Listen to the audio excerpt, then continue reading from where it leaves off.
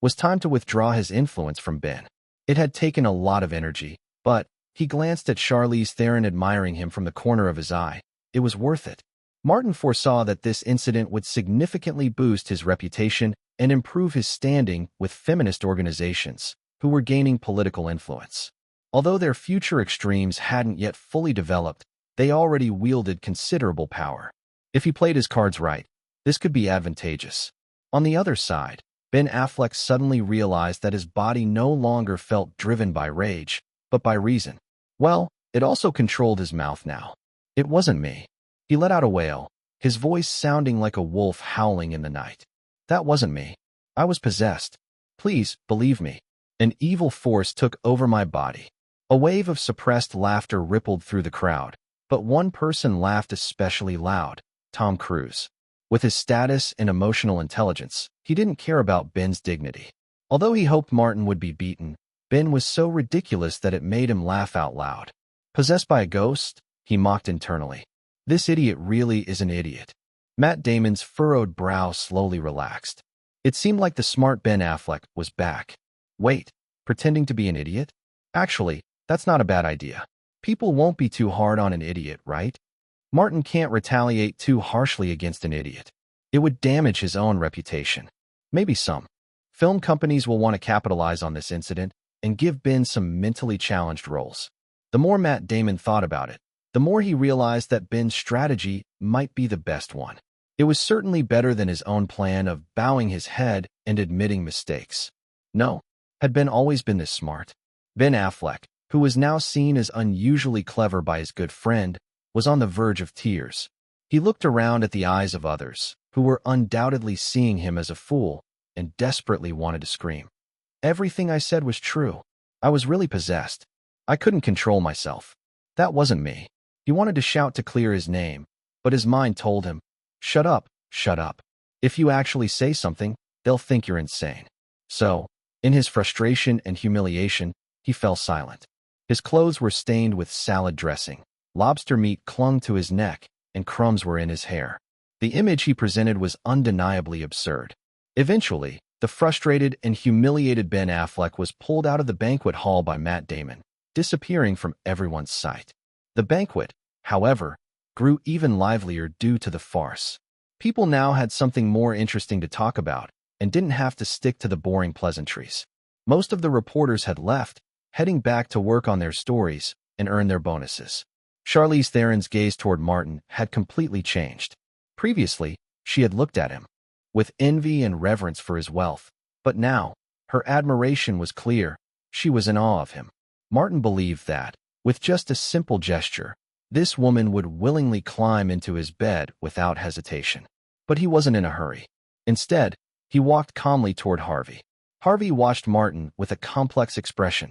The potential gold mine before him seemed to be slipping out of his grasp, yet he was powerless to do anything. He shook his head slightly and dismissed the thought. With a forced smile, Harvey went to greet him. "Haha, Martin, I owe you an apology. I didn't expect Ben to be such a troublemaker. Don't worry, I'll teach him a lesson." Then he winked at Martin and added, "By the way, Martin, would you like me to introduce you to some beautiful women?" "Come on, Harvey," Martin replied with a hearty laugh, acting as if he didn't know that Ben Affleck was Harvey's younger brother. He didn't bring it up. Instead, he discussed something else. "Harvey, I heard you're interested in buying the film and TV rights to The Man from Another Dimension. Why don't you come to me directly?" Harvey Weinstein gave an awkward smile. He was indeed interested in the rights to this science fiction novel, but after some research, he discovered that the adaptation rights had already been bought by Martin's father, Grant, 2 years ago. Now, they belonged to Myers Films. Harvey had considered approaching Martin to buy the rights or even propose a co-production, but back then, he was at the height of his career and didn't want to lower himself by directly asking Martin. Instead, he'd asked his friend John Gordon to negotiate with Martin, concealing the fact that Miramax was behind the deal. In simpler terms, John Gordon was negotiating in the name of a small company that Miramax owned. Harvey had also arranged for John to sign a private copyright transfer agreement, ensuring that if the deal went through, Miramax would gain the rights. What Harvey hadn't expected was that Martin already knew about John Gordon's involvement and openly pointed it out in front of him. Fortunately, Harvey's thick skin allowed him to recover quickly. With a slight embarrassment, he returned to his usual composure and said, "I've been busy, so I had John Gordon handle the negotiations. Hope that's all right with you, Martin." It was clear from these words that Harvey's arrogance, which had begun to surface after his Oscar win, would continue to grow until it ultimately led to his downfall. Martin nodded. "Of course, I don't mind. But as for the script, I've decided to work with Warner Brothers, sorry." Harvey's face darkened. Chapter 113. Martin glanced at Harvey's sour expression, swirled the grape juice in his wine glass, and suddenly chuckled. He turned to Harvey and said, "Harvey, if you'd spoken to me from the beginning, maybe I would have agreed to collaborate with Miramax. But since you didn't have the time, I won't force it. Fortunately, Warner's sincerity is commendable, so is this guy mocking me?" A surge of anger flared in Harvey's chest, but he suppressed it with all his might. He forced a strained smile and replied, "It's all right, Martin. We'll work together next time." "Sure, next time." Martin drained the rest of the grape juice in his glass and turned to leave. Martin knew that, barring any major surprises, his relationship with this fat man was likely over. Even if they didn't become enemies, it would be tough to collaborate again in the future. That wasn't a problem for him, though. On the path of growing Myers Pictures, he would always leave behind partners and make enemies. He was confident that, one by one, he would defeat his foes and climb to the top, step by step. Whether personally or through Myers Films, Martin had already written the script adaptation for the science fiction novel Hacks from Another Dimension, which would be a trilogy.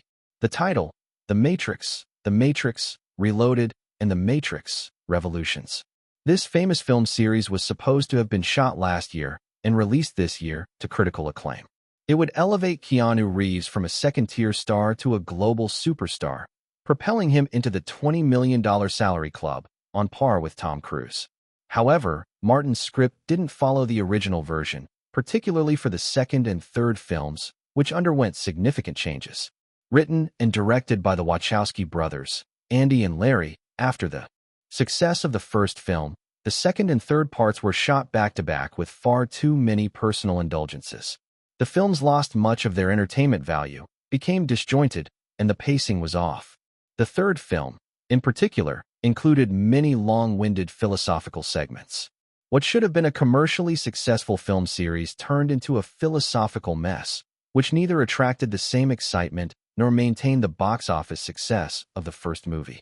As a result, each movie had a worse box office performance and a poorer reputation. Martin had no intention of making the same mistake. His adaptation would be a purely commercial one, with the central idea being simply one word: cool. He was still undecided about whether to keep the Wachowski brothers as directors for the film. Judging by the first movie, they could make a solid blockbuster, provided they didn't go overboard.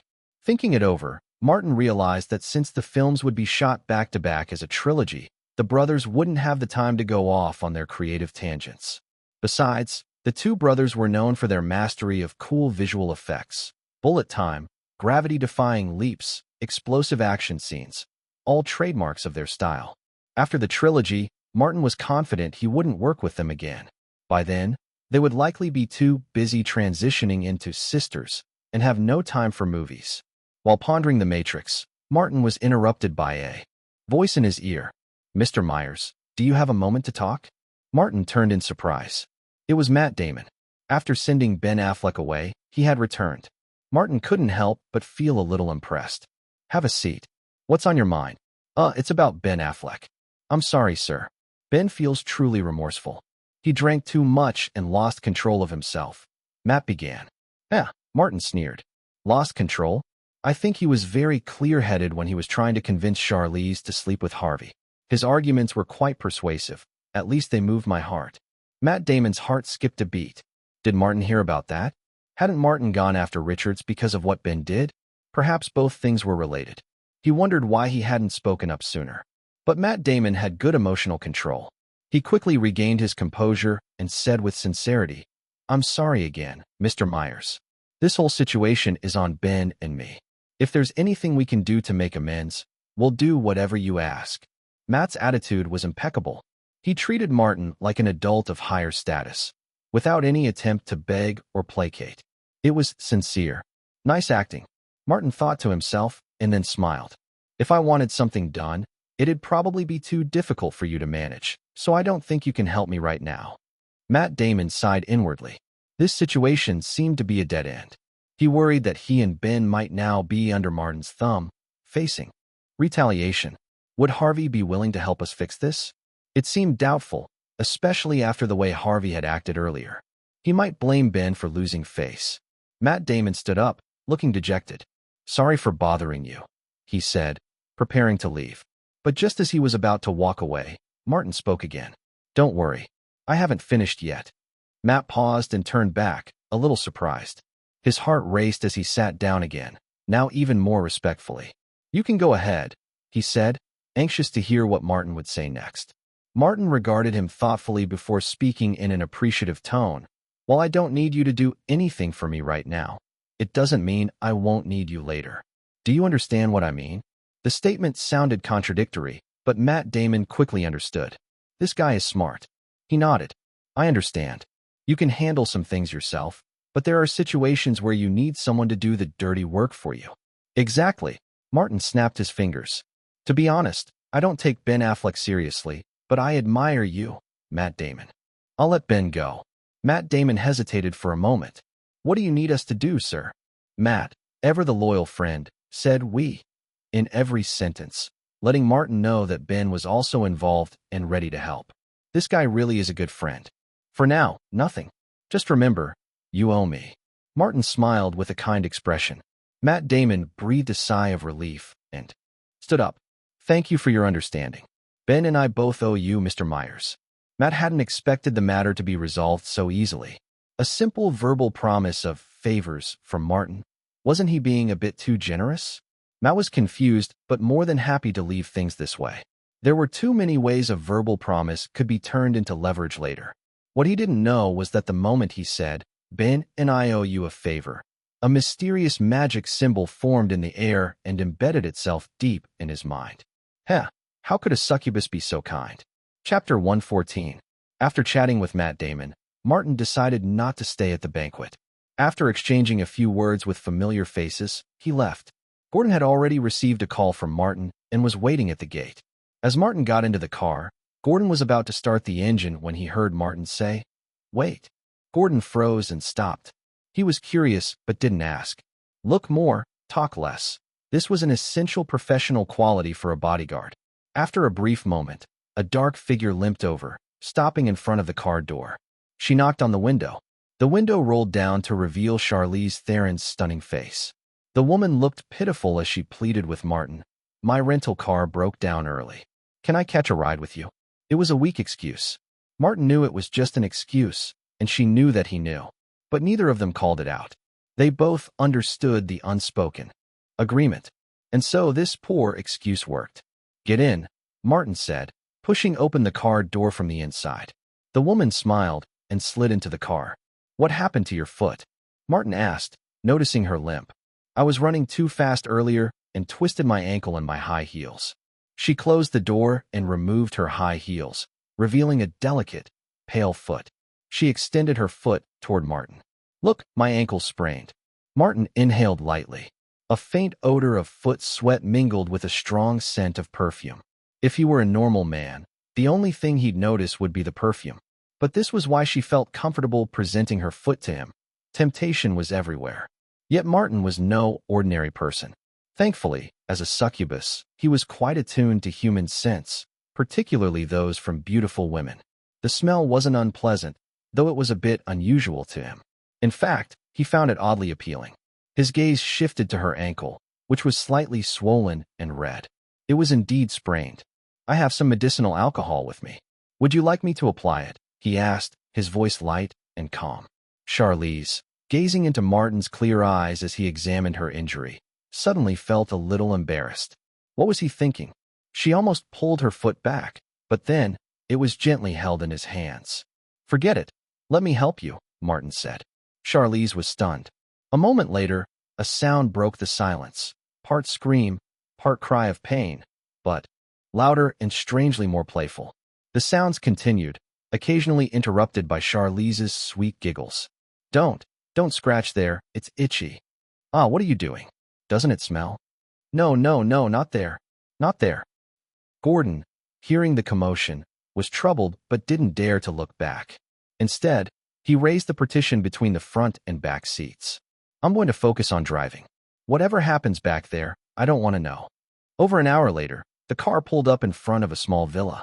Charlize stepped out of the car, perfectly composed, though her stride seemed a little weak. After walking a few steps toward the house, she trotted back toward the car. Her sprain had miraculously healed. What a joke. Such a minor injury meant nothing to a succubus. It was merely a waste of half a bottle of good whiskey. And he certainly couldn't drink it now. Martin, this is my temporary residence, the house I'm renting. You're welcome to visit any time. Just call me in advance. I will, Martin replied solemnly. As he entered the house, Charlize leaned against the door. The memory of what had happened in the car made her heart race. Her face flushed, and she felt her legs grow weak again. She touched her face, muttering, "Am I crazy?" Then she knelt down and gently touched her feet. That feeling, it's like nothing I've ever experienced. Martin is different. He's unlike all the other men. Charlize turned and gazed at the car as it slowly disappeared into the night. Suddenly, a determined look crossed her face. Martin Myers, I'll catch you. I want you to stay with me, forever.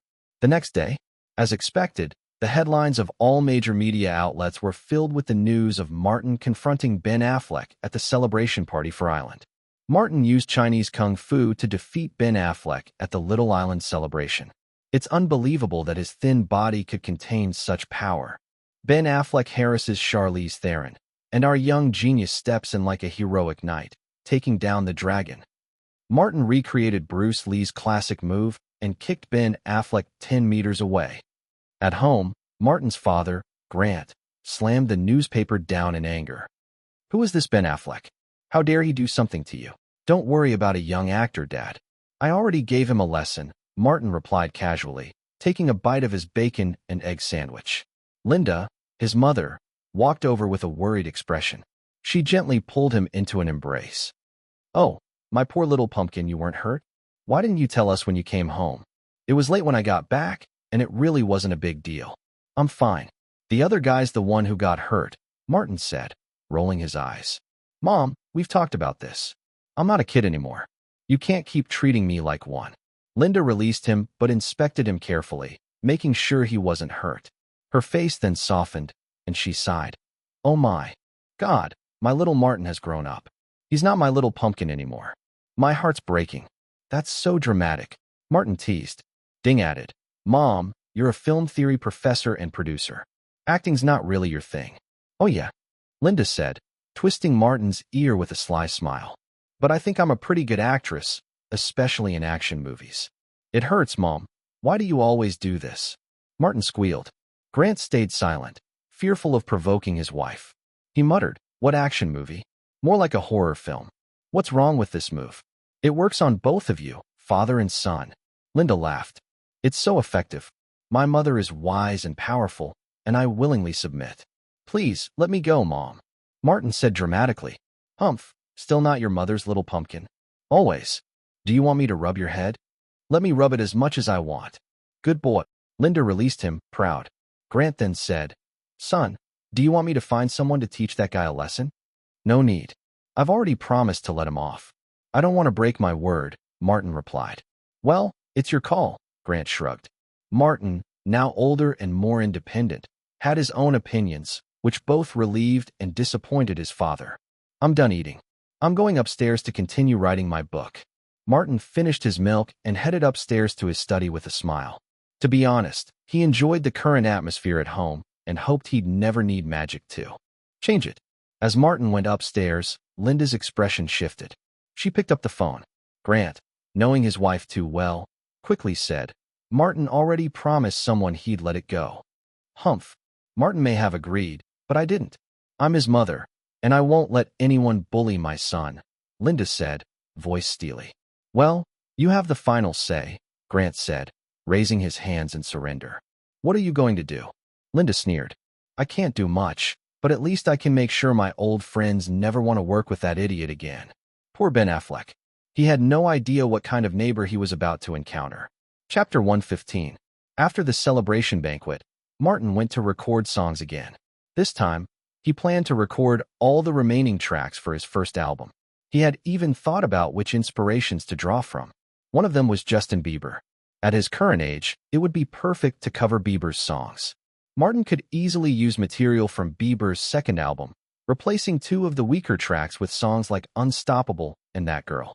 While Justin Bieber's first album, My World, may not have been fully mature, his second album, My World 2.0, was certainly a masterpiece. Within a week of its release, the album topped the Billboard charts, and it went on to win the 2010 American Music Award for Best Album. In November of that year, Bieber also won the Best New Artist Award at the 27th MTV Music Awards for his breakout single Baby. In August the following year, Bieber won the Best Male Singer Video Award at the 28th MTV Video Music Awards for You Smile, and by November, he had taken home European MTV Music Awards for Best Pop Singer and Best Male Singer. Shortly after, he received the American Teen Choice Award for Best Male Singer for his hit single Boyfriend. It was clear that this album had cemented Bieber's status in the music world. Martin, however, had no plans to head to New York this time. His talent was well proven now, and Motoura was comfortable letting Martin produce his own music. Martin had even built his own recording studio in Los Angeles. The equipment alone cost over $2 million, a significant sum for 1999. It was arguably the most luxurious private recording studio in Los Angeles, with some professionals visiting and claiming that it rivaled, if not surpassed, Michael Jackson's private studio in New York. Of course, Jackson's studio had been built earlier, and some of the equipment had become outdated. Having money meant Martin could indulge his every whim. Jessica Alba, Lindsay Lohan, and Dorothy were among the guests who came to hang out with Martin. For Martin, recording music was more of a hobby than a job. As the staff busied themselves in the studio, the three women looked around curiously while Martin made his preparations. Before he even began recording, an unexpected guest arrived. The girls' screams were deafening, and even the staff couldn't contain their excitement. It was Michael Jackson, the king of pop. Martin paused and walked out of the studio to greet him. "Hello, Mr. Jackson. Call me Michael. It's a wonderful place you've got here, though I think my own studio could use an update." Michael's gaze fell on Martin, and his expression turned serious. "Martin, sorry for coming uninvited, but I'm here to invite you to a charity concert I'm holding in Munich, Germany, next month. I'd like you to perform 2 songs. Now, don't be fooled into thinking Michael Jackson was only offering Martin the opportunity to sing 2 songs. In reality, this was a special privilege. Many might not understand just how prestigious Michael Jackson's concerts were. Since 1990, his shows had been sold out in a matter of seconds, breaking Guinness World Records. At every concert, the audience was so excited that people often fainted from lack of oxygen. His most famous concert, held in 1992, was known as the Most Dangerous Concert. The venue, a sports stadium with a capacity of 70,000, ended up hosting 74,000 people, and there were over 200,000 fans outside the stadium trying to listen in. This concert alone set another Guinness World Record. Medical teams of over 2,000 staff were on hand, ensuring fan safety as the crowd swelled. When Michael Jackson appeared on stage, simply standing still would send the audience into an absolute frenzy, screaming, crying, and roaring in unison. The atmosphere was electrifying, with every live broadcast earning millions in rights fees. The sheer influence of Michael Jackson was unparalleled, and it's hard to imagine a time when he wasn't on top of the world. But Martin knew that, despite all his fame, Michael Jackson would later suffer from great personal turmoil.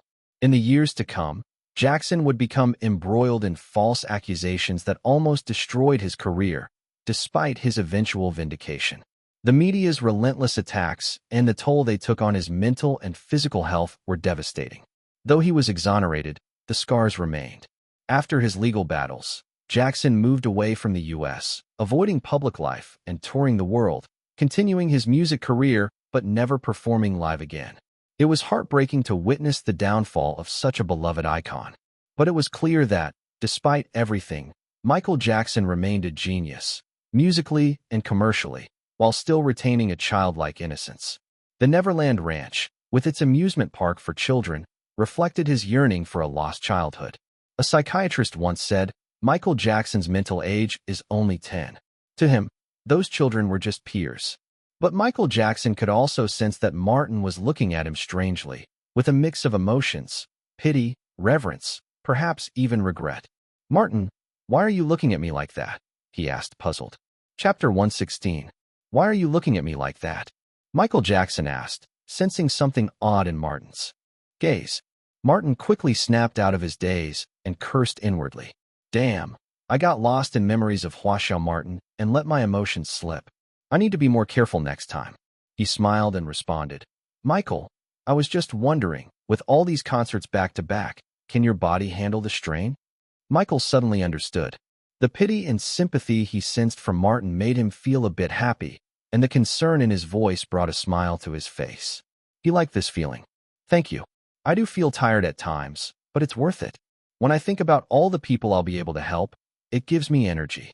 You're a great person, Martin said, genuinely. No, Michael replied humbly. I'm just an ordinary person who does what I can. The real heroes are those who give everything to help others. There are too few people like that. Yes, too few, Michael agreed with a sigh. After a moment, he regained his composure and asked, So Martin, are you willing to come to my concert? Of course, I'd be honored. Martin replied enthusiastically. Very good. Michael clapped his hands with excitement. By the way, could you sing Unstoppable? I love that song. It really gets me pumped. Can you tell me how you came up with that chorus? It's amazing. Oh, and that girl. The melody is so beautiful. And the second track from Martin 1.0. The music brings back memories of the few happy moments from my childhood. How did you capture that feeling? Martin chuckled. Well, it's about using your voice to convey different instrumental sounds while still expressing emotion. Michael's eyes lit up, and he was fascinated. You mean, like ventriloquism? You're amazing. Can you teach me how to do that? Sure, I can teach you, Martin said with a grin. The two of them were deep in conversation, enthusiastically chatting away. Meanwhile, the excitement of the three girls meeting their idol began to fade. Martin and Michael are having such a great time chatting, Jessica Alba observed. It's like they forgot we were here, Lindsay Lohan joked. I'm not happy about this. Dorothy pouted. I know a dessert shop downstairs. Let's go there for a bit, Jessica suggested. But I didn't bring my wallet, Lindsay said. No worries, I'll treat you. Jessica replied with a smile. Oh, Jessica, you're amazing. I love you so much, Dorothy exclaimed. The three girls headed downstairs, and neither Martin nor Michael seemed to notice. Michael's bodyguard noticed, but remained silent. It wasn't his job to interfere. But did Martin really not notice? He subtly made a gesture behind his back. Gordon, who had been sitting at the door, followed him. Martin's concern for Michael was much less intense than it seemed. In reality, Martin had deliberately gotten closer to Michael because he coveted the music copyrights Michael owned. This superstar was a copyright collector. To make a joke, the Beatles had to pay royalties to Michael Jackson for their own songs. In 1985, Michael Jackson spent $47.5 million to acquire the ATV music library, which included the song copyrights of the Beatles. In 1995, he merged ATV with Sony's publishing music libraries to create Sony/ATV Music Publishing. Together, they owned half of the copyright shares, including the works of Elvis Presley, Stevie Wonder, the Beatles, Marvin Gaye, the Rolling Stones, Mariah Carey, and many others. More than 400,000 songs in total, worth over $1 billion. In the future, Martin might have an opportunity to acquire these rights. However, that wouldn't happen until 2.5 years later, in 2002, when Michael Jackson faced a cash flow crisis due to extravagant spending and failed investments. During this time, Sony/ATV continued to acquire other music libraries. Since Jackson was a partner, he had to invest as much as Sony to maintain his shares, adding to his financial burden. In response, he was forced to release his album Invincible earlier than planned. Unfortunately, Sony and Columbia Music, which managed Jackson's music, resisted the album's release. They felt it wasn't ready. Michael, however, insisted on releasing it, and Sony begrudgingly agreed, but without enthusiasm for promoting it. This led to a bitter falling out between Michael Jackson and Sony. Jackson accused Sony of sabotaging his album release because they wanted to regain control of his song copyrights. If the album didn't perform well, he feared he wouldn't be able to repay his loans, and Sony or Columbia would seize his song copyrights. This was the opportunity Martin was waiting for. Once the battle between Michael Jackson and Sony over the copyrights began, Martin planned to intervene. By then, his powers would have grown stronger, allowing him to make a move. Whether he sided with Sony, Columbia, or Michael Jackson didn't matter. Establishing a good relationship with Michael in advance would only benefit him. The power of influence, bit by bit, would become an overwhelming force in 3 years and become his most decisive tool. As for Motura's influence, Martin had already started to wield it. After some more small talk, Michael said goodbye. "Martin, your ventriloquism skills are incredible. I'll definitely practice them when I get back. I just don't know if I'll be able to make it to the concert, but if I do, I'll surprise the fans." Martin secretly chuckled to himself. "Sorry, Michael, you can study for 100 years, but you won't get it.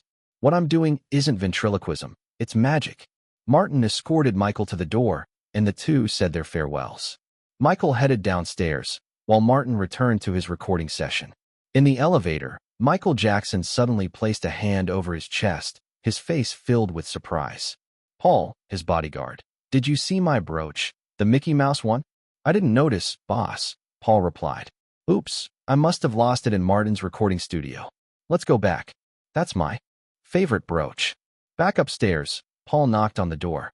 The staff inside looked through the peephole, saw Michael and his bodyguard, and let them in. As soon as the door opened, the sound of melodious music drifted out. The staff member quickly apologized. "Sorry, we turned on the external amplifier so everyone could hear Martin's song. Our headphones weren't enough." Michael raised a finger to his lips, signaling for silence. He walked in quietly, asking Paul to close the door behind them. He closed his eyes and listened intently. Chapter 117. "You know you love me. I know you care, just shout whenever, and I'll be there. You are my love. You are my heart, and we will never, ever, ever be apart." Michael Jackson closed his eyes, tapping his toes to the rhythm of the song, a smile spreading across his face. As the chorus hit its climax, "My first love broke my heart like this, and then I said, baby, baby, baby, oh. Baby, baby, baby, no. Baby, baby, baby, oh." Michael's smile grew wider, and he began to hum softly. "Baby, baby, baby, oh." The rhythm, the melody, it was incredible. As the song ended, Martin walked out of the studio. "Michael, why are you back?" Martin asked. "I lost my brooch. Luckily, I found it, or I wouldn't have been able to enjoy this perfect song.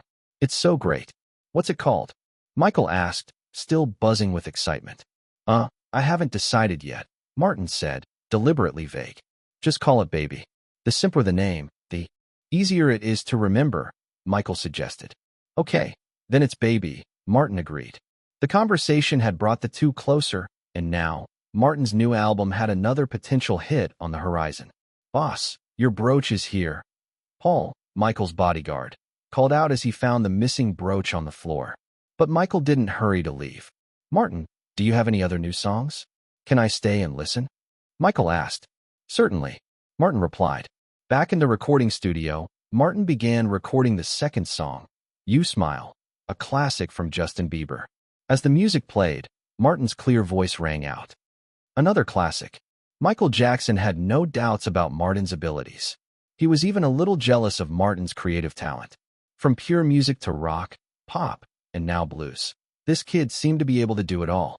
Then came the third song, "Boyfriend." Michael continued to be amazed, but this time, it wasn't just the creativity that astounded him. It was the speed with which Martin recorded. In just half an hour, Martin had nearly perfected the song. No, there weren't any flaws at all. What kind of voice control was this? Michael couldn't even imagine doing it himself. He doubted anyone in the world could do it as effortlessly as Martin. This talent was unparalleled. It was a gift from God. Michael was truly envious, even more so than for Martin's creativity. After all, the voice was the foundation of every singer's success. Creativity was important, but it was the voice that mattered most. When Martin stepped out of the recording studio, Michael said bluntly, "Martin, I'm jealous of you. God gave you too much. It's just not fair." Martin could hear the emotion in Michael's voice. He was really jealous. But strangely, The way Michael expressed it didn't make Martin feel offended. Martin shrugged with a smile. Michael, many people have probably said the same to you, right? In fact, I'm jealous of you too. Your achievements, your fame, your influence around the world. There's only one Michael Jackson in the world. The one and only king of pop. Martin said sincerely. Michael smiled at the praise. He liked hearing compliments, especially the kind that seemed genuine. The kid was really interesting, Michael thought. I've got to invite him to visit my Neverland ranch sometime. Martin continued recording songs for his debut album at an astonishing speed. On this particular day, Martin, accompanied by a portly man named Peter Jackson, arrived at Warner Brothers headquarters in Burbank. Peter Jackson, a mix of nervousness and excitement, followed Martin through the door. After today, the Lord of the Rings project will officially launch, and I can finally show off my ambitions. Peter thought to himself. Alan Horn, the president of Warner Brothers, greeted them personally, giving Martin a lot of respect. The two walked to the conference room, joking casually, with Peter trailing behind like a loyal assistant. Peter watched in admiration as Martin chatted so easily with a big executive like Alan Horn, silently swearing that one day, he too would be treated like an equal by these powerful figures. Maybe this will be an inspiring story, not a sad one, Peter thought, considering his path. With Martin's help, it seemed likely that it would be the former. Once in the conference room, the team at Warner Brothers was already waiting. After exchanging pleasantries, everyone sat around the long table. Martin, you seem to have grown taller. I think you'll be able to play tough guy roles in the future, one of the executives joked. Another chimed in. Yeah, in the future, Martin could be our next action star. Ben Affleck has already proven that it's possible. Laughter filled the room, and Peter Jackson laughed along, though no one really paid attention to him. Once the meeting started, however, it was Peter who took center stage. Martin let him present his vision, which Peter was grateful for. Everyone, take a look at the beautiful scenery of New Zealand's South Island that I photographed. The natural beauty here is almost untouched by human hands. It's still in its original, pristine state. I think this will be the perfect location for Middle-earth, Peter said, showing off his photos. Martin added, it's a wise decision to shoot far away from the U.S. In New Zealand, the crew's taxes, labor, and living expenses will be far lower than shooting in America. As for the actors, except for Martin, I don't plan to invite A-list stars. Lord of the Rings is more of an ensemble piece, so there's no need to spend too much money on actors. And besides, I believe in Martin's box office appeal, Peter continued. But isn't the elf prince supposed to be the main character? An executive asked, having read the original work. I plan to increase Martin's role. The script has already been revised. I promise that the elf prince in this movie will be one of the most outstanding characters people will remember, Peter assured. That's not necessary, Jackson.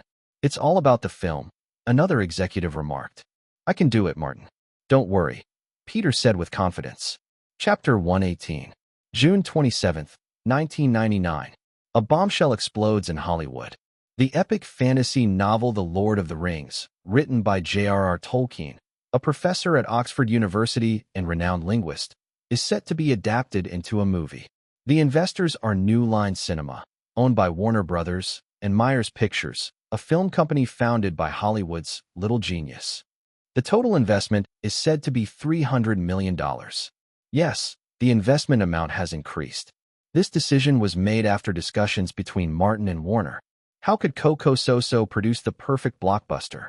Peter Jackson must be given the freedom to do so. $300 million should be enough. This amount exceeds the $295 million of the original timeline. Martin's Myers Pictures invested $160 million, including expenses like Martin's salary, soundtrack fees, and more, securing a 60% share. New Line Cinema invested the remaining $135 million, taking a 40% share. Myers Pictures' massive investment shocked both insiders and outsiders.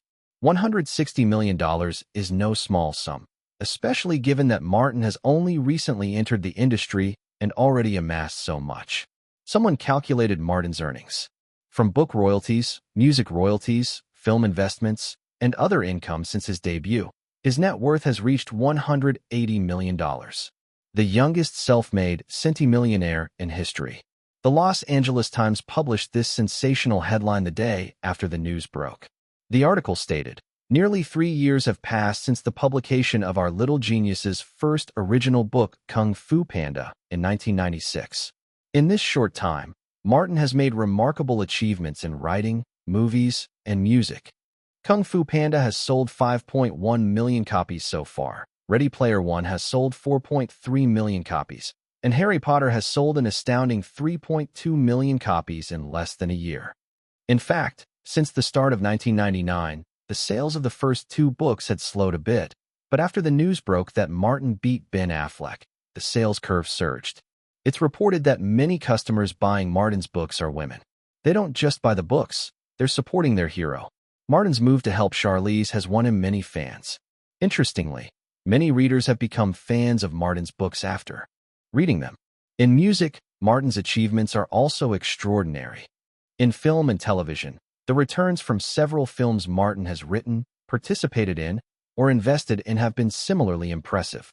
Through these 3 channels, writing, music, and film, Martin has not only gained fame and influence, but also financial rewards that cannot be overlooked.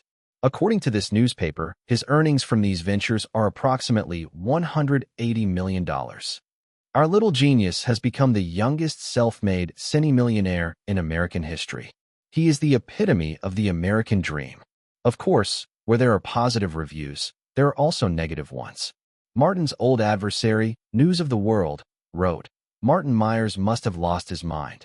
Yes, he's made himself a centimillionaire with his talents, but his investment in The Lord of the Rings is bound to fail."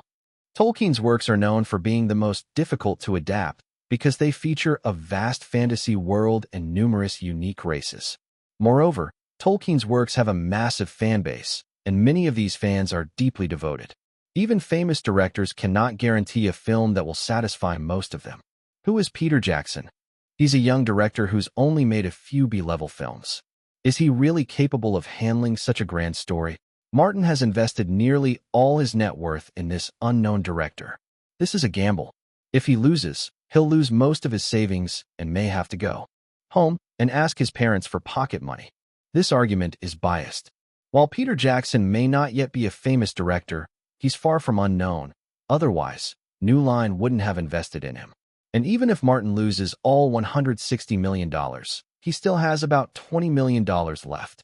Plenty for pocket money. The very next day after News of the World published its article, another authoritative media outlet slapped it in the face. That outlet was Fortune magazine. Unlike most media, which focus on Martin's artistic and entertainment achievements, Fortune, a business magazine, paid closer attention to his financial ventures. Therefore, Fortune unearthed some different information. Martin's development in entertainment is certainly impressive, but we've discovered that his talent extends beyond entertainment. His investments in the financial sector are also remarkable. According to reliable sources, Martin has invested most of his net worth in Yahoo, Microsoft, Apple, and other internet companies. These investments have already yielded massive returns. His net worth is not just $180 million. It's at least $410 million. Oh, and Martin also invested in a small website called Google, becoming the largest shareholder in the company. It's unclear yet how effective this investment will be, but only time will tell. This revelation about Martin's wealth caused a stir. As is well known, the United States is a country that worships wealth. A new centimillionaire is bound to attract attention, especially when that centimillionaire is a child under 14 years old. Martin's fame quickly spread beyond his circle of book fans, music fans, and movie fans, reaching every corner of the United States and then spreading internationally. Countless families and parents began to use Martin as a role model for raising their children, handsome, healthy, talented, and wealthy. To them, Martin was the perfect child. It was from this moment that Martin truly became a national idol in the United States. Even U.S. President Bill Clinton specifically mentioned Martin in an interview. He said, "Martin is a shining example of our American education system. He proves that the happy education approach in the U.S. is successful and effective. Unlike the so-called stupid education abroad, our public schools can also produce geniuses." But what he didn't mention is that the public school Martin attended was part of the wealthiest circles in Los Angeles, filled with children from affluent families. Most of the students at that school had private tutors to help with lessons after school. Moreover, because wealthy families wanted access to the best educational resources for their children, they donated millions every year to ensure the school could build state-of-the-art facilities and hire top-tier teachers. Take the best public middle school in the U.S., for example, Academic Magnet High School in North Charleston, South Carolina. This school receives an average of $3 million in donations annually, and its district also has the highest property taxes in the country. Yes, the U.S. has school district housing. Students at this school, in addition to their core courses, must also take at least 5 graded subjects, including language arts, mathematics, science, social studies, foreign languages, art, and sports. The workload is intense, and it's far from the so-called happy education described by Clinton. Martin attended such a school. The students there never experienced the so-called happy education Clinton refers to. Of course, as the U.S. president, lying is a necessary skill, whitewashing is a conventional tool, and blushing is an essential trait. What Clinton is doing is simply the traditional behavior of an American president. Chapter 119. As soon as the news spread about the Lord of the Rings movie project, with an investment of $300 million, it immediately attracted the attention of countless actors and actresses. One such actor was Orlando Bloom. This young Englishman starred in his first film in 1997, Oscar Wilde, in which he played a minor role. In 1999, after graduating from the Guildhall School of Music and Drama, Orlando Bloom was signed by CAA as a potential newcomer. His agent, Robin Baum, is considered a veteran at CAA. While the clients he's represented in recent years haven't made major waves, his decades of hard work have earned him strong connections in Hollywood. This time, Robin Baum helped Orlando Bloom secure an audition for The Lord of the Rings. In a small conference room at CAA, Robin Baum entered holding Entertainment Weekly. On the cover was none other than Martin Myers, a handsome, sunny young man. CAA is well known in Hollywood. As the world's premier talent agency, it's at the peak of its success. Its core concepts, resource sharing, and project packaging have revolutionized Hollywood's film and television industry. Although Robin Baum is just a small agent at CAA, his office is on the ground floor. He still has access to the agency's public resources. This includes conference rooms, photographers, and makeup artists, which he used to prepare Orlando Bloom for his casting. The casting will be in New Line's audition room. I visited it 6 months ago, and here's the layout. There's the door, and the window is here. Robin Baum gestured as he explained. Once you enter, stand slightly to the right, so the sun hits the left side of your face. This is the perfect angle for your features. He paused and continued. Also, be careful of a dent in the floor.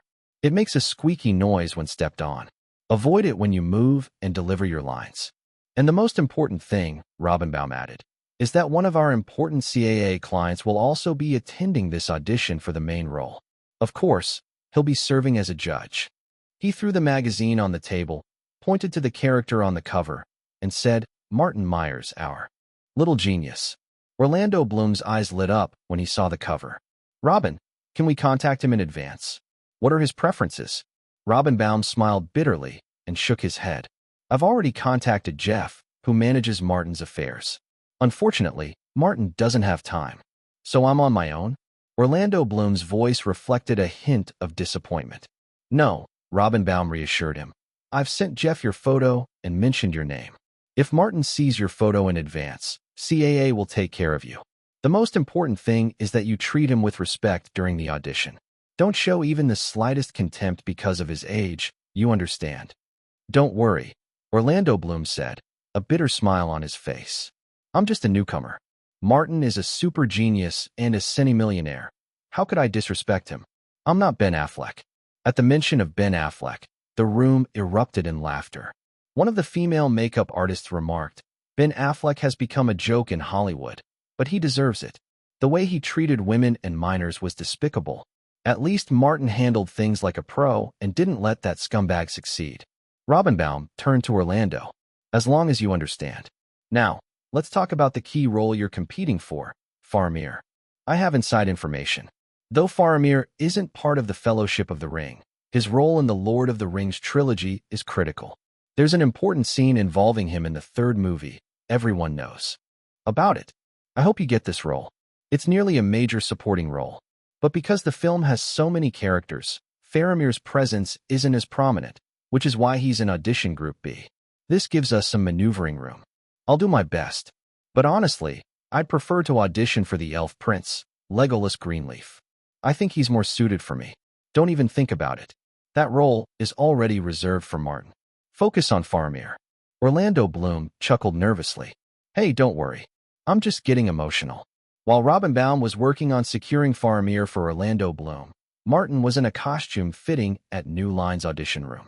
When Martin, with silver blonde hair, emerged in a flowing white robe, everyone was stunned.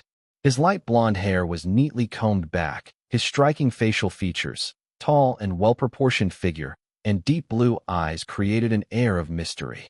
His presence gave the impression that he was the real elf prince. What particularly pleased Peter Jackson was that Martin's height had noticeably increased, meaning there was no need for him to wear special insoles in his boots. As the room marveled at him, Martin felt a swell of pride. When it came to portraying elves, no one understood them better than he did. With just a little practice, he could easily impress these people. In that moment, Martin's usual narrow-mindedness faded away. He raised his robe, revealing his white outfit underneath. Then, with a graceful movement, he jumped onto the table. Balancing on the tips of his toes, he spun 360 degrees in a fluid motion, positioning himself at a 45-degree angle. With the prop bow in hand, he slowly drew the string. His handsome face was resolute, his blue eyes deep and intense, and his figure stood tall and elegant. His presence was both mysterious and seductive, like the perfect embodiment of an elf prince. "My God, he is the elf prince," a New Line staff member exclaimed, unable to contain his excitement. Peter Jackson, wide-eyed, muttered to himself, "We need more scenes with him. With Legolas like this, why worry about the box office? Those women will be lining up to pay just to see him on screen." Chapter 120. On this day, the gates of New Line Cinema were crowded with people. A huge audition event was taking place. Because The Lord of the Rings was being filmed in 3 parts, a groundbreaking project, there were a lot of roles to cast.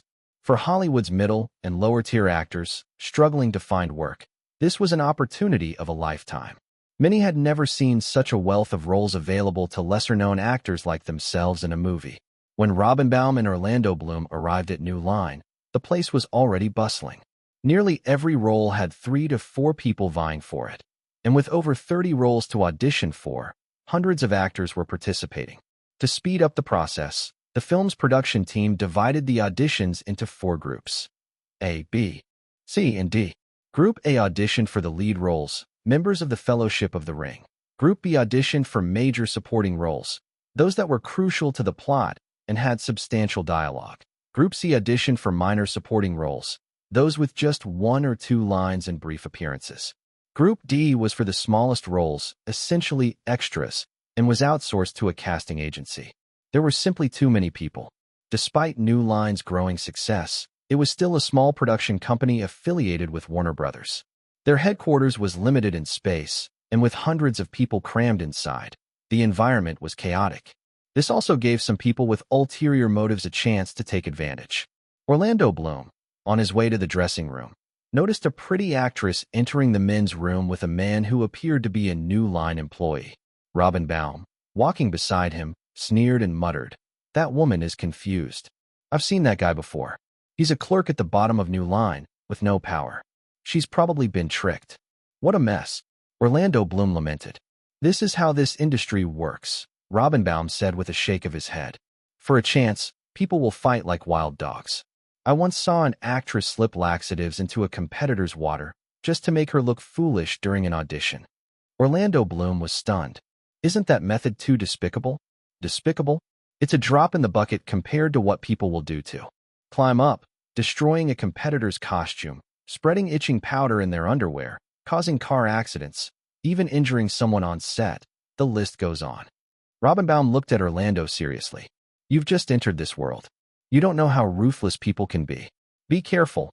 Never drink water that's been opened. Never eat food offered by strangers. Keep your costumes with your assistant. And most importantly, Don't offend anyone you can't afford to. Like Martin? Orlando asked. Yes, like Martin. Orlando sighed. It's sad for someone starting out. When can I be like Martin, standing at the top of this industry, without a care in the world? Keep working hard, kid. Take it step by step. You can do it. Robinbaum encouraged, but privately he thought it was impossible. Orlando didn't have Martin's family background or talent, and the chances of him reaching Martin's level were slim to none. They entered the actor's dressing room, where they saw Viggo Mortensen, who was preparing for his role as Aragorn. He was already getting his makeup done. This guy is nearly a lock for the role, Robinbaum whispered. The other contenders are just here to fill out the competition. That's why I didn't let you consider it. Who's behind him? Orlando asked. His mentor is Warren Robertson, who has a wide network and is very well connected. Aragorn will be his role. Warren Robertson? Orlando thought for a moment. The founder of the Warren Robertson School of Drama in New York? That's the one. Orlando Bloom couldn't help but feel envious. Although he had also graduated from a professional drama school, the Guildhall School of Music and Drama in London, his influence in Hollywood was minimal. Hollywood did have its own network of English actors who supported each other, but Orlando hadn't earned the right to be part of that circle yet. Robinbaum's network, though not high level, was still wide. They entered the dressing room, where Robinbaum led Orlando Bloom to the makeup artist responsible for Faramir's look. After a quick exchange, he waved the artist over. An actor who had been waiting before Orlando Bloom scowled, muttering, "Why does he get to go first?" Although his voice wasn't quiet, the other actors, also competing for the role of Faramir, remained silent, some even giving him mocking glances. The atmosphere grew awkward. The makeup artist glanced at the disgruntled actor before coolly responding, "If you don't like it, you can leave. I'll put makeup on whoever I feel like first." The man fell silent and stayed in place, pretending to be oblivious. There was no room for the usual underdog triumphs fantasy here. This wasn't a fantasy, brain-dead novel. The makeup artist turned his attention back to Orlando Bloom, sizing him up with a slight gleam in his eyes. Every makeup artist hoped to work with a handsome face, and Orlando Bloom's face was undeniably a good one. What a pity, the artist thought. This face should be used for an elf, not a rough character like Faramir. "Boy, take a seat," the artist instructed. Thank you," Orlando said, glancing at Robinbaum, who gave him a knowing look. The makeup process began, and as it progressed, a small smile tugged at the artist's lips. "Very impressive," the makeup artist muttered. As the makeup was applied, Orlando's already striking features began to take on a slightly rougher edge, but still carried an air of elegance. The thick brows and faint beard added a regal touch to his youthful face, giving him an unexpected sense of authority. When the other actors behind him saw his appearance, their frustration was palpable. This was the power of a good face. Chapter 121. After finishing Orlando Bloom's makeup, the makeup artist didn't bother to look at the actor who had complained earlier. Instead, he motioned to the person behind him and said, "Next." The next actor, delighted, quickly took a seat, leaving the complainer standing awkwardly. This time, however, he didn't dare utter another word. Robinbaum leaned closer to Orlando and whispered, "See? This is the fate of those who offend someone they shouldn't. For actors like us, even makeup artists are people we can't afford to offend," Orlando remarked, his tone tinged with resignation. "Absolutely. Never underestimate them. If they want to sabotage you, it's as simple as a poorly done makeup job. You could end up looking unrecognizable on camera. That's why big stars always have their own personal makeup artists." "I understand," Orlando nodded, suppressing his feelings of unease. With his makeup complete, Orlando Bloom stood outside the audition room, waiting for his turn. Before long, a staff member called out, "Orlando Bloom. Orlando Bloom. Is he here?" "Coming," Orlando responded, stepping forward briskly. The staff member looked him over, compared his appearance to a photo in their file, and waved him through. "All right, follow me." "Thank you," Orlando said politely, trailing behind the staff member. Watching from a distance, Robinbaum nodded with satisfaction. Orlando was following his advice to the letter. As Orlando entered the audition room, he took a deep breath.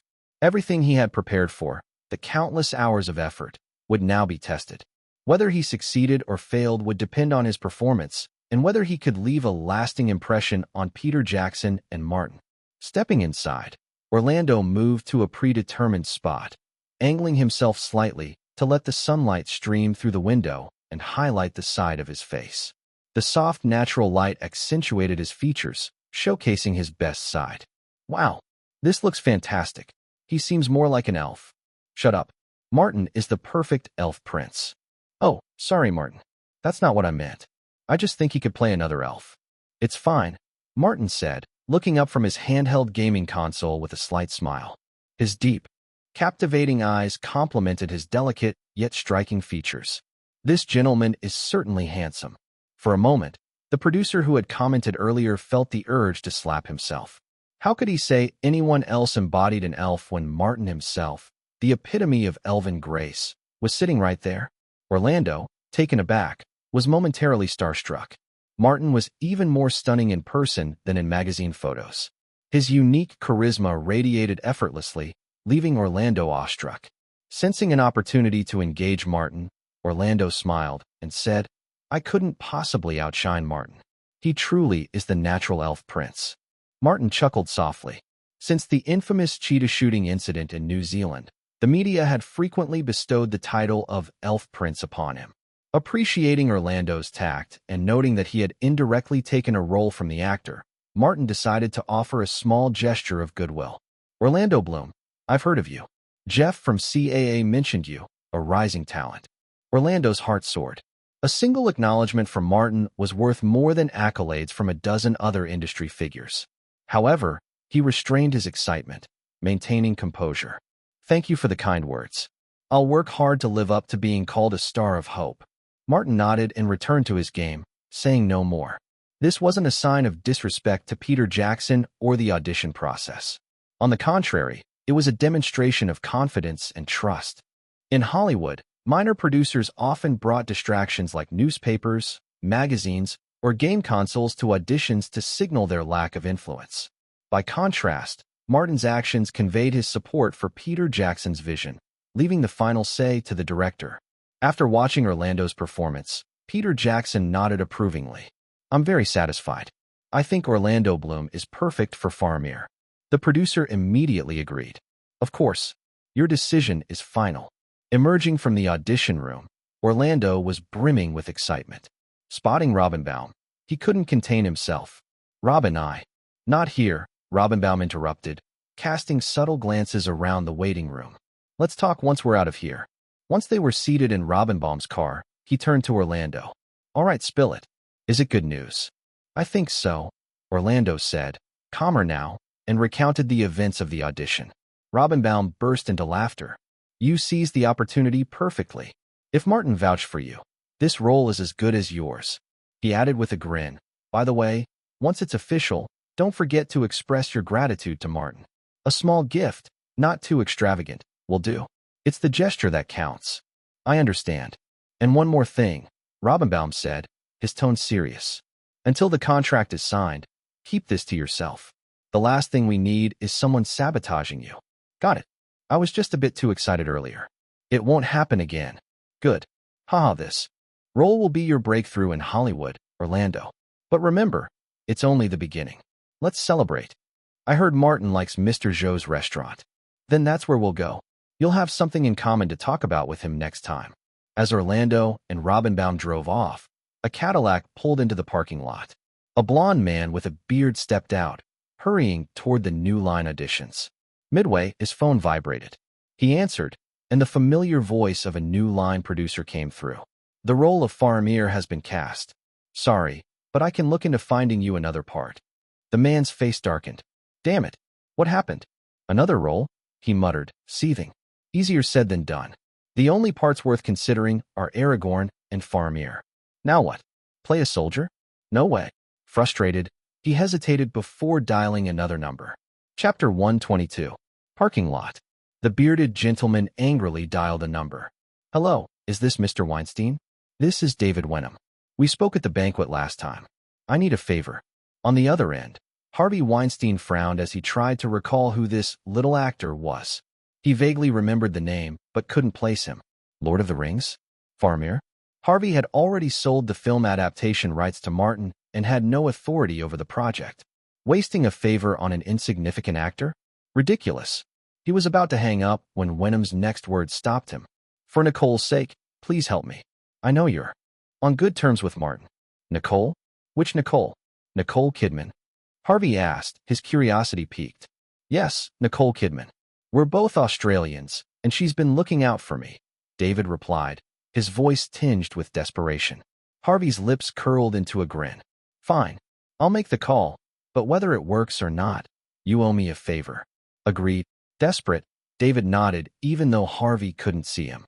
I agree, sir. I owe you one. Good. Remember, it's just a call, no guarantees. And don't lie to me, or you'll regret it. I wouldn't dare, sir. Hanging up, David Wenham felt a spark of hope. He was sure Harvey's connection with Martin would smooth things over and help him secure the role of Faramir. Little did he know, cracks had already formed in Harvey and Martin's relationship. In fact, Harvey secretly wished for Martin's Lord of the Rings series to fail. The project had slipped out of his hands, and its success would only serve as a bitter reminder of his failure. David would have been better off asking Nicole Kidman for help directly. Still, Harvey made the call, not to Martin, but to Peter Jackson. Harvey wasn't about to beg Martin for anything. It wasn't his style. Peter Jackson relayed the request to Martin. Harvey called. Peter said, he's asking for a role for someone named David Wenham to play Faramir. The New Line producer, sitting nearby, frowned. David Wenham? Didn't I already tell him to audition for another role? His expression turned. I see. David Wenham's name is on my blacklist, the producer muttered. Martin, reclining lazily in his chair, responded, Faramir's role has already been decided. Everyone's happy with the choice, so there's no need to change it. The New Line producer nodded in agreement. Exactly. Orlando fits the role perfectly, and Harvey has no involvement in this project anymore. Peter Jackson, though still junior compared to Martin, understood the importance of playing his cards wisely. He nodded. Understood. Hollywood wasn't kind to righteous fools. Survival often meant navigating alliances and power plays. Next, Peter called out as the auditions continued. David Wenham entered the room with a strained smile, glancing nervously at the New Line production team, who avoided meeting his gaze. You may begin, said one producer curtly. Okay. Thank you, David stammered, launching into his audition. It was a painful ordeal. He could feel his performance falter under the weight of nerves and doubt. His mind kept drifting back to Harvey's promised call, the hope of a last-minute miracle. When he finally exited the room, his steps were heavy with regret. Was it too late to fix this? Meanwhile, Robin Baum, Orlando Bloom's agent, was having dinner at Mr. Chow's when his phone buzzed. Hello? Jeff here. What? That bastard Harvey. Thanks for letting me know. Yes, I'll tell Orlando. Please thank Martin for us. Got it. Bye. Hanging up, Robin exhaled sharply, his face pale. Across the table, Orlando noticed his reaction and leaned in nervously. Was that Martin's agent? Did something happen? Is the role still mine? Almost lost it, Robin muttered, sipping his wine to calm his nerves. Someone reached out to Harvey, but Martin intervened, and it settled. The role is yours, Orlando. Harvey? Harvey Weinstein. Yes, that conniving bastard. You're lucky, Martin spoke up. Make sure you build a good relationship with him on set. This is a golden opportunity. Orlando nodded earnestly. Don't worry. I will. The massive Lord of the Rings audition process concluded successfully after 4 days. Most of the key roles were cast with actors from the original timeline, except for Faramir and the Elf Prince. Orlando Bloom, however, was overjoyed to receive the contract for the trilogy in Robin's inbox, finally putting his anxieties to rest. As for Martin, the auditions only spurred his creativity. He locked himself in his study and began working furiously. Orlando's casting reminded him of another blockbuster franchise, Pirates of the Caribbean. Disney's 5-film series had been a massive hit in the original timeline, grossing over $4.5 billion worldwide and earning over $10 billion in merchandising profits. It was a money-making machine on par with Lord of the Rings and Harry Potter. Now, with everything in his hands, Martin began drafting. In just 15 days, his unmatched discipline and superhuman work ethic enabled him to complete the scripts for all 5 Pirates of the Caribbean films. For efficiency, He abandoned pen and paper and fully embraced typing, a testament to how technology had streamlined his process. What? Martin filed 5 scripts with the Writers Guild? A whole series. Alan Horn of Warner Brothers jumped out of his chair in astonishment. Contact Martin immediately. Warner Brothers must secure this series, he barked. But the manager hesitated. But what? Get moving. Boss, it's a pirate movie. Alan Horn froze, slowly sinking back into his chair. Chapter 123. When I heard that Martin had filed a script for a pirate-themed series, Alan Horn, who had been visibly excited just a moment before, suddenly went cold and slumped back in his chair. A pirate movie? Are you sure? He asked, his voice tinged with disbelief. Yep, the script's called Pirates of the Caribbean, came the reply. Damn it. How could Martin make such a mistake? He should know better. With his market sense, how could he get involved with pirate movies? The genre's been completely ruined by Hollywood. Alan rubbed his chin thoughtfully, pausing before waving dismissively at his assistant. You can leave now. I'll think it over later. What about Martin? The assistant asked. Don't contact him yet. That evening, Shirley Lansing of Paramount also received word that Martin had submitted a new script. She immediately instructed her assistant to work overtime to acquire the script. Hey, pirate movie.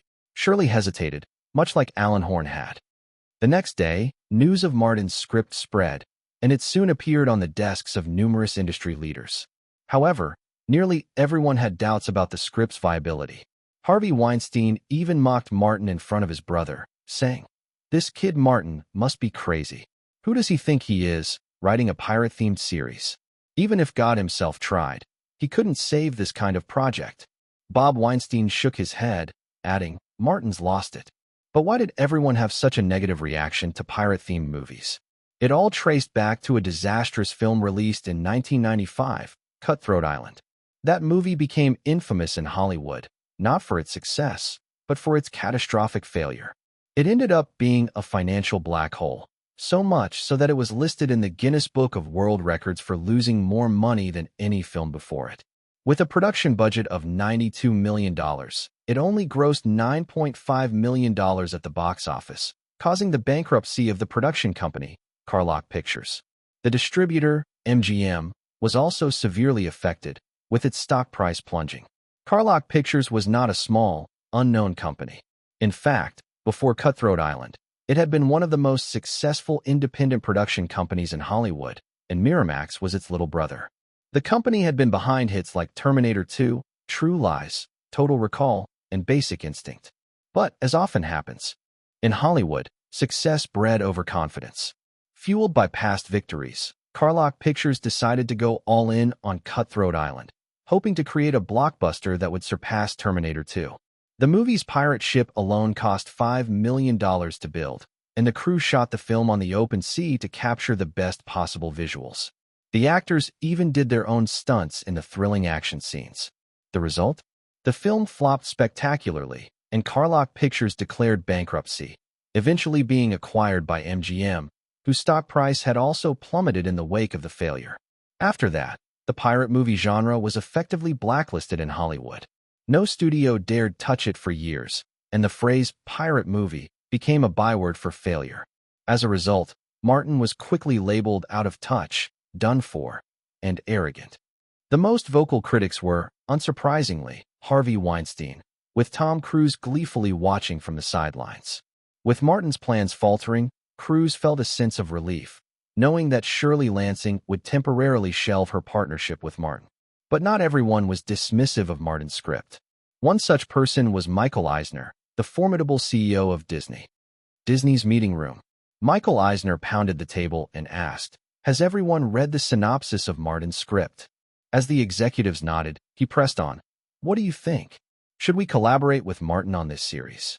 One of the executives responded, cautiously, "After all, it's a pirate-themed movie. We should be careful."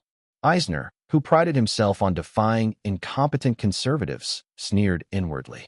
He found such opinions too timid. But this wasn't an isolated viewpoint. Most of the executives in the room were skeptical about the viability of rebooting pirate movies at this time.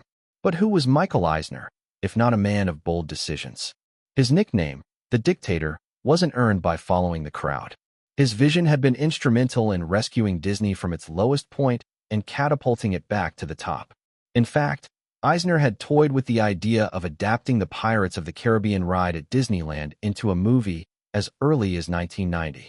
He had initially hired Jay Walpert, a well-known family film screenwriter, to craft a script based on the attraction, and Jerry Bruckheimer, the legendary producer, was brought in to supervise. However, Bruckheimer rejected the script, deeming it an ordinary pirate movie, full of childish humor and lacking the potential to be a hit. So, the Pirates of the Caribbean project was shelved. But Eisner didn't give up. Before Martin submitted his script, Eisner had contacted Stuart Beattie, a screenwriter familiar with pirate themes, to rewrite the script, planning to bring in writers Terry Lucio and Ted Elliott to inject more childlike and fantastical elements into the story. Then Martin's script arrived, and Eisner read it with a sense of excitement. This was it. This was the version he had been waiting for. The script that embodied the vision he'd hoped to bring to life. So, despite the overwhelming skepticism from the rest of Disney's executives, Eisner made a firm decision. This series of movies, he declared, will be made by Disney. Chapter 124. Martin, Disney has asked to meet with you to discuss cooperation on the Pirates of the Caribbean project. Cooperation is fine, but tell Eisner that I want peripheral dividends. By the way, Disney only has a 40% share in the investment. Also, the distribution rights should go to them. And if Disneyland wants to build a new Pirates of the Caribbean section in the future, they'll need to pay me a licensing fee, Martin said with confidence. When Michael Eisner heard Martin's demands, he angrily threw a coffee cup on the floor. That greedy brat, he muttered, fuming. He immediately rejected all of Martin's requests. I'll agree to give you 60% of the box office share, in line with the standard rules for a co-produced movie. However, the film's rights and any subsequent peripheral copyrights belong to Disney. To make up for that, I'm willing to pay you an additional $10 million for the copyright. Upon hearing this, Martin smiled and said, Don't worry. I'm heading to New Zealand soon to shoot The Lord of the Rings. To be honest, I'd rather wait until the first part of The Lord of the Rings is released before continuing this discussion. Jeff immediately understood and smiled. Martin, you must have a lot of confidence in The Lord of the Rings. It's going to blow everyone away, Martin declared, his arms outstretched in exaggerated enthusiasm. Beverly Hills. Martin was giving Jessica, Lindsay, and Dorothy a tour of his newly purchased mansion. Wow, the girls exclaimed at every turn. Dad Martin, you're so amazing. Lindsay gushed, clinging to his arm with stars in her eyes. Martin, this is my dream mansion, my ultimate goal, and you achieved it at the age of 13. Jessica marveled, her face a mixture of awe and envy. This mansion is nice, but my grandfather had one just like it, though his was much older and not as well decorated as yours, Martin. Dorothy remarked, her excitement a little more restrained. Damn, I forgot we have a rich third generation here. Lindsay muttered, rolling her eyes. I hate old money families. Dorothy chimed in. Really? But Martin's an old money heir too. Lindsay teased. Well, except for Martin. Dorothy shot back. The term old money refers to families whose wealth is inherited over generations, often accumulated through family businesses. These families tend to live more private lives compared to the flashier, new money families. Their wealth is typically more stable, built on industrial assets, unlike the rapidly fluctuating fortunes of new money. In the U.S., the most well-known old money families are the Rockefellers, but even wealthier and more low-key is the Mellon family, who founded Mellon Bank. By 2020, their family assets were valued at $11.5 billion, surpassing even the Rockefellers and Kennedys combined. Martin's family, the Myers family, is known for its significant holdings in Mellon Bank and various other banks. However, Martin doesn't consider himself part of the old money class. He is investing heavily in the emerging internet industry, focusing on the new money that will arise from it. Despite his family's banking legacy, Martin has little patience for the slow-paced business of old money. For him, wealth comes from innovation, not inherited business practices. Wow, what a big pool! Dorothy exclaimed, pulling Martin from his thoughts. The massive infinity pool in front of them was stunning, and Martin took pride in it. The pool had been custom designed for the mansion and was one of the main reasons he bought it. If not for the pool, The already luxurious mansion might not have been worth the investment. Of course, Martin didn't plan to live in the mansion long term. His mother didn't approve of it, but Martin needed a place for private meetings with women. As his fame grew, he didn't want to be constantly followed or watched at other people's homes. "Girls, what do you think of this swimming pool? I designed it myself," Martin said, beaming with pride. Lindsay, the biggest fan of Martin, was the first to speak up. "Dad Martin, you're the best. This pool is so beautiful." Dorothy added, "It's like it's connected to the sky. This will definitely become a trend." Jessica looked at the pool with longing. "It's a shame I didn't bring my swimsuit today. Otherwise, I would have loved to swim a few laps." Martin laughed heartily. "Don't worry, girls. I've already prepared swimsuits for you all here." The girls followed Martin to the dressing room, where he showed them their personal wardrobes. "See? These 3 wardrobes are all yours, with clothes for every season," Martin said, with a hint of pride. "Wow, Daddy Martin, I love you," Lindsay squealed. She dashed over to her wardrobe, eagerly opening the doors to reveal an array of expensive clothes, suits, dresses, swimsuits, and even lingerie. "Hey, Dad Martin, why do you have these weird clothes?" Lindsay asked, pulling out a piece of clothing that looked like lingerie, with very little fabric and open pants. Martin quickly snatched it from her hands. "Oh, that's just a mistake. It's not what it looks like. It's a rag," he said, stuffing it into his pocket. It was, in fact, part of an outfit meant for Charlize Theron. Okay, you change into your swimsuits here. I'll wait outside," Martin said, trying to cover his tracks. As he stepped out of the room, the girls started giggling and whispering to each other. "Lindsay, you didn't really know what that was, did you?" Dorothy teased. "Of course not. I've seen it in my dad's magazines. Isn't it just love lingerie?" Lindsay shrugged innocently. The teasing continued, and Martin couldn't help but overhear their laughter outside the room. "Don't worry. I'm just making sure everyone's safe," he muttered to himself, shaking his head as he waited for them to finish. Chapter 125. After a relaxing day with the girls, Martin boarded the plane to New Zealand feeling refreshed. The flight was rather dull, so he put on a blindfold, closed his eyes, and replayed the events of the previous day in his mind. The moments spent with the girls and their playful exchanges while wearing that dress. What a great day. Thinking about it made the time pass quickly.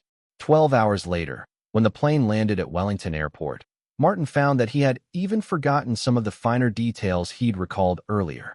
As soon as he disembarked, he received a call from his agent, Jeff.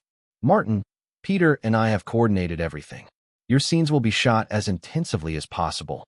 We can't have you spending a whole year in New Zealand," Jeff said. "Oh, and Eisner's assistant contacted me again. They've increased their offer for the rights to Pirates of the Caribbean to $15 million. Haha, what a beautiful thought. I have 5 movies, Martin replied with a sneer. Tell them to keep it on hold. Got it, Jeff replied. After hanging up, Gordon approached. Martin, we've contacted the cruise pickup person. Should we stay here for the night or head straight to Queenstown? Let's go now, Martin said. The location chosen by Peter Jackson for filming was Queenstown, in the Otago region. This picturesque town, nestled among the Southern Alps, not to be confused with the European Alps, earned its name because the colonists thought the stunning scenery should belong to the Queen. The drive from Wellington to Queenstown offered views of blue skies, white clouds, lakes, and clear waters, all bathed in the golden glow of the southern sun. While Los Angeles was entering summer in June, with temperatures starting to rise, New Zealand was heading into winter with an average temperature around 10 C.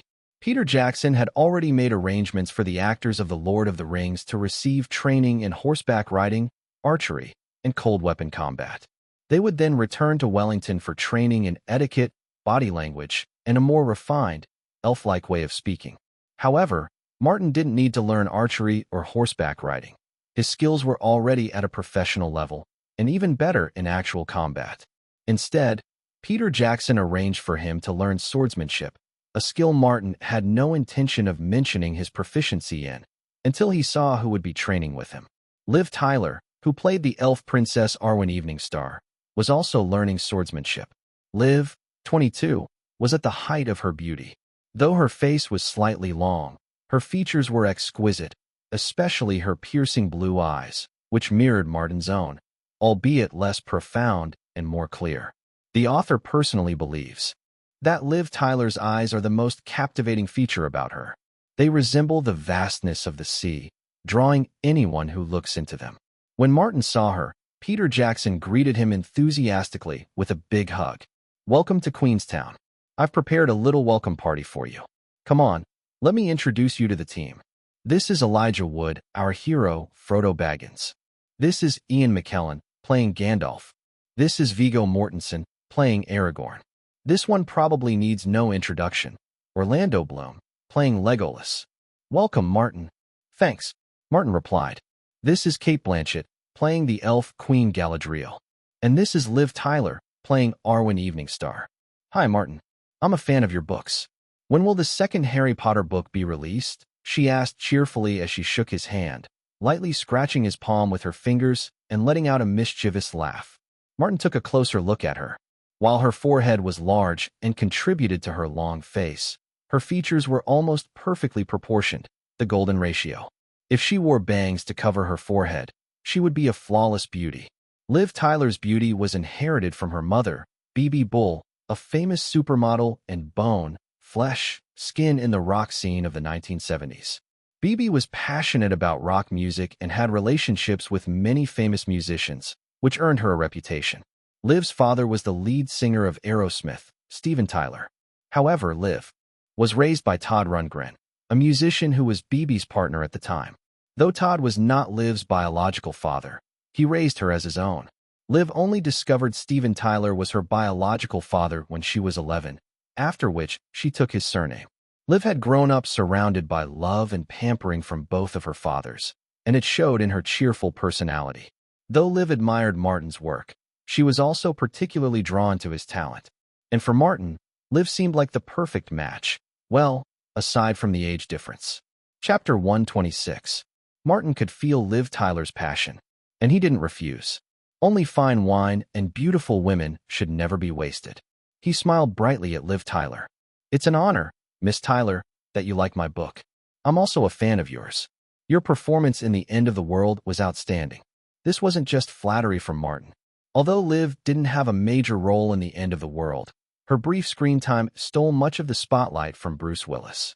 Not just because of her beauty, but because she portrayed the protagonist's sorrow and vulnerability with such depth. Strangely, despite swinging between commercial and independent films, Liv's career had fluctuated, often due to her lack of a clear direction. She was, in many ways, quite willful. Peter seemed to notice the chemistry between the two, smiling knowingly at Martin, before excusing himself and leaving. Martin continued to chat with Liv Tyler. "Call me Liv," she said. "Martin, would you like to come to my room tonight? I'm a huge Harry Potter fan, and you have to sign a book for me." "Of course. By the way, Martin, what's going on between you and Ben Affleck? Is it really because of Charlize, like the newspapers say?" Liv Tyler and Ben Affleck had worked together in The End of the World. They got along well, but it wasn't anything serious. At the time, Leonardo DiCaprio was pursuing Liv, and the two were in competition. Naturally, Liv didn't think much of Ben Affleck, who was neither as famous nor as handsome as DiCaprio. However, the two had broken up peacefully in 1998, the previous year. Having grown up surrounded by the rock scene, Liv was open-minded about many things. She'd even claimed in an interview that she lost her virginity at 16 to the son of an unknown rock guitarist. "Yeah, that bastard got his hands on Charlize," Martin replied. "Oh my God, I didn't expect Ben to be that kind of person," Liv said, surprised. Then, she asked the question she really wanted to know. "Martin, you must be really strong. How else could such a tall and strong guy like Ben be knocked down by you?" Martin chuckled. "I told you, I was born with supernatural powers. Do you believe me? Really? How do you prove it?" Liv Tyler's eyes sparkled with playful curiosity, and her charm was overwhelming. "Have you ever tried lifts? Do you want to lift me? I'm not light." Liv Tyler stood at 1.78 meters and weighed 64 kilograms. "Trust me," Martin said as he extended his hand. "Place your hands in mine, and then jump as high as you can. Don't worry, I'll never let you get hurt." "I'm not scared," Liv laughed, pressing her hands into Martin's palms. His hands were warm, and she subconsciously licked her lips. Then, she jumped as hard as she could. With one hand, Martin effortlessly lifted her high into the air.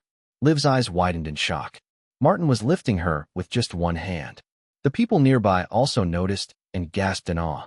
Orlando Bloom was the loudest. "Wow, Martin is so strong."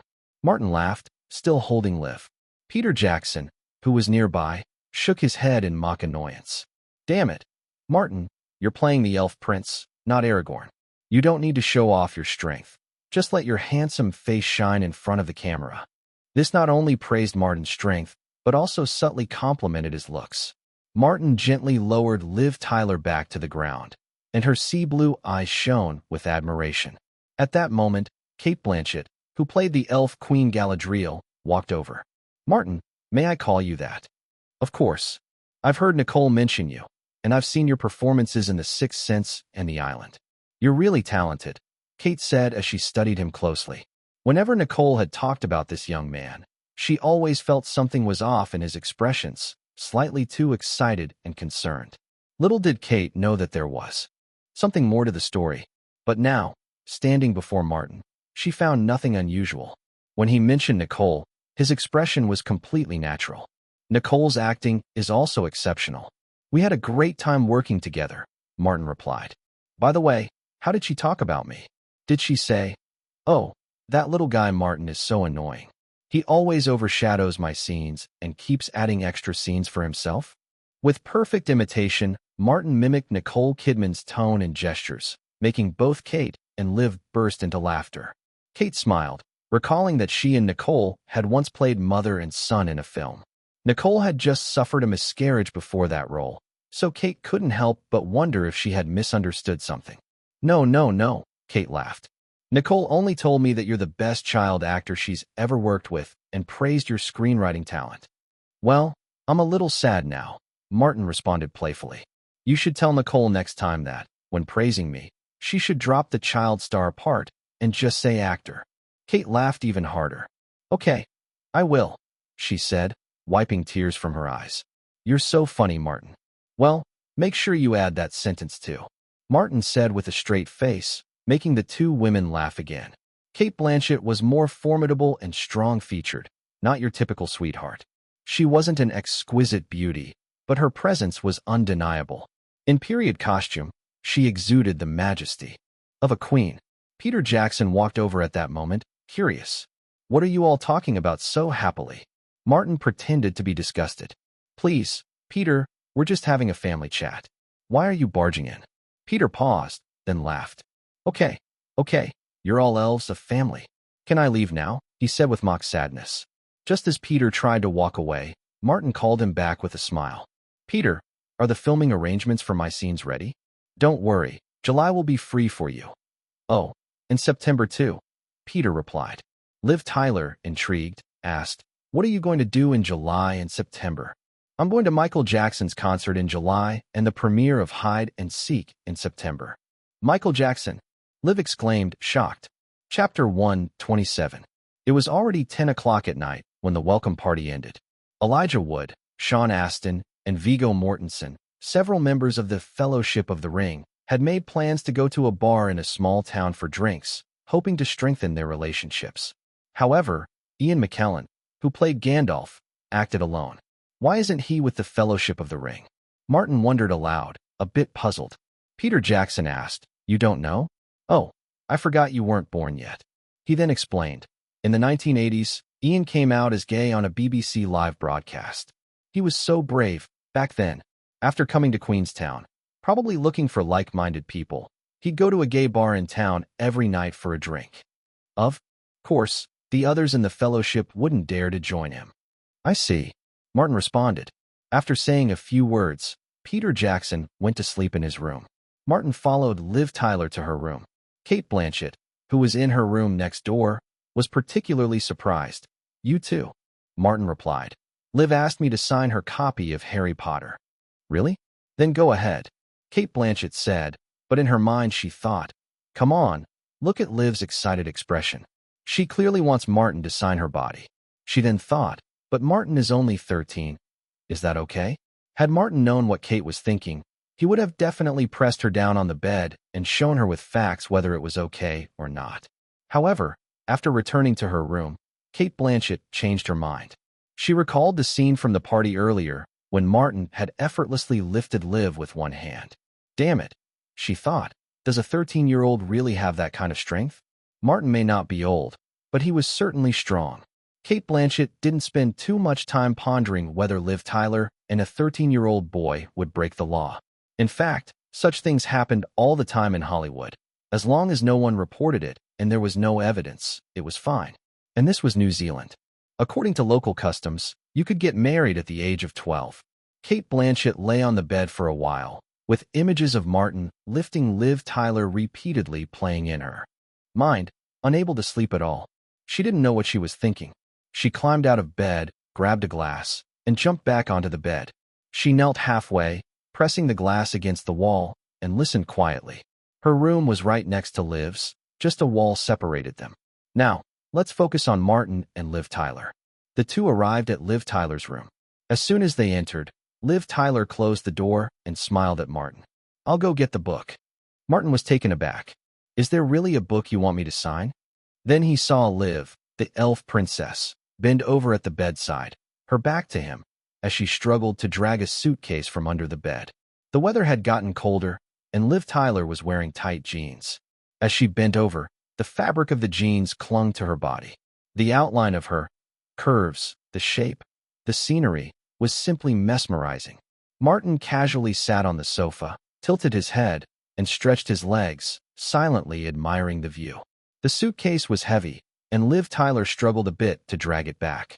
When Liv Tyler exerted herself, the fabric of her jeans stretched tightly, as if they might tear at any moment. It seemed inevitable. Finally, Liv Tyler managed to drag the suitcase out and squatted down. This motion caught Martin's attention again. In his mind, he silently praised the inventor of low-rise jeans. His gaze settled on her as she moved, admiring her silhouette. As the saying goes, asterisk the peaks and valleys, the waves raging, the rivers winding like Tongwan Road. Asterisk this was the scene being described. Ah, found it. Liv Tyler jumped up excitedly, waving her book. She adjusted the waistband of her jeans with one hand, momentarily revealing her beauty. Seemingly unaware, she twisted her waist and turned around playfully like a little girl. Then, she hopped up to Martin, handing him the book. Here, sign it. Martin took the book and asked, Do you have a pen? Oh, there are some in the suitcase. I just forgot about them. Martin thought. What a perfect thing to forget. They both enjoyed the moment of shared laughter, their connection growing stronger. When Martin finally signed the book, Liv Tyler grinned and said, Martin, I want to try it again. Lift me. Okay, Martin agreed. But this time, I want to change the position. What position? She grinned mischievously. Hey, this position. Liv Tyler trotted over to the bed, jumping and performing a graceful gymnastics move on the bed. She had been learning dance since childhood, and her flexibility was impressive. Martin, come to me, she called out. I'm coming. Martin followed, ready to lift her once again. It was just a simple demonstration of his strength. Meanwhile, Cate Blanchett, who had been eavesdropping next door, couldn't help but feel embarrassed. When the sounds from Liv Tyler's room finally ceased, Cate glanced at the clock and saw that 2 hours had passed. Damn, that took so long. God, is Martin some kind of powerhouse? Liv Tyler is one lucky girl. Her body ached, especially from staying in an uncomfortable position while eavesdropping. One hand still clutched the glass she had been holding the whole time. She had stayed like that for nearly 2 hours. It was a wonder her muscles hadn't cramped. As she thought about it, something odd caught her attention. A pillow, perhaps from the next room. Meanwhile, Liv Tyler, looking a little tired, lay down on the bed and sighed. Martin, you're amazing. You've got some kind of divine strength. Maybe you should join the Arab world. Then you could marry 4 wives. Huh. Martin, leaning against the pillow and sipping some milk to replenish his energy, replied, Lifting is pretty exhausting. He moved closer to Liv Tyler, about to touch her smooth back, when he suddenly stopped and exclaimed, Wait, what happened here? Why there's a wet spot here? Liv Tyler blushed deeply. I couldn't hold it back earlier. After a relaxed and fun night, Martin began learning swordsmanship with Liv Tyler. The process was enjoyable, but their instructor found it a bit annoying. What puzzled Martin was why Cate Blanchett kept looking at him strangely. In addition to learning swordplay, Martin also taught equestrian skills. And of course, Liv Tyler and Cate Blanchett joined in. Her Majesty, the Elf Queen, was eager to take part. Martin sat on the horse, with Cate Blanchett in front of him.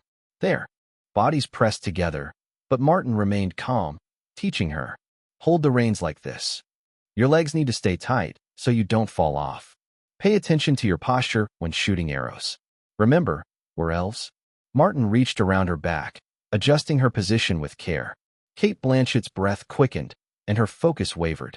At that moment, she couldn't help but think, if something did happen between Nicole and Martin, it wouldn't be so strange.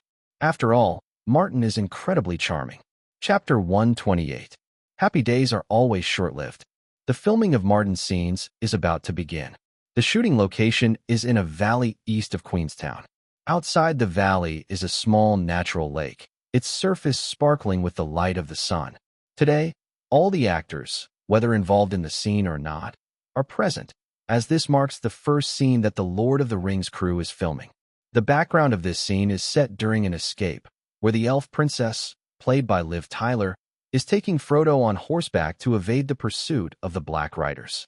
However, they are eventually cornered by the Witch King of Angmar, the leader of the Black Riders, who demands that she hand over the ring-bearer. The elf princess refuses and chants a spell, summoning the power of water. The rushing flood shatters the ring-wraith, but Frodo is gravely injured, though, naturally, as the protagonist, he cannot die.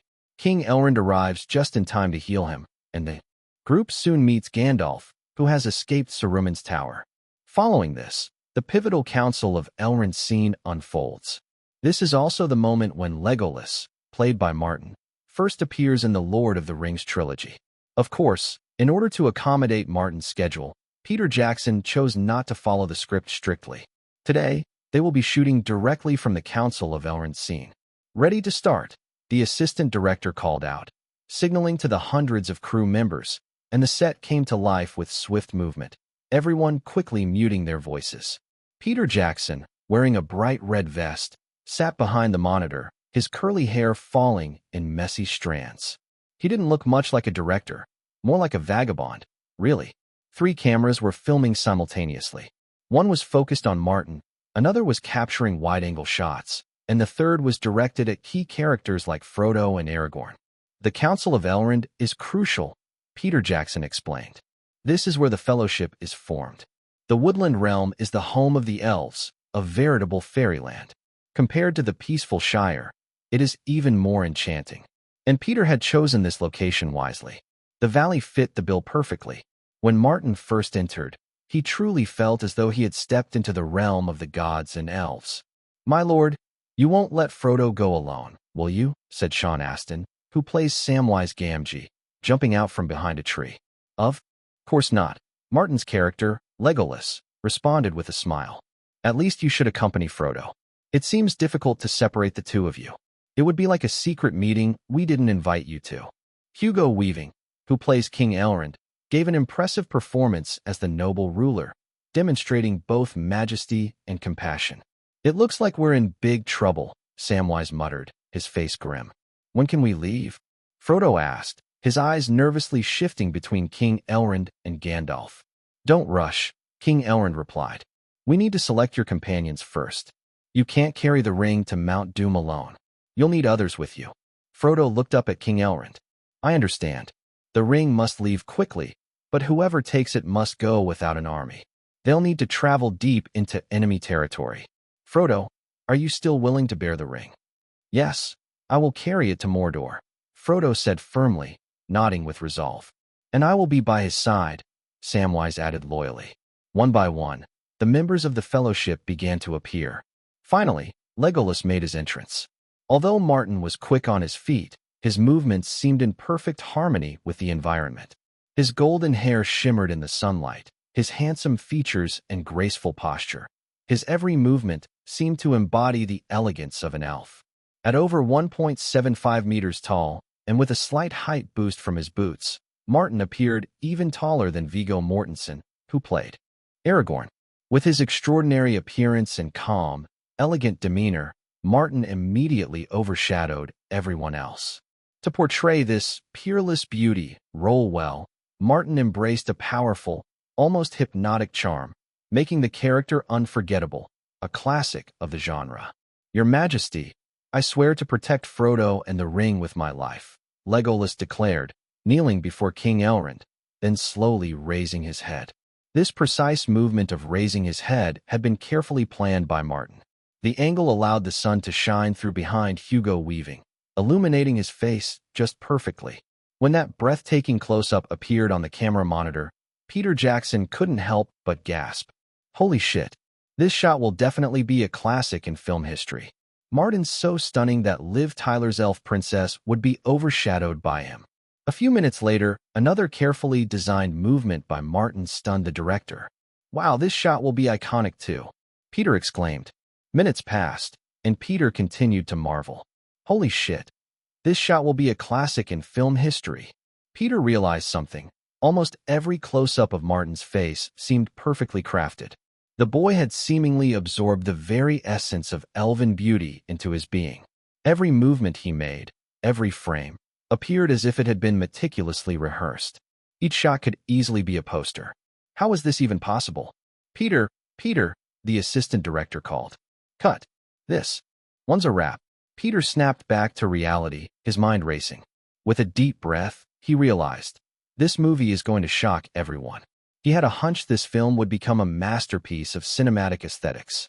The camera positions are being changed. Let's move to the next shot. Chapter 129. "Your Majesty, when should we set off?" Legolas asked, looking at King Elrond. Originally, this line was meant to be spoken by Frodo, but Peter Jackson had decided to transfer it to Legolas. There were many such changes in the script. "Within 7 days," King Elrond replied. "But before that, I must attend to something. The holy sword, broken for countless years, is now ready to shine in the hands of its rightful owner. For this task, we will need the help of Aragorn, Gimli, and Glorfindel." While this was meant to focus on Aragorn, Gimli, and Glorfindel, the attention here was squarely on Legolas. What else could be said? This was the power of the main character. Poor Frodo, and poor all the other actors in this movie. Peter Jackson felt no guilt at all about these changes. Well, perhaps a little, but after seeing Martin's scenes, he knew there would be no turning back. "Whoever dares to stop me from creating a classic will regret it," Peter thought. Martin, naturally, felt no guilt. He had invested in this movie to make money and build his fame. He was determined to make The Lord of the Rings the most visually captivating film ever. With his face and those carefully crafted movements, he was confident that when the movie was released, he could drain every cent from the wallets of admiring women. Each of Martin's scenes seemed to attract admiration and awe. "Wow, Martin's dining movements are surprisingly graceful. This is how elves should eat. How did Martin manage to draw the swords so coolly? Why does Martin's posture while riding feel so different? His is just better. God, Martin is sparkling. I literally want to knock him to the ground." Brush. Everyone turned to look. Liv Tyler's face flushed slightly, but her eyes remained locked on Martin. A proud smile tugged at the corner of her mouth. "I've already slept with him. What's the big deal?" Orlando Bloom, watching from the sidelines, couldn't help but feel a pang of envy. He wondered if he could ever be as brilliant in the role of an elf. The answer was clear: impossible. He would never have the same radiance as Martin. What confused everyone, though, was how Martin, at just 13 years old, could portray the timeless wisdom of an elf who had lived for millennia. Some even started to think that Martin's portrayal was the epitome of what an elf should look like. And they were right. Martin had successfully embodied it. The first day of shooting had been incredibly successful. That night, a jubilant Peter Jackson hosted a bonfire party. Martin sang "That Girl Won" live, and it made everyone drunk with excitement.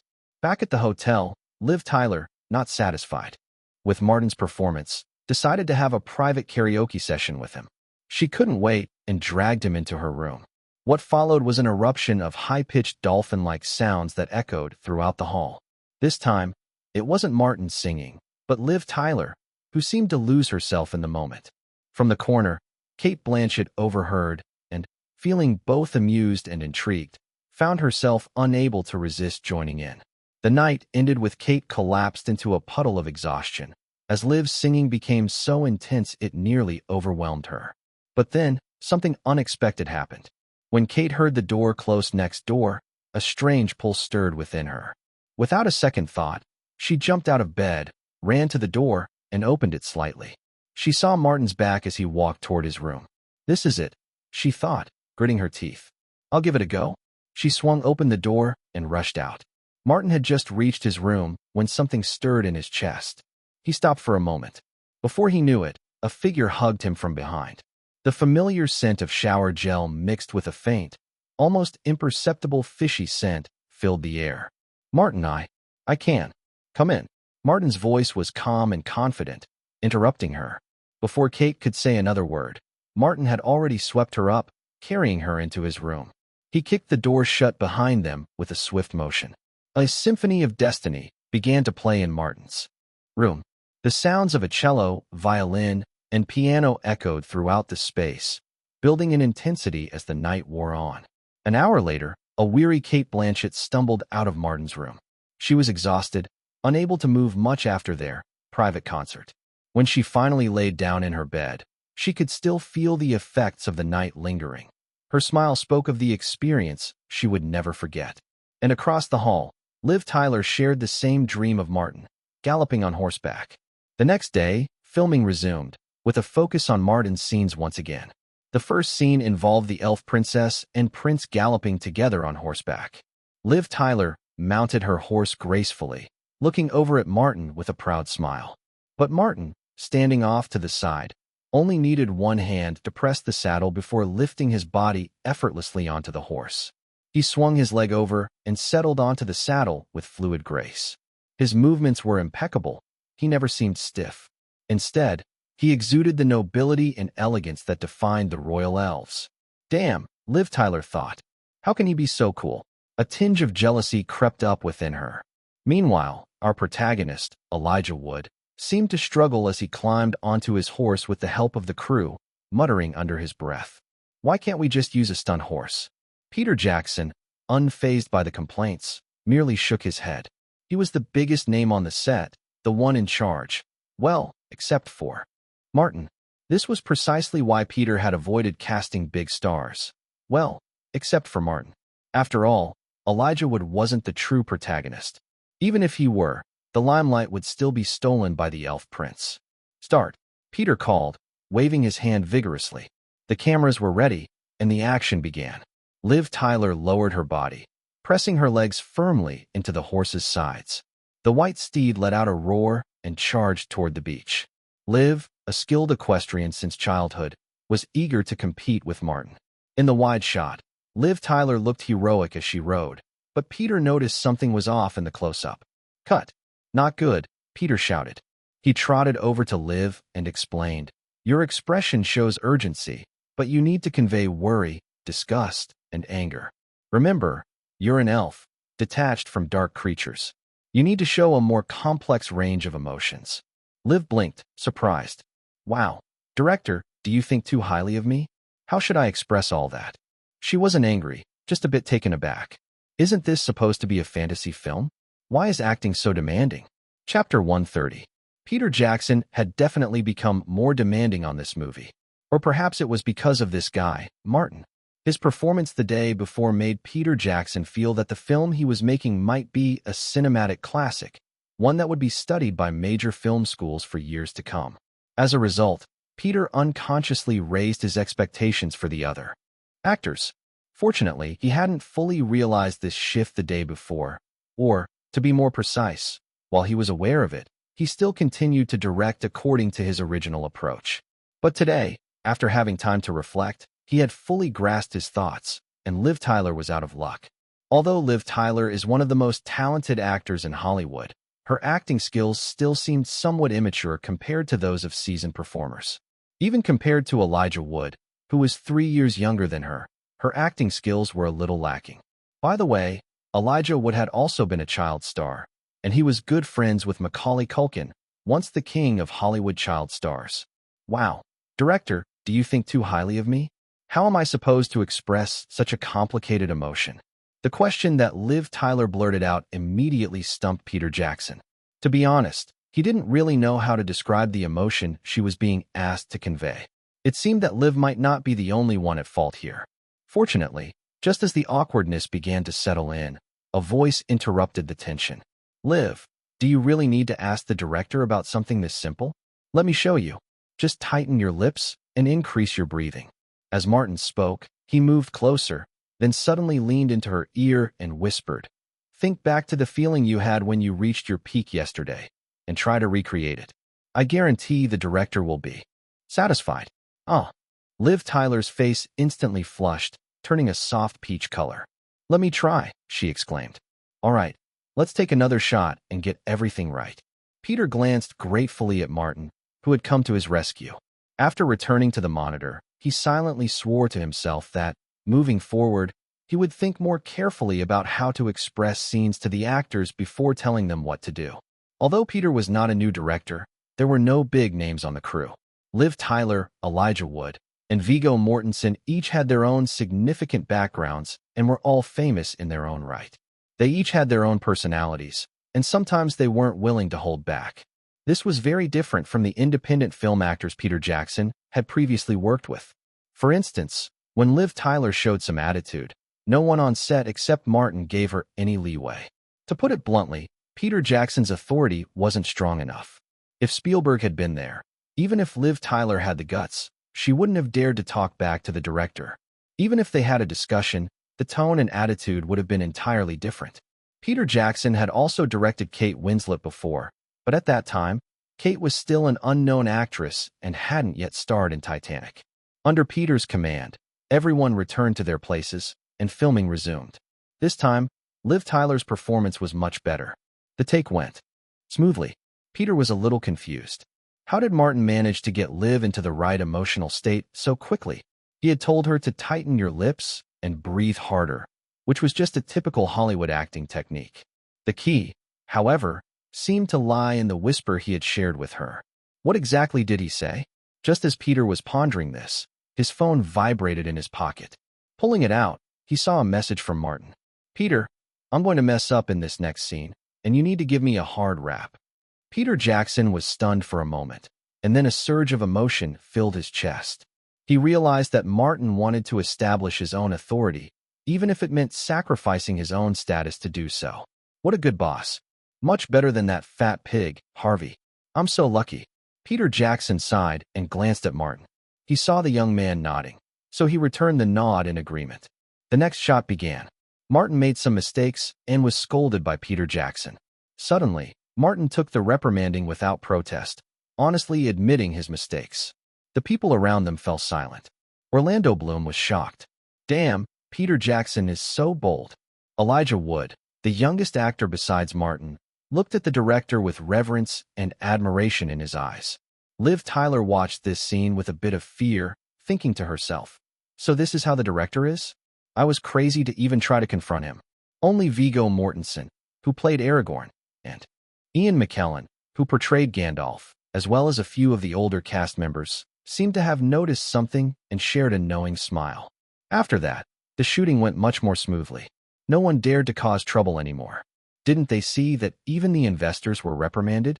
After a full day of shooting, everyone was exhausted. The first day had been just about getting settled, but today had been genius-level work.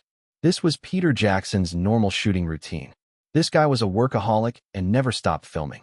No wonder most of his movies were shot so quickly. Liv Tyler was too tired to joke with Martin. The intense shooting had drained all of her energy. Only Martin remained full of energy, unaffected by the fatigue. He clearly had the most scenes. Cate Blanchett, with her bright eyes, observed him in awe.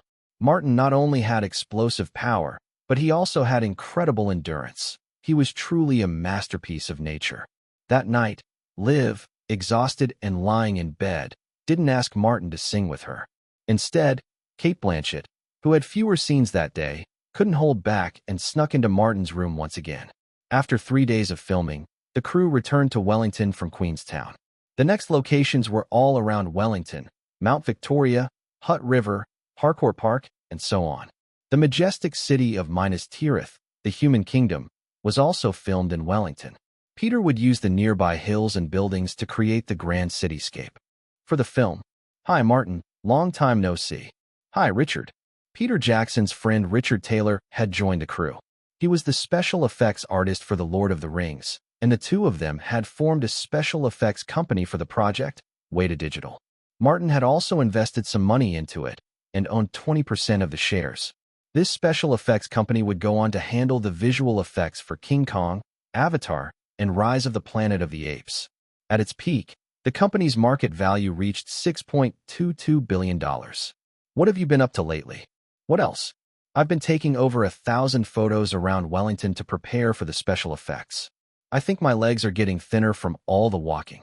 Peter should do this kind of thing himself. He has enough fat to withstand the strain. Haha, that makes sense. Hey, are you two guys talking bad about me? At some point, Peter had joined the conversation. Martin, what's going on with you and Liv Tyler? Peter asked with a mischievous grin, no longer acting like the serious director. What's going on? Martin pretended not to understand.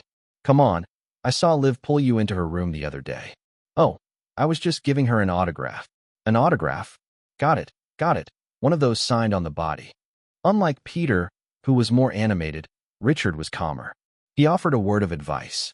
Martin, as a friend, I want to remind you that you're still young, and your health is important. Martin nodded thoughtfully and replied sincerely. Don't worry, I take good care of this body of mine. Haha, that's good. I think you know what's going on, Richard laughed. Chapter 131. The crew had moved into Kite Oak Regional Park, located north of Wellington, which was about to become Rivendell in Middle-earth. The set was ready. Early in the morning, Martin entered the dressing room and asked the makeup artist to attach 2 pointed ears to him. The ears, made of silicone, were designed to mimic human skin as closely as possible. It took a full hour to ensure they adhered perfectly, without a single flaw. But Martin was used to this process. While the makeup artist worked, Martin ate breakfast and chatted with them. Once the ears were in place, it was time to put on the light blonde wig. This wasn't simply wearing a wig, but carefully positioning it and ensuring it fit perfectly with a fake scalp, which took another half-hour to adjust. When Martin finally emerged, ears glued on, wig in place, draped in his off-white linen cloak, the morning sun had fully risen. The park had grown busier, with more tourists walking about. Many of them glanced over, curious. As Martin strolled out in the morning glow of Kite Oak Park, those who were watching were stunned. Who is that? Wow, what a beautiful sight. What movie is this for? With a face like that, I'd definitely buy a ticket. The breeze blew, and Martin's long golden hair flowed. He was suddenly inspired and began performing an elf dance, a traditional dance from the gods and demons continent. Created by elves to honor the forest goddess, the movements were graceful and peaceful, not complicated or intense. Much like a gentle morning breeze, making those around him feel at ease. His blue eyes reflected the color of the sky as the sunlight shone in them. His delicate face was at times hidden by his hair, at times completely revealed. With each motion, he seemed to blend seamlessly into the forest, the breeze, the sunlight, and the morning air in Wellington. It was as if the natural beauty of Kite Oak Park enhanced his dance, adding a layer of perfection. The exclamations from the tourists faded into silence, all eyes focused on him. In their view, the young man dancing with the wind appeared to glow, almost like an elf stepping out of the forest. When the dance ended, Martin lost interest and returned to his tent, leaving behind both stunned tourists and crew members. Nearby, Peter Jackson eagerly turned to the photographer beside him. Groot, get a shot. Get a shot. Don't say no, or I'll kill you. Photographer Groot, equally excited, stammered. Yes, come on. This is going to be the most memorable shot of my life. Martin is like a god of beauty. From a distance, Orlando Bloom exclaimed, that dance was beautiful. Was that improv? He's truly a natural. Elijah Wood, standing nearby, sighed with admiration. No, he's clearly favored by the gods. As the actors finished getting ready, filming for the day began. The staff responsible for the horses brought Martin's pure white horse over. This horse was actually the one from Martin's grandfather's farm. The majestic Arabian horse lowered its head gracefully, grazing on the grass. The prop master handed Martin a bow and quiver, and an assistant helped him with the gear. In the early morning light, the elf from Tolkien's novels, Legolas Greenleaf, had truly come to life in Kite Park. With a swift motion of his right hand, Martin knocked 3 arrows between his fingers, drawing them with dexterity and releasing them in rapid succession. Swish, swish, swish. Each arrow hit the target dead center. Then, with a quick kick, Martin urged the horse into a gallop. As he rode, arrows flew like a barrage, each target quickly filled with arrows. After the test shots, Martin steered his horse toward the targets, leaning slightly to the side and drawing another arrow in a fluid motion, hitting the target once again. The crowd of tourists watching from a distance had begun pulling out their cameras to capture the moment. All departments ready? Action! Already in position, Martin pressed his hand to the saddle, mounted the horse with ease, and gently squeezed his legs. The horse began trotting, and the main camera followed his every movement. The heroic figure of Martin, rising and falling with the horse's rhythm, was captured on film. Simultaneously, 2 other cameras filmed. From different angles, one capturing Martin's profile and the other focusing on his connection with the horse. His flowing hair, strong posture, and raised cloak were all beautifully recorded. Peter squinted, analyzing the shot. How does it look? He was already thinking about the lighting and tone that would best complement the Legolas character on screen, something bright and sunny. He imagined everything in the frame being pristine, bathed in natural light. To the tourists outside the fence, it seemed as though a beautiful elf had emerged from the forest, elegant and dignified, as if he were part of the very scenery of Kite Park.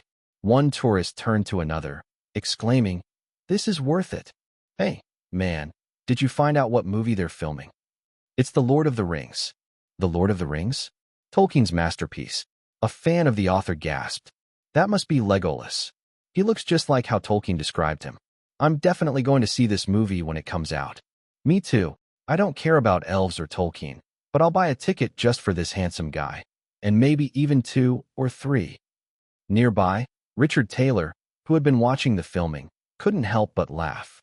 Although filming had only just begun, he already had a strong feeling that his old friend would find great success.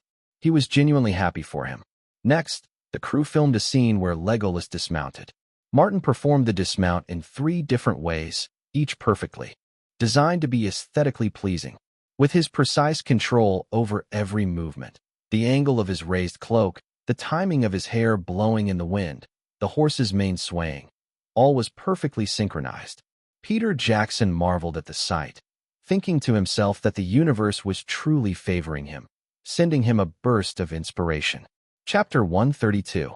Time flew by to mid-July. Martin took a leave of absence from Peter Jackson and rushed to Munich, Germany, to attend Michael Jackson's concert. The event was raising money for the Nelson Mandela Children's Fund, the Red Cross, and UNESCO. As night fell, the Munich Olympic Stadium filled to capacity, the crowd buzzing with anticipation. The vast stage was set, and everyone waited eagerly for the show to begin. The sky gradually darkened, and then, suddenly, a deafening roar erupted from the speakers around the stadium. The lights on stage flashed on all at once. A figure appeared at the center of the stage, standing still and silent. The stadium erupted into cheers, a wave of sound that felt like a tsunami. Martin, who had been watching from backstage, was stunned by the scene. Even as a succubus, he couldn't help but admire the spectacle. This is how you should be a husband, he thought, impressed by Michael's overwhelming presence. The opening notes of You Are Not Alone began to play. This song, perhaps Michael Jackson's most tender, filled the air. Another day has gone. Still alone. How could we end up in this situation without you by my side? You never said goodbye. The mournful melody and heartfelt lyrics caused the crowd to wave their hands in unison, swept up in the emotion of the song.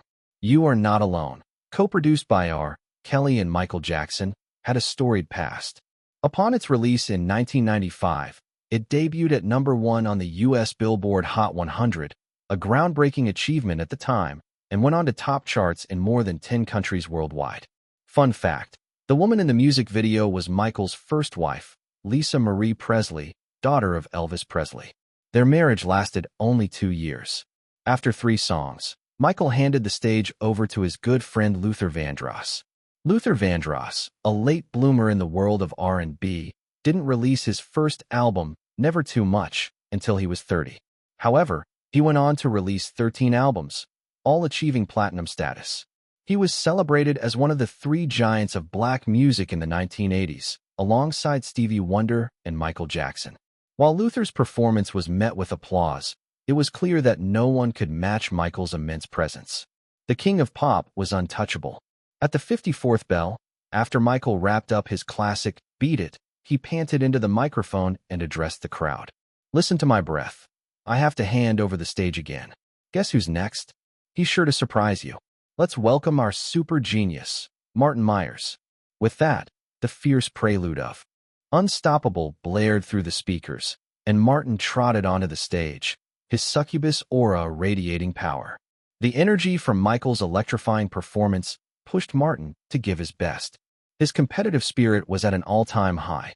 "I will smile. I know what it costs to fool everyone. I will hold on to myself until the night falls." Even through the endless darkness, Martin's high notes pierced the air, his voice filled with an undeniable charm. And then, the crowd went wild. The intense electronic beats and percussion, the heart-pounding lyrics, and Martin's soaring high notes, combined with the power of his magic, set the stadium ablaze. The audience couldn't resist stomping their feet, clapping, and cheering along to the rhythm.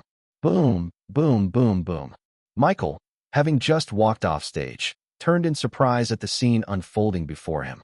Unbelievably, Martin's stage presence was even more powerful than he had imagined.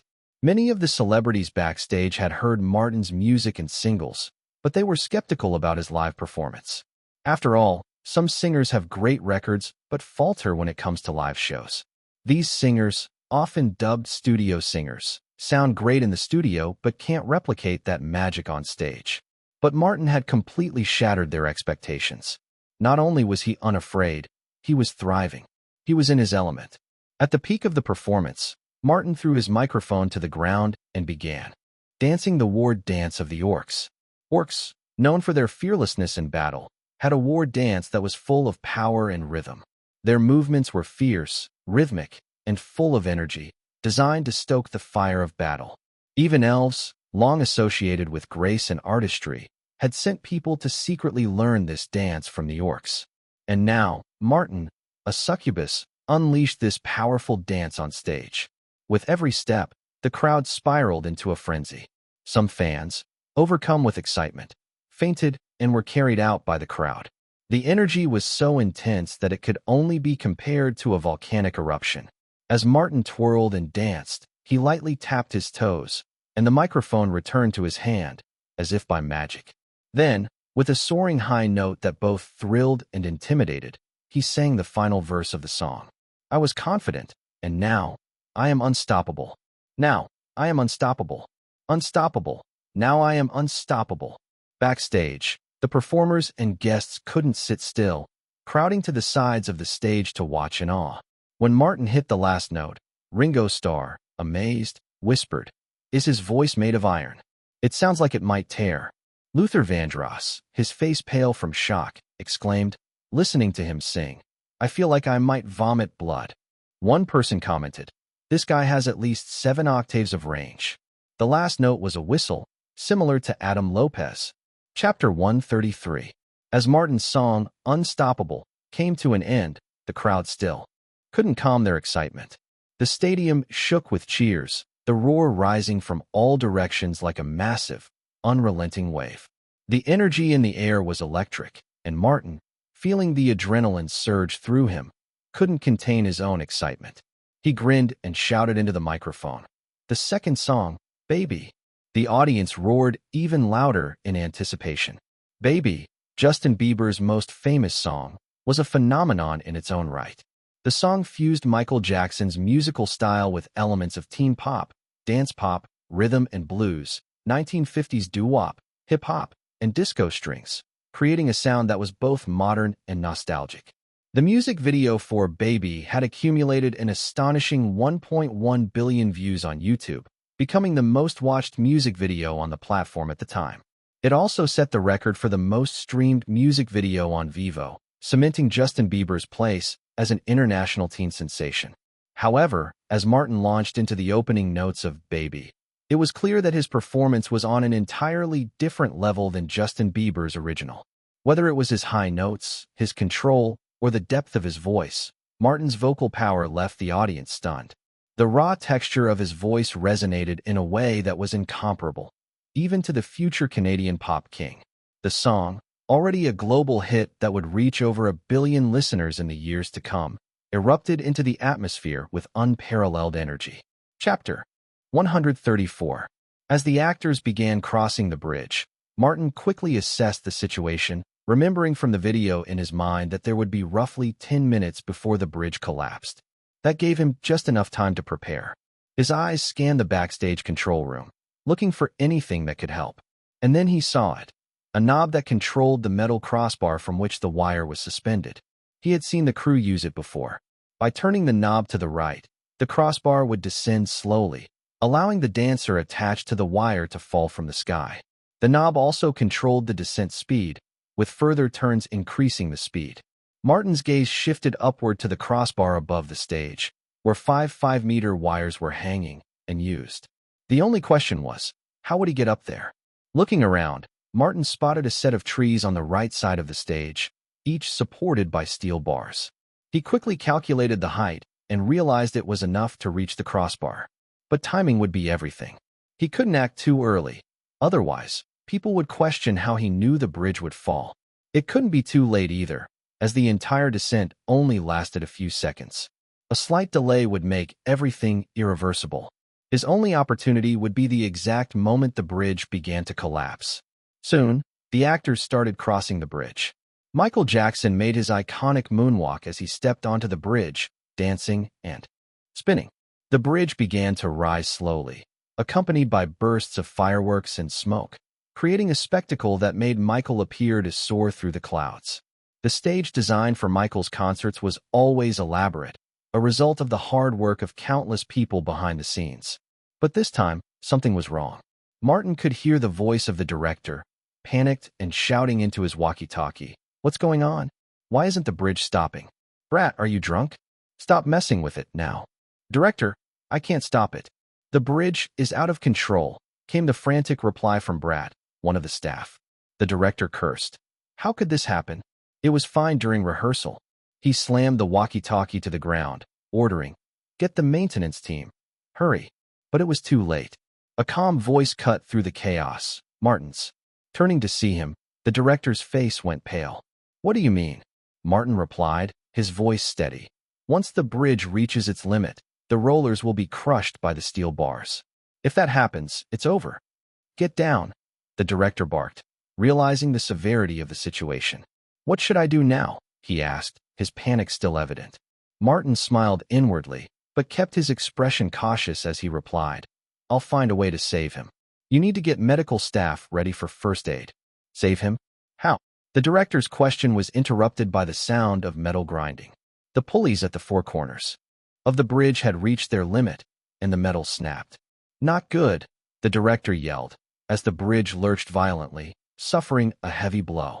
"Do as I say," Martin commanded, already moving toward the control panel. With a swift twist, he cranked the knob to its maximum setting.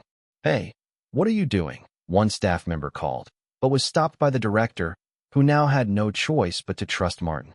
The director grabbed the walkie-talkie from another staff member and called for medical help, but his eyes were fixed on Martin, waiting to see what he would do. Martin had become his last hope. Without hesitation, Martin turned the knob, then sprinted toward the stage. When he reached the right side, he suddenly launched himself, kicking off a tree trunk and scaling it. He leapt into the air, like an eagle taking flight, arms spread wide.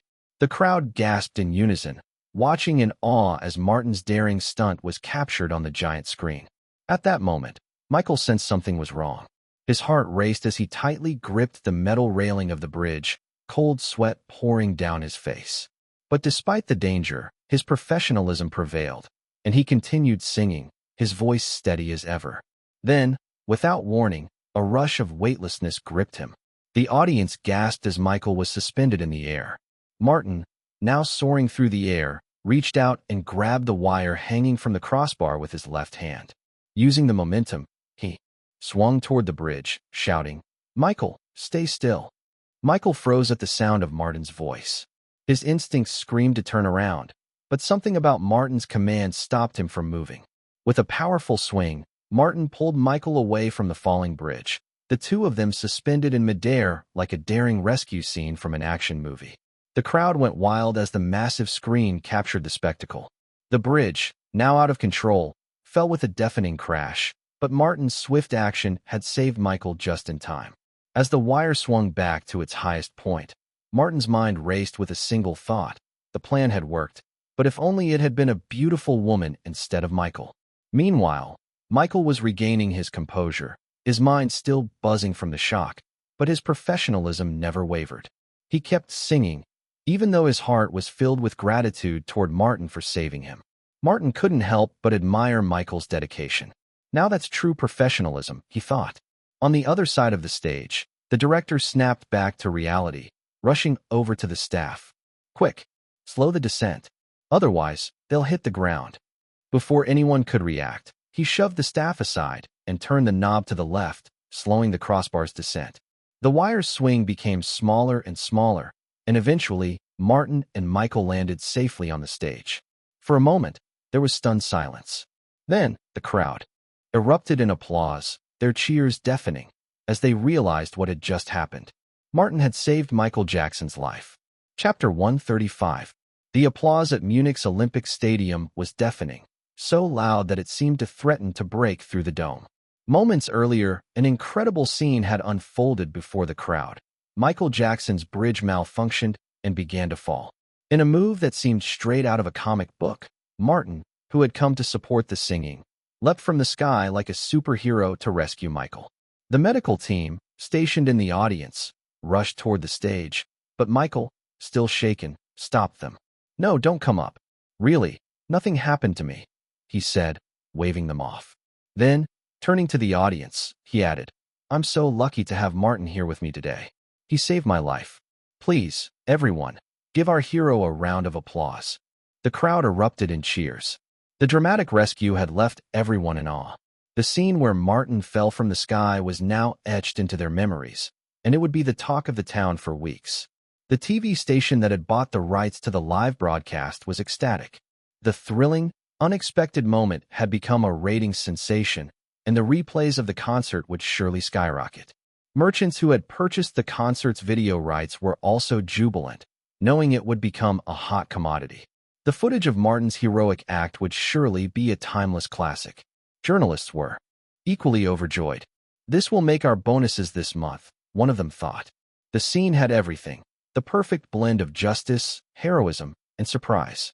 They were already writing their reports as the audience continued to buzz with excitement. "I was there when Martin saved Michael," people proudly boasted, already recounting the legendary moment to their friends and family. Today's concert had given them a story they could share forever. For an hour after the incident, the crowd was still buzzing. While they enjoyed the rest of the concert, many were busy calling friends, texting family, or discussing the heroic rescue. Some were even chanting Martin's name. Finally, after an intense, emotional hour, the concert came to an end. Despite the shock, Michael insisted on completing the entire performance with flawless professionalism. Michael called all of his special guests to the stage to bow to the audience. As Martin stepped on stage, the loudest cheers of the night erupted. Grabbing the microphone, Michael spoke with deep emotion. "Thanks to my friends who came to help me sing. Without you, I wouldn't have made it. Thanks to all of you here tonight. You are the reason I keep going. Thanks to the crew, who made this incredible stage possible." After a long list of thanks, Michael finally spoke of the person who had saved him. "Thank you, Martin. Because of you, I can still stand here. I can still sing and show my gratitude. Because of you, I can continue my life. From today on, Martin Myers, you're not just a friend. You're my brother." With that, Michael threw the microphone aside and enveloped Martin in a heartfelt hug. The audience roared with applause once again. In Martin's ear, Michael whispered, "Kid, if you ever need anything from me, just ask. If I can help, I will." Martin smiled and replied, "No need for that, Michael. I did what anyone would do." But in his heart, he thought, "I will definitely take you up on that offer, Michael." The next day, almost every major newspaper, magazine, TV station, and radio station around the world was reporting on the concert accident and Martin's heroic rescue. Martin's fame spread like wildfire, and his name was now known in every corner of the globe. The concert had been broadcast live in nearly 100 countries, and with replays, print articles, and online reports, Martin and Michael Jackson were now household names. Some of the reports included: superheroes come to life. Martin Myers performed a Spider-Man-like rescue to save Michael Jackson from a potentially fatal fall. He is the modern-day superhero. Mchin Press. Martin Myers, remember this name. His heroic act saved the Munich charity concert and Michael Jackson's life. A rescue that shocked the world. The Times. We almost lost Michael Jackson, but the genius of Martin Myers saved the day. New York Times. Not only does Martin Myers have a genius brain, but a heart of gold. Unlike other child stars, he hasn't fallen into excess, and he continues to create and learn. Most importantly, he is willing to put others' safety before his own. A truly exemplary youth idol. Los Angeles Times. Even in far-off New Zealand, the name Martin was becoming a whirlwind sensation. At the same time, in a large conference room at a hotel in New Zealand, the entire Lord of the Rings crew had gathered to watch the live broadcast. The footage of Martin rescuing Michael was playing on the TV, and it had been shown countless times in the days following the concert. But each time, it captivated the audience, increasing the TV ratings with every viewing. When the crew saw Martin swing across the stage, holding onto the steel wire with one hand, rescuing Michael Jackson in midair, the entire room burst into exclamations. So thrilling. That was a life-or-death situation. I think Michael should leave half his fortune to Martin. He saved his life, after all. But Martin doesn't need the money. He's not short of it. Did you see him holding Michael with one hand? And he's only 13. I heard he's got supernatural strength. He once lifted Liv Tyler with one hand, right? Liv Tyler blushed, recalling the incident, and nodded quickly. Isn't he like Hercules? Maybe he's the son of Zeus? No, it's got to be Odin. All right. Everyone shut up. I didn't bring you here to discuss Martin's divine parentage. Peter Jackson interjected, a little exasperated. We need to focus on how we can use this to promote the movie. Okay, one crew member joked, but I still say he's the son of Zeus. After all, Hercules was his son. Chapter 136. Okay, Mom, I understand. I won't do anything dangerous anymore. I understand. You'll be worried. I was just impulsive at the time. Martin hung up the phone and sighed. Even though he's now a superhero, praised by everyone, he can't escape his mother-in-law's scolding. But Martin wasn't disgusted. In fact, he could hear the deep concern in Linda's voice. He liked that feeling. It was something he had never experienced when he was a succubus. As a succubus, there were too many others spreading their seeds everywhere, making it impossible to care about anyone. Sony Columbia Pictures. In a conference room, Yukin Shimachi sat at the head of the table and knocked lightly. Tell me, have we settled the copyright issue for Spider-Man? Sir, MGM still refuses to let go. They want the 007 rights back. The Spider-Man copyright dispute was a public matter. Stan Lee, the father of Marvel, created Spider-Man. In 1985, Marvel Comics collaborated with Canon Pictures to produce a Spider-Man live-action film. At the time, Canon Films purchased the 5-year movie rights for Spider-Man for $225,000, along with a share of the revenue. The company had big ambitions and even approached Tom Cruise for a potential collaboration. Cruise was reportedly excited at the time. Side note, we almost had a Tom Cruise Spider-Man. How disappointing. However, due to the failure of Superman 4 and the Battle of Time, Canon's finances took a hit, and the Spider-Man movie was shelved. In 1990, Stan Lee stated that Columbia Pictures, which had been acquired by Sony from Coca-Cola, would buy the Spider-Man rights. But during this time, Caraco Pictures also acquired the movie rights to Spider-Man from Marvel. James Cameron, from Caraco Films, even submitted a Spider-Man script and had an opportunity to direct the film. Side note, we almost got a James Cameron Spider-Man. But, again, what a disappointment. However, due to financial and legal issues, Cameron ultimately gave up. In 1996, 3 companies, Carloco, 21st Century, and Marvel, declared bankruptcy simultaneously. By then, the ownership of Spider-Man's movie rights had become a confusing mess. On one side, MGM Films had acquired Carloco and, with it, the rights to Spider-Man scripts, including those from James Cameron. On the other side, Marvel Comics officially handed over the movie rights to Columbia Pictures in 1999. The battle between MGM and Columbia over Spider-Man's copyright was fierce. However, because several MGM executives had transferred to Columbia along with the 007 rights, Columbia saw an opportunity to reclaim the full rights to Spider-Man. "What do you think?" Shimachi asked. "007 cannot be given to MGM," someone replied. "That franchise is a gold mine." "Well, it used to be a gold mine," another voice interjected. "Since Pierce Brosnan's Tomorrow Never Dies, the box office for the 007 series has been declining. I agree with trading 007 for Spider-Man. A temporary drop in box office numbers doesn't mean much. Compared to Spider-Man, 007 has a proven track record of success. But 007 is not entirely ours. Even if we own a small share of the copyright, we can't film it without MGM's approval. It would be better to strike a deal with them to swap the complete Spider-Man rights." In the conference room, everyone shared their opinions, but no one could sway the others.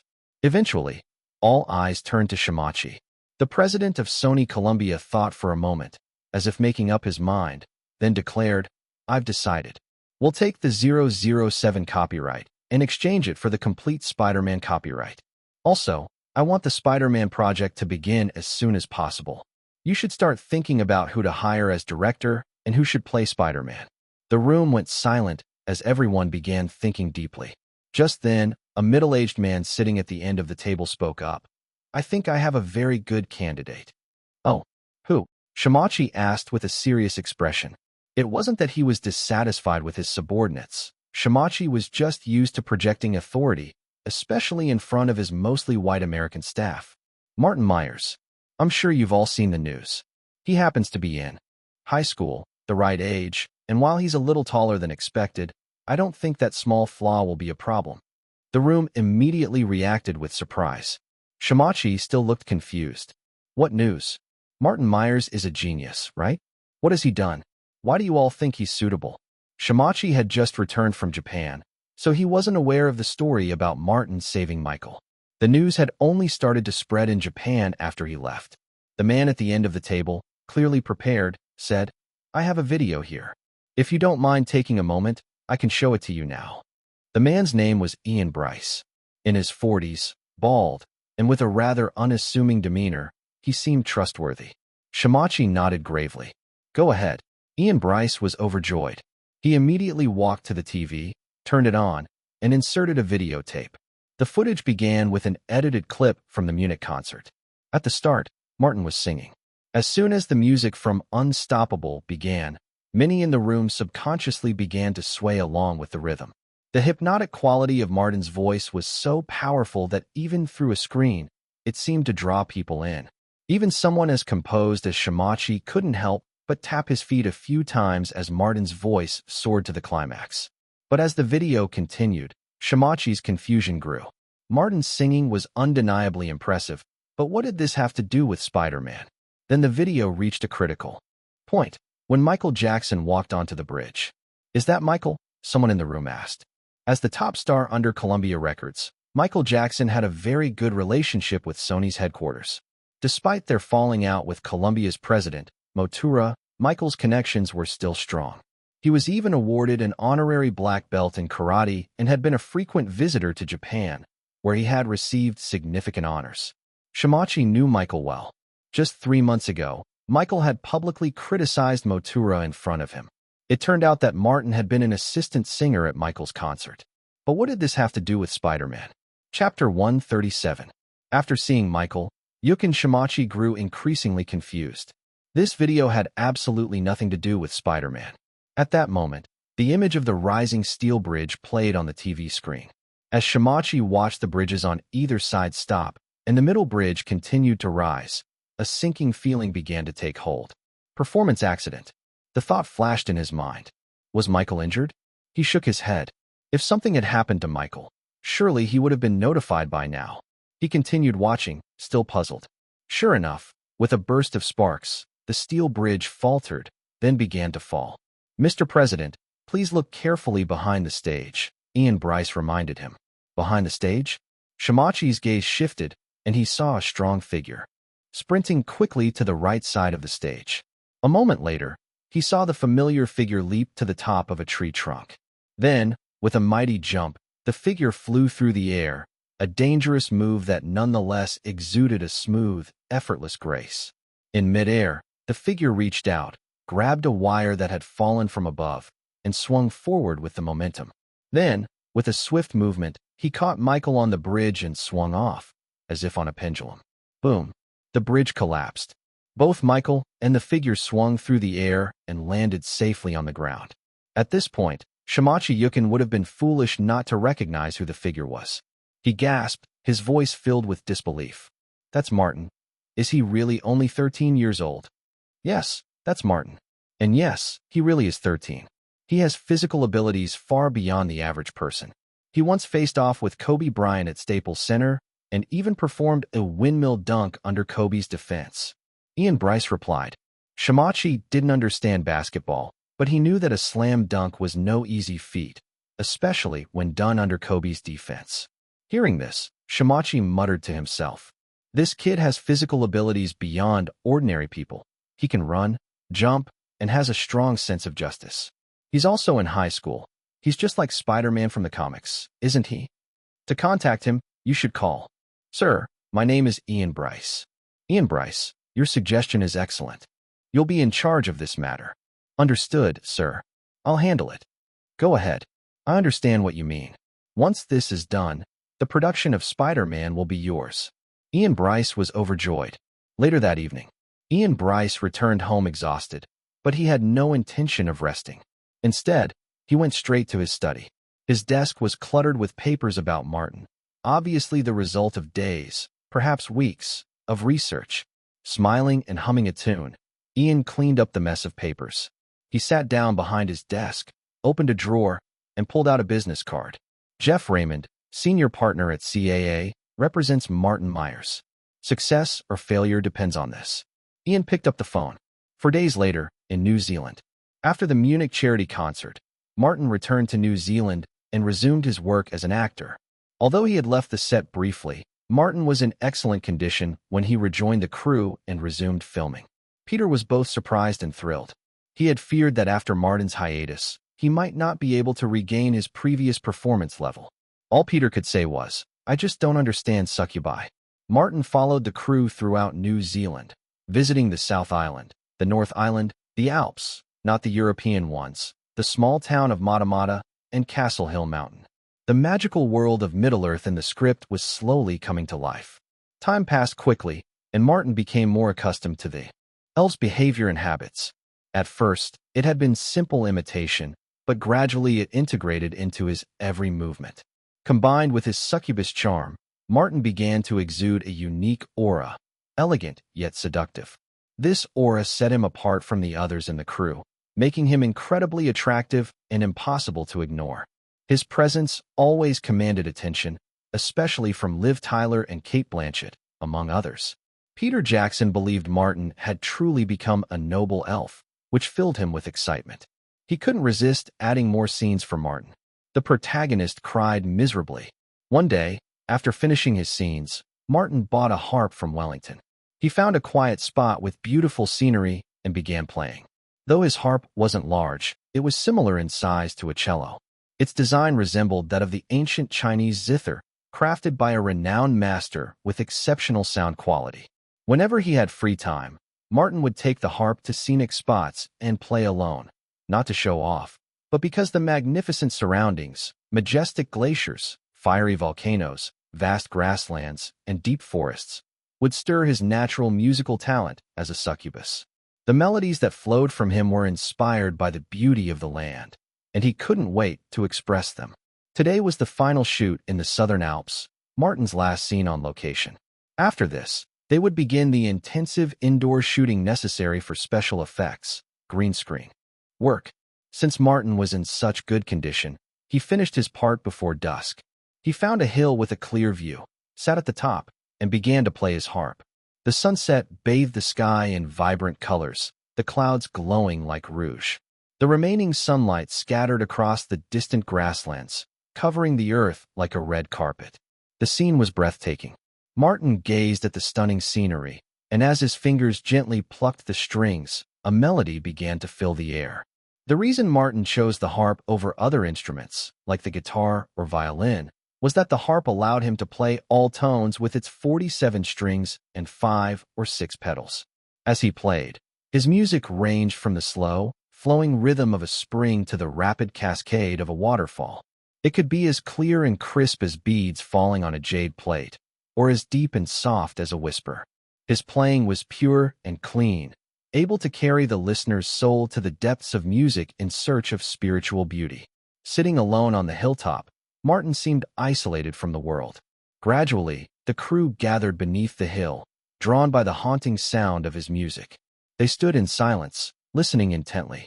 Peter Jackson and Richard Taylor stood side by side, 2 photographers beside them, capturing the moment on film. Chapter 138. Martin is playing a lot of great tunes these days, Peter Jackson said to his friends with a satisfied grin. It seems you're quite pleased with Martin's arrangement of the Lord of the Rings. It's clearly inspired, Richard Taylor laughed. At that moment, Richard was completely convinced that this film series would be a major hit. Classic stories, iconic characters, memorable performances, unforgettable soundtracks, plus his own special effects. How could this film possibly fail? As Martin finished playing, he carried the harp down the mountain. At the foot of the hill, Peter called to the 2 photographers. "Did you get the shot?" "Don't worry. We've got it." Peter Jackson nodded with satisfaction. More promotional materials about Martin were piling up in his hands, each one showcasing the young actor in a new light. What no one knew, however, was that the scene of Martin playing the harp had been recorded by 2 unsuspecting backpackers. "Did you get it?" Jason excitedly shouted to his companion. I got it. Oh my God, it turns out there really are elves in the world." George waved the small video camera in his hand, grinning from ear to ear.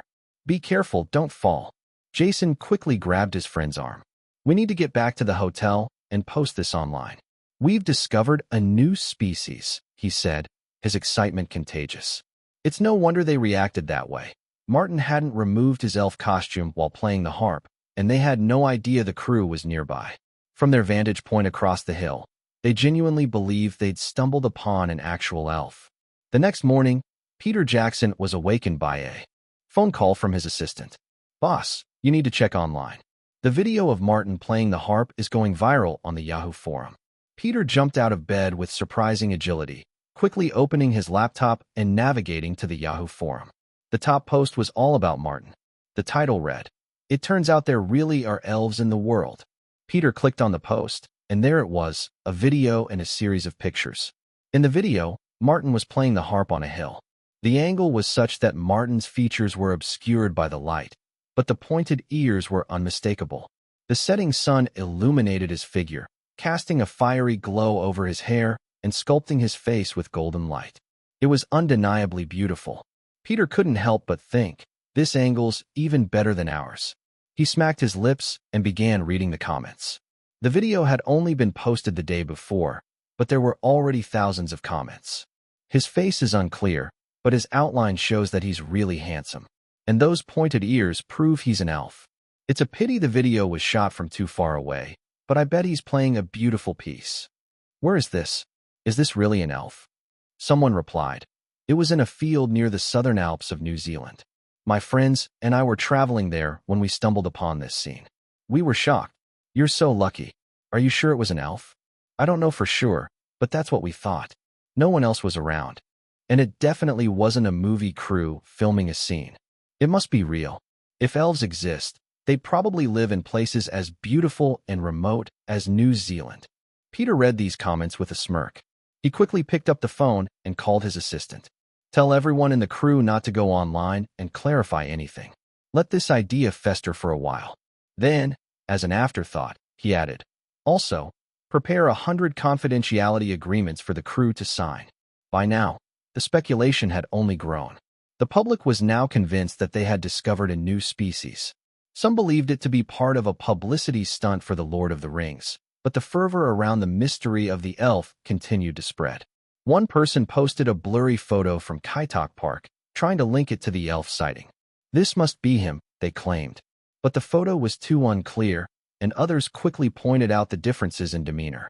The elf on the hill was otherworldly, a being in perfect harmony with nature, nothing like the actors in the photos.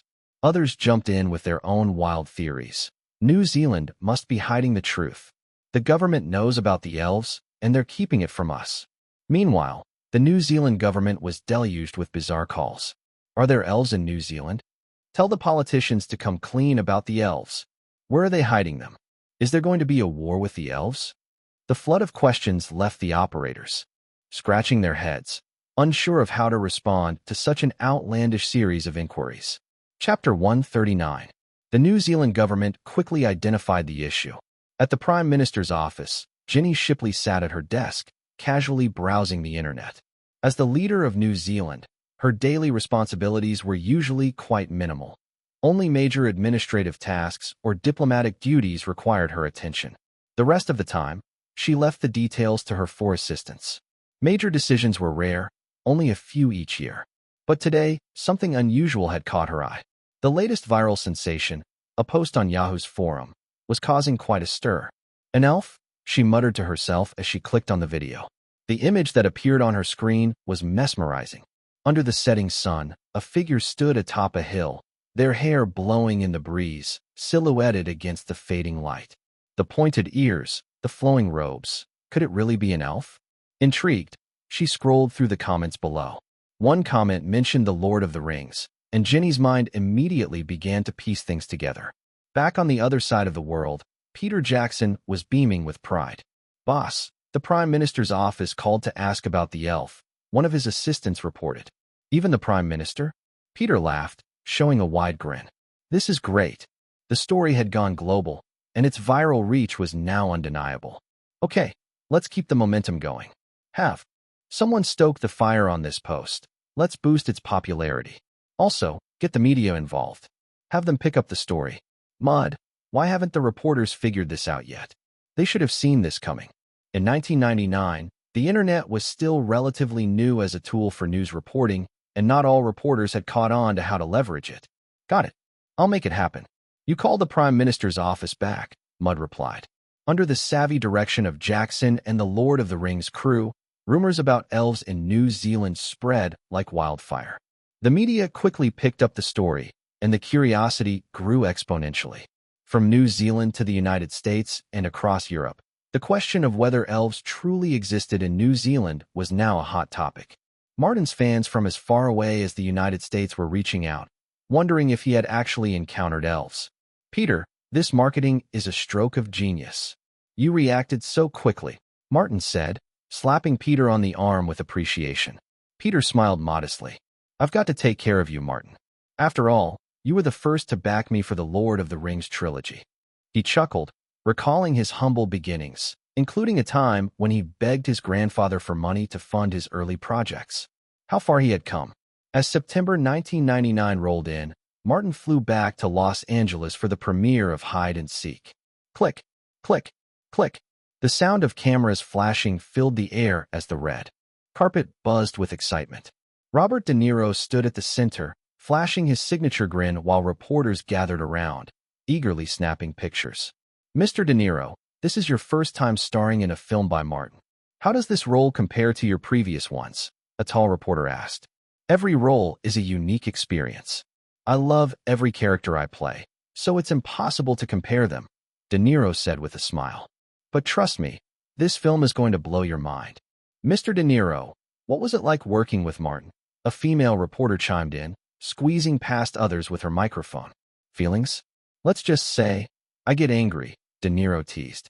The reporter's eyes widened. Were De Niro and Martin at odds? De Niro smirked, reading their expressions. "Because Martin's acting skills are so good, I have to bring my A game, or I'll be outclassed." Just then, a reporter from News of the World piped up. "Mr. De Niro, did you ever doubt that Martin could really write these scripts and best-selling novels at his age?"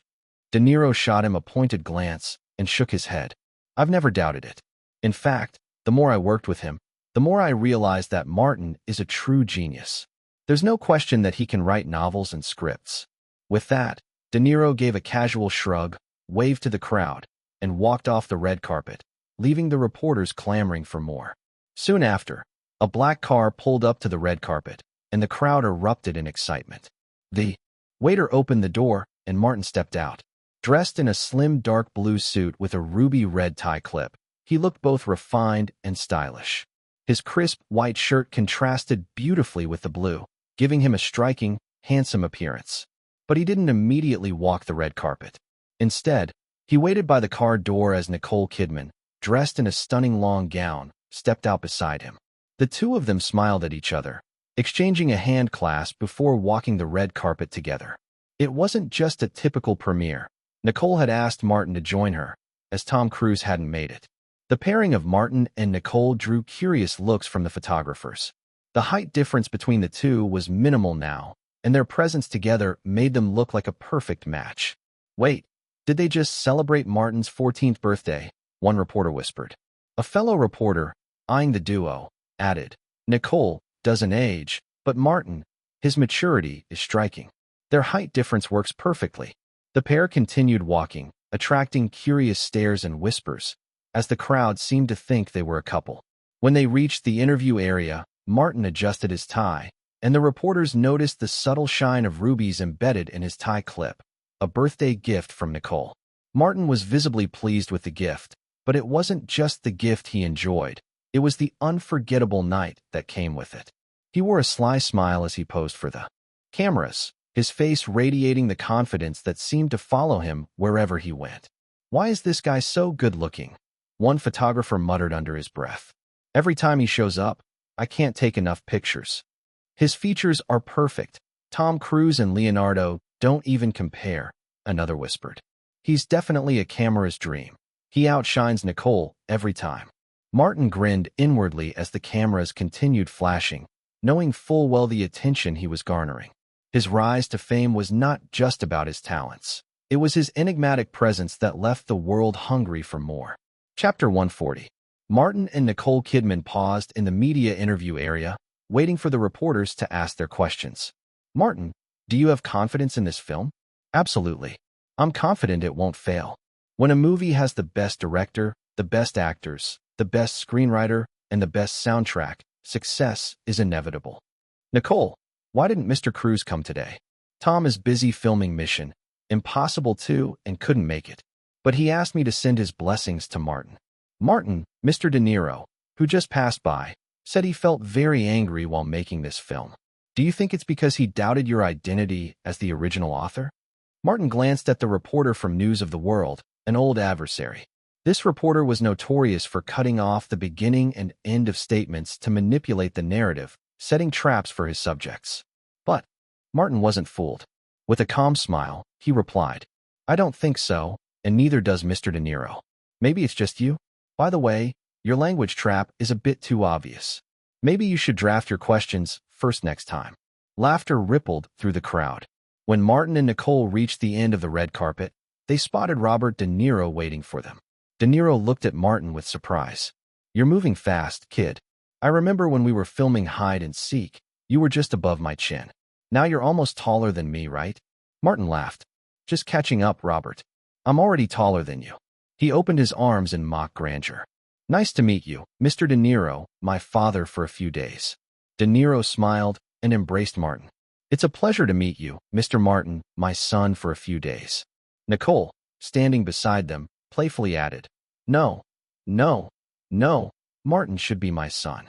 In Little Island, Martin had played Nicole's son. Thinking of this, Nicole felt a slight flush, as though she had crossed an unspoken boundary. Let's head inside. It's about to start, De Niro suggested, gesturing toward the banquet hall. The room was filled with guests, stars, directors, industry heads, and celebrities, many of whom were familiar faces to Martin. As they approached, the crowd greeted him warmly. Everyone was eager to associate with success, and Martin had never failed in any of his ventures, whether in film, literature, or music. Martin exchanged pleasantries as he moved through the crowd, until a bald young man stopped him. Hello, Martin. I'm Ian Bryce, manager at Columbia Production. Do you have a moment to chat? I'll go check on Nicole, Martin said, gently releasing Nicole's arm. She wandered off to join a group of Australian celebrities. Martin, Let's find a quieter place, Ian suggested. Over there, Martin nodded, pointing to a rest area in the corner. As they made their way over, a group of young actors chatting nearby immediately stood up and left. Martin glanced around and saw a familiar face, Wentworth Miller, the star of the hit show Prison Break. But right now, Wentworth Miller was just another struggling actor in Hollywood, struggling to find his next opportunity. To make ends meet, Wentworth had taken odd jobs, sending faxes, sorting files, changing light bulbs, and feeding his boss's fish.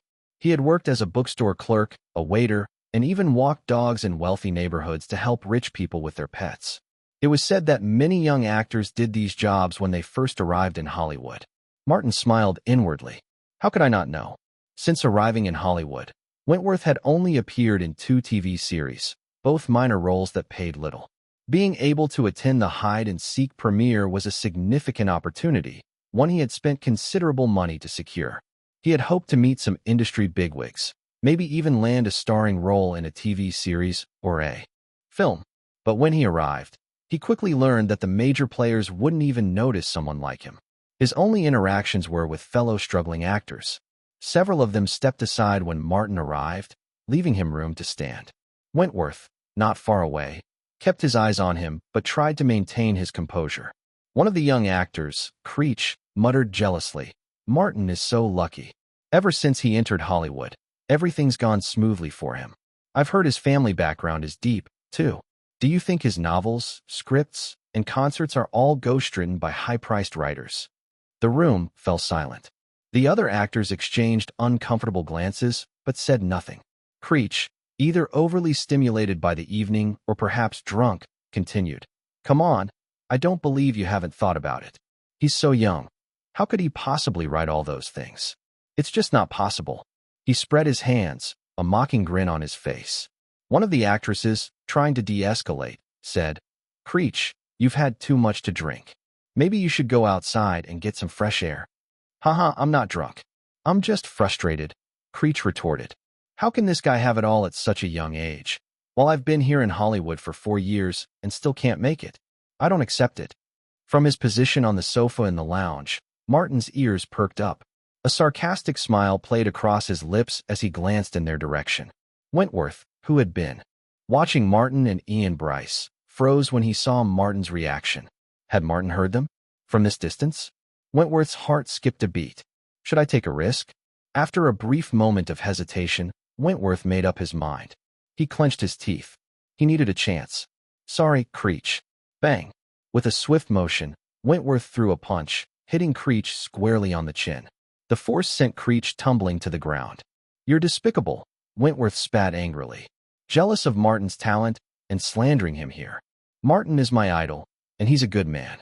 He helped Charlize Theron and even saved Michael Jackson. I won't let you talk about him like that." Creech sat stunned, unable to react. Before he could say anything, Wentworth grabbed him by the collar and shoved him toward the exit. "Get out of here," Wentworth growled. "There's no place for you here." The other young actors, stunned by the sudden outburst, tried to intervene. "Wentworth, what are you doing? Let go of Creech. If you do this, we'll all get kicked out." "Are you crazy?" Wentworth ignored them all, his gaze flicking toward Martin from the corner of his eye. His heart pounded in his chest. Martin, still sitting on the sofa, hadn't looked over once. Could it be a coincidence? Chapter 141. The commotion quickly drew the attention of on-site security guards. A burly guard strode over, addressing Wentworth Miller and his group. "Sorry, I'll have to ask you all to leave." Before the event, the security team had been given a guest list with clear instructions: who to prioritize, who to watch, and who didn't matter. Wentworth Miller's group fell squarely into the unimportant category. The security guard's tone carried an unmistakable finality. One of the actresses in the group tried pleading. "Sir, this was just a misunderstanding between the two of them. It has nothing to do with us." "Exactly. Why are we all being punished?" another chimed in. The guard, unfazed, remained firm. "You're part of the same group, so you all need to leave." Wentworth felt a pang of disappointment. Was the punch pointless? Did Martin not hear what Creech said at all?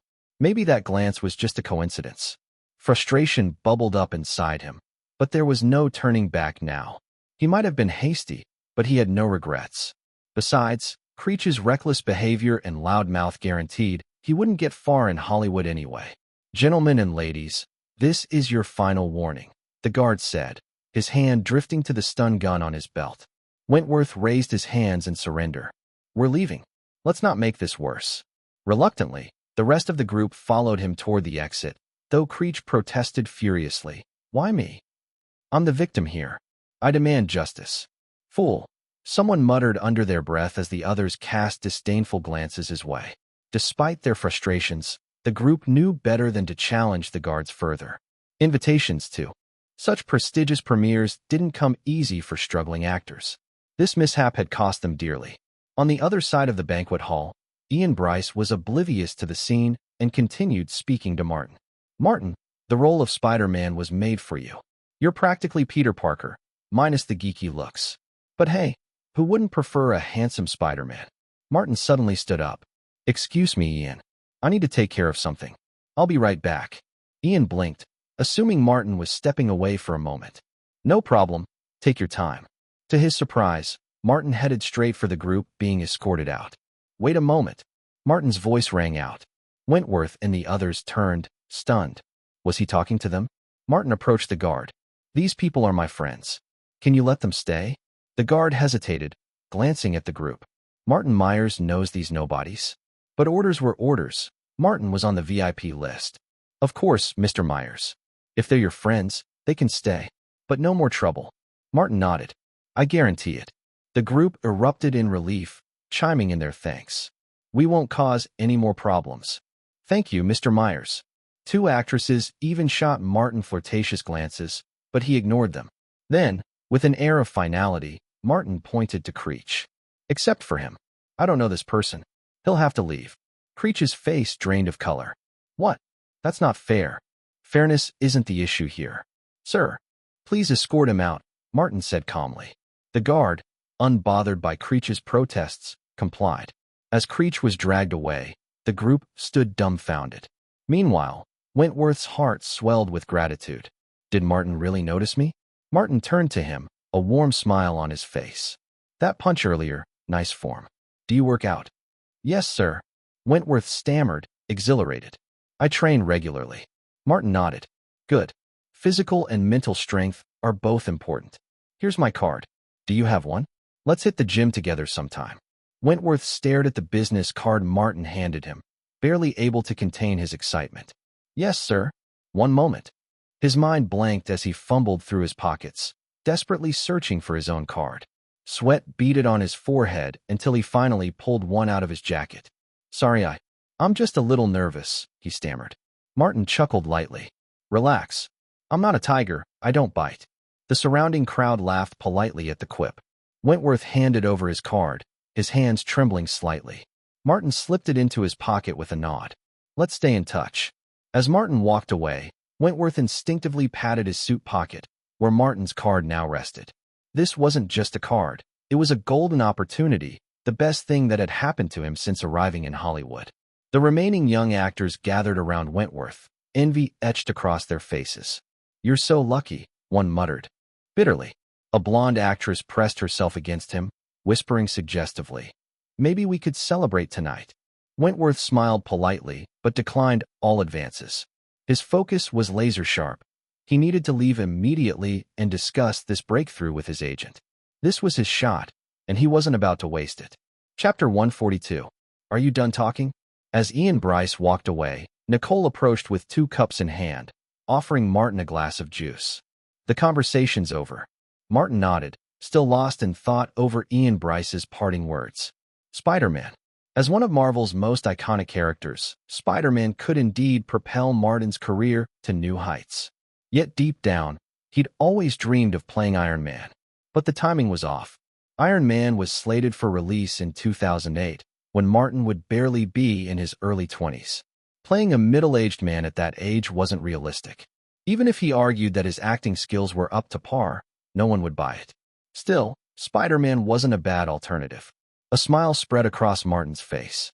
Maybe Little Spider's popularity could surpass Iron Man's. In Martin's view, Spider-Man's appeal was no less significant than Iron Man's. The disparity in their fan bases wasn't about the characters, but the actors playing them. Tobey Maguire, Andrew Garfield, Tom Holland. They were all talented but lacked the overwhelming personal charm of Robert Downey Jr. As the saying goes, a little brother's likability is no match for a big uncle's commanding presence. But Martin was different. He could be both charmingly sweet and irresistibly salty. He was confident he could infuse the little spider with a unique allure, snarky, playful, and undeniably captivating. Nicole settled onto the sofa opposite him, sipping wine as she watched Martin, engrossed in his thoughts. It was hard to believe that such a tall, strikingly handsome young man was only 14 years old. While his facial features retained a hint of youthful innocence, his calm and composed demeanor completely overshadowed it. He was beautiful. The longer Nicole looked, the more captivated she became. Suddenly, she cleared her throat, snapping Martin out of his reverie. "Martin, Tom isn't home tonight. Want to come over? Malibu." "That's right. Sure." The premiere finally began. First, Alan Ryder Jr., president of 20th Century Fox Film Company, took the stage to deliver a speech. Ryder was a tall, lean, middle-aged man with a sharp appearance and commanding presence. Then, the film's largest investor, Martin himself, stepped up to the podium. "Hello, everyone." A cheeky grin lit up his face. "This is probably the last time I'll greet you all so casually. They say entering high school means stepping into the adult world. In the past, we could do this and that. Now, we can't do this, and we can't do that." Laughter rippled through the audience. Martin shrugged. "So, from now on, it's going to be, ladies and gentlemen, good evening. Growth sure has its costs." The crowd burst into laughter again. "Since this is my last chance to act like a kid, I'll indulge one last time. Mr. Alan Ryder, your speech was so long and boring I almost fell asleep." The room erupted with laughter. Alan Ryder smiled helplessly, raising his glass in mock surrender. "So, I'll keep it short. Just one last thing." Martin lifted his glass of grape juice. "I hope our movie's a massive success, and I hope I win an Oscar. Mr. De Niro, please don't mind. After all, you've already won one." The crowd roared with approval. "And lastly, I wish all the ladies here eternal youth and beauty." The audience clapped enthusiastically, and Martin's reputation as a friend of women was solidified. With the speeches over, the audience moved into the grand theater adjacent to the banquet hall. For the first time, Martin wasn't seated in the second row, but in the prestigious first row, a mark of Capital's influence. Naturally, Robert De Niro also occupied a seat in the front row, a mark of being an industry titan. Nicole Kidman, attending as Martin's date, also claimed a front row spot. The arrangement felt strange to Nicole. She was accustomed to sitting here with her husband, but this time, as the lights dimmed and the 20th Century Fox logo appeared on the screen, Nicole discreetly reached over and clasped Martin's hand beneath the armrest. Her palm tingled as Martin lightly traced circles with his fingers. Though the sensation was subtle, it sent a wave of warmth through her chest. The screen transitioned to display the Myers Films logo, a panda in a bamboo hat, striking a kung fu pose. It was an unmistakable nod to the protagonist of Martin's debut novel, Panda Pa. Suddenly, she felt Martin's hand slide behind her back, pressing gently. Her heart raced. This little rascal is so bold. What if someone notices? On screen, Robert De Niro appeared, crying over the lifeless body of his wife in a bathtub. The camera slowly panned out, revealing Martin standing ominously in the doorway, his expression unreadable. Nicole let out a soft gasp and shot Martin a glare in the dark. He flashed a mischievous smile. From the corner of her eye, Nicole confirmed no one had noticed. All eyes were glued to the screen. As the movie progressed, Martin's character became darker and more unsettling. The eerie grin he flashed at the psychiatrist elicited gasps from the audience. Nicole, meanwhile, found her face heating up. Her palm felt damp, but to her surprise, she didn't dislike Martin's advances. If anything, she anticipated them. Yet Martin didn't push further. On screen, Martin's child character lay on a bed, introducing his imaginary friend Charlie to De Niro's character. The scene sent chills down the audience's spines, leading many to misjudge the movie's ultimate twist. Nicole shifted in her seat, trying to suppress her restlessness, then caught herself, her face burning with embarrassment. Martin leaned closer, whispering, Nicole, patience. Let's finish the movie first. Be good. His coaxing tone ignited a peculiar warmth in her chest. To her surprise, she enjoyed it. You little rascal, she murmured playfully. Whose fault is this? My bad, he replied with a smirk. I'll make it up to you tonight. Nicole chuckled. We'll see if you're up to the task. Martin withdrew his hand, leaving Nicole feeling an unexpected emptiness.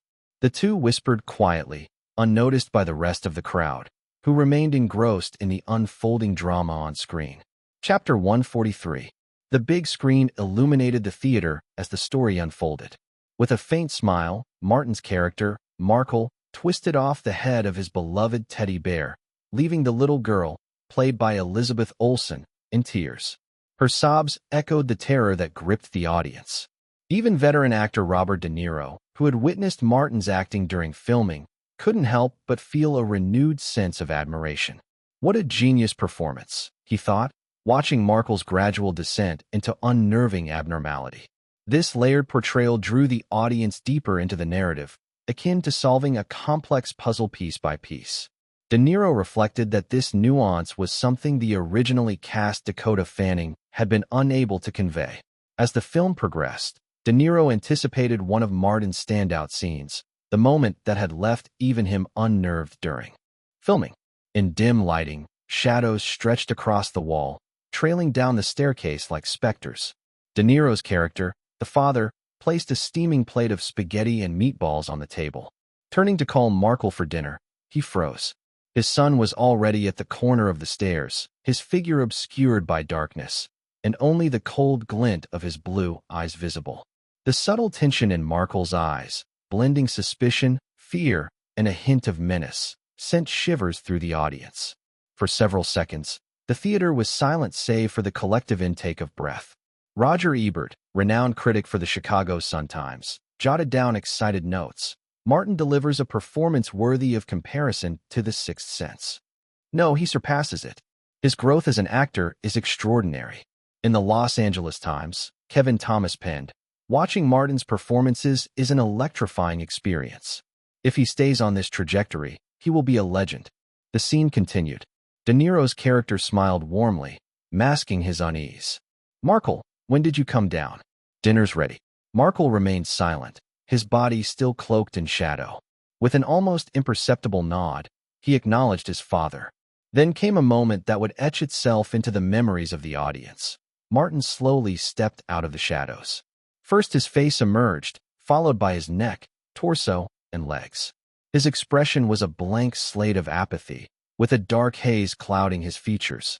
The camera lingered on his eyes, a chilling, piercing blue radiating malice. A ripple of gasps swept through the audience. The look, cold and demonic, left even the seasoned critic Roger Ebert stunned. How can such depth of emotion be conjured? Where does this boy draw from? He scribbled. Emotional borrowing and compensation, techniques used by seasoned actors, couldn't fully explain how Martin delivered such a haunting gaze. The plot unraveled further, with John Polson's direction masterfully manipulating the audience's suspicions. They cycled through a carousel of suspects: the original homeowner, the sheriff, the neighbor, and finally Markle's invisible friend, Charlie. Even Nicole, usually poised, leaned closer to Martin, whispering, "Who's the real killer? The sheriff? The neighbor? Or Charlie?" Martin smirked. "Can't spoil it, Nicole. Patience." "Ugh, fine," she muttered, rolling her eyes before being pulled back into the suspense. As the movie approached its climax, the father's second personality, violent and feral, emerged. The truth stunned the audience as the plot unraveled in reverse, revealing his gruesome deeds through quick flashbacks. The tension, bottled up for 2 hours, found release in the film's resolution as justice triumphed over evil. Roger Ebert noted in his review, while the sunny ending caters to commercial tastes, it doesn't diminish the film's artistic brilliance. This is a masterpiece, a perfect blend of craftsmanship and storytelling. As the credits rolled and the lights brightened, the audience, momentarily stunned by the sudden shift, broke into thunderous applause. One by one, they rose to their feet, shouting the names of the actors. Martin, Martin, Robert, Robert, Fonka, Fonka. Nicole took the opportunity to embrace Martin tightly. Congratulations. You've done it again. Thank you, Martin replied with a professional smile, returning her hug with the grace of a gentleman before stepping back. Nicole smirked inwardly. This little bastard acts like a saint now, but I know the truth. He'll fuck me for 5 hours, she thought, unable to suppress her amusement. Chapter 144. Alan Ryder Jr., president of 20th Century Fox Pictures, grinned from ear to ear. The quality of the finished film assured him that it would perform well at the box office. Martin, congratulations, he said, not forgetting to acknowledge the major contributor to the film. He immediately walked over to shake Martin's hand. Martin smiled and replied, "No, it's congratulations to all of us." Haha, little Alan Ryder laughed. Yes, congratulations to us. Then, the main creative team took the stage to answer reporters' questions and interact with fans. The movie wrapped up just after 10 o'clock, and guests in the audience began to disperse. Martin also left, heading to his car. "Boss, the paparazzi are gone," Gordon said. Martin looked back and smiled. "Take us to Malibu." At the small villa, Nicole had been waiting for a long time. Martin unlocked the door with the spare key and immediately noticed rose petals scattered across the floor. The petals formed a trail, guiding him through the living room, up the stairs, and into the master bedroom. On the large bed, Nicole, dressed in a transparent pink and blue mermaid gown, lay waiting. The sight of her made Martin's heartbeat race, his desire intensifying. "Come on, little bastard," Nicole teased with a smile, beckoning him with a finger. Could he resist? Of course not. Martin used the golden cicada escapes its shell technique, rushing toward her with an exaggerated cry. "That monster, look at me, old son. Come and surrender." Nicole didn't understand Martin's cryptic dialect, but she got the message loud and clear. She giggled and turned over on the bed, revealing her smooth, curvy back. And then, Martin was surrounded. The dark clouds descended. Martin left in the early hours, in high spirits. This amount of exercise was nothing for him. Staying up late? No problem. Succubi are nocturnal and far more energetic at night than during the day. Though his body wasn't fully transformed, staying awake all night had no effect on him. But don't imitate Martin. You're not a succubus. Go to bed early and get up early. Good kidneys and a healthy appetite are all you need.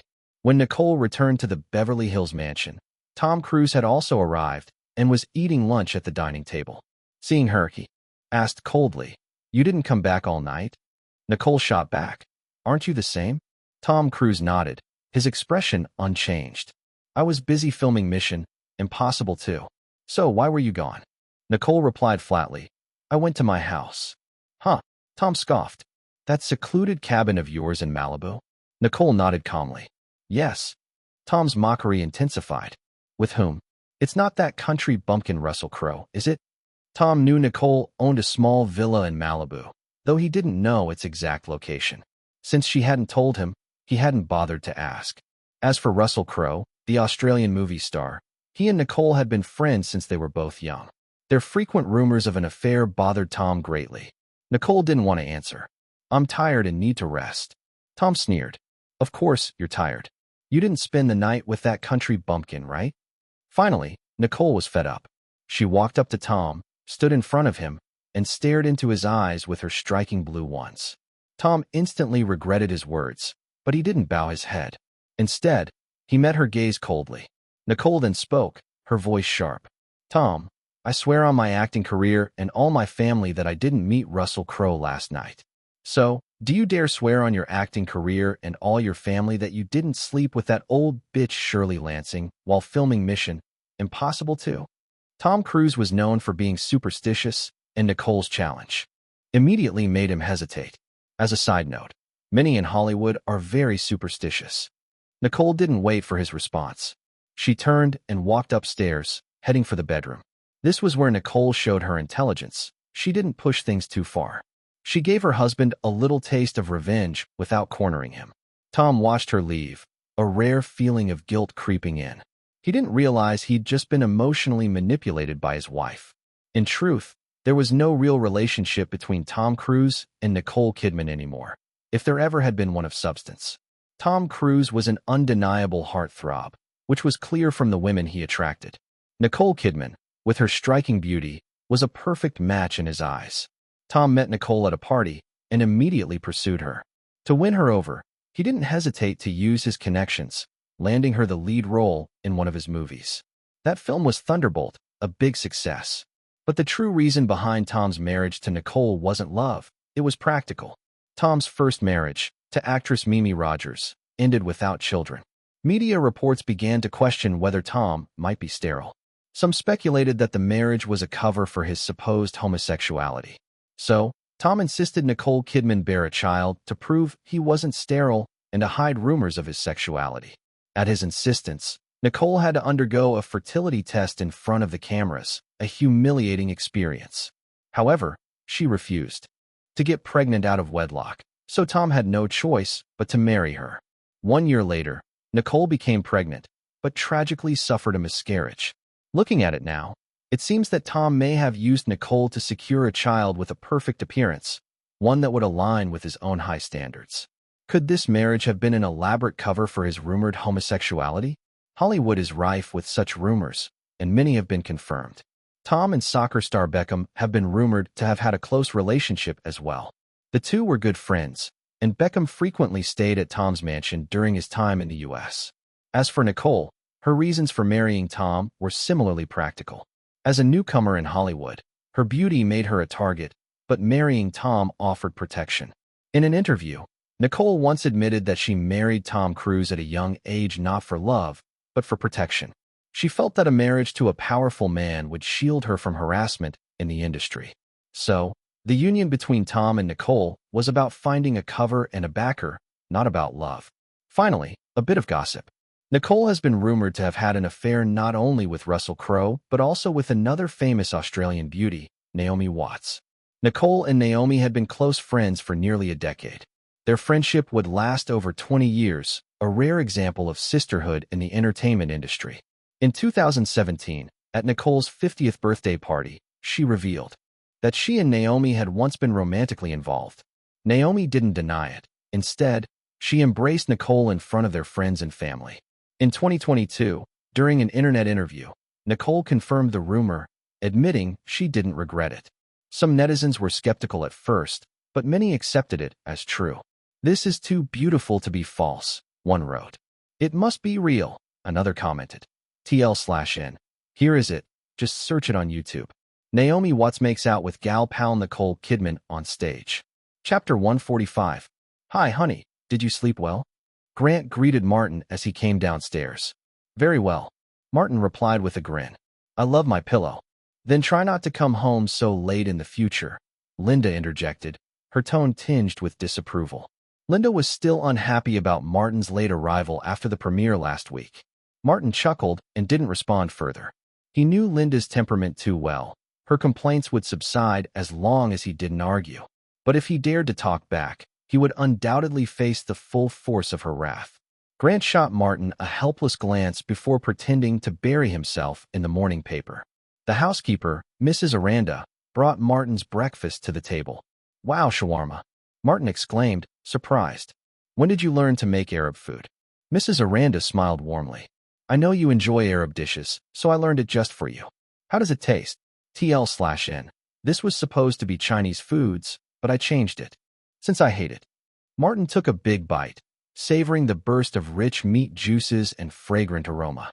"This is amazing," he exclaimed, giving her a thumbs up. Mrs. Aranda beamed at the compliment, while Grant glanced at his own bread and ham with a sudden lack of enthusiasm. "Dad, are you still reading the newspaper?" Martin asked. "Huh? Oh, not really," Grant replied, lowering the paper and handing it over. "Here, take it. It's all good news anyway." Indeed, it was all positive headlines. With a $30 million budget, Hide and Seek raked in $27 million in its opening weekend, topping the North American box office charts.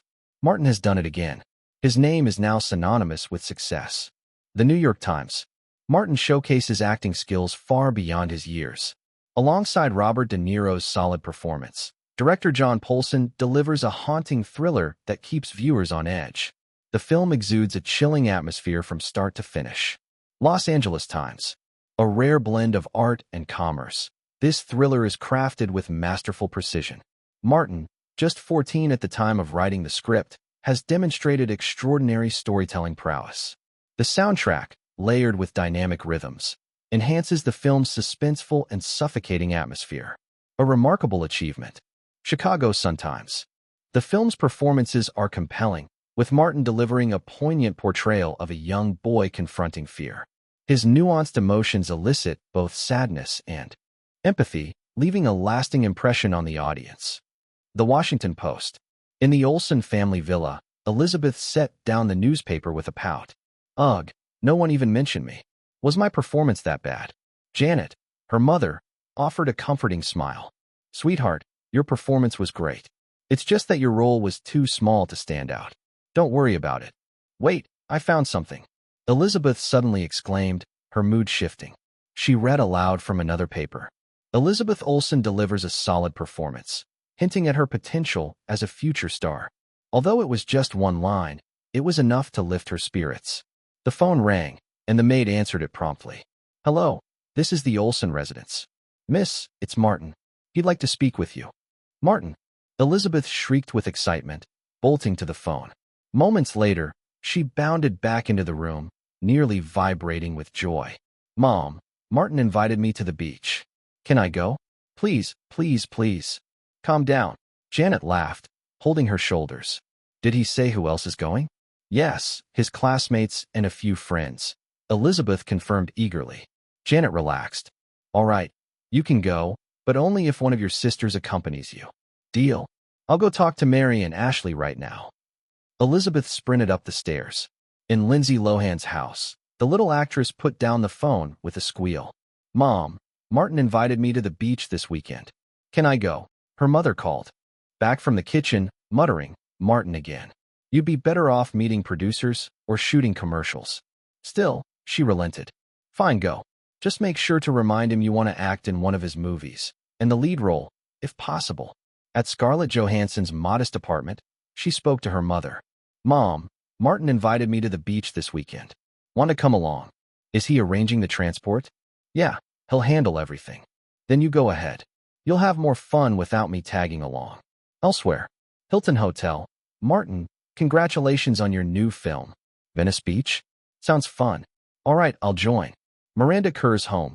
Martin invited me out this weekend. Go ahead, her sister Chris replied. Jessica Alba. Sure, I'll come. Can I bring a friend? Britney Spears. Perfect, thanks. Dorothy Durst. Dad, Martin invited me out this weekend. Just the two of you? Her father asked cautiously. No, other friends too.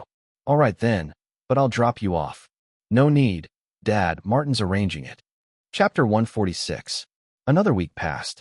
Instead of rushing back to New Zealand to continue filming The Lord of the Rings, Martin decided to spend some time with the girls in his circle. To be clear, this wasn't going to be some awkward, dramatic meeting, nor a chaotic Shura field confrontation. However, Martin had recently reached a new level of magical power after consistent cultivation. This new mastery allowed him to cast fresh spells, including one called Charming Love. Martin felt it was the perfect time to put it to use. The spell allowed him to condense a love seed, using magic and plant it within someone's body. Once planted, the recipient would develop a deep, unwavering love for him and remain loyal forever. This spell was commonly used by succubi in the mystical continent of gods and demons. Given their numerous partners, succubi found it impossible to invest time and energy into nurturing each relationship. Thus, the Charming Love spell became a practical solution and one of the most widely used in their repertoire. With the number of women around him steadily growing, Martin decided it was best to take early precautions to avoid future complications. As for why he gathered them all at once, simple, it saved time and effort. Meanwhile, Martin's latest movie, Hide and Seek, continued its strong performance at the North American box office, raking in $22 million in its second week. With a cumulative $49 million gross, its success was clear. The group met at Venice Beach, one of the 5 best beaches in Los Angeles, renowned for its rich cultural atmosphere.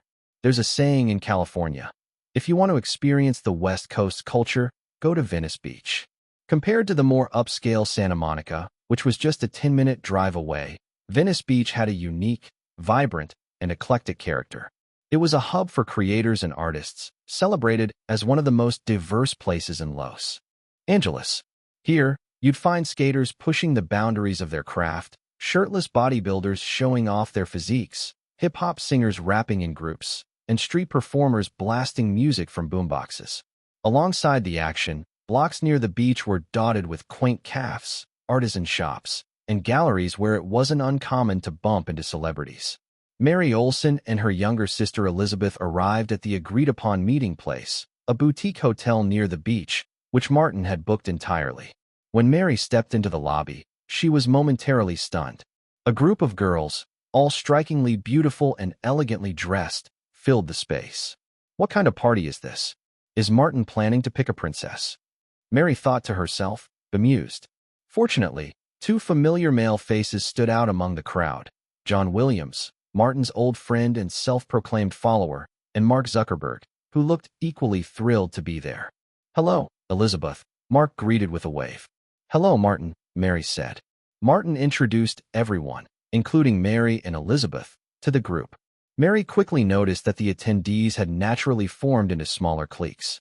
Jessica, Dorothy, Lindsay, and Brittany seemed to share a bond. Among them, Jessica and Brittany were the oldest at 17. Paris Hilton, ever the picture of aloof arrogance, stood apart from the others, refusing to engage in small talk. Scarlett and Miranda paired up as another interesting duo. One was tall and willowy, the other petite, yet equally stunning. Despite their ages, just 15 or 16, they carried themselves with confidence, their striking appearances hinting at maturity beyond their years. As for the boys, John and Mark made up the only male presence apart from Martin. Mary couldn't help but feel their partnership was an odd contrast. John's boldness seemed likely to overshadow Mark's quieter demeanor. What Mary didn't realize, however, was that she appeared just as out of place to everyone else. Despite being a teenager herself, she exuded an air of maturity that felt more like a chaperone than a peer. "Where are we going, Martin? I don't have time to waste with these little kids," Paris said, her chin held high in disdain. "How old do you think you are?" Jessica shot back. Scarlett, not one to back down, smirked and straightened her posture. "Well, I think I'm still older," she quipped with a subtle but pointed gesture. Scarlett, in truth, felt uneasy. The dynamic between Martin and the other girls didn't escape her notice. She cast a glance at Jessica, Dorothy, and Lindsay, only to realize they were all looking back at her, with markedly different expressions. Jessica seemed to eye her figure with faint discontent.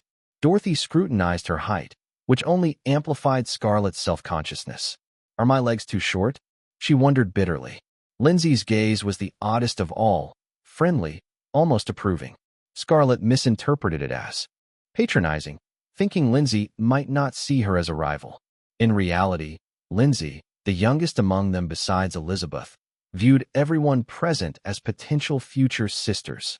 Her surprising maturity in embracing the situation as it unfolded was unmatched by the others. "I borrowed a yacht," Martin announced. "Let's go out to sea for a while." Excitement rippled through the group as they set off for the harbor. The events that unfolded at sea remain unwritten here, but suffice it to say, Martin returned satisfied, and every girl left the experience with something deeply significant to their bond.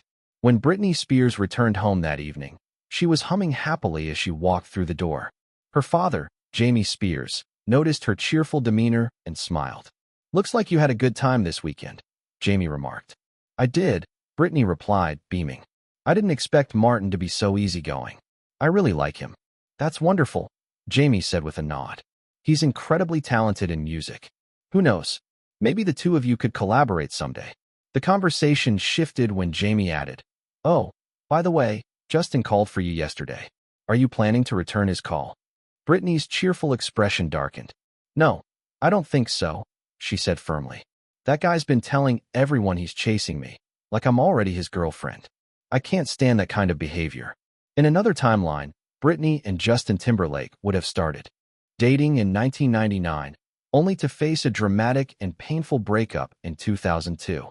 Justin's public comments and insinuations about their relationship, as well as his controversial Cry Me a River music video, would have deeply hurt Britney, marking the start of her personal struggles.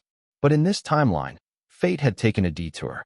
When Martin cast his charming love spell, he had accidentally planted a love seed in Brittany. While the spell required the recipient to have some prior affection or admiration for it to succeed, Brittany's latent feelings for Martin made her an ideal candidate. This small, unintended shift might just rewrite history. Chapter 147. Martin doesn't yet realize that he has accidentally affected Brittany, and right now, Brittany is thinking about him. The journey he had already embarked on to New Zealand was just the day before Martin left the United States. His new album, Martin 2.0, was released. It was rather bold of him to release the album without any promotion or a charting campaign. He simply packed up and left. This showed how confident Martin was in the quality of the album. Of course, his confidence was well placed. Martin was incredibly popular at the time. First, there was Michael Jackson, who saved people at a concert, and then the blockbuster success of Hide and Seek, where Martin was the screenwriter, soundtrack composer, and star. The true driving force behind Martin's fame, however, was Michael Jackson. With 1.5 billion fans worldwide, Michael's influence was immense. After the concert, many of Michael Jackson's fans publicly declared their support for Martin's new album, 663, with their actions matching their words. Martin 2.0 was released with an initial 300,000 copies, which sold out within 3 days, an astonishing speed. To put that into perspective, this was more than the entire month's estimated sales for Columbia Records' distribution department. Even Michael Jackson himself came forward to support his brother. Despite his poor relationship with Machuola, Michael had no qualms about singing Martin's praises. Michael Jackson knew the album was worthy of praise. Tracks like Unstoppable, That Girl, Baby, You Smile, and Boyfriend could easily have been singles for any other artist, yet Martin released all 5 at once. Crazy? Absolutely. The sales numbers for Martin 2.0 were equally staggering. The album sold 300,000 copies in its first 3 days and reached 1 million copies sold within 10 days. Though the numbers began to decline, it still hit 2 million copies a month later. Media outlets predicted that the album might reach diamond status within 8 months. This wasn't the age of the internet, where online purchases could easily skew numbers. Every diamond record was a true accomplishment, a mark of undeniable success. The track Baby, under Martin's interpretation, exploded with even greater energy than it had in the original timeline. In just 1 week, Martin 2.0 topped the Billboard album chart, and Baby topped the Billboard singles chart. Both songs began their long reign over the charts. Other artists who had released songs or albums at the same time were simply out of luck. When faced with this magic album, they didn't stand a chance. At the Lord of the Rings set, Martin returned to a hero's welcome. "Gentlemen and ladies, I'm back. Did you miss me?" Martin greeted everyone with open arms, channeling a Return of the King gesture. Behind him were 2 assistants, each hauling a large suitcase. "Guys, I've brought gifts for all of you. Come quickly and greet His Highness the Prince." Peter Jackson was the first to approach, patting Martin on the arm with a smile. "You're finally back. The Fellowship of the Ring just isn't the same without the Elf Prince." Orlando Bloom also stepped forward to congratulate Martin. "Martin, congratulations on the success of your movies and albums. We've all missed you while you were away." "Hey Orlando, how can you speak for everyone?" Elijah Wood joked. Orlando grinned and replied, "Don't you miss Martin?" Elijah Wood replied, "No." Then he quickly added, No, wait. I do miss it. Especially the gift Martin brought. Let's see what it is." Elijah's quirkiness had everyone laughing. Martin laughed too and signaled for his assistant to open the suitcases. These assistants had been assigned to Martin by Jeff. As Martin's fame grew, so did the complexity of his life. The more successful he became, the more support he needed. While everyone was distracted by the gifts, Martin winked at Liv Tyler and gestured toward Kate Blanchett. Kate remained calm, seemingly oblivious to the interaction, but in reality, her heart was warmed. It was another sleepless night ahead for her. Liv Tyler approached Martin, looking up at him in surprise. "Martin, have you grown taller again?" Liv, who was 1.78 meters tall in shoes, used to look down at Martin slightly, but now she found herself looking up. Martin smiled and nodded.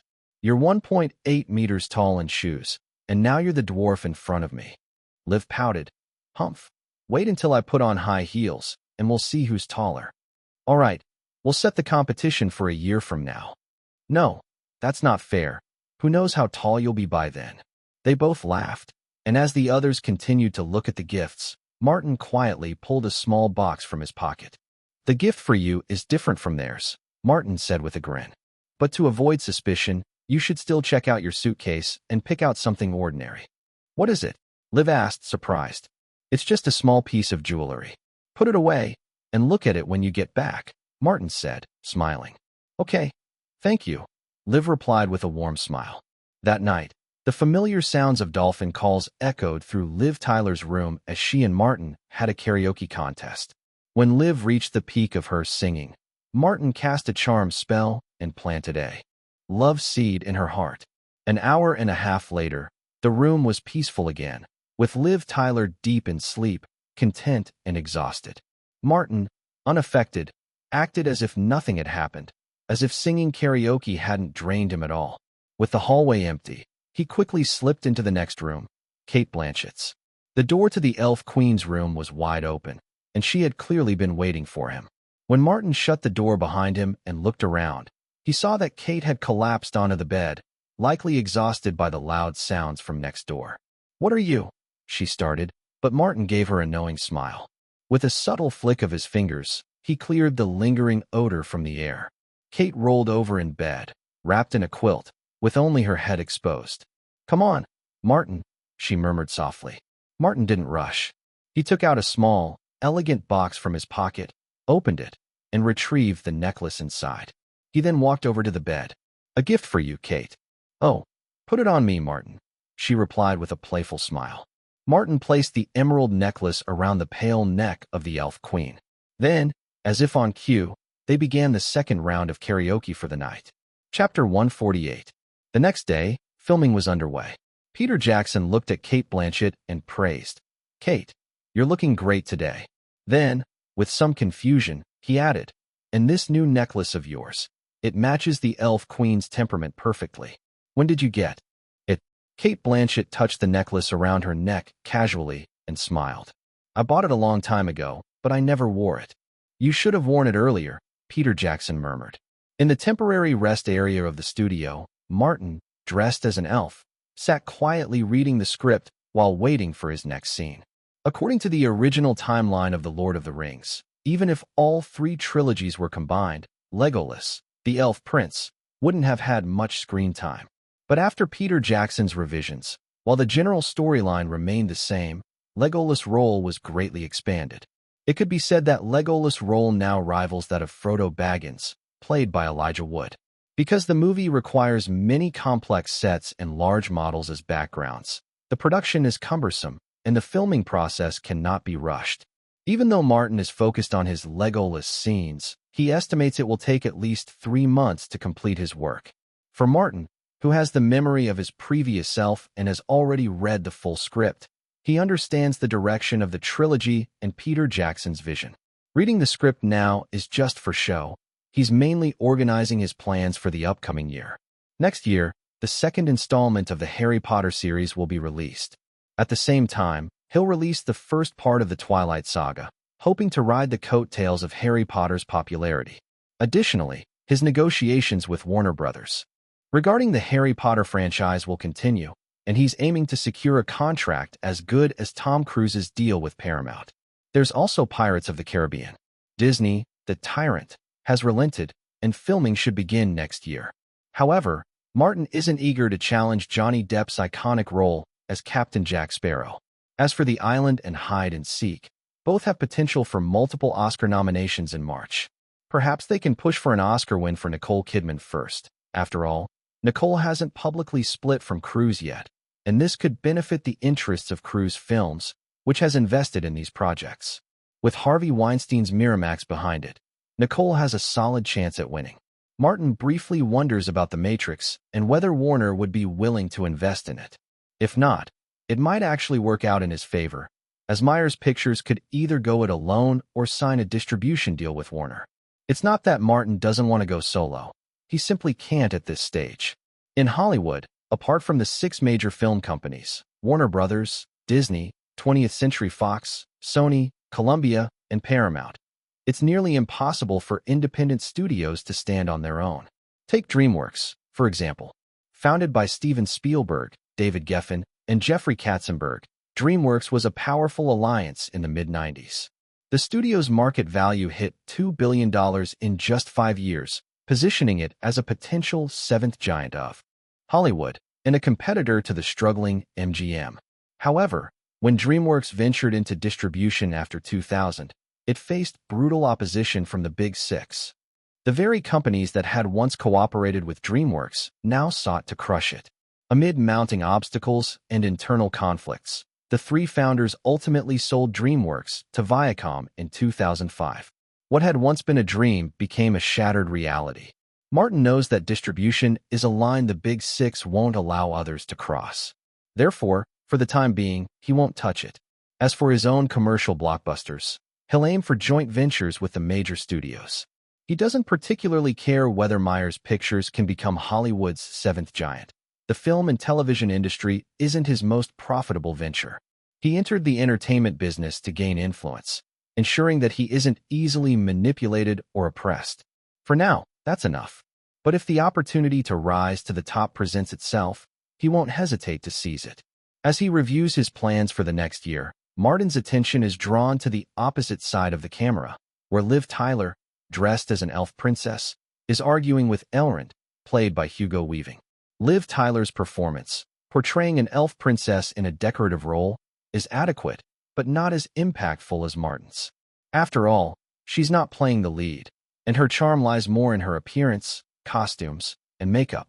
With her talent and years of experience, she handles the role effortlessly. As Peter Jackson calls, cut. All right, everyone take a break. Liv Tyler walks directly toward Martin without hesitation. Given Martin's age, no one doubts the nature of their relationship. Hi, Martin. Liv Tyler greets him and sits down beside him. Hey, Liv. You're doing great today. Martin casually compliments her. Huh. Thanks. Liv replies with a sly smile, then adds, the kiss scene between Arwen and Aragorn is about to be filmed. Should I talk to the director about borrowing the filming location? You decide. I don't mind. Martin shrugs nonchalantly. He truly doesn't care. The romance has already been established, and Liv will undoubtedly make the right decision. Chapter 149. Liv Tyler had already discussed with Peter Jackson about using a location for the kiss scene. Although Peter Jackson was not entirely satisfied, he reluctantly agreed. After all, this was a fantasy adventure film, not a romance, and people weren't there to watch the elf princess and Aragorn kiss. If it had been Martin's kissing scene, it might have drawn a lot of women to the theater. Maybe if he showed some muscles, it could help. Peter Jackson glanced at Martin from a distance, dismissing the thought. After filming the scene, Liv Tyler eagerly trotted over to Martin, eager to show off her success. How did I do? She asked. You were great, Martin replied. So, how are you going to reward me? What reward do you want? Well, let me think. How about we go camping for a night today? Camping? Martin asked. Yes, I know a quiet spot nearby. All right, Martin agreed. Nightfall. Liv Tyler, wearing a mask and sunglasses, slipped out of the hotel in the town and made her way to the meeting spot she'd arranged with Martin. Gordon, with a stern expression, was waiting there in an off-road vehicle. Liv opened the car door, but noticed Martin wasn't there. She asked, Where's Martin? He's already waiting by the woods. I'll take you there, Gordon replied. Then what are we waiting for? Let's go, Gordon. Half an hour later, the off-road vehicle stopped at the edge of the woods. By then, some tourists had left, and Liv could see Martin standing with 2 tall horses beside him. Horseback riding? That sounds fun, Liv said excitedly. Under the dim sunset, Martin and Liv mounted the horses and slowly rode toward the woods together. As they rode, Liv commented, Winter in New Zealand doesn't feel like winter at all. It's nothing like I expected. Martin, curious, asked, Isn't it the same in Los Angeles? I thought you were used to it by now. No, I actually don't live much in Los Angeles. I spend more time in New York, Liv replied. Isn't it cold in New York during the winter? Yeah, it snows a lot, sometimes so heavily that they need snowplows to clear the roads. They rode further until a series of mountain peaks came into view. Where are we heading? Martin asked. We're almost there, Liv responded. They dismounted at the foot of the mountain and tied their horses in a sheltered spot. Since New Zealand doesn't have dangerous wild animals like wolves, leopards, or snakes, there was no concern about the horses being in danger. Ironically, the strongest land predator in New Zealand below humans is the rat. As they climbed partway up the mountain, a hot spring appeared before them. Martin tested the temperature with his hand. It wasn't too hot and was perfect for a soak. How did you find this place? Martin asked, surprised. This hot spring must be a local secret. Not many outsiders could find it. Peter told me about it, Liv replied. Peter? Peter Jackson. Martin was even more surprised. He paused, thinking, does Peter know about my relationship with Liv? Did he reveal this place to set the mood for us? He quickly dismissed the thought. It didn't make sense. After all, Peter's wife and children were also part of the crew. Martin smiled and shook off the concern. It wasn't a big deal.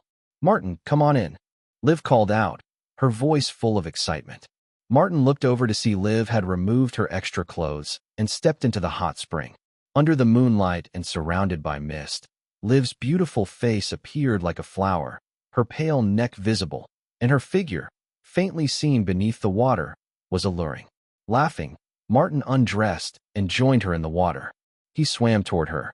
Liv giggled as Martin embraced her hands slowly sliding from his shoulders.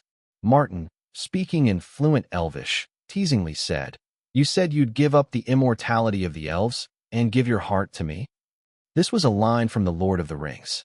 Liv responded in Elvish, "Yes, my heart is still the same. I would rather spend my life with you than spend eternity alone." Under the night sky, the two became one. At the foot of the mountain, Gordon leaned back in the off-road vehicle, quietly standing guard. Elvish is a language created by J.R.R. Tolkien in his books. I must say, this genius not only invented an entirely new language, Elvish, but also crafted a completely new writing system. Scene 128, Act 24, Action. Are you ready, Legolas? Elijah Wood walked over, his signature baby face filled with concern. Martin took the bow and arrow off his back, stepped on a rock with one foot, his blonde hair flying in the wind, looking every bit the hero. He confidently said, "My bow will protect you until the battle is over, Frodo." They were preparing to film a battle scene. Peter Jackson had originally planned to recruit 15,000 extras from the New Zealand Army for the scene. However, the New Zealand soldiers had been sent to East Timor to handle a local conflict, and the Civil War was over. So Peter had to advertise everywhere, looking for young people who could ride horses to serve as extras. Fortunately, there were many horse farms in New Zealand, and plenty of young people who could ride. Eventually, enough people were gathered. The battle began. Martin moved into his position, nimbly leaping across rocks, occasionally taking shots with his bow. How on earth does Martin make all his movements look so beautiful? Richard Taylor asked, adjusting his glasses and staring at the monitor in confusion. Peter Jackson, also watching the monitor, replied, "I don't know, I don't care. All I know is Martin will make this film a classic. I'll do anything to keep him in top shape." Peter Jackson's words were loaded with meaning. At that moment, Martin and Elijah Wood's scene was interrupted. To be more specific, Elijah Wood had an accident. As Martin's clothes flew up during a jump, a stone was kicked into the air. Elijah, who had been following closely, lost his balance and was about to fall. According to the rehearsal, 2 extras playing orcs were supposed to rush in with knives and hammers. This was supposed to be a scene where Frodo, played by Elijah Wood, would shout a warning, and Legolas would pull his sword to defend him. However, the plan was thrown off track when Elijah lost his balance and blocked the orc attackers. Just when everyone thought the scene would fall apart, Martin reacted. With impressive skill, he caught Elijah before he could fall, then performed a graceful spin, like a ballet dancer, and unsheathed his sword in one swift motion. The 2 orc extras were both struck in the chest, and Martin softly commanded, "Lie down and face up." The extras immediately understood and collapsed as they had rehearsed, covering their injuries. "Perfect," Peter Jackson exclaimed, snapping his fingers and pointing at the monitor. "That's why I'd do anything for Martin." Chapter 150. Cut. This one is fine. Everyone breathed a sigh of relief. Group scenes are always troublesome to schedule, and every retake is a huge challenge. Elijah Wood patted his chest, a look of fear on his face, and said to Martin sincerely, "Thank you so much, Martin. I was almost scared to death." He then squeezed Martin's arm in surprise. "They all say you were born with divine power, and now I believe it." This was just a brief episode during filming. In the Lord of the Rings series, there are many group scenes, and even Martin can't cover them all. NG, no good. Takes were common occurrences. Fortunately, Peter Jackson maintained a good attitude, and Martin, as the investor, didn't complain. The crew continued filming in an orderly manner. During this time, Martin had been handling remote public relations for Nicole's Oscar campaign for Best Actress. "Martin," Tom said, "his crew's films will take action, but something strange has happened. Recently, a friend of mine has been insisting that I meet Harvey, saying that Harvey wants to talk to me about winning awards. But I refused. As you said, I shouldn't be alone with Harvey. He's a dangerous guy." Martin, on the other end of the phone, was stunned. "Harvey? Harvey Weinstein?" After Nicole confirmed it, Martin was immediately furious. "This damn fat guy is really evil. He harassed Charlize before, and now he wants to attack Nicole. Who is your friend?" "David Wenham, a fellow Australian of mine. Don't contact him again. This guy has no good intentions." "No way. Maybe he doesn't know who Harvey is. Believe me, this guy once auditioned for the role of Faramir, and Harvey called him to intercede for him. They definitely have a relationship." Okay, I'll listen to you and never contact David again." "Hello, Harvey. It's David Wenham. Nicole didn't agree to meet." "What? You idiot. You can't even do this little thing? It's just a meal. You can't even set up a date? Didn't you say that you and Nicole Kidman are very close?" Harvey yelled at the other end of the phone. David Wenham didn't dare respond and could only curse in his heart. "Just a meal? Even a fool can tell what kind of person you are, you damn fat guy. I'll give you one more chance, the last one. Ask Nicole out, and tell her I'm sure she'll win the Best Actress Oscar this year.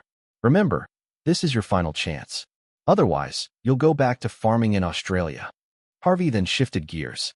"But if you succeed, my Miramax and I will take you in, and you'll receive resources you can't even imagine." David Wenham's expression changed. He was already ready to back out, but suddenly became motivated and excited. "Harvey, is everything you said true?" "Of course," Harvey said arrogantly on the other end of the phone. "I have plenty of opportunities in my hands. No need to lie to you."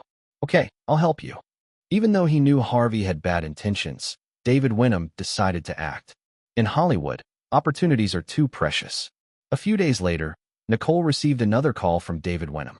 After much hesitation, she finally picked up the call, secretly swearing in her heart that if David Wenham tried to persuade her to meet Harvey again, she would block him. When the call connected, David Wenham's haggard voice came through. "Nicole, thank God you didn't agree to meet Harvey. After Harvey asked me to ask you out that time, I went to inquire about it. This guy is a bad person. Several actresses have fallen into his hands. I heard that a young actor was drugged by him. This damn guy? I was almost taken advantage of by him. Sorry, Nicole, for almost putting you in danger." David Wenham's words made Nicole Kidman feel slightly relieved. It seemed that David had just been temporarily deceived by Harvey. He didn't have any ill intentions. She softened and said, "It's okay, David. It's not your fault. I understand. But you should have no contact with Harvey in the future. Even though he has power and resources, his methods are too reckless. Something will happen sooner or later." "I understand." A brief flicker of guilt passed through David Wenham's heart, but it quickly faded. "Nicole," he added, "we haven't seen each other in a long time. Why don't we meet for dinner sometime?" Nicole Kidman hesitated, but ultimately agreed. "Okay, you set the time. I'm free recently." "All right, I'll call you when I think about it." David Wenham hung up the phone without immediately setting a time for dinner. Otherwise, it would look premeditated. 2 days passed. David Wenham called Nicole again and set a time for dinner. Nicole agreed to the time and place. But just after hanging up the call with David Wenham, a strange feeling stirred within Nicole. It was as though a mysterious warning had been triggered in her heart, making her suddenly feel uneasy. "Martin asked me not to have contact with David. I should have listened to him." This feeling was something like guilt, but not quite the same. It was as if Martin's subtle suggestion to be obedient had worked on her subconscious. After a moment of reflection, Nicole picked up the phone and made an overseas call. "David Wenham invited you to dinner." Did you agree? Martin's voice on the other end of the phone was tense, as he sensed something was wrong with this meal. Sorry, Martin. After all, David has been my friend for many years. I can't just cut ties with him. It's okay, Nicole. It's not your fault. If it's just a meal with David, then go ahead. Thank you for understanding, Martin. Don't worry. If David brings up Harvey again, I'll leave immediately. After all, Nicole Kidman has been working in Hollywood for many years and still has to stay vigilant. After hanging up, Nicole asked the housekeeper, "Will Tom be back in the next few days?" The housekeeper replied, "No, because of the filming of Mission Impossible 2, Sir will stay on set until December." Nicole nodded, squeezed the phone in her hand, and decided against calling her husband. New Zealand. Martin went to Peter's room. "Peter, there are some things I need to take care of in Los Angeles. I need to take a week off." Peter Jackson waved his hand, cheerful. "Go ahead and come back as soon as possible." "I will, thank you." Miramax's office. The phone rang. Harvey answered. "Harvey, I got it, Nicole." Chapter 151. This evening, Nicole Kidman drove to the restaurant where she had arranged to meet David Wenham for dinner. After getting out of the car, she glanced around and frowned slightly. Is this place too remote? But she didn't think much of it.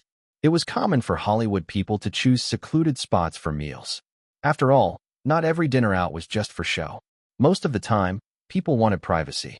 Upon entering the restaurant, Nicole soon realized the privacy here wasn't as good as she'd hoped. The establishment didn't have a public dining area, only private rooms of various sizes. "Nicole, over here." David Wenham waved from the top of the stairs, smiling. Nicole walked over, complaining lightly. "It's really hard to find this place. How did you even discover it?" "It was recommended by a friend. It offers great privacy, right? At least you won't have to worry about paparazzi," David said evasively. As they went upstairs and entered the private room, Nicole was immediately struck by the row of floor-to-ceiling windows opposite the door. The view was breathtaking. The restaurant was located halfway up a mountain, and from the windows, Nicole could see the entire city of Los Angeles, with its lights twinkling below. She thought to herself that careerists would probably love the feeling of looking down on the world from up here. "Nicole, please sit. There's no need to order. I've already taken care of everything. I promise you'll be satisfied. The scenery here is amazing. You can see most of Los Angeles from this angle," David said, gesturing to the view. Nicole nodded. The rule among their Australian friends was that whoever orders the food pays the bill, not an A system. In the past, it had usually been Nicole or Russell who ordered, with David just following along. But tonight, David was taking control, and it felt refreshing, especially since he didn't actually have to pay. "Nicole, do you think The Island has a chance at winning the Oscar?" David asked. "How can you be sure?" Nicole laughed. "It shouldn't be a problem to get nominated, but winning depends on luck." "Really? I think you've got a good shot this time. I heard Russell applied for Best Actor at the Oscars. I met him recently. His PR efforts are very strong." "I heard Russell say the same. I hope he gets something out of it," Nicole replied, and they continued their conversation. 10 minutes later, the food was served. David picked up the decanter on the table, swirled it, and poured about a third of the wine into Nicole's glass. "Try last year's Lafite. I've heard it's delicious." Nicole didn't think much of it.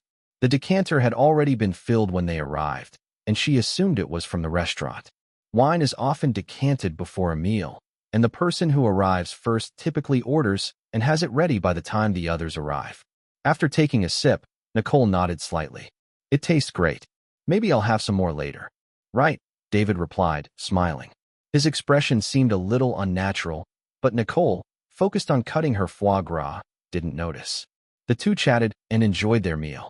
David made several toasts to Nicole, and the atmosphere seemed relaxed and harmonious. Over half an hour had passed, and half the wine had been drunk. Nicole began to feel lightheaded. Her face flushed pink, and she felt slightly dizzy. Strange, she thought. This amount of wine shouldn't be enough to make me drunk. Just then, David stood up abruptly. "Sorry, Nicole, I need to use the bathroom." Nicole waved him off nonchalantly. "Go ahead." But as the dizziness intensified, she began to feel a strange warmth in her lower abdomen. She pressed a hand to her stomach, her delicate lips parting slightly as she let out a soft moan. David, walking toward the door, glanced back and nearly lost control of himself. "Calm down," he thought to himself. Nicole isn't someone I can touch. Harvey doesn't fear crews, but I do. With that, David quickly left the room, not heading to the bathroom, but instead walking to the door of the private room next door. He knocked lightly. The door opened, revealing Harvey's greasy, bloated face. "Did you do it?" Harvey asked, his voice low. "It's done," David replied. "Good. I'll remember this favor," Harvey said, patting David on the arm.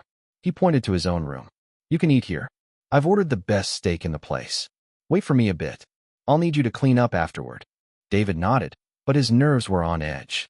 Harvey smiled reassuringly. "Don't worry. Everything will be fine. Even if Nicole notices something's off, she won't say anything.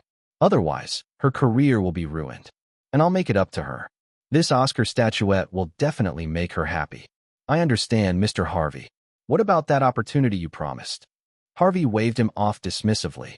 "What's yours will always be yours. I, Harvey, never lie. Now go in. I've got something to do." Harvey ushered David into the room and stumbled off toward Nicole. David closed the door behind him, swearing under his breath. That old bastard. He slumped down onto the sofa, his appetite gone. Eat steak? Not in the mood for it at all. Meanwhile, Harvey entered the private room where Nicole was lying on the table, her body shifting restlessly. She moaned softly. "Nicole, Nicole, you're finally mine. Here I come." Harvey's eyes gleamed as he locked the door behind him and stalked toward her. Chapter 152, Harvey and David. But halfway there, he paused, sensing something was off. Why were there two shadows on the ground? Just as he was about to turn around and shout, something struck him on the back of the head. His vision went dark, and he collapsed, unconscious. The person behind him stepped into view. If it wasn't Martin, who had taken leave and returned to Los Angeles, who else could it be? "Old bastard, you had this coming," Martin muttered, glancing at the unconscious Harvey on the ground. He sighed and turned to Nicole. "Nicole, you still don't get it. In this industry, when it comes to interests, you can't trust anyone, no matter how good of a friend or countryman they are." He smiled wickedly. "But luckily, you've got me." Turning to Harvey, Martin whispered, "You're going to have a very interesting night, Harvey. I promise you that." Then, Martin approached Nicole, lifting her gently. "Let's get you out of here." He opened the window, revealing the steep cliff below. Without hesitation, Martin jumped, holding Nicole tightly in his arms. This cliff was the same route he had taken when he arrived. There were no cameras, no security.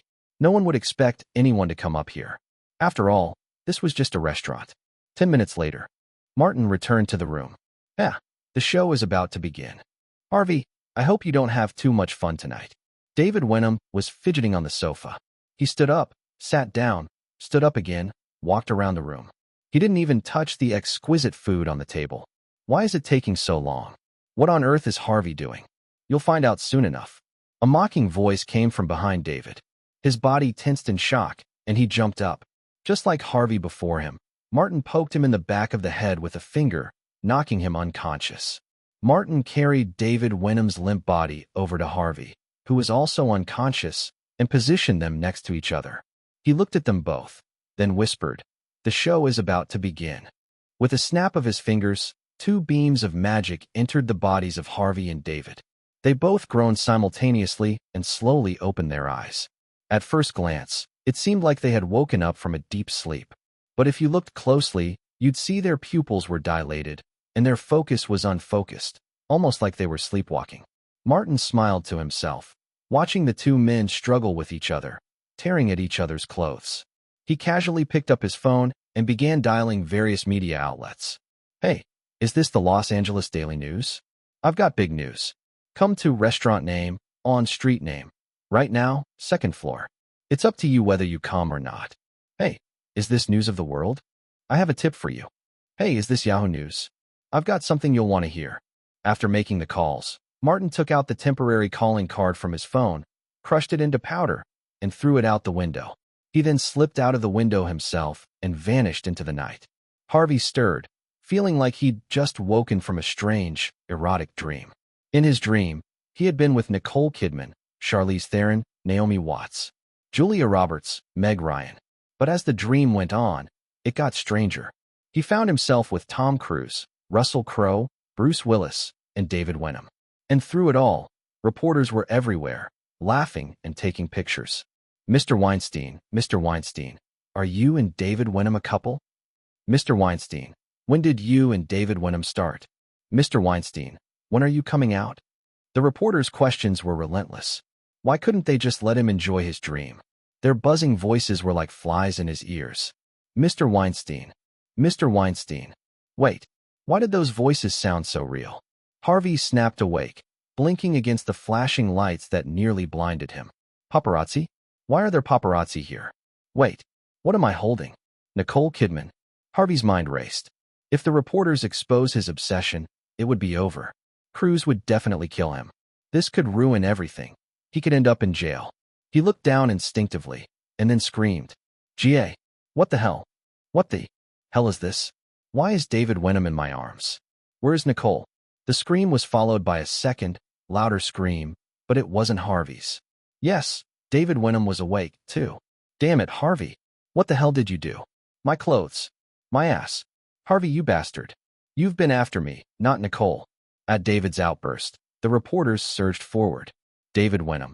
Was this voluntary or forced? David Wenham. You mentioned Nicole. What's going on? Did Harvey drug you? At first, you seemed cooperative. What changed? David Wenham, now fully awake, scanned the room, confused. How did the reporters find him here? And where was Nicole? Meanwhile, Nicole was waking up in her villa. Her head ached, and her body felt unnaturally hot. What's happening? Where am I? This is my house. No, I was having dinner with David Wenham. Wait, I passed out. Damn it, I was drugged. Having spent years in Hollywood, Nicole's instincts immediately kicked in. She checked her body, but nothing seemed strange. No, who changed my underwear? Also, no one knows about this villa, not even the Australian gang. Who brought me back here? A series of questions filled her mind, adding to her growing fear as her body temperature climbed. Damn it, I was drugged, and it wasn't just any drug. This was an aphrodisiac. David Wenham. That bastard. Nicole pushed herself up in bed, desperate to figure out who brought her back. She had a vague idea, but couldn't believe it. Just then, the bathroom door creaked open, and a figure wrapped in a bath towel stepped out. Martin? Is that really you? How are you here? Aren't you still in New Zealand? Martin chuckled. I took leave and came back. Lucky for you. Or you'd have ended up in trouble with a toad. Nicole blushed, remembering Martin's warning that she hadn't listened to. Sorry. Then she suddenly thought of something and asked urgently. Did you change my underwear? Yeah, Martin replied. You were drugged, and I had to handle things while bringing you back. Your clothes were a mess, so I changed them. Nicole's face flushed. Thinking back to what had happened, she asked fearfully, Martin, how did you find me? Was it really David Wenham who drugged me? Martin grinned. You trust your fellow Australians too much. In Hollywood, even parents betray their children. Blood relations don't mean much here. He added, I followed Harvey and stopped that old bastard just in time. It was Harvey. Nicole gritted her teeth. But Martin laughed, clearly satisfied. Don't worry. I've already avenged you. Nicole blinked, stunned. How did you do it? She was worried Martin had gone too far and caused real damage, something that could backfire on him. If that happened, she'd feel guilty for the rest of her life. Martin just smiled mysteriously and turned on the TV. Watch for yourself. Chapter 153. Martin smiled mysteriously and turned on the TV in the bedroom. The screen flickered before displaying an attention-grabbing image. On the TV, two men were tangled together in an intimate scene. Though much of it was blurred out, Nicole still felt disgusted. She reached out to cover her eyes. But then, her hand froze. This is Harvey and David. Oh my God, how did they end up together? There's a saying in Asia, repay the other person in the same way. It means to return someone's actions back to them. Nicole's eyes widened. You drugged Harvey and David. Won't you get into trouble? Martin was pleased that Nicole's first reaction wasn't to revel in revenge, but to worry about herself. He smiled and said, They don't know it's me. Don't worry. Gordon did it. Nicole wondered, but Martin didn't explain further. The host's voice came from the TV. Our reporter rushed to the scene. A shocking sight was captured in room number 07 of Miramax's Harvey Weinstein and Australian actor David Wenham, in a private room of the restaurant. The screams of Harvey Weinstein and David Wenham echoed from the TV. Nicole stifled a laugh, her eyes sparkling with joy. Thank you, Martin. I love this revenge. As long as you like it. Look at Harvey's expression. He looks like a scared chick, Martin said, pointing at the TV. But unexpectedly, Nicole wrapped herself around him from behind, the heat of her body burning against his back. Nicole let out a soft sound, and suddenly, a heat surged in her abdomen. Forget it, the pants are pointless now. It was a night of mixed emotions. Some were happy, others were not. The next day, Harvey Weinstein's affair with a gay actor was widely reported. Harvey Weinstein and David Wenham. Who would have thought these two incompatible people would actually be a couple? New York Times. Shocking to the eye? Harvey turns out to be a double plug. Not only is he interested in female stars, but also male stars. Hollywood actors, your opportunity has arrived. Or, you should be careful. News of the world. Our reporter said when he opened the door to the private room, he was so shocked he had to wash his eyes 8 times when he got home. Let's take a look at the photos the reporter took, risking blindness. Los Angeles pictorial. Harvey hid away from the public eye, either staying home or locked in his office, avoiding any contact. Reporters crowded outside his office and home. His brother Bob Weinstein also felt the heat. After finally breaking through the reporter's pursuit and entering the company, Bob angrily pushed open the door to Harvey's office. Harvey, what the hell did you do to mess with? If you messed with those actresses, why mess with men too? Is it because women no longer interest you? And even if you wanted to do it, why choose a public place? A dining room? You motherfucker is so eager to mess with her, in her own restaurant. Harvey, slumped behind his desk, banged his fist on the table in frustration and shouted. Damn it, Nicole Kidman, it must be Nicole. She's been planning this. Shut up, Harvey. It's not just your lust causing this. You better calm down and avoid the public for a while. Harvey sighed, shrugged, and gave a wry smile. Do you think I still dare to show my face? The other central figure in this scandal, David Wenham, blamed everything on Harvey. It was Harvey, he drugged me. I'm straight. I'm not a flamingo. Of course, I don't mind same-sex love, but not when it's forced on me. Harvey made me do this damn bastard. I'm going to sue him. Yes, I'm definitely suing him, and he will have to explain himself. David Wenham made the rounds with the media, portraying himself as the victim and angrily denouncing Harvey. This was the strategy given to him by his agent. Now that it had happened, it was better to make the best of it, use the situation to expand his fame. It worked. He was flooded with offers from gay films, eager to cast him in leading roles. Some film companies in the San Fernando Valley even called, asking if he was willing to dedicate himself to art. As the mastermind behind the Hollywood scandal, Martin spent 3 days with Nicole in a small villa in Malibu before boarding a plane to New Zealand, preparing to return to the set and continue filming. When it was over, he would walk away, leaving behind no trace of his involvement. Not long after Martin left, Nicole received a call from Tom Cruise. The popular Hollywood actor, currently filming on set, had finally caught wind of the scandal. But his focus wasn't on Harvey and David Wenham's scandal. It was on Nicole. What's up with David Wenham? What do you mean? Nicole asked, confused. That thing, he shouted. Turns out it's me you've been after, not Nicole. Why is this even your concern? You and Harvey don't have anything, right? Nicole felt a surge of anger. After everything she had been through, why was he still doubting her? Combined with Martin's thoughtful actions, any lingering guilt Nicole had toward Tom Cruise evaporated.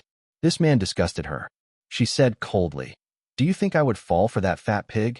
Well, Tom Cruise was left speechless. Nicole continued, "If you really want to know, I'll tell you. Harvey wanted me. He asked David Wenham to try and get me out several times, but I refused. You can go ask your housekeeper. But you weren't at home that night either," Tom Cruise said, still skeptical. "That's because I went to my little villa. I was tired of being harassed by Harvey and needed some peace. Do you need me to show you the security footage from the villa?" Well, Tom Cruise was speechless again. He quickly changed the subject, saying angrily, "Damn Harvey. I'll make sure he pays for this." "Sorry, honey. I shouldn't have doubted you. I'm sorry." "Forget it. I'm tired," Nicole replied. "Well, get some rest." Bye-bye. Both hung up, sensing that their relationship was coming to an end. Tom Cruise shook his head and let the matter drop.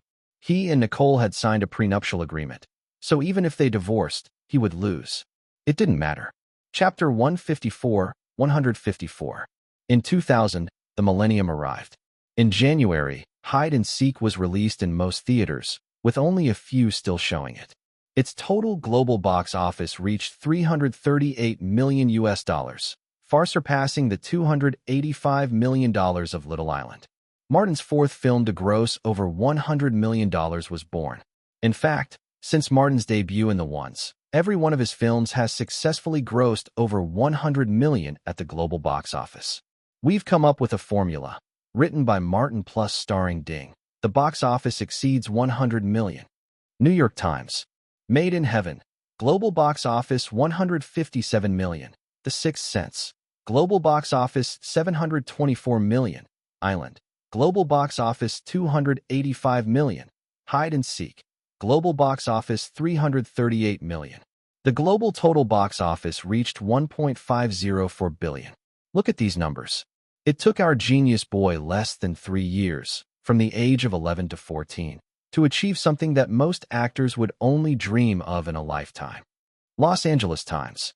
Martin's achievements were astonishing, and more collaboration invitations flooded in. At CAA, Jeff walked toward the elevator in high spirits, greeted warmly by everyone he passed. Jeff's office had changed again, now moved to the top floor. This meant he had reached the pinnacle of power at CAA. But Jeff knew this wasn't the end. Robinbaum looked at Jeff jealously, muttering "lucky guy" under his breath, though he smiled as he greeted him. "Hey Jeff, can we chat for a minute?" "Sure, come to my office. I'll give you 5 minutes." "Thanks." Robinbaum followed Jeff into the elevator. When they entered Jeff's office, Robinbaum let out an exaggerated exclamation. "Wow, this office of yours. I don't even know how to describe it. It's so unique and impressive." This wasn't pure flattery. Jeff's new office was decorated in the same light luxury style as Martin's. In an era where extravagant decoration was all the rage, this understated elegance truly stood out. Jeff showed a proud smile.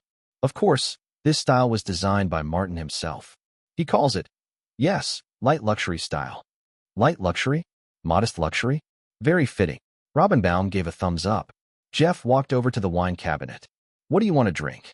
Whiskey, vodka, or Maotai?" "Maotai? What kind of drink is that?" Robinbaum looked confused. "It's a famous Asian liquor that Martin recommended. He says it has a very unique taste. I've never tried it. Want to give it a go?" "Sure, pour me a glass." Jeff poured both of them a drink, and they both took a sip at the same time. Jeff's face lit up with enjoyment. Robinbaum continued to praise. "Good wine, rich aroma.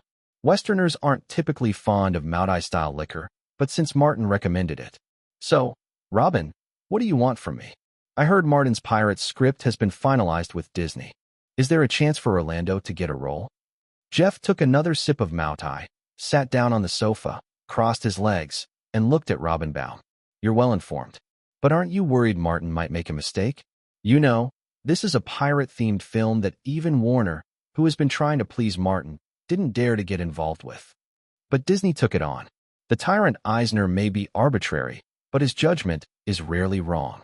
And Orlando and I believe Martin will keep succeeding. Jeff, give me a chance." Jeff smiled.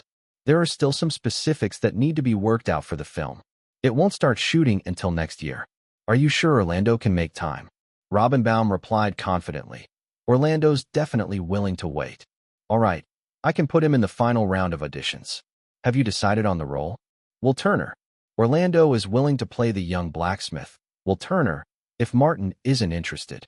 "Okay, Martin's not interested in that role. Let Orlando give it a shot. But I can't guarantee the outcome." "That's fine, Jeff. Thank you so much." "You're welcome." Time moved quietly into February 2000. A very special moment had arrived.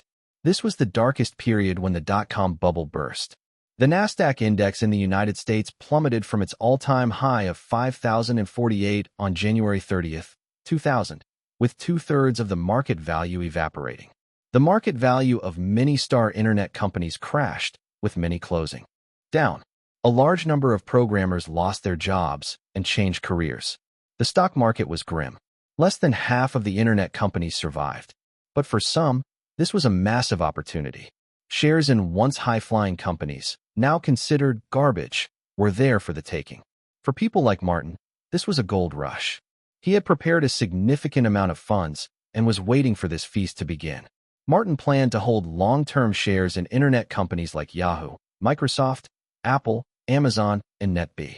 Meanwhile, across the ocean in China, a desperate entrepreneur received an investment of $2.4 million, for which he gave up 40% of his company, Penguin. It may sound incredible, but back when Penguin was struggling, Ma Huateng had been prepared to sell the company.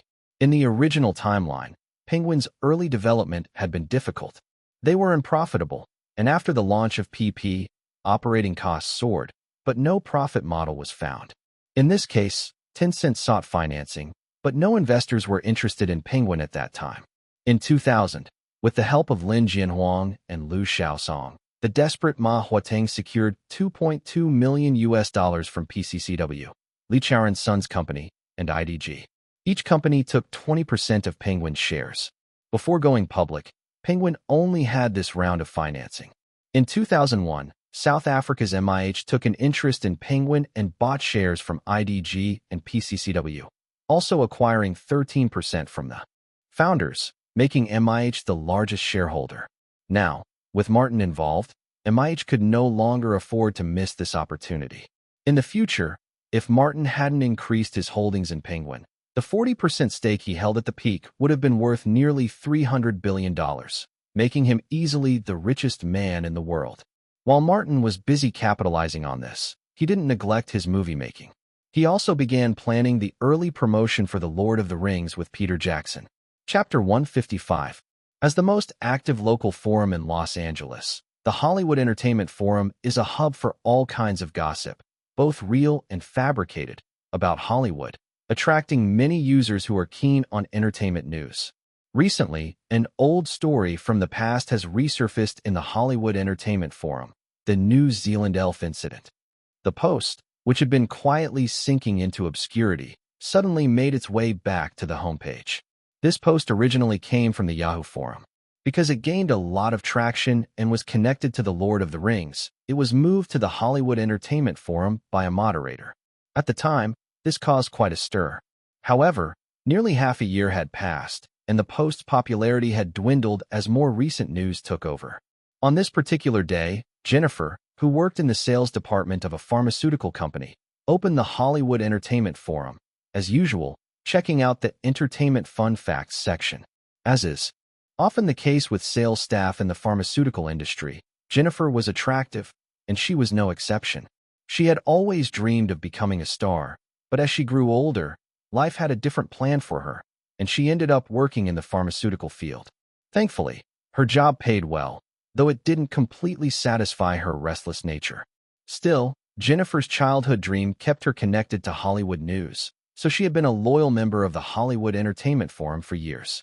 Due to her long-time involvement, she had plenty of free time and served as a moderator for the Entertainment Fun Facts section of Forum 413. Although this position was unpaid, Jennifer enjoyed it immensely. It made her feel closer to the dream world she had always longed to be a part of. "Wait, what's this?" she said, noticing the old post had resurfaced on the homepage. "Isn't this over by now? Why are people still talking about it?" she thought as she clicked on the post. To her surprise, there were a lot of people actively discussing it. "Is this elf for real? I heard someone called the New Zealand government office." How did the New Zealand government respond? No response, neither confirmed nor denied. "Wait, this silence seems like an admission. Is it true? Stop joking. Elves don't exist in the real world. Just because you don't know doesn't mean they don't exist. If it's true, I'll stand on my head and eat shit and take a video to prove it." It was this comment about standing on my head and eating shit that made the post go viral once again, sparking countless replies. Initially, the comments varied, but eventually, they all followed a pattern: sitting and waiting. Jennifer found it amusing and added her own comment: sitting and waiting to eat shit. She thought, if it turns out there really are elves in New Zealand, this guy won't actually stand on his head and eat shit, will he? The thought made her chuckle. Meanwhile, across the world in New Zealand, Peter Jackson looked at the renewed interest in the post on his computer and gave Martin a thumbs up in admiration. "Martin, you're really something. How did you know that comment would blow up like this?" Elijah Wood, who had joined the fun, said with admiration. When Martin and Peter had first discussed the comment, Several of the leading actors were present. At the time, everyone had been puzzled about why Martin had insisted on using such a vulgar comment, though they were sure it would help the post gain attention. Now, everyone was in awe of Martin's foresight. "Yeah, Martin, how did you know?" Peter Jackson asked, equally curious. Several other stars gathered around, eager to hear Martin's secret. Martin grinned confidently and said, "Can I tell you? Because I've already seen it happen." He flashed a self-assured smile and continued, "It's simple. First, this comment sparks curiosity. When you first read it, your first thought is, I want to see this guy stand on his head and eat shit, right?" Everyone nodded. It made sense. Second, the comment is very visual and humorous. After reading it, didn't you all picture it in your mind and laugh? Everyone nodded again, agreeing. Third, I asked Peter to have a few people reply in a neat, coordinated manner, all saying sit and wait. This creates a bandwagon effect, making others want to join in with the same comment. Once again, everyone nodded in agreement. And that's how it became popular. Martin shrugged nonchalantly, as if it were no big deal. This confident display left everyone even more impressed. "Martin, did you study psychology or something?" Orlando Bloom asked with admiration. "Just a little," Martin replied modestly. "Our posts have gained traction on major online forums like Yahoo, the Hollywood Entertainment Forum, and the New York Classic Forum. Martin, are we ready for the next step?" Peter Jackson was eager, practically bouncing with excitement. "Sure," Martin said. "Let's start releasing our videos, but let's space them out. We'll save the most exciting ones for last to keep the buzz going longer." "Got it," Peter replied enthusiastically. The following day, Jennifer, still amused by the standing on head and eating shit comment, clicked on the post once more out of curiosity. To her surprise, there was a new post that had gained traction as well, titled, "Is this the elf you were talking about?" Jennifer clicked on the post, which contained a series of clear photos. In the pictures, an elf-like figure with pointed ears, a chiseled profile, and an elegant posture stood gracefully before a forest, almost as though in mid-dance. "Wow, is this a real elf? This looks so beautiful." Jennifer was instantly captivated by the lifelike quality of the image. Since only the side of his face was visible and he wore an elf costume, Jennifer, familiar with Hollywood stars, didn't recognize that this was Martin himself. Not only did she not recognize him, but neither did the commenters below. "He's so handsome. I'd marry him in a heartbeat." Confession, I'm literally licking my screen right now. I've decided. From today, I'll use these pictures as my screensaver, on my pillow, on my bedside, and under my desk. Who is this guy? 10 seconds, I need to know. He's an elf, and I want to have a baby with him. Wait, what species are you? And how are you planning on having a baby with an elf? Perhaps because of his drastic change in appearance, from his pitiful or cute characters to a suave and graceful figure, it wasn't surprising that no one could recognize Martin. Of course, the trolls also played a part in confusing everyone. Reading these odd and funny comments, Jennifer decided to print out the elf photos using the company's printer and secretly place them around her office. One by her bed, one under her desk, and, yes, even one on the bathroom ceiling. Chapter 156. Hollywood. Flower pictures. In a lavishly decorated office, Drew Barrymore stirred on the plush leather sofa, hungover from a night of heavy drinking. "Katie, Katie," she called out groggily. Her assistant, a slightly plump young woman, hurried in. "Boss, what do you need? Did you find out what I asked about?" Drew, the once-child star turned rising Hollywood producer, rubbed her eyes, still hazy from sleep. If anyone epitomized Hollywood's prodigal son archetype, it was Drew Barrymore. She was introduced to show business practically at birth, starring in commercials at 11 months old. By the age of 6, she was a household name thanks to her role in Steven Spielberg's E.T. the Extraterrestrial. From there, her career seemed destined for an endless upward trajectory. But Drew's childhood success came with a price. The fame, the wealth, and the constant exposure to the adult world took their toll. Her mother, more manager than caregiver, pushed her into the spotlight and the nightlife. At 7 years old, Drew was already being taken to nightclubs, mingling with men 3 times her age. By 9, she was drinking heavily. That same year, she delivered critically acclaimed performances in Firestarter and Irreconcilable Differences, earning 2 Golden Globe nominations for Best Supporting Actress before turning 10. But behind the accolades, Drew's life was spiraling. By age 12, she was using cocaine, and by 13, she'd squandered her childhood earnings on drugs and partying. Multiple stints in rehab followed.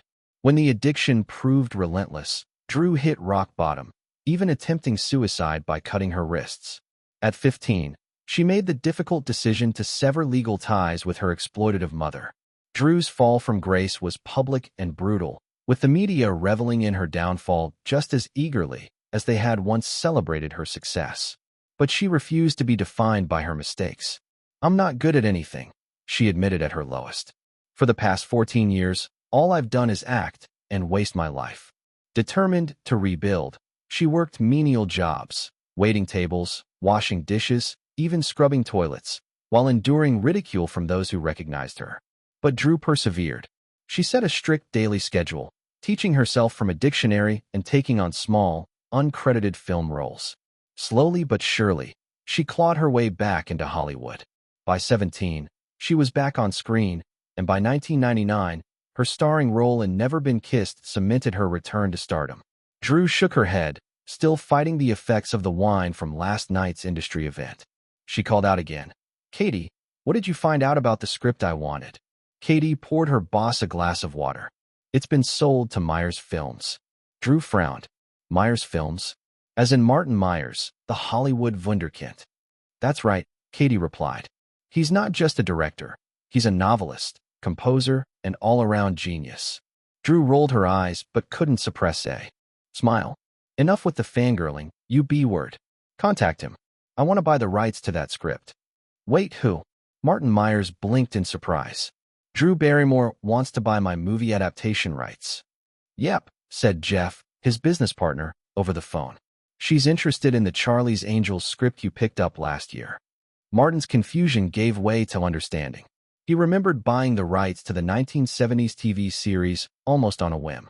But now it made sense.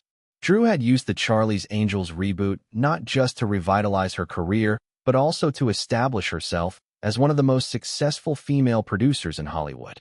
She wasn't just an actress anymore. She was a power player. And Charlie's Angels was her big break into the world of capital, true Hollywood capital. Chapter 157. Jingle bell, jingle bell. The ringing of his phone jolted Martin awake. He groggily reached for his phone, cursing under his breath as he glanced at the time. 12:25 a.m. Damn it. Who the hell is calling me at this hour? Despite the annoyance, Martin reluctantly answered the call.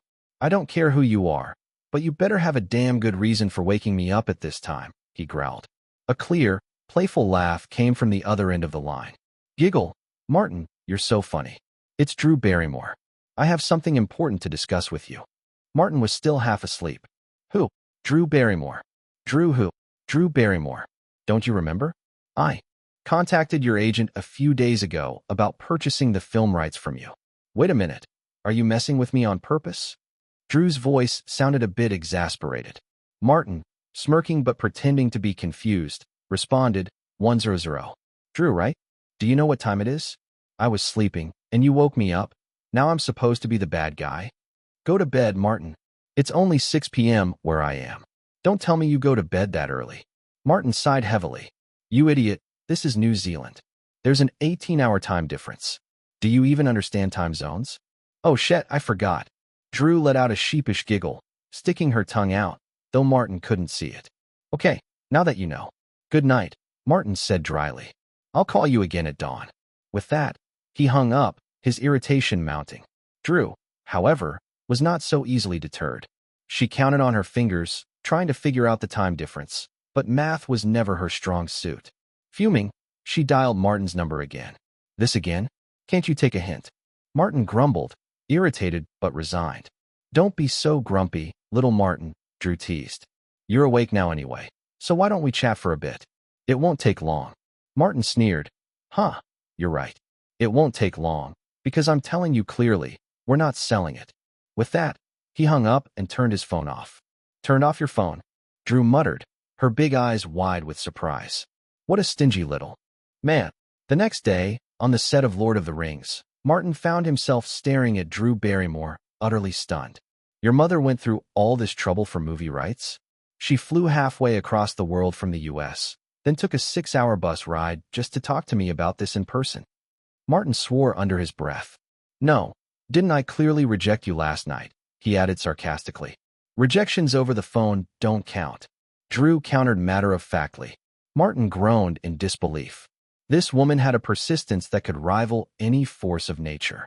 Fine, let's go talk. Martin finally relented. He led Drew to his private tent on set. As they walked, Elijah Wood glanced over their shoulders with envy. Man, Martin is so lucky. He's got Drew Barrymore after him. I've always admired her, Elijah whispered to himself. To think she flew all the way from the US to New Zealand just to see him.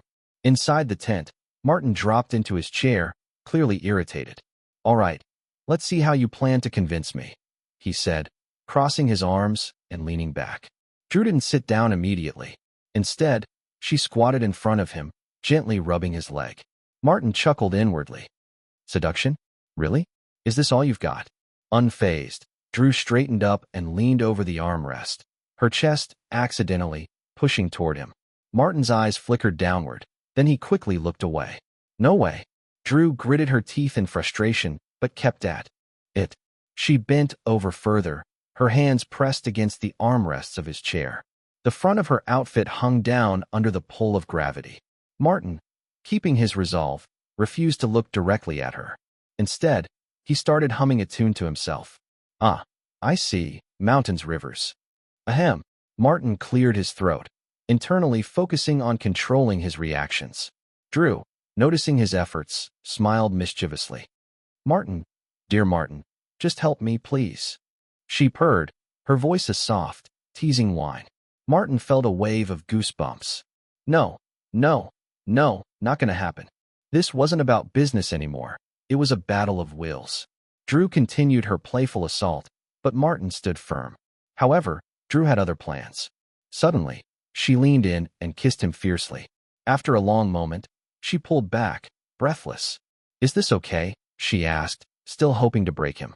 Martin, unfazed, simply shook his head. Drew kissed him again, more intensely this time. Still, Martin refused. The cycle continued. Kiss, pull away, shake his head. Drew's persistence began to wear on Martin's patience. Eventually, she shifted her body on top of him, swaying provocatively. Martin, now visibly uncomfortable, pushed her away. Drew, let me make this clear, he said, frustrated. I prepared this for my woman, not for you. So don't even think about it. Drew, smirking, wasn't deterred. Then let me be your woman. Martin blinked in surprise. What? Before he could react, Drew started undressing. Wait, what the hell are you doing? Martin stood up, shocked. Drew, ever confident, smiled brightly and replied. You can't even see this? I'm ready to be your woman. Didn't you say the movie was for your woman? Her voice softened, becoming almost seductive. Martin, if I become your woman, you'll promise me, right? Stop, Martin shouted, finally breaking his calm demeanor. Drew's boldness had pushed him to the edge. He couldn't take any more. This woman was a product of Hollywood, a trained professional from a young age, someone who knew exactly how to manipulate people. In fact, she was more like a devil than any succubus he'd ever known. Chapter 158. Did you promise me? Drew Barrymore licked her lips sensually at Martin. Martin shook his head. Wearing nothing but a pair of panties, Drew Barrymore slowly reached behind her back, preparing to untie her hood. Just hear me out. Martin grew a bit anxious. If the situation were different, if they weren't surrounded by so many people, he'd have no issue. But here, there were too many eyes. If anyone caught wind of what was happening, he'd be taken advantage of. Drew was relentless in her pursuit, and Martin couldn't help but admire her for it. Still, he needed to stop her before things went too far. Fuck, stop it and listen to me, he said, trying to regain control of the conversation. You talk, and I'll listen, Drew responded, her hand halting but not letting go of the strap. Martin took a deep breath, carefully thinking through his response. I can't give you the film and TV rights, but I'll offer you a chance to play one of the characters. Originally, Martin had planned to cast Jessica Alba, Scarlett Johansson, and Paris Hilton as the three angels for the movie, with Lindsay Lohan playing the role of the genius tech girl. Now, however, He was considering giving Drew Barrymore the role originally set for Paris Hilton. It wasn't just because he was irritated with her. Drew had a fire in her that he admired. She was smart, capable, and had the potential to become a key figure in Hollywood. Someone who could be an asset to him if he played his cards right. As for Paris Hilton, well, she had already made a name for herself with her roles in movies like House of Wax. Drew wasn't satisfied with just an acting role. No, I want to be involved in the investment as well. Martin's tone was firm but resigned. All right, you'll have a stake. I'll include you in the investment. Hey, Martin, you're so kind. Drew cheered, her hands flying to his head, pulling him into a kiss. Martin, trying to remain composed, attempted to plant a love seed in her, though he knew it would be a challenge. The love seed was a technique he could use on women who had even the smallest feelings for him. But Drew? She was driven purely by desire and ambition. It wasn't love, at least not yet, but it would be a challenge he was willing to take on. As Drew Barrymore left, she felt satisfied, recalling the charged moments with Martin. The young man had money and ambition, but more than that, he had something others didn't. He had power. I'll get you, Martin, she thought with a wicked smile. I'll eat you up sooner or later. The power struggle between them was only just beginning. Meanwhile, the promotion for Elf was in full swing. After releasing several promotional photos, the crew put out a short video. The video showed Martin riding a horse and shooting arrows. It was filmed from a distance, but the accuracy of his mounted archery had fans buzzing. Jennifer, who was monitoring the entertainment news section, clicked on a post that featured the video.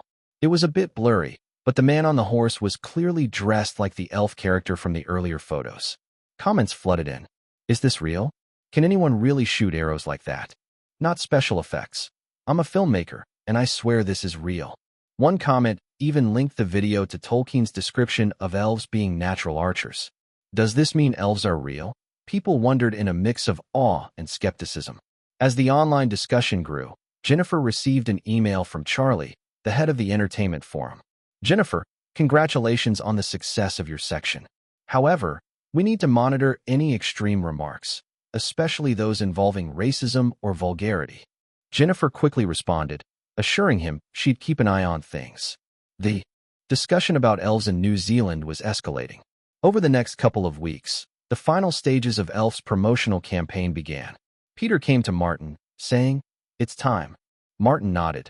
"Then let's start the push." They mobilized their team to start the final blitz of media coverage, while also leveraging their connections in both print and TV media to spread the word. The first video to go viral was of Martin dancing in the morning light. The title, Dance of Spirits, exploded online, and even trolls didn't have time to react. This is amazing. I can't believe what I'm seeing. This is the most harmonious interaction between man and nature. Wait, isn't that Martin? The debate raged on, with some insisting it was Martin, while others swore it wasn't. Simultaneously, the media jumped on the bandwagon, running stories about elves and showcasing photos and speculations. The excitement was palpable, and the public was hooked. In a time when computers weren't as ubiquitous as today, paper media remained the primary source of information. It was spreading rapidly, and the elf story was becoming a hot topic. Chapter 159. With the intervention of the paper media, the discussion about elves spread throughout North America and then to the Europa region. Then the television media got involved. Martin's elven dance was adapted for the small screen. Graceful, calm, harmonious, and elegant, the dance of elves from another world shows its unparalleled charm in front of humans. More people recognized Martin. Later, a second video was posted online and then broadcast on television. Martin, dressed in ancient costume, sat on the top of the mountain, playing the harp, as if he were isolated from the world. Still elegant and calm, but with more of a sense of tranquility and loneliness. In the video, you can also clearly hear the music played by Martin and see a close-up of Martin's face. Countless people are moved by music. The women, on the other hand, loved Martin's outfit. 5 days after the last video was released, Martin gave an exclusive interview to the Los Angeles Times. "Martin, are you the elf in the video and the photo?" Yes, it's all me, that's me." "Martin, are the dance and harp music original to you?" "Of course, the New Zealand landscape inspires me." "Martin, The interview was accompanied by a photo of Martin wearing makeup. Now, all the truth is revealed. But the buzz about Martin and Elf continues. Martin's outfit, coupled with his temperament and appearance, it is too normal for someone to mistake him for an elf. Damn, I think we should not draw conclusions too early. Maybe Martin himself is really an elf. Martin's elf appearance is so beautiful. The Lord of the Rings, right? I will definitely watch it for Martin. It seems that the guy who stood on his head and ate flying escaped. The time comes on February 21st. Martin returned to Los Angeles. Yes, he took time off again. This time it's for a Grammy. This year's Grammy Awards ceremony was held at the Staples Center in Los Angeles, with Jon Stewart as the host. As an annual music festival, almost all the powerful musicians in the United States are here. Hi, Martin, this way. Let me introduce you to some friends. Michael Jackson greeted Martin warmly. This is Whitney Houston, my favorite black female singer. This is Bobby Brown. Haha, I own all the copyrights to his songs, so if he wants to sing his own songs, he has to pay me. Bob Brown's face is a little dark. This is Usher, the genius of rhythm and blues. This is Mariah Carey, my favorite black female singer. A/N. Yes, Mariah Carey is black. TL/N. No, Mariah Carey is not black, but she is biracial. Mariah Carey punched Michael in the face and said, "Hey, I heard that's what you just said about Whitney. Haha, you are all my favorite black female singers." Michael Jackson burst into laughter and narrowly blinked at Martin. After Mariah Carey and Michael laughed and joked for a while, they looked at Martin. The first sight was amazing. God, there is such a thing in the world. Such a good-looking man. Mariah Carey couldn't help but look at Martin a few more times, but suddenly said, "Martin, you have to be careful about Motura. He is not a good person." Martin was a little stunned. Isn't this too superficial? In fact, Mariah Carey, the butterfly in music, is such a big mouth in reality. Everyone will avoid it in the future. It's not without reason. Michael Jackson quickly pulled Martin away and comforted him on the way. "Don't mind, Martin. Maria doesn't have any bad intentions. She just doesn't like her ex-husband." Michael knew that Martin's family and Motura were family friends, and he didn't want him to be embarrassed, nor did he want him to hate Mariah Carey. After he took Martin away, he continued to introduce him to the singers he knew. "This is Celine Dion, my favorite white female singer." Who is this? In fact, Michael Jackson was not a person with an active personality. In reality, he was introverted and hated social interaction. If it hadn't been for Martin this time, he would have been hiding in a corner alone, waiting silently for the awards ceremony to begin. This shows that Michael really regards Martin as a brother. When the awards ceremony started and everyone returned to their seats, Michael Jackson finally breathed a sigh of relief, patted his chest, and said, "I may never be able to adapt to this kind of communication, but you, Martin, are very suitable for this kind of occasion." In the introduction just now, Martin has always been personable and polite. He seems to be able to talk to everyone, and he can make people laugh during the conversation, feeling friendly. Martin said with a smile, "My personality is a bit too outgoing, and sometimes it gives my parents headaches." Michael also smiled and said, "It would be great if we could combine the two." The awards ceremony began. Martin discovered that sitting next to him was someone he had known for a long time, Britney Spears. "Hello, Martin." "Hello, Britney." Martin's heart moved, and he sensed the love he had planted in this sweet girl. He finally knew where the feeling that something was wrong that day came from. But why? Could it be that this girl has already had feelings for me? Only a trace of emotion can be used as a guide to plant a love seed. Since Britney can successfully plant a love seed in her body, she must have secretly fallen in love with him. Martin smiled proudly and started chatting with Britney. "Martin, I have listened to your songs for a long time, and I have watched all your movies. Your song Baby is so great." Britney chirped. Yes, Britney has had a secret affection for Martin for a long time, but the affection born from her admiration for Martin's talent is not much, very weak. If she hadn't been in love with Martin, or if she and Martin had never interacted, that trace of affection would naturally disappear soon. But she was unexpectedly planted with love by Martin, and she was instantly upgraded from a little fangirl to a crazy admirer. During these days, she was really suffering in her heart because she missed Martin and couldn't see him. But today, all the emotions turned into strong emotions and burst out.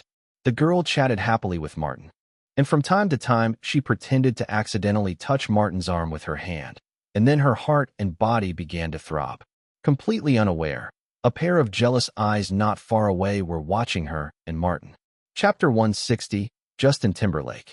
The Grammy Awards ceremony began, and Martin, attending for the first time, quickly became the night's biggest winner. His album Martin 2.0 triumphed over Eminem's The Marshall Mathers LP to claim the coveted Album of the Year award. Later, the same album earned the Best Pop Album honor, presented to Martin by none other than the king of pop himself, Michael Jackson, a moment brimming with symbolic legacy. Martin also snagged the Best Male Pop Vocalist award for his work on Martin 2.0. Meanwhile, Eminem didn't leave empty-handed, taking home 3 awards: Best Rap Album, Best Rap Performance, and Best Rap Song. Country superstar Faith Hill shone brightly, winning Best Country Album for her hit record. Her single Breathe also earned the Best Country Vocal Performance award. Additionally, her duet with husband Tim McGraw earned them the accolade for Best Country Collaboration. Though Britney Spears didn't win any awards that evening, her spirits remained high as she chatted animatedly with Martin. In the back row, Justin Timberlake sat with reddened eyes. He couldn't believe Britney was ignoring him because of this kid. As the night unfolded and awards were handed out one after another, Justin Timberlake took to the stage, not to receive or present an award, but to perform his new single, It's Gonna Be Me. His team had fought hard to secure this performance slot, but instead of starting his song, Justin did something audacious. He publicly confessed his love for Britney. Tonight, on this stage, I want to say something to someone very special. Britney, we've known each other for a long time, starting as just good friends. But now, I've realized I don't want to be just friends anymore. I love you. Will you be my girlfriend? The entire venue fell silent. Then came an uproar, whistles, laughter, and even some boos. A few people shouted, "Say yes," or "Go for it." Britney, clearly caught off guard, was mortified. She had already turned Justin down long ago. Why was he putting her on the spot now? And with Martin sitting right beside her, what if this caused a misunderstanding? Martin noticed her discomfort and sighed. He leaned in, asking quietly, "Do you like him?" Britney shook her head firmly. "No, I don't. I rejected him a long time ago." "Got it. Let me handle this." Straightening his jacket, Martin stood and called out, "Justin, Britney doesn't feel the same. You'd better start your performance." Justin's decision to confess had been fueled by jealousy after witnessing the warm interaction between Britney and Martin earlier. But hearing Martin reject him on Britney's behalf only stoked his anger further.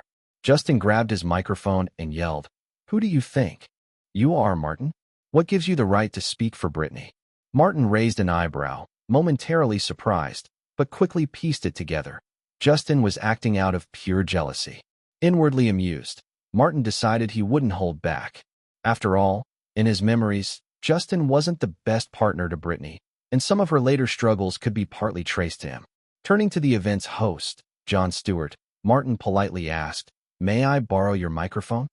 Jon, initially caught off guard, heard the director's urgent instructions through his earpiece. "Give it to him.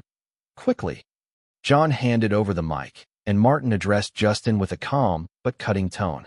"I don't know why you thought this was the best way to express your feelings, but as far as I know, Britney rejected you a long time ago. Do you think a public confession like this will change her mind? Or are you hoping she'll reject you again in front of everyone, so you can play the victim and gain sympathy? Either way, this is manipulative, not love." Martin's composed and eloquent remarks contrasted starkly with Justin's outburst, shifting public opinion in Martin's favor. The audience grew quiet, hanging on his every word. He continued, "You claim to love Britney, but putting her in this awkward position shows otherwise. This isn't love, it's selfishness. If you really cared about her, you wouldn't humiliate her in front of the world." Then, with a small shrug, Martin added, "As for why I stood up for her, simple. I don't like seeing people act like you just did." His words struck a chord with many in the audience and viewers at home, especially those who had experienced similar awkward public confessions. They felt Martin had spoken for them, and the atmosphere shifted in his favor. The cheers and boos quieted, leaving Justin standing awkwardly on stage. Desperate to regain control, Justin blurted into the microphone. Brittany, is this because of him? What's your relationship with this guy? Is he the reason you rejected me? The crowd murmured in disbelief, many raising eyebrows.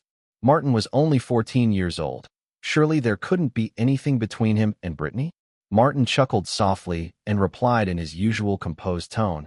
For the record, Brittany and I have only met twice, including tonight. She's a friend of a friend, now my friend, too.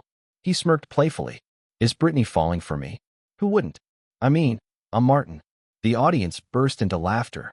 Even Brittany couldn't help but giggle, looking at Martin with newfound admiration.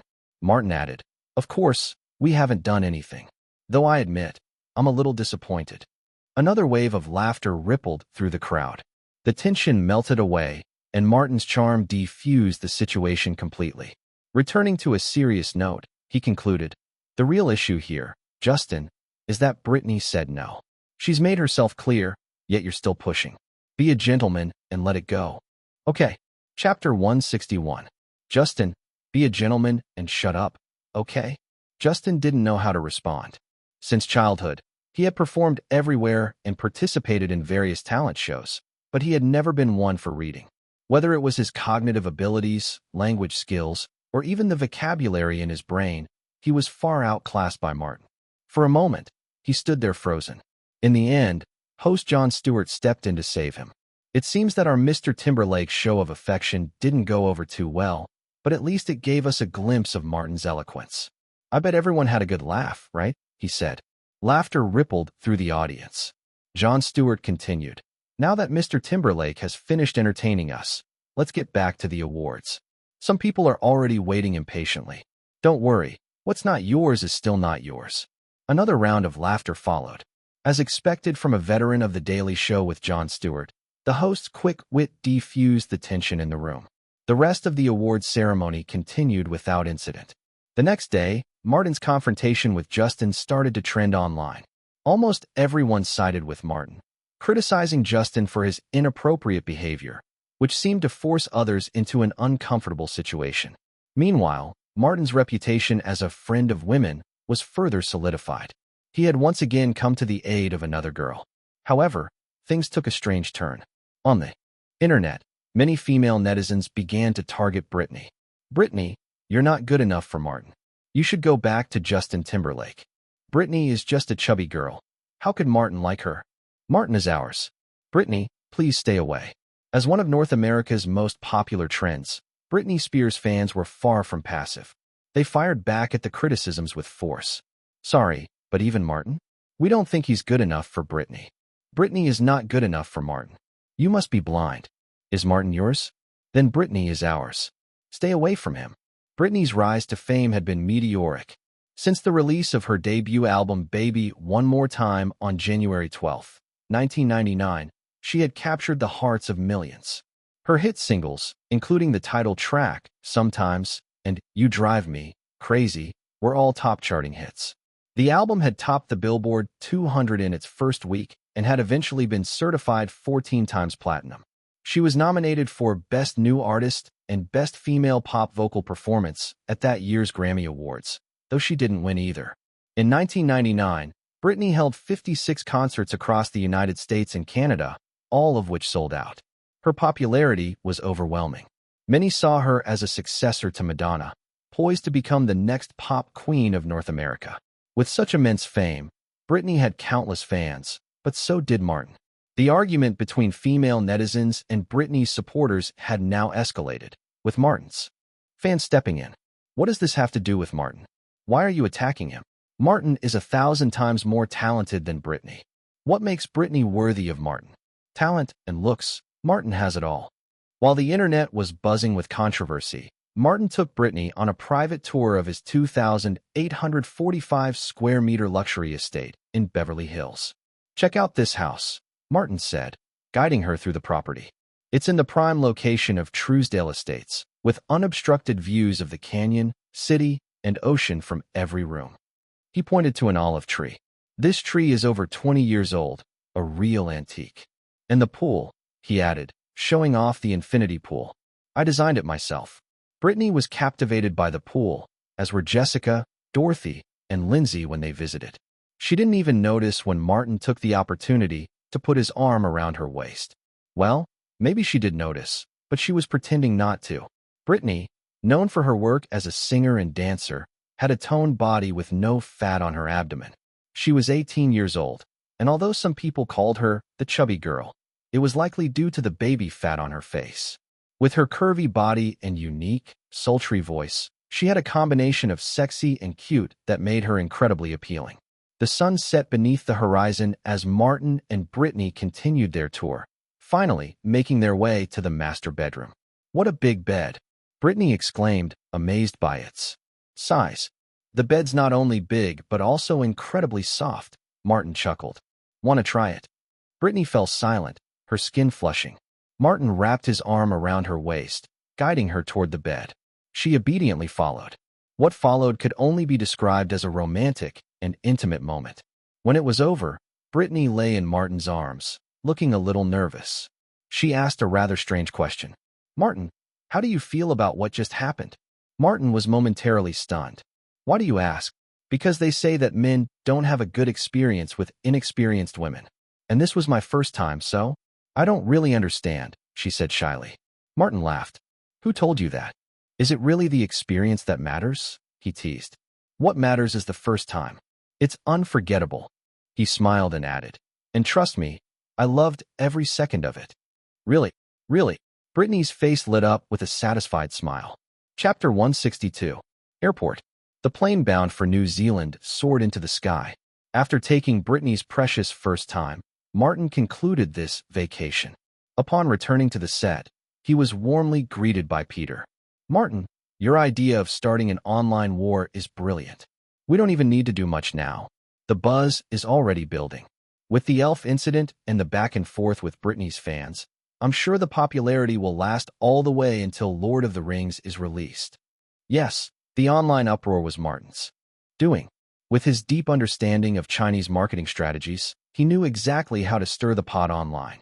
In this era, when digital marketing was still in its infancy, Martin had become the master of the Navy, the king of online publicity. Once the heat dies down, we'll bring out that idiot Justin for a three-way online battle on 160, making sure the buzz doesn't fade before the movie's release.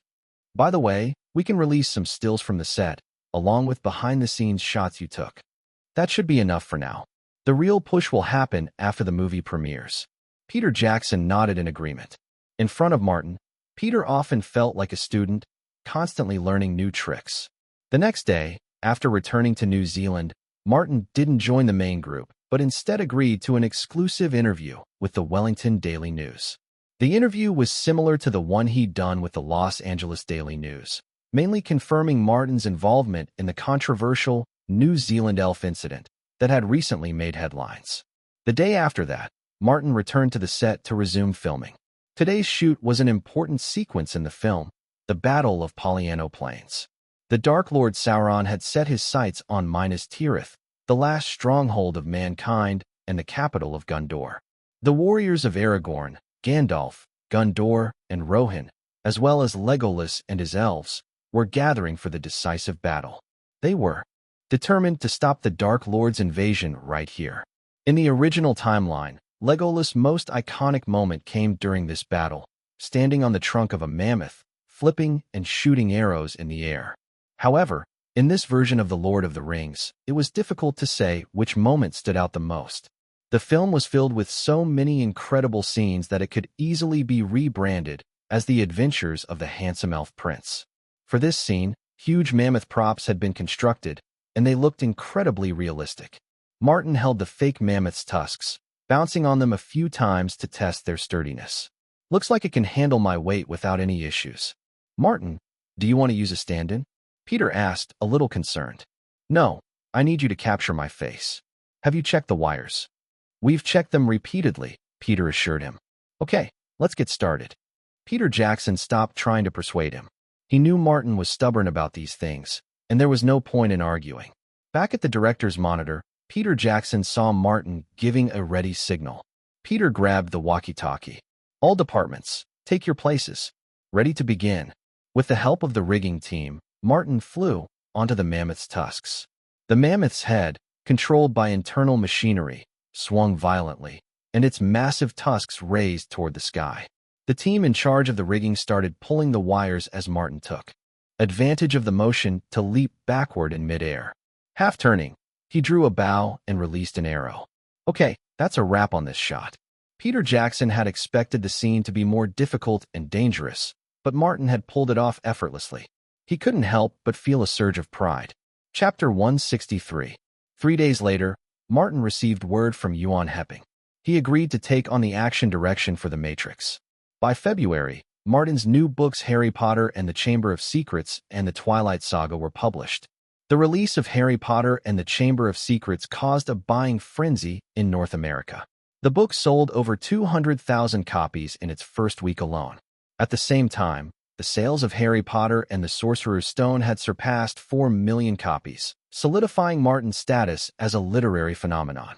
However, the Twilight Saga had a strange sales pattern. At first, it benefited from the popularity of Harry Potter, with strong early sales. But within 2 weeks, the sales began to plummet, and the reviews were lukewarm.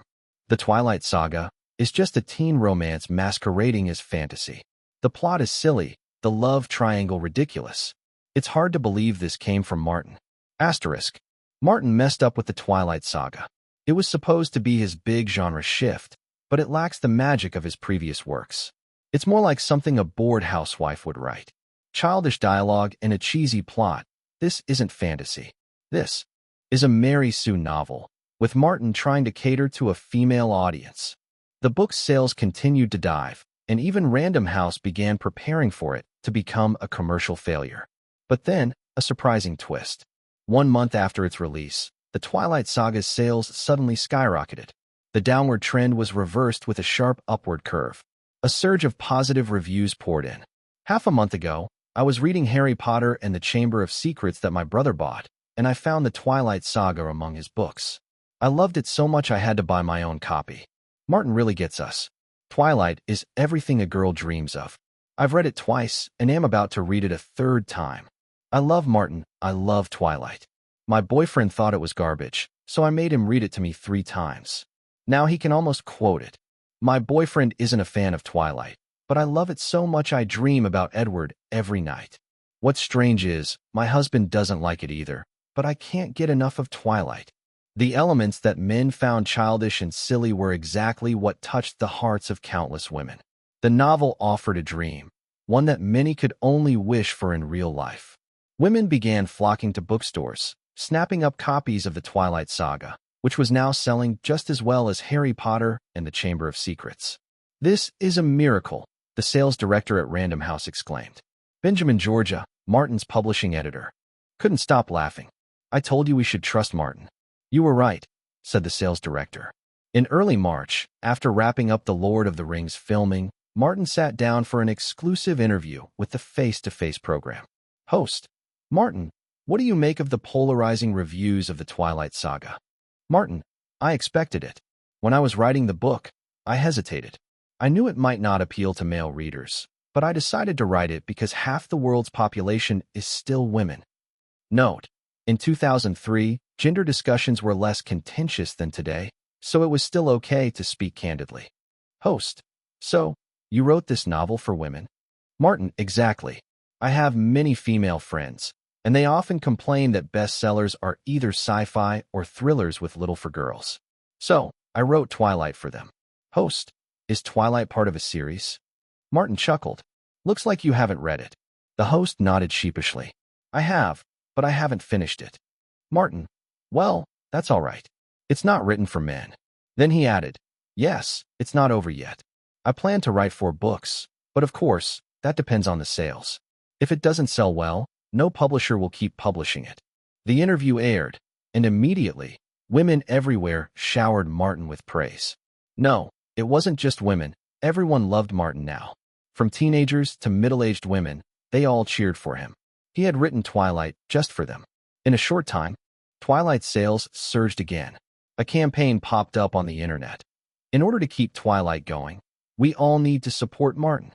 Under the post, people posted pictures of themselves buying copies of the book. In the first full week of March, the Twilight Saga outsold Harry Potter and the Chamber of Secrets. Many fans who had bought Harry Potter complained online, explaining how their mothers, aunts, or sisters had forced them to buy Twilight along with it. Some humorous threats followed. Netizen A. My mom threatened to spit in my breakfast if I didn't buy her a copy of Twilight. I'll never forget my childhood memories. Netizen B. My sister keeps accusing me of bullying her, so I've been grounded for 3 days. Today, I caved in and bought her Twilight. Netizen C. What are you talking about? My sister has been beating me up all week over Twilight. She's already bought 3 copies, and now she wants me to buy one too. Netizen D. I complained about how childish Twilight is, and my aunt twisted my ears for 3 days. I finally bought a copy to make it stop. Chapter 164. Martin's initial motivation for writing Twilight stemmed from his fear of the emotional void he felt during his adolescent years in high school. However, as Martin moved into adulthood, he began to realize that he no longer needed Twilight to fill that gap.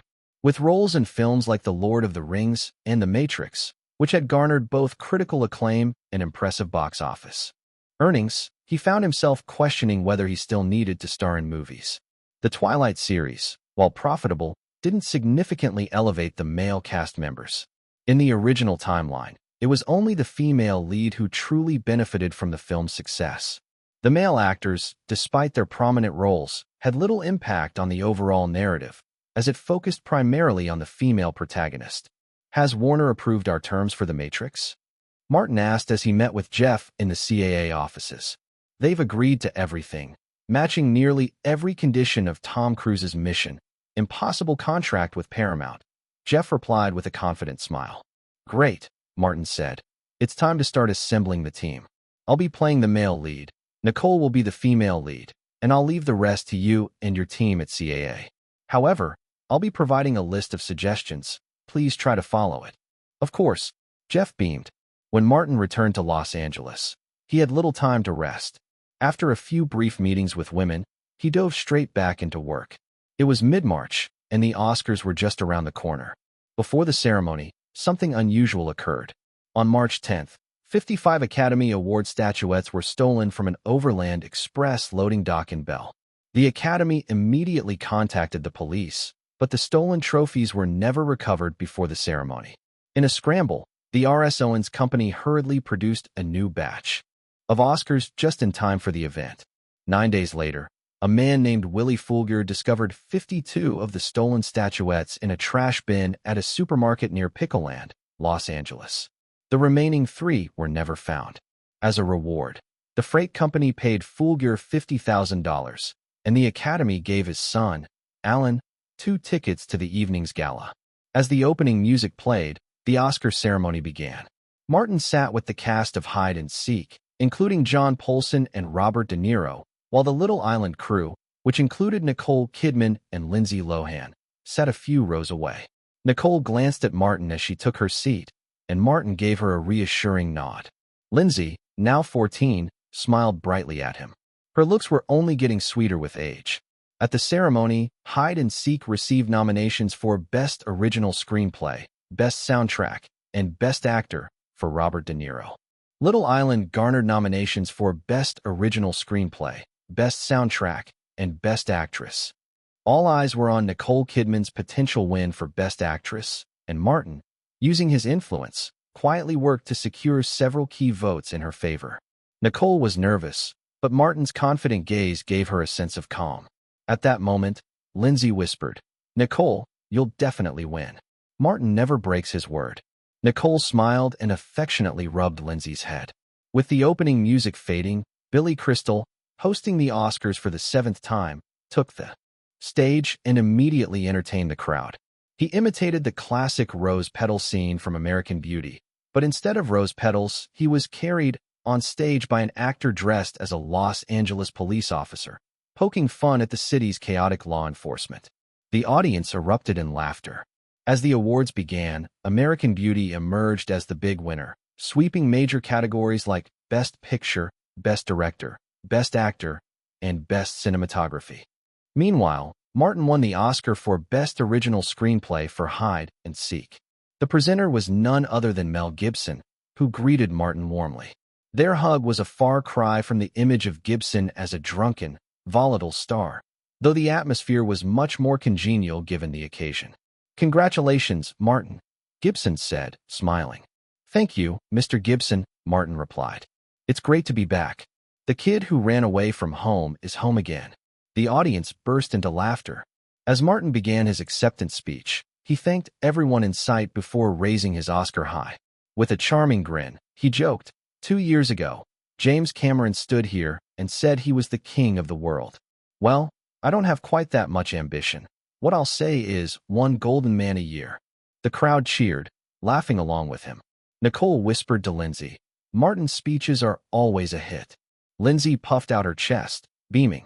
"Martin's the best." When the Best Actress award was announced, Nicole stiffened, nervous for what was to come. The competition was fierce, with Annette Bening from American Beauty, Hilary Swank from Boys Don't Cry, Jenny McTeer from Tumbleweed, and Meryl Streep from Music of the Heart all in the running. Before the ceremony, her husband had warned her that she might not win, especially since Cruise Films had not invested as heavily in her campaign as other studios had in their candidates. But Martin had reassured her the day before the ceremony, telling her that her chances were strong.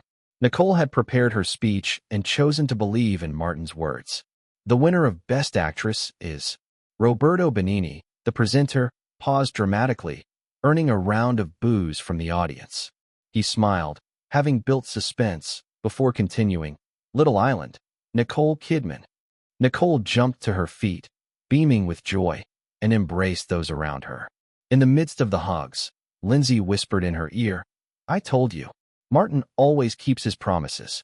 Meanwhile, Tom Cruise, who wasn't sitting with Nicole, frowned upon hearing his wife had won. He quickly masked his discomfort, rising to applaud as he waited for Nicole to come over. But Nicole, with a radiant smile, immediately ran to Martin, embracing him warmly. Tom watched them, his expression turning slightly wistful as he saw the growing bond between them. Not far away, Harvey Weinstein, watching the exchange, seethed with envy. His resentment toward Nicole was palpable, and his suspicions about Tom Cruise's involvement grew. The whole situation reminded him of events that had led him into hiding for nearly 6 months, and now, his suspicions pointed squarely at Cruise. After all, Tom had the motive and the means to orchestrate it all. Chapter 165. "Congratulations on your win, Nicole." "Thanks, Robert." As Nicole Kidman walked onto the stage, she embraced Roberto Benigni and took hold of the golden statuette. Before she could speak, tears welled up in her eyes. The audience erupted into a round of encouraging applause. After all, she's a professional actress, and Nicole quickly regained her composure. With a smile, she began to thank those who supported her. At the end of her speech, she added, "I would also like to thank one very special person, without whose help there would be no Best Actress in a leading role, Nicole Kidman." Tom Cruise, sitting in the audience, puffed up his chest and prepared to rise to his feet. Cameras zoomed in on him. Everyone expected that the one person Nicole would single out to thank would be Tom Cruise, her ex-husband. However, to everyone's shock, Nicole continued with, "That's Martin Myers. Thank you for everything he's done for me." She raised the statuette high as the crowd fell silent. Some assumed her "thank you" referred to the support from Myers Films, helping with her public relations campaign. No one thought too much of it, especially Tom Cruise, who was initially unaware of the depth of her gratitude toward Martin. But Tom's displeasure was obvious. His eyes shot daggers at Martin, who was standing nearby, smiling and applauding. After the Oscars, Martin flew straight to New York for a 3-day book signing event at Times Square. The plane touched down smoothly at New York's John F. Kennedy Airport. Martin stepped out of the VIP terminal, his hands casually in his pockets, 2 tall bodyguards following behind. They helped clear a path as they moved swiftly through the crowd. As he exited the terminal, dozens of reporters swarmed around him like flies to a light. "Martin, why didn't you hold a book signing when the book was first released? Is it because you're confident about the sales of your new book? Martin, will the simultaneous release of your Harry Potter and Twilight series affect sales? Martin, why did Nicole thank you alone at the Oscars?" The questions came fast and furious. But Martin, with the help of his bodyguards and airport security, swiftly made his way through the press without answering any of them. Random House had planned the event meticulously, choosing the Waldorf Astoria Hotel, just a short walk from Times Square, for Martin's stay. Outside, a crowd of well-informed fans had gathered, waving posters and chanting his name. They even broke into a spontaneous chorus in his honor. Martin gazed down from his suite at the exuberant crowd below, amused. These fans are crazy, he thought, chuckling to himself. But I love it. The more fervent the fans, the stronger their desires, and the more power they seem to bestow upon him. So, Martin opened his window and waved to the adoring crowd below. His face was clearly visible, and the reaction was immediate, screams of joy that filled the air like an air raid siren. Later that evening, as Martin prepared to rest, there was a knock at the door. When he opened it, he was taken aback to see Paris Hilton standing there, flashing him a mischievous smile. "Paris, what are you doing here?" "The Waldorf Astoria is my second home," she replied with a playful wink. "I have a room here on the 9th floor. Care to come up? It's private." She pressed her hand against his chest, lightly tracing her fingers over it. Martin couldn't help but notice how easily she seemed to seduce people. It was a dangerous game, but one she played with expertise. Glancing around the hallway, Martin pointed at a nearby security camera and said, "I'd rather not be photographed." "It's no problem," Paris said with a sly smile. She took out her phone and made a quick call. Within moments, the red light on the surveillance camera blinked off. "Let's go," she said, beckoning him with a coy smile and tugging gently at his tie as she led him out of the room. In the hotel surveillance room, a staff member looked up in confusion. Whose number was that? How did she get the code to turn off the cameras from the 1st floor to the 9th? The head of security sighed. "That's our little princess. Who knows what she's up to now? Probably throwing another private party, maybe with a few more celebrities." A staff member, curious, asked, "Do you think if we secretly turn the cameras back on, she'd notice?" The head of security's expression darkened. "Don't even think about it. You want to lose your job." As they entered the elevator to the 9th floor, Paris grinned. "I had the cameras turned off from the 1st floor to the 9th. That way, no one will get suspicious." "Clever, huh?" Martin, amused, complied and complimented her on her resourcefulness. When the elevator doors opened again, Paris's lips were swollen, a sign of what had just transpired. On the 9th floor, the only rooms were large suites, and tonight, the entire floor was empty except for the two of them. Paris rolled her eyes, her gaze flickering with mischief. "Maybe we should change locations," she suggested. "No cameras here." Martin glanced at the darkened surveillance camera, his magic subtly affecting the lens. Even if it was turned on, all it would see would be pitch black. He pulled her toward him, lifting her in his arms as she wrapped her legs around him. He pressed her firmly against the wall, kissing her fiercely. Paris felt a surge of excitement, her blood racing. Her body responded as the intensity grew. There was a tearing sound as their clothes shifted, followed by Paris's sharp gasp. Later that night, Paris had a strange dream. In it, she and Martin were trapped in a dark, shrinking space. As the walls closed in on them, Martin morphed into a devil with horns and a tail, yet his strength and beauty remained. The space grew smaller, suffocating her. Her breath became ragged as she trembled, struggling to breathe. Just when she thought she might suffocate, Martin's form expanded, shattering the confines of the space. He swept her up and flew into the night sky, the rain pouring down. They soared higher and higher, with Paris clinging to him, torn between fear and exhilaration. Eventually, the rain lightened, and they entered the soft embrace of the clouds. But Martin continued to climb higher, and her anxiety returned. She grabbed at his back, terrified they might fall. But Martin, an unstoppable force, carried her through the sky, and the sensation of his magic, his power, overwhelmed her. Finally, they reached heaven, an impossible place for a devil, but there they were. Surrounded by angels, Martin consumed everything around them, sealing their fate. It was, without a doubt, a strange dream. Chapter 166. "Andrea, hurry up. We'll be late if we don't leave soon." An 11-year-old girl, dragging a backpack far too large for her frame, jumped up and down at the hotel room door, urging her mother. "Hold on, sweetheart, we won't be late. But remember, you need to call me Mom. And as a lady, you should always be polite." "Okay, Mom, dear Mom. The taxi's here. Can you hurry up with your makeup?" 2 minutes later, The taxi they called was waiting at the curb outside the hotel. The girl quickly ran, dragging her oversized backpack behind her. "Taylor, slow down," Andrea called out, her voice filled with concern. She was carrying her own small purse, chasing after her daughter, nearly tripping over her own feet. "Damn it. Taylor, what are you packing?" As they climbed into the taxi, Andrea glanced at her daughter's stuffed backpack in surprise.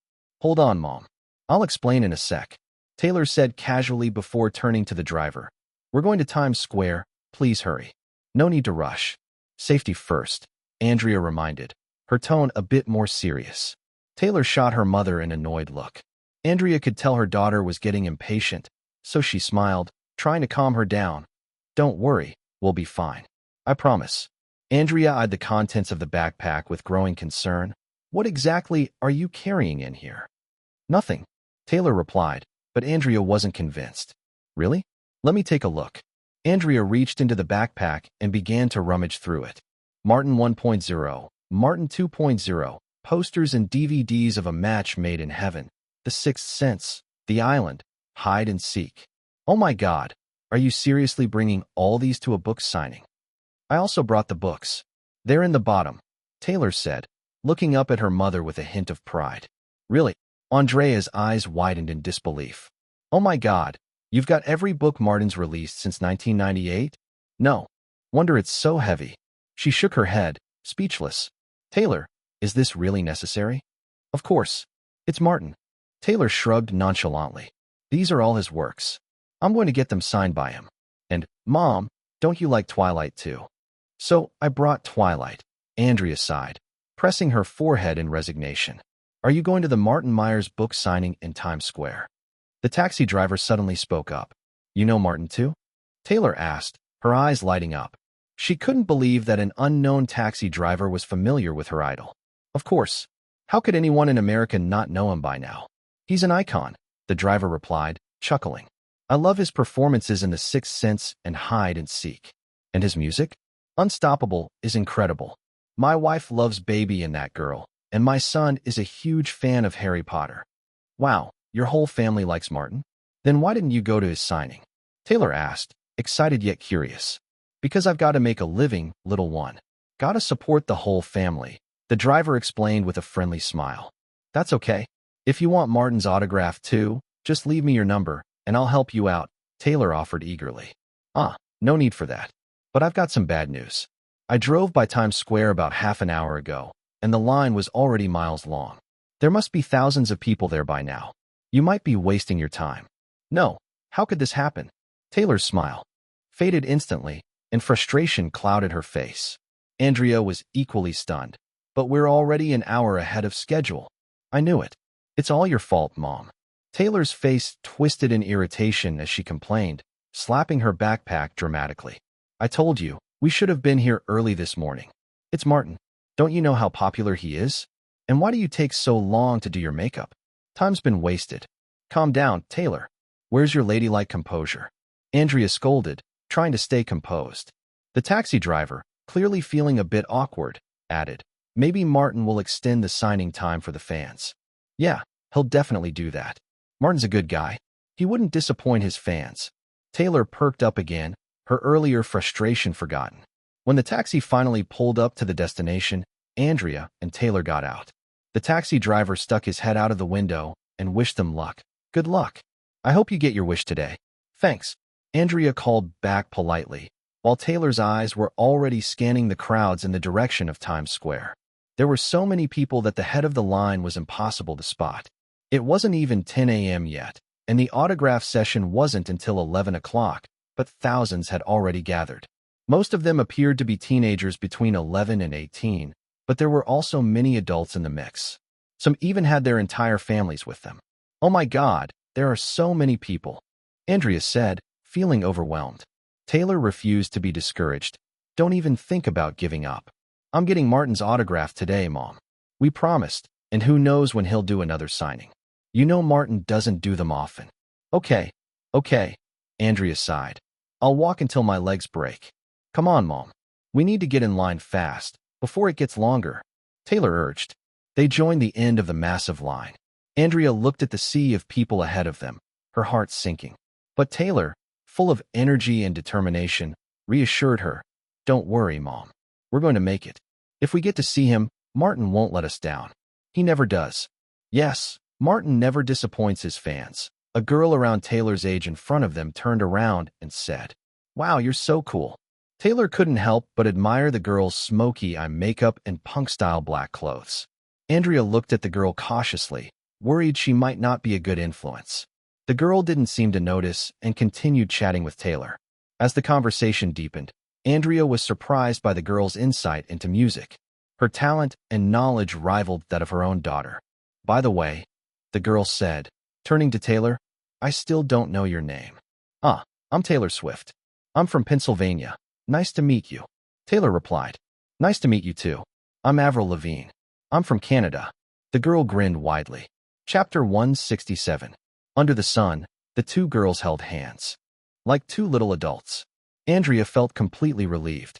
Although the girl named Avril Lavigne dressed a little unusually, she was certainly not a bad person. The two girls continued chatting animatedly. Among Martin's songs, my favorite isn't his most popular track, Baby, but his first single, Unstoppable.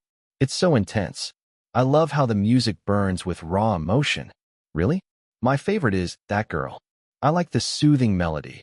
I can easily lose myself in it. Lose yourself? Yes, Martin's songs have that effect. Also, have you heard the second track from his first all-instrumental album, I Need Your Happiness? Of course. I've listened to all of Martin's songs and music. How did it make you feel? When I first heard it, it reminded me of the time I joined the church choir to learn voice and piano when I was 5. It was such a wonderful experience. Really? You were in a church choir? What an interesting experience. I remember when I was 10, I wrote a 3-page poem called The Monster in My Closet that won a national poetry contest. When I got the news that I had won, I was so happy. Wow, poetry? You won an award? You're amazing. Avril praised her enthusiastically. Andrea, who was quietly listening to their conversation, blushed slightly as she remembered the time she had brought that poem to life.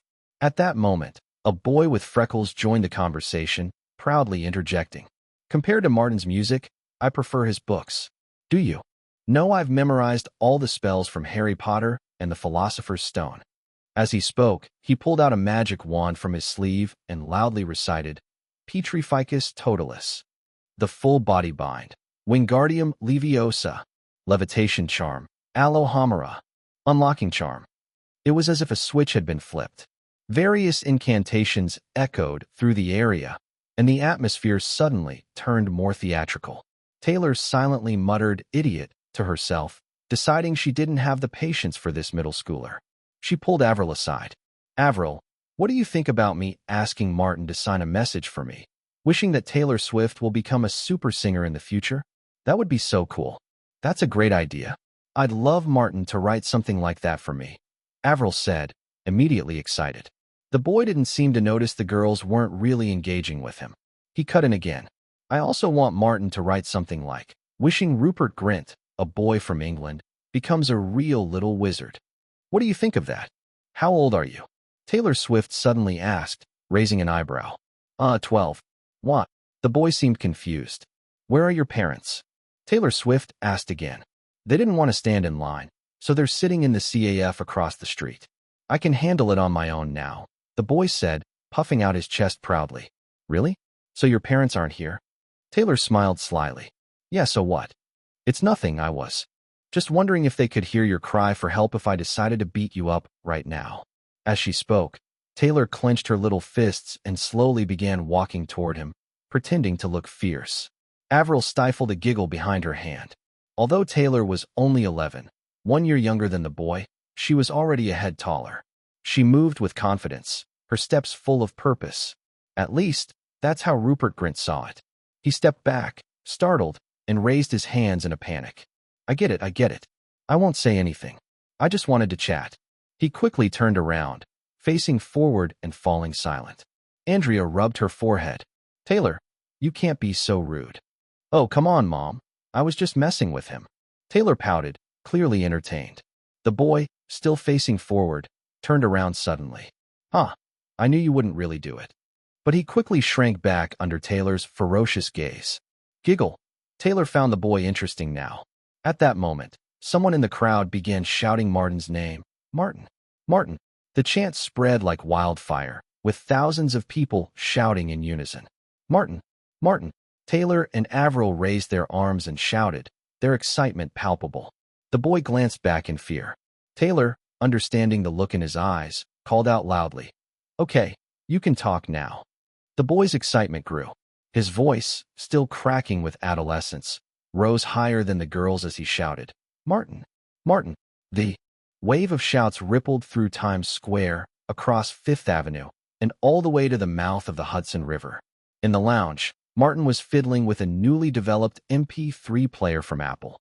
This particular model hadn't been released yet. It was just a prototype, a gift from Steve Jobs himself, who also happened to be a major shareholder in Martin's company. The MP3 was pristine white, with a sleek black border around the screen. Below the display was a circular slider button, smooth to the touch. Its minimalist design was perfectly aligned with Martin's aesthetic. Martin, however, took off his headphones, placed the MP3 on the table, and listened carefully. He then walked over to the window, gazing at the crowd cheering outside, feeling a sense of pride swelling inside him. The scene reminded him of the days when he'd seen Michael Jackson perform. The crowds were even larger, the volume of the chants higher, but those people were there for Michael. Now, they were all here for him. Martin reveled in this feeling. Being the center of attention, surrounded by thousands of adoring fans, was intoxicating. It was no surprise that many stars, over time, grew out of touch with reality, caught up in their fame. But that wasn't Martin. Martin, it's almost time. Benjamin Georgia and Jeff Raymond walked in together, snapping him out of his thoughts. Chapter 168, 168. Martin, Martin, Martin, Martin, Martin, Martin. Taylor and Avril Lavigne were shouting, along with the crowd when they suddenly noticed the commotion in front of them. Look, it's Martin coming out. Martin, it's Martin. Oh my God. He's even more handsome in person. Amidst the cheers of thousands of fans, a group of security guards quickly emerged from the bookstore, forming a human wall. Then Martin strode out of the bookstore, heading toward the autograph booth set up next to it. As he walked, the flashbulbs of reporters' cameras exploded, and even the bright lights of the massive advertising screens around Times Square seemed to dim in comparison. Martin stood on the stage, microphone in hand, looking out at the sea of faces in the crowd. He couldn't help but exclaim, "Wow, I didn't expect so many people to come today. I'm really flattered. I hope everyone keeps safe, doesn't crowd, and avoids any stampedes. Come here to enjoy yourselves, but I want to make sure you all get home safely," he continued, his voice full of care. "Martin is so handsome. Oh my God, I really want to marry him when I grow up." Taylor Swift's eyes were wide with admiration. Avril Lavigne was equally mesmerized, jumping up and down, waving her hands toward the stage as she said, "Exactly, he's so handsome. His features are so delicate. It's no wonder people think he's an elf." At that moment, several voices from the crowd cried out in frustration. "There are so many people here today. Will Martin even be able to finish signing? I don't want to leave empty-handed. I've been waiting for more than 2 hours. Everyone, squeeze forward. If we push in, we can get signatures. Yes, let's push forward." The crowd began to surge forward, the noise escalating. "Everyone, stay calm, stay calm," Martin called, his brow furrowing as he tried to quell the chaos. But the crowd, whipped into a frenzy by a few troublemakers, continued to push forward, and the human wall formed by the security guards began to waver. The reporters, sensing an opportunity for a spectacle, began to whisper among themselves. A reporter from News of the World remarked, "Martin's still too young to handle a situation like this. I bet the NYPD will have to get involved soon." Other reporters chimed in. "His presence isn't enough to calm this crowd. He's not Michael Jackson. Martin may look mature, but he's only 14. I bet he's freaking out right now." But a reporter from the Los Angeles Times, who had a good relationship with Martin, shot back, "Please, save it. Martin's been to Michael's concerts. How could a scene like this rattle him? Someone's clearly stirring the pot." A News of the World reporter countered, "It's Michael's presence that kept him calm. Back then, he was just a supporting act. As for troublemakers, who doesn't have enemies in this industry? Martin should have been prepared for something like this. Meanwhile, the crowd grew angrier, pushing forward relentlessly, threatening to tear down the last defenses of the security guards. Andrea, watching anxiously from the sidelines, shouted, "Taylor, come back. Taylor, come back quickly." But her voice was drowned out by the chanting of the crowd. "Push through. Push through. We want signatures. We want signatures. We didn't come all this way for nothing." Seeing the chaos unfold, Martin on stage took a deep breath. He placed the microphone back on its stand, pressed his fingers to his ears, and held his breath. Then, from deep within his chest, an impossibly high-pitched, guttural sound rang out. As soon as the sound hit the air, it reverberated like a massive wave, crashing through the crowd. The crowd fell silent, their restlessness ebbing away, as they were carried away by the strange, soothing resonance. This was the requiem of the Sea Clan, a song that calmed even the most chaotic hearts. The song's unique throat vocals, treble and ultra-high pitches, were impossible to replicate outside of Martin's homeworld, the gods and demons continent. Among the Sea Clan, only the sharks and fishmen could perform it, and among humans, only elves and succubi could even attempt to replicate it. As the melody flowed, all noise from the crowd was silenced, replaced by a deep, still quiet. People no longer pushed forward. Instead, they stood in place, completely captivated by Martin's voice. Whether they were seasoned music lovers or casual fans, or even those with ulterior motives, they were all transported into a trance-like state. They felt as though they were floating in an endless ocean, riding the waves of the song, feeling their souls rise and fall with the tides. When the song finally ended, the square remained eerily silent, so quiet you could hear a pin drop. Martin stood on stage, quietly waiting.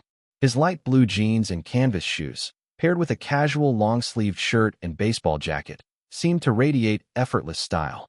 His tousled light brown hair added to his laid-back appearance. At 14 years old, he stood at 5 feet 9 inches, exuding a sense of maturity far beyond his years. In the audience, people, young and old alike, watched him in awe, their breaths stolen by the magic of his music. They gazed at him as if he were a god. This wasn't just the power of music. It was a subtle form of psychological suggestion, a trick of the mind, enhanced by his innate charm. The effect was far stronger than any technology or invention. After a few moments of silence, Martin spoke again. "Okay, I think you can all hear me now. Guys, your enthusiasm really scared me there. Look, I don't want anyone getting hurt today. Please, follow the rules. Can we do that?" The crowd, now fully subdued, broke into a unified chant. "We can do it." The reporters, too, found themselves joining in, caught up in the collective energy. A reporter from News of the World, visibly startled by his own actions, muttered to himself, "Damn it, I've got such a strong herd mentality." Martin smiled before continuing, "Now that you've agreed, don't go back on your word. If you do, I'll have the security guards escort you out, whether you're my fan or not. Also, since there are so many people here today, I'll extend the signing time to make sure everyone gets a chance to meet me. So, as long as you all line up properly, don't worry about missing out on your signature. Okay, let's get started. Please come to the stage one by one." Chapter 169. The book's signing event began smoothly, with fans lining up eagerly. Jeff, observing from the sidelines, wiped the cold sweat from his forehead. The commotion just moments ago had rattled him. Clearly, there were troublemakers in the crowd, trying to sabotage Martin's autograph session. Who could they be? Competitors? Jeff quickly ran through the faces of the individuals who had caused the disruption and dialed Gordon. "Gordon, I need you to keep an eye on those people. If they cause any more trouble, take them down," Jeff instructed, his voice steady but concerned. "Also, after the signing, try to follow one or two of them. See if you can find out who's behind this." Jeff paused and shook his head. If the mastermind behind the scenes wasn't a complete fool, they would never show their face again. He realized he'd let his guard down, something he regretted. With how smooth things had been in recent years, he'd grown a little complacent. As time passed, the line for the book signing grew shorter. Martin continued signing autographs tirelessly, moving swiftly and efficiently. "Hey, Martin, I'm a huge fan of your books. I love Harry Potter so much. I've memorized all the spells. Watch this." Wingardium Leviosa, Alohomora, the boy recited enthusiastically. Martin glanced at the boy in front of him, his reddish-blonde hair and somewhat plain face looking oddly familiar. Hey, could you hurry it up? A voice called from behind, urging the boy to move along. The boy, blushing, paused for a moment, then excitedly asked, Martin, can you sign my Harry Potter book? Write something like, I wish Rupert Grint the best of luck in becoming a real wizard. Martin chuckled. No problem. He wrote the message in the boy's book, handing it back with a smile. Thanks so much. This is amazing, Rupert Grint said, his excitement palpable. I'll treasure this forever. Martin stretched out his hand to Rupert, who shook it enthusiastically. Thank you, I will, Rupert said before running off, already planning to avoid washing his hands for the next week. Next up was Avril Lavigne. Hi, Martin, I'm Avril Lavigne, and I'm a huge fan of your work, she said, her nervousness clear. And a fan of your books too. Martin smiled warmly at the familiar face. No problem. If you want me to sign your album, I'm happy to. Avril was almost mesmerized by Martin's charm. Her face flushed as she nervously opened the album. Can you sign here on the cover? She asked, a little flustered. Avril had initially wanted to ask Martin to write, I wish Avril Lavigne would become a super singer in the future, but she hesitated, feeling embarrassed. But Taylor Swift, standing behind her, was bolder. She nudged Avril playfully and whispered, Tell him to write that sentence. Let him write that sentence. Martin, now realizing the situation, put down his pen and looked at Avril with a smile. What message would you like me to write? Go ahead, don't be shy. Avril coyly asked, Can you write? I wish Avril Lavigne would become a super singer in the future. Taylor, ever the strategist, chimed in with, and make it extra special. Add dear in there. Martin nodded, amused by the playful banter, and wrote, I wish my dear Avril Lavigne to become a super singer in the future. Avril gleefully hugged the album to her chest. Thank you. I swear I'll buy your book. She dashed off, clearly overjoyed. Next up was Taylor Swift. Martin, I'm a huge fan of your books, your music, and your films, Taylor said, pulling out a pile of items from her bag. Martin laughed. You can only choose one, Taylor. She froze, caught off guard by the decision. What do I choose? She wondered aloud. Andrea, Taylor's mother, whispered to her. Hurry up, sweetie. There are others waiting. With a decisive nod, Taylor chose her album, Martin 1.0. Can you write something like what you wrote for Avril, but with my name? Of course. Martin wrote in beautiful script, I wish my dear Taylor Swift to become a super singer in the future. Perfect. Martin, I want to be like you when I grow up, writing lyrics, composing music, and singing. I want to be a creative singer like you. Taylor gushed excitedly. Then, she turned to Andrea. This is my mom, Andrea. She's also a fan of your book. She's obsessed with Twilight. Andrea playfully tapped Taylor on the head. Now's not the time to chat, Taylor. She handed Martin her Twilight book. Could you please sign it for me? Martin raised an eyebrow at Taylor and winked at Andrea, his demeanor shifting from charming to playful. Just a signature? He teased. Andrea's heart skipped a beat at the sight of his flirtatious grin. She quickly regained her composure, smiling. Yes, just the signature. Martin signed the book in his elegant handwriting, which many fans considered a work of art in itself. As he signed, the crowd moved along rapidly, and the line continued to shrink. Despite the growing fatigue, Martin remained patient, responding to each fan with kindness and maintaining his cheerful smile. It was clear he had perfected the art of managing his popularity, making each fan feel valued. For Martin, signing books was just a physical task. After all, in his previous life, he had needed to charm and seduce to level up his magic power. This was far simpler.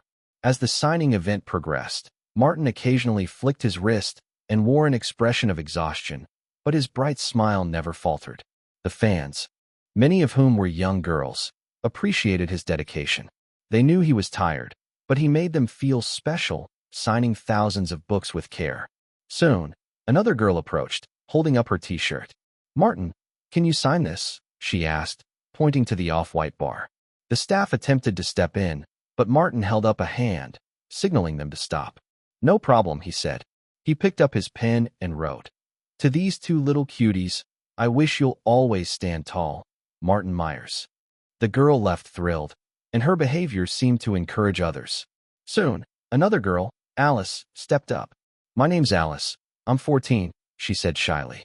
Martin smiled warmly. "Nice to meet you, Alice." He took the Twilight Saga from her and wrote, "I wish you're as beautiful as an angel." Alice hesitated before speaking again. "Martin, could I get a hug?" Martin, ever the gentleman, stood up, opened his arms, and said, "Bring it on." Soon, more young girls followed suit, each asking for a hug or a handshake. The event had turned into an impromptu display of affection for the star, especially from his female fans, who far outnumbered the men in the crowd. Chapter 170. Martin's embrace sent the girls at the back of the line into a frenzy. They eagerly anticipated their turn, longing for a hug from him. European and American girls often mature quickly, and at just 15, they were at their most exuberant age. To them, Martin was not only handsome but also exceptionally talented. He was the embodiment of their adolescent dreams. However, Martin soon realized he might have stepped into a whirlwind of trouble. The requests from the girls escalated, not just for hugs, but also for kisses. They wanted autographs on their bras, and some even insisted that he sign directly on their skin. Of course, Martin declined, even if a few of them were strikingly beautiful. On the sidelines, the fans were reveling in the chaos. Then came the sneak attacks. One girl, a stunning blonde around 15 or 16, stood out. Tall and alluring, she exuded the aura of a popular girl. While Martin was focused on signing a copy of the Twilight Saga she had brought, she suddenly leaned down, swiftly cupping his face in her hands before planting a quick kiss on his lips. She snatched the signed book and dashed away, leaving only laughter echoing in her wake, while Martin was left in shock. Well, it wasn't until later that Martin fully grasped the situation. Touching his lips, he widened his eyes in disbelief. He had been tricked. If he hadn't been so exhausted from the day's signing, he would never have let that happen. Thankfully, her beauty softened the embarrassment somewhat. The ripple effect was significant. Every girl that followed was inspired, eager to try their luck, and a few even attempted to replicate the bold move. But Martin, now mentally prepared, dodged with agility, ensuring he wouldn't fall victim again. The staff, too, heightened their vigilance, blocking any further attempts at unexpected kisses. Yet the girls had their strategies. If they couldn't steal kisses, they could certainly seize opportunities during hugs. When American girls become bold and uninhibited, even a seasoned charmer like Martin found it overwhelming. He was pinched and poked in all directions, but he decided to endure. Fortunately, the boys remained respectful and reserved. After over 6 hours, Martin had signed more than 7,000 autographs, finally clearing the line. Rubbing his wrist, he made his way toward the lounge. Jeff, looking concerned, asked, "Martin, is your hand okay? Should we get it checked? Do you need to take a break for the signings tomorrow and the day after?" "No, I can push through," Martin insisted, rejecting the suggestion. That night, news of the events at Martin's book signing made headlines. His hugs, the unexpected kiss, and the ensuing chaos became the talk of the media. In the hotel, Taylor slammed a pillow in frustration. "Damn, those girls are so shameless. Why didn't I think of that? It's infuriating." Several girls in Los Angeles shared her sentiments. Scarlett, fresh off the set of Ghost World, had arranged to meet Jessica for dinner. They had first crossed paths at a party thrown by Martin's friend. Initially, they hadn't gotten along, but after being enchanted by Martin's charm, their animosities faded. "What about Lindsay? Why didn't she come?" Scarlett asked, noticing Jessica was alone. Jessica sighed. "Lindsay's been having it rough. Her mother is pressuring her to impress the producers. Her father keeps taking money from her, and they're getting a divorce." Jessica shook her head, feeling sympathy for Lindsay's plight. What a misfortune to be born into such a family, Scarlett mused. Although she and Lindsay were not particularly close, she couldn't help but feel for her. They soon shifted their conversation to more serious topics. "Jessica, you received the script from Martin, right?" Scarlett asked. "You mean Charlie's Angels?" "Yes, I got it," Jessica replied, smiling. Martin hadn't forgotten his promise to write a script for her. "What do you think?" Scarlett inquired. "I really like it. It's a cool concept for a women's secret service. Don't you think it's a bit too commercial?" Scarlett questioned, her brow furrowing. When she was younger, she had aspired to be a more artistic actress, but now she found herself leaning towards commercial blockbusters. Commercial? What's wrong with that? Jessica countered, puzzled by Scarlett's concerns. At our age, we should focus on business. It'll be time for art and literature once we're famous and financially secure. Well, you have a point. Scarlett nodded, considering Jessica's perspective. Jessica then asked, "What do you know about Drew Barrymore?" Jessica had assumed that Martin would cast one of the girls from the party as one of the female agents, but instead, he chose Drew Barrymore, whom she had never met. "I met her once. She's incredibly powerful," Scarlett recalled. At that party, Drew had charmed producers and directors alike, effortlessly navigating the room. She had a knack for sidestepping unwanted advances without anyone feeling slighted. Scarlett shook her head, realizing how inexperienced she felt in comparison. Looking at Jessica, she noted how youthful she appeared.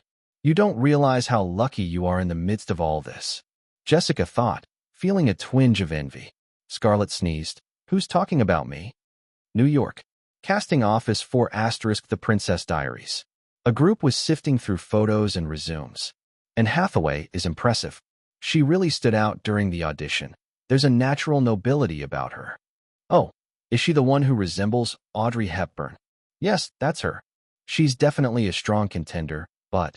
The casting director pulled out another resume. "This girl isn't bad either. Lindsay Lohan. I think I recognize that name." Island cry *. Someone chimed in. "All right. She played the daughter, and Martin Myers was the son. She's friends with Martin Myers?" "Apparently so. Let's keep her in the running." "Well, it's up to the director." Interestingly, it was Kevin Johnson, not Martin, who recommended Lindsay Lohan this time. Kevin Johnson? That Universal Pictures executive? What are her parents thinking? Martin is currently working with Disney on the Pirates series. Now is when he has the most influence. Wouldn't it be smarter for him to weigh in? Who knows? I've met her mother. She doesn't seem very savvy. Chapter 171. Hi. Are you here for the audition too? Yes. My name is Lindsay Lohan. What's yours?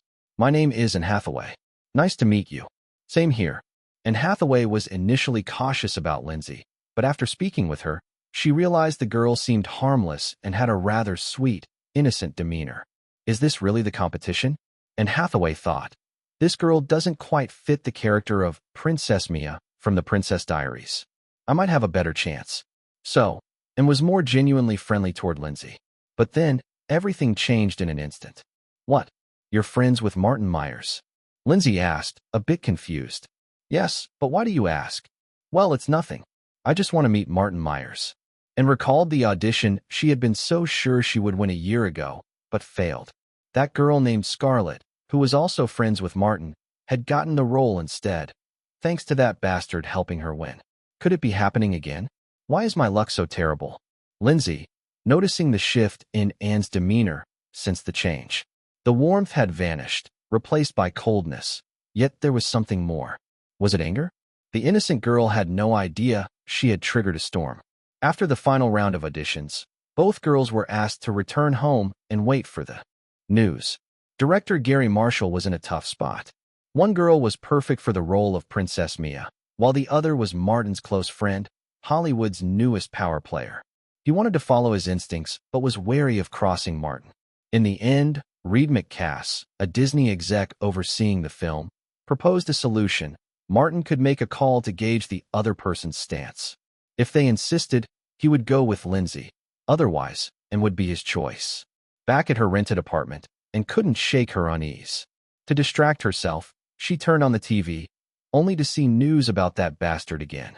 Wait, Martin's book signing? In Times Square? He's in New York right now. That jerk. I'm going to find him tomorrow. And Hathaway, with typical American determination, gritted her teeth and made a bold decision. The next day, buzz buzz buzz. Martin's phone vibrated on the table in his hotel room. He picked it up to see it was Drew Barrymore. Who? A soft white arm wrapped around Martin's back, and the face of the mischievous Paris Hilton rested on his shoulder. A partner, Martin answered, then picked up the phone. Hey, Martin. I've got everything ready for Charlie's Angels. When do we start filming? Drew's voice crackled through. Everything's set. We'll start shooting immediately. The main cast is locked, and we'll shoot according to my split-shot script. We aim for a release this year. Great. When will the producer be in place? I'll call him. You can inform him directly.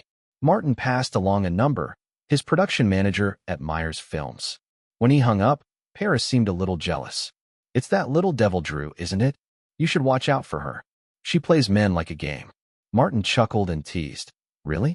That only makes her more interesting. Paris pouted. Humph, I'll drain you dry and won't give that little goblin a chance. Martin grinned. That depends on your ability. Later that day, the autograph session continued. The venue was much more secure today. Extra security and even NYPD patrols nearby. During the break, Gordon approached Martin.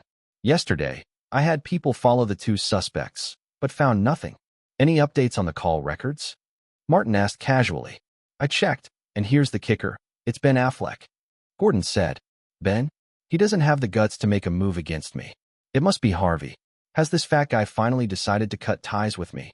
After the film Little Island, Martin had ended his collaboration with Milan Max. It seemed like Harvey, feeling hurt, wanted to stir up some trouble. Martin thought for a moment, then picked up the phone. Hello, Matt Damon. Matt, it's Martin. I need a favor. Don't worry, I won't leave you hanging. I've registered a script with the Screenwriters Guild, The Bourne Supremacy. You can check it out if you're interested in the lead role. After a brief chat, Martin hung up, satisfied. His negotiation skills had worked wonders. Matt couldn't resist the offer. Stretching, Martin walked over to the window. Wow, it looks even busier today. Another long day ahead. Martin, you really don't have to sign for everyone. No, those people are my fans. I can't let them down. Martin responded earnestly. They're the energy that powers me, he thought to himself. What's a little physical exhaustion for the magic I gain? Martin, you're such a good guy, Jeff said, sighing. Martin just gave him a blank stare. The autograph session began again, and the crowd was much more subdued thanks to the heightened security. Everything went smoothly throughout the afternoon. Then, a striking woman with dark brown hair approached Martin, taking a deep breath. He stared at the familiar, beautiful face and said, Hi, where are the things you need signed? And Hathaway cursed herself internally. She had planned to confront Martin today, maybe even call him out for abusing his power to help people through the back door. Why had she backed down at the last minute? I want you to sign here. Suddenly, and pulled down the strap of her t-shirt, revealing her white shoulder. On the shoulder? Martin was surprised. He'd signed bras before, but this was the first time for a shoulder. Yes, right here, and nodded. What should I write? Anne's eyes lit up. Just write. Martin Myers, wishing my good friend, and all the best forever. Chapter 172. Martin furrowed his brows, sensing a hint of hostility from the woman before him. Determined not to give in to her demands, he decided to act on his own terms. He picked up the pen and wrote on Anne Hathaway's shoulder. Dear Miss Anne Hathaway, I hope you continue to support my work. Martin Myers. After setting the pen down, he leaned back, a half-smile playing on his lips. It's done, he said. Anne Hathaway's face lit up with joy. Thank you, she exclaimed, rushing off in a hurry. Martin couldn't help but chuckle, wondering what her reaction would be when she discovered the truth. 5 minutes later, Anne Hathaway stood fuming in front of the glass display window of a coffee shop. Martin Myers, you bastard, she muttered under her breath. She had hoped to use Martin's message to trick the casting team for The Princess Diaries. After her last audition, she had cleverly obtained the phone number of director Gary Marshall. If Martin had written something ambiguous on her shoulder, she could snap a photo and send it to him, letting him guess the rest. Martin's handwriting was distinctive enough that one of the casting team would surely recognize it, right? If they believed she was close to Martin, maybe she could close the gap with Lindsay Lohan. After all, the director had seemed more interested in her during the audition. Otherwise, he wouldn't have given her the number so easily. If she could get the director on the phone, perhaps she'd land the role. Anne's plan wasn't without merit. Gary Marshall did indeed think she was more suitable for the role. As a seasoned director, he had little patience for actors who were only cast due to connections. If Anne really did send the photo, there was a good chance the director would play along. Even if he caught on to her trick, he might pretend not to know. With decades in Hollywood, Gary Marshall knew how to keep things under wraps if it suited him. But Martin's unpredictable move ruined everything. Frustrated, Anne Hathaway stormed off to Times Square, only to be met with a long line and tight security. Hugh again? She rubbed her aching knees, then shook her head firmly. Should she just rush in? Looking at the imposing security guards, she quickly realized it was unlikely she'd get through. Forget it. This guy has already ruined 2 of my chances. No way. Determined to find another way, and headed toward a nearby bookstore. Wasn't Martin's lounge inside? At 5 p.m., the autograph session finally wrapped up. Martin entered the break room, feigning exhaustion. Suddenly, a loud argument broke out outside. Gordon's voice boomed. "Miss, you can't go in. Move out of the way," and demanded. "I need to see Martin. I have something to talk to him about. I know him." Gordon's voice responded with confusion. "Really? I don't know when you met Martin, miss. Please don't cause trouble." "Martin, Martin," and shouted. "I'm in Hathaway, and I need an explanation from you." Inside, Jeff exchanged a confused glance with Martin. Rubbing his temples, Martin sighed. "Don't worry. This is the first time I've met this woman." Then, raising his voice toward the door, he added, "Gordon, let her in. I want to hear what kind of explanation she thinks I owe her." Gordon responded, "Please come in, miss," and stormed in with a sharp humph, and ignored Jeff, who stood off to the side, before turning to Martin. "Martin, why are you doing this?" she demanded. "Why take my role away? Why can't I be worthy of your support after all the hard work I've put in? Why do people who are clearly less talented than me get roles just because they know you? I've had enough. I just want to act, but it's like this everywhere. First in American Rhapsody, and now in The Princess Diaries." Before she could continue, Martin interrupted her, genuinely puzzled. "Wait, I helped Scarlett get American Rhapsody, I'll admit that. But what's going on with The Princess Diaries? Stop pretending," and snapped. "I don't believe that Lindsay Lohan didn't get the role because of you. I'm clearly a better actress than her." Just as Martin was about to respond, his phone rang. It was Reed McCass, one of Eisner's trusted allies. On the call, Reed greeted Martin warmly before asking, "Martin, is Lindsay Lohan one of your friends? Did you recommend her for The Princess Diaries?" Martin's brow furrowed. Did Lindsay really audition for The Princess Diaries? Why hadn't she mentioned it? Wasn't this a scheduling conflict with Charlie's Angels? Had Lindsay been unhappy with her role and wanted more? No, Martin knew Lindsay too well. She wouldn't keep something like this from him, and she was certainly not dissatisfied with her part. A sneer crossed Martin's face. It was probably Lindsay's eccentric parents causing all this drama. He spoke into the phone. "I didn't recommend Lindsay. I had no idea she even auditioned for this film. Don't base your decision on me. I heard that a girl named Anne Hathaway did really well in her audition." Reed immediately understood what Martin was implying. "Got it. Let's leave it there then." "All right. Take care," Martin replied. After hanging up, Martin turned to Anne Hathaway, shrugging. "You must have heard that, right? The role's yours now." And, having overheard the conversation, wore a mix of gratitude, embarrassment, and relief. "Sorry, Martin. I misunderstood you," she said, her voice sincere. Martin waved her off. "It's no big deal. I respect your determination to fight for your role." Anne's heart softened. She recalled how hard she had worked for the role for 2 months, but still couldn't get a simple phone call from Martin. Something inside her shifted, and she felt an impulse. "Martin, would you like to grab a coffee with me?" Martin was momentarily taken aback. He hadn't thought of flirting with her, his mind preoccupied with Lindsay's situation. But Anne had already taken the initiative. So Martin didn't hesitate. "Sure, let's head to the coffee shop next door." "Sounds great," Anne replied, clearly excited. Chapter 173. So, Lindsay's phone was confiscated by her mother, and you're having a hard time getting in touch with her? "Yes, Martin. And Lindsay hasn't been going to school lately, so we don't know what state she's in." "I see." After hanging up the phone with Mark Zuckerberg, Martin frowned, deep in thought. A moment later, he picked up the phone and called Reed McCass. "Reed, I need a small favor." At Lindsay's house, a Motorola phone suddenly rang with its distinctive ringtone. This phone had been given to Lindsay by Martin for easy communication, but now it was in the hands of Lindsay's mother, Dina Lohan. When Dina saw the call, her excitement flared up, and her half-drunken haze began to clear.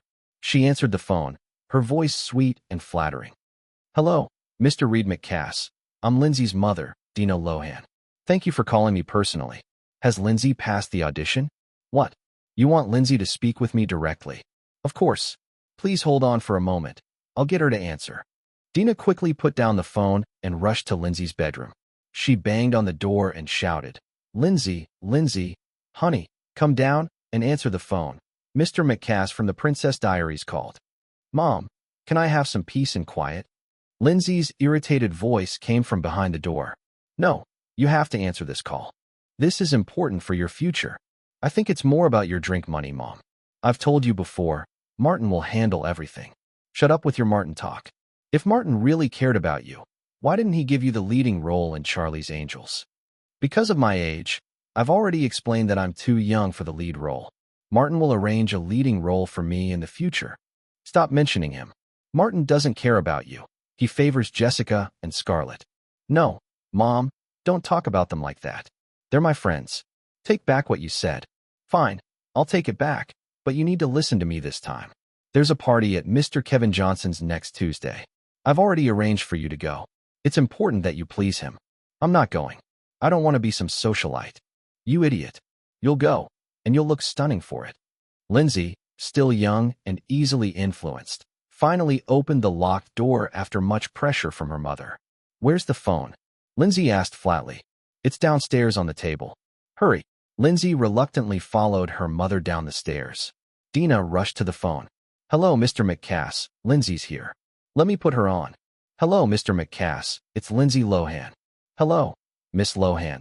I'm sorry to inform you that you didn't pass the audition. Upon hearing this, Lindsay wasn't disappointed. She was actually relieved. Okay, I understand. Thank you for letting me know. Is there anything else? She expected the call to end, but then Mr. McCass added, Actually, there's one more thing. Someone wants to speak with you. You should probably keep your expression neutral. Lindsay's heart raced as she recognized the voice on the other end. It was the one person she had been thinking about constantly. Hi, Lindsay. Lindsay glanced at her mother, who was already drinking again, and used her acting skills to mask her emotions. In a calm voice, she said, Mr. McCass, please go ahead. Lindsay, is your mother controlling you? Yes. Do you want to escape from her and your father's control? Yes, I do. I've arranged something for you. There's a new phone buried under the tree in the southeast corner of your yard. You can get it when you get the chance. We'll be in touch. Don't worry, I'll help you. Thank you, Mr. McCass. All right, that's all. Goodbye. Goodbye, Mr. McCass. After hanging up, Lindsay couldn't help but show a hint of joy, despite trying to hide it.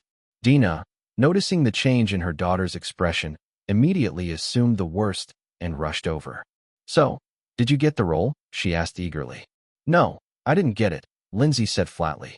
Dina was stunned for a moment before her anger flared. Then why are you smiling? Did you sabotage your own audition just to get that worthless supporting role Martin gave you? I just want to play the role Martin gives me, even if it's a supporting one. What's wrong with that? You fool. What's the point of playing a supporting role? You're going to Mr. Kevin Johnson's birthday party next Tuesday, and you'll do whatever it takes to please him. No, I'm not going. I'm not going to be a social butterfly. You idiot. Dina screamed. I won't go. Lindsay cried, running out of the house. As she rushed away, Dina looked after her with a fierce expression. Without my consent, you'll never see that bastard Martin again. And you'll go to that birthday party, and you'll dress up beautifully. As Dina grabbed a bottle of wine and took another swig, Lindsay quickly wiped her tears away. She ran to the tree that Martin had mentioned and, sure enough, found a spot where the ground had been disturbed. She grabbed a nearby stick and started digging quickly. After a few moments, she unearthed a black plastic bag. Inside, she found a brand new black phone. Lindsay carefully hid it on her person, then went outside for a while before returning home. Her mother was already drunk, as usual. Her parents were no longer together. Her father had moved out, and her younger siblings had been sent to live with her grandfather. Lindsay was alone, the cash cow of her mother, who would never let her go. Sighing, Lindsay went upstairs to her room, took out the new phone, and dialed Martin's number. Martin, what should I do if my mother forces me to go to Mr. Kevin Johnson's birthday party? Kevin Johnson? The Universal production manager? Yes, he's the one who recommended me for the Princess Diaries. I don't like him. I always feel like the way he looks at me isn't right. Where's the party? In Santa Monica. He rented a villa for it. Got it. I'll be there too. Don't let your mother notice anything unusual for now. I won't, Lindsay replied, nodding. Martin, can you help me leave this family? I just can't take it anymore. Martin paused for a moment, then said, I'll help you. But you're not yet 16. Even if you leave your parents, you'll need a guardian. Do you have someone in mind? Lindsay thought for a moment and then said, Aunt Monica. She's the only one who's ever been good to me. Okay, I'll take care of everything. When you turn 16, you can sever ties with your parents completely, just like Drew Barrymore did. Martin's words reminded Lindsay of her own situation, which mirrored that of Drew Barrymore's troubled past. Both were child stars with unreliable parents. Both were pushed into a pit by their mothers. The only difference was Drew's more decisive personality, which allowed her to break free. Lindsay, however, was sinking deeper into despair, relying on drugs and alcohol to numb herself. She'd even been caught stealing just so she could stay clean in prison. Chapter 174. That night, Lindsay and Martin talked for hours. She shared how her mother didn't approve of her looks, comparing her to the iconic women of Charlie's Angels, and instead pushed her to audition for the Princess Diaries. She also told him that her parents had been fighting constantly, and they had now decided to divorce. She explained that her mother didn't work regularly and would ask her for money when she needed it to buy wine. Lindsay spoke about how Aunt Monica had always been kind to her, even going so far as to argue with her parents on her behalf. Martin just listened, allowing her to unload all the grievances she'd been holding inside. To be honest, Martin realized that if Lindsay Lohan, who was known for her straightforward and earnest personality, didn't have someone reliable supporting her in the entertainment industry, she would likely be chewed up and spit out by Hollywood's ruthless nature. Her fate in the original timeline proved this. But in this life, Martin had made a decision. He would protect this delicate flower in Hollywood and become her backbone. As the most obedient of Martin's girls, and the first one he met, Lindsay held a special place in his heart. She was, without a doubt, the one he doted on the most. Later that evening, in Santa Monica, a lavish estate was alight with bright, shining lights. Luxury cars pulled up to the gate of the manor. Men in sharp suits and women in evening gowns stepped out, showing their invitations to the security guards at the entrance before entering. At that moment, an old Ford pulled up along the road, drawing the attention of the security team. Number 3, keep an eye on that car, could be a paparazzi trying to sneak in. Understood. The Ford was stopped before it could even approach the gate. A solidly built security guard knocked on the window. The window rolled down, revealing a strikingly beautiful woman, still exuding charm. It was Dina Lohan, Lindsay's mother. This is a private driveway. Who are you? The guard asked. Dina leaned on the edge of the window, flashing a wink at the tall, white security guard before responding. Handsome, we've been invited. The security guard remained unmoved. He shone his flashlight into the back seat and saw a young girl wearing heavy makeup sitting there. He was slightly relieved and then said, Please show me your invitation. Oh, you still don't believe me? Just a security guard, Dina replied, feeling slighted. She rummaged through the car and handed him the invitation. See? I told you we were invited. The security guard took the invitation, inspected it, and returned it to Dina. He waved his hand. You can go up. Then, he spoke into his radio. There's only one invitation. I assume it's for the girl in the back. She looks about 15 or 16, though it's hard to say with all that makeup. The captain's voice came through the radio. Underage. These rich people sure know how to have fun. The security guard smiled and added, The driver must be her mother. Guess she's delivering the goods straight to the door. The captain responded with sarcasm. Hollywood is a cesspit, full of garbage and maggots. Some of them manage to turn into flies. Everything's so glamorous on the outside, but it's all rotten inside. The guard made a disgusted face and said, Come on, Captain, you've ruined my Hollywood dream. The captain chuckled. Oh, really? Then you should thank me for saving you. The Ford pulled up to the manor gate again, only to be stopped by the security guard once more. What now? Didn't you check us already? Dina snapped. Sorry, cars aren't allowed inside. Please turn left, the parking lot's that way. The guard replied politely. Damn it. Why didn't you tell me that earlier? Dina grumbled. Mom, there were signs on the road when we came in. I already reminded you, Lindsay said, unable to tolerate her mother's rude behavior. Yeah, I didn't hear you. Guess I need a drink. Hopefully, there's something good at the party today. Go ahead, sweetie. I'll park the car. As Dina parked the car, Lindsay noticed a black car driving past and entering the manor. She immediately pointed at the car, fuming. Damn it, why did that car get in? That's a distinguished guest, the guard replied indifferently.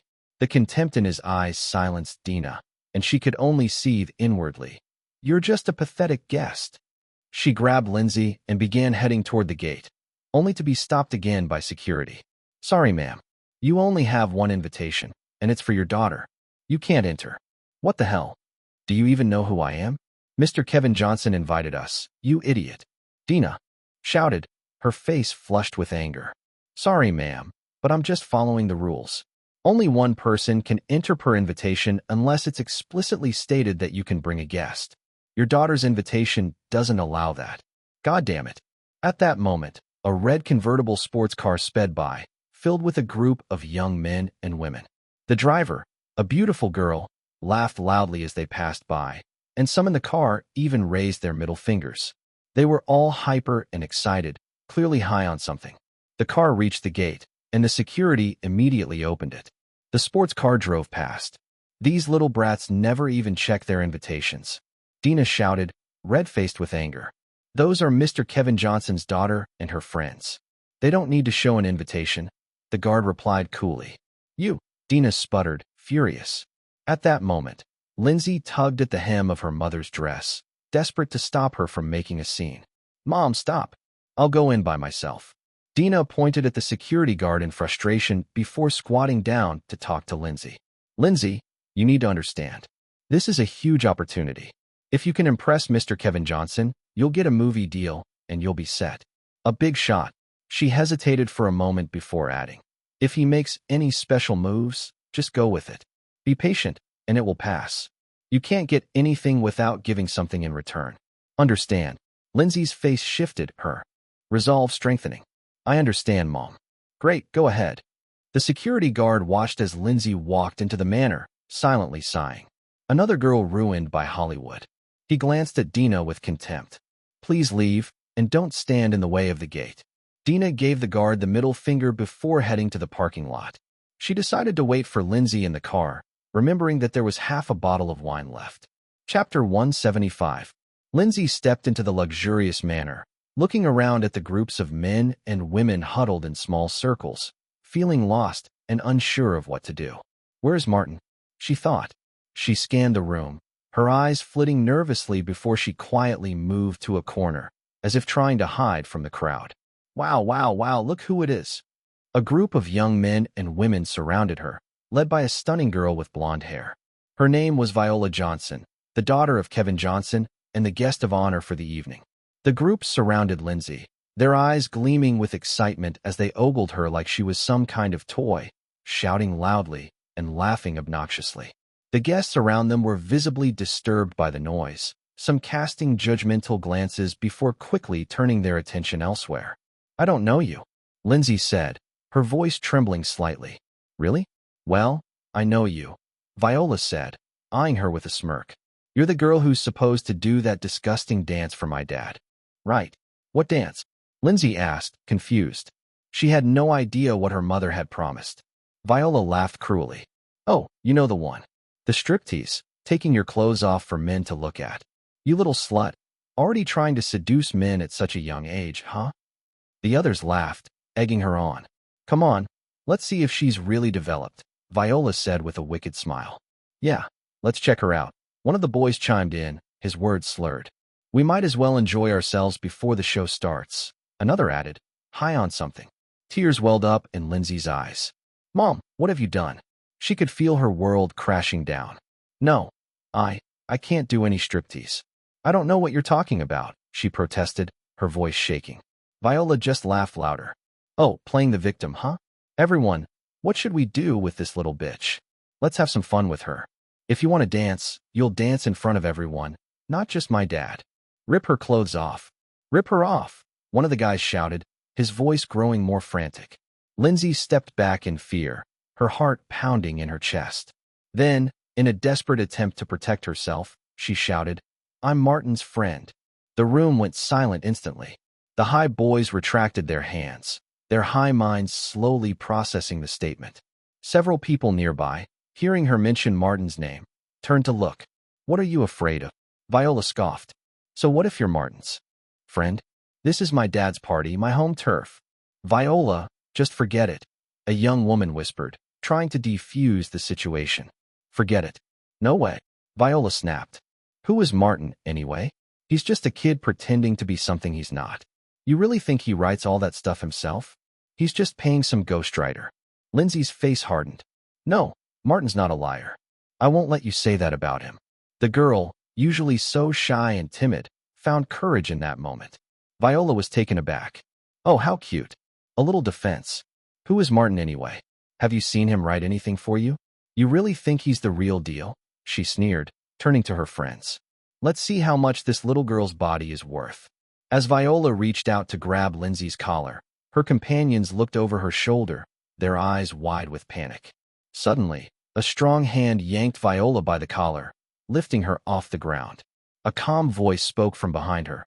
I heard someone questioning my creativity and also my relationship with Lindsay. Is there an issue?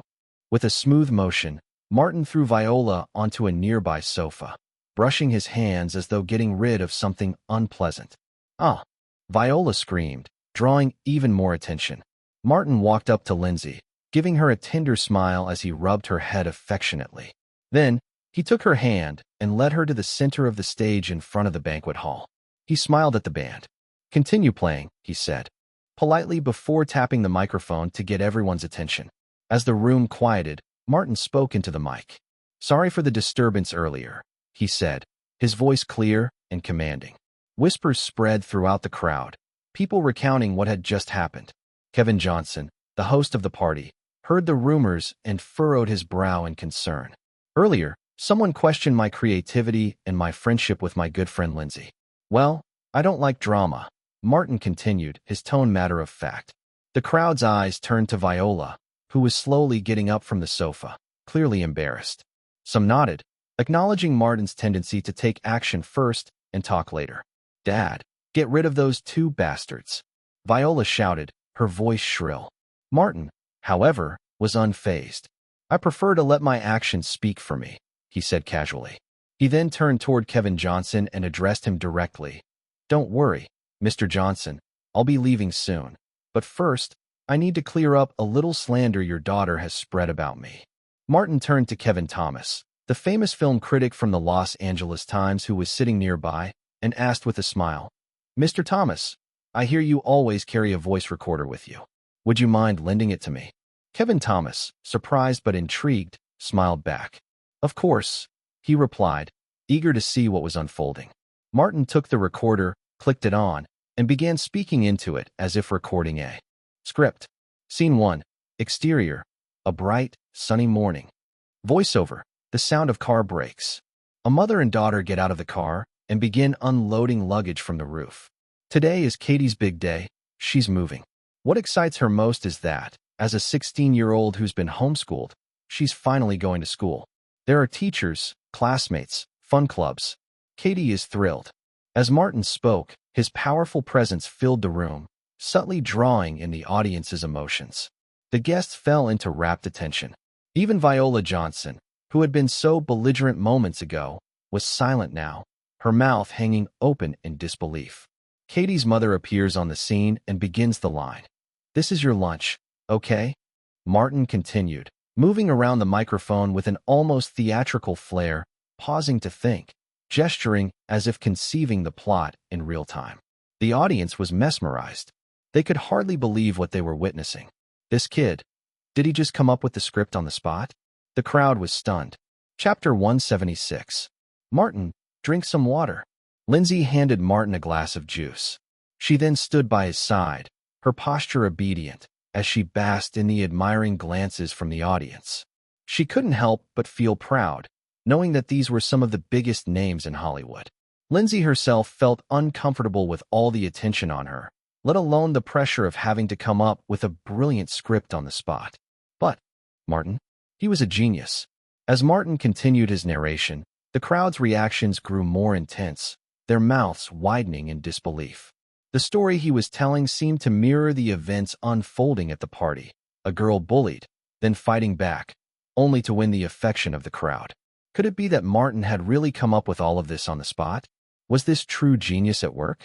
It seemed like this legendary story would become the talk of the evening.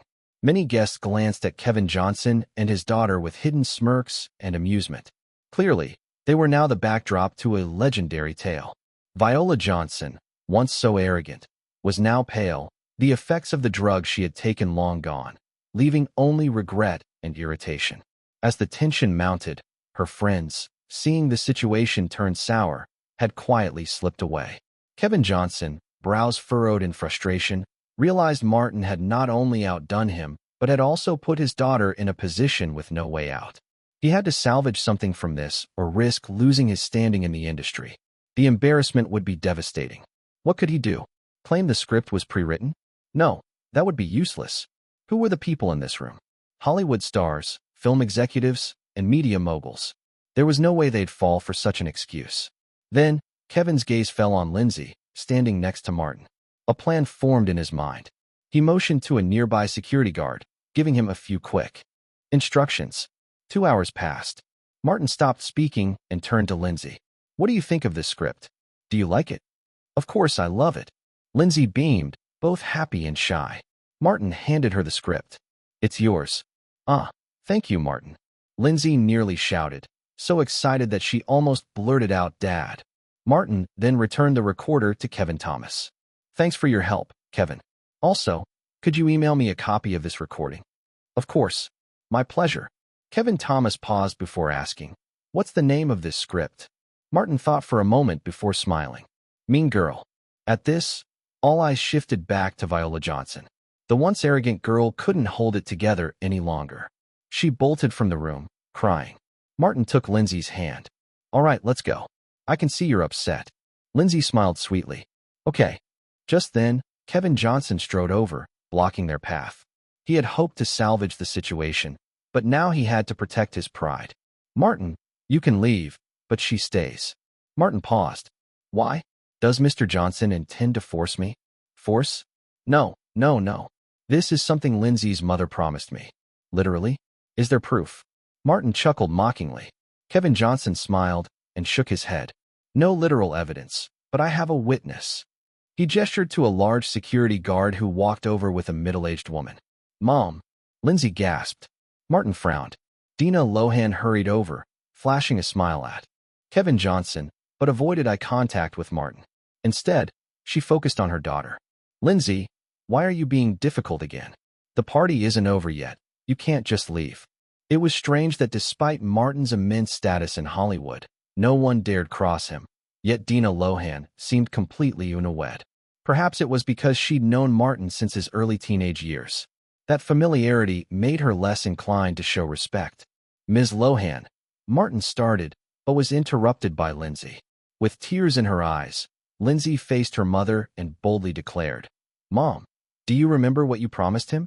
You told me to perform a striptease for this old man. I'm only 14 years old.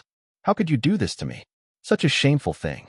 The room went silent, the shockwaves of Lindsay's words spreading like wildfire.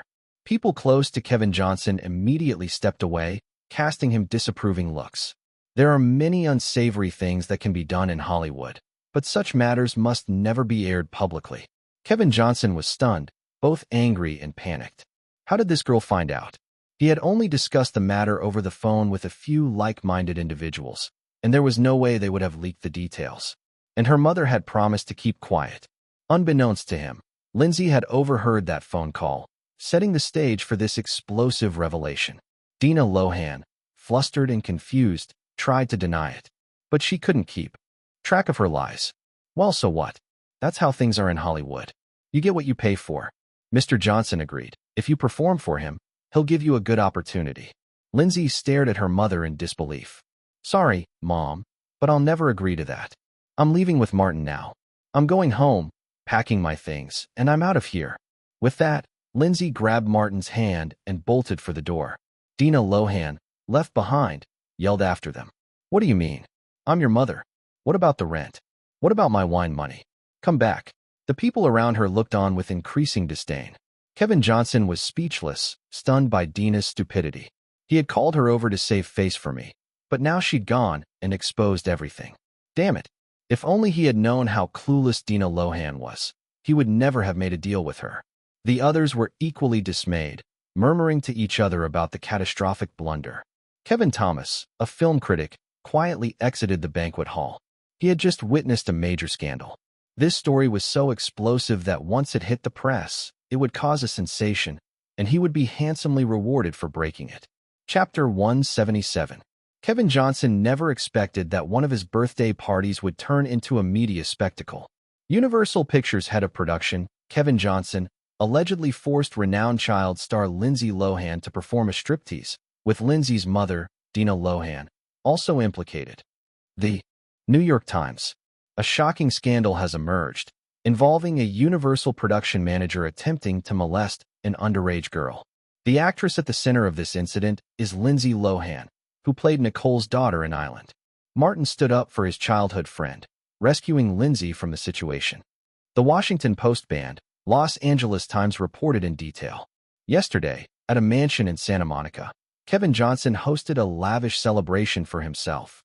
During the party, Kevin's daughter, Viola Johnson, bullied child star Lindsay Lohan, disparaging Martin's work as plagiarism. Martin arrived just in time to halt the bullying, using the confrontation as inspiration to create a script he deemed exceptional. Once again, Martin proved his genius. Afterward, as Martin attempted to escort Lindsay away, Kevin Johnson intervened, calling Lindsay's mother to persuade her to stay. Then, a scandal erupted. Kevin Johnson allegedly made a private agreement with Lindsay's mother, Dina Lohan, allowing Lindsay to perform a striptease for him after the party. The implications were disturbing. Dina Lohan confirmed the incident at the scene, and a heartbroken Lindsay was taken away by Martin. The uproar surrounding these revelations placed Kevin Johnson in an excruciatingly awkward position. He admitted to the media that his daughter had bullied Lindsay, but vehemently denied making any inappropriate requests, labeling the entire situation as fabricated news, concocted by Dina Lohan, whom he called a delusional woman seeking fame for her daughter. Yes, I have never made such a request. I have a daughter myself. How could I allow another's daughter to be exploited in such a way? This is all the work of Dina Lohan, a crazy woman. I can't fathom her motives. Maybe she thought this would garner her daughter some attention. I will make that lunatic pay for her slander. I'll sue her to the fullest extent of the law. Reporters gathered outside the small villa rented by Lindsay's family. Inside, Dina Lohan was alone, surrounded by empty wine bottles and the heavy scent of alcohol. Her anger simmered. Dina scanned the room with bleary eyes, searching for something. Damn it! Where did that little brat, Lindsay, hide her stash?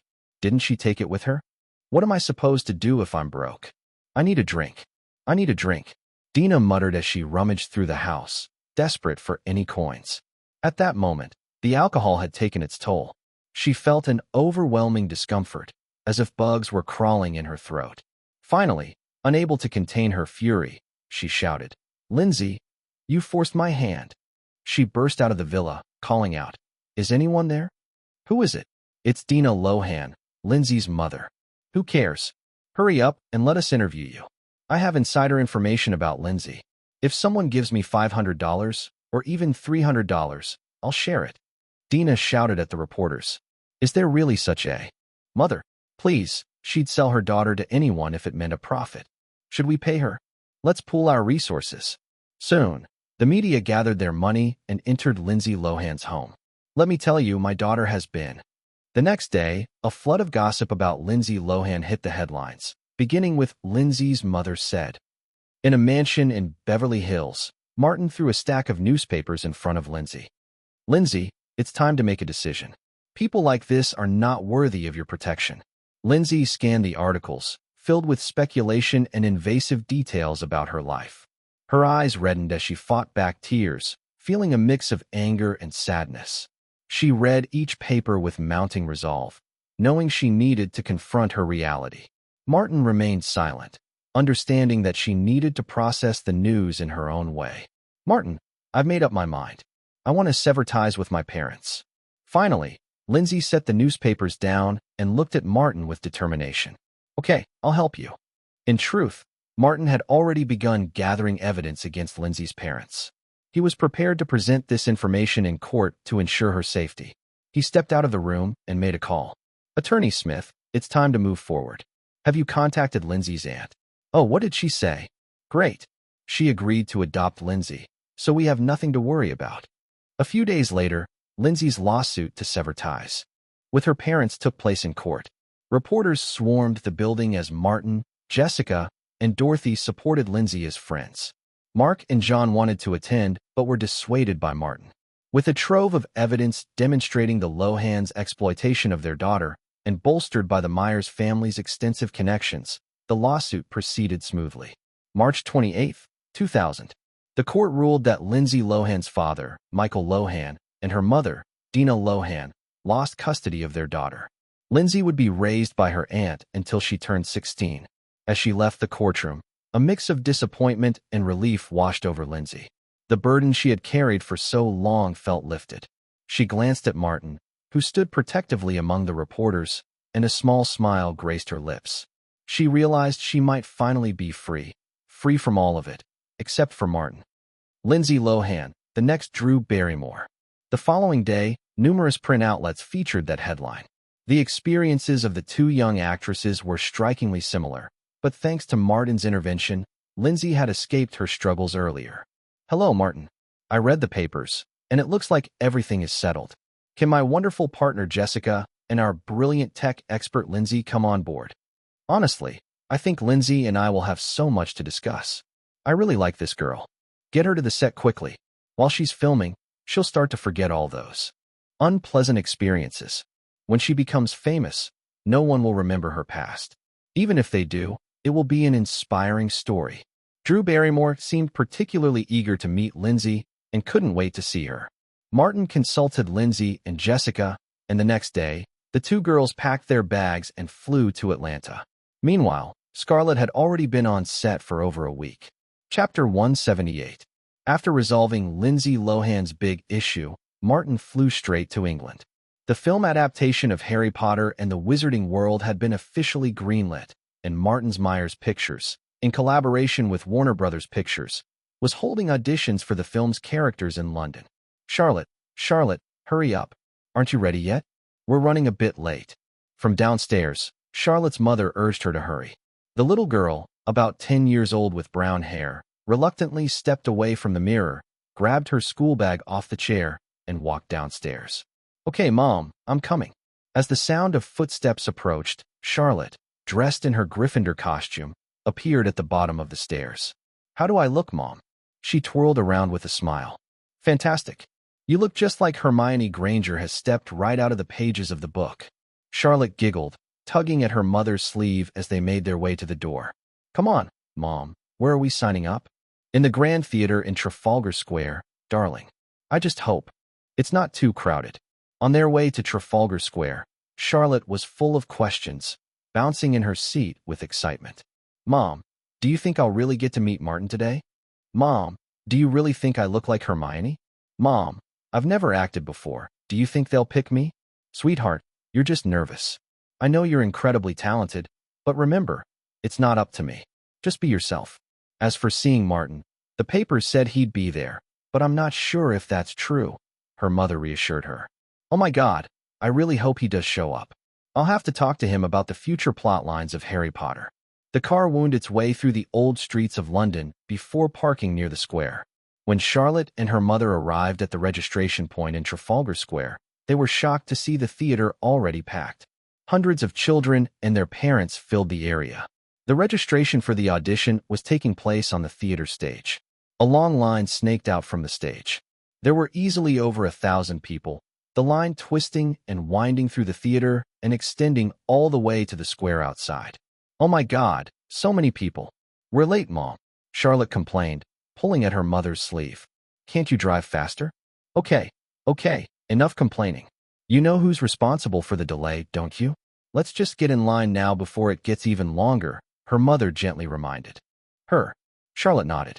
Despite the long line, more people kept joining, and she feared she wouldn't even get a chance to audition if they didn't hurry. She quickly moved ahead, and her mother followed. In front of them was an energetic little boy with reddish blonde hair, waving a magic wand and casting spells out loud. Avada Kedavra, Wingardium Leviosa, Allaho Cave. After a while, the boy seemed to tire of his spells. Turning around, He spotted Charlotte and greeted her cheerfully. "Hi, my name's Rupert Grint, and I'm here for the Ron Weasley audition. You must be Hermione, right?" Charlotte immediately liked the boy. Well, at least he had good taste. "Hi, I'm Charlotte Watson, but you can call me Emma. I'm here for Hermione's audition." "Nice to meet you, Emma. You can call me Rupert, or Rube." The two quickly hit it off, chatting excitedly. At that moment, the crowd erupted into excited shouts. "Martin! It's Martin! Hey, Martin, look over here. Martin, I'm your biggest fan. You have to pick me for Harry Potter." Rupert rolled his eyes and muttered, "Emma, you know Martin will never pick him. He'll pick me. I know Martin." "What? You know Martin?" Charlotte asked, surprised. But Rupert didn't hear her because Martin had just walked by, and Rupert joined the frenzied shouts. "Martin! Martin! It's me, Rupert Grint.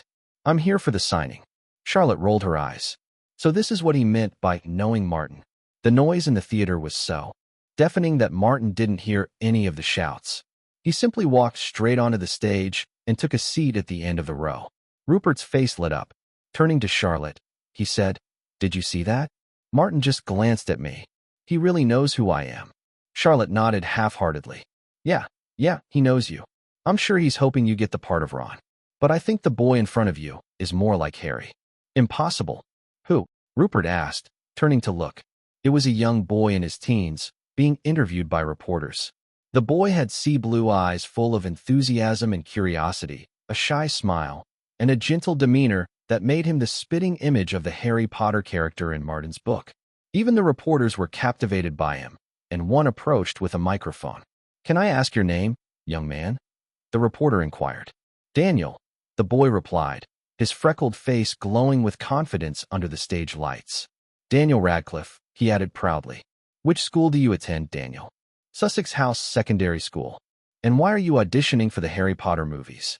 Daniel looked surprised at the question, replying with a grin. "Why else? I love the books. I love the characters. I just had to try." "So, which role are you auditioning for?" "Harry Potter, of course," Daniel said, flashing a confident smile. "You seem sure of yourself. Do you have any acting experience?" "Yes, I've done a couple of roles, like in David Copperfield and The Tailor of Panama, but those were supporting parts because I was younger. But this time, it's different. Harry is the protagonist. That's why kids like me love Martin's Harry Potter books. Don't you agree?" "Yeah," several voices around the room echoed in agreement. "Wow, this kid is experienced," Emma remarked to Rupert, impressed. Rupert muttered to himself, "Maybe I should try for Ron after all." Chapter 179. The audition process continued to move forward. It seemed that because she had only signed up, things were moving faster than Emma had expected, and it was finally her turn. Of course, before her was Rupert Grint. "I'd like to audition for Harry Potter," Rupert said. "Wait, you can sign up for 2 roles, right?" Rupert added. "Then, I'd like to audition for Ron's role as well." Rupert glanced at Martin, who was sitting at the edge of the table, absorbed in a handheld gaming console and not looking in their direction. Rupert's heart sank a little, disappointed that Martin hadn't even noticed him. Emma, with a teasing voice from behind, spoke up. "Looks like Martin doesn't remember signing your name." Rupert's frustration grew, but it didn't last long.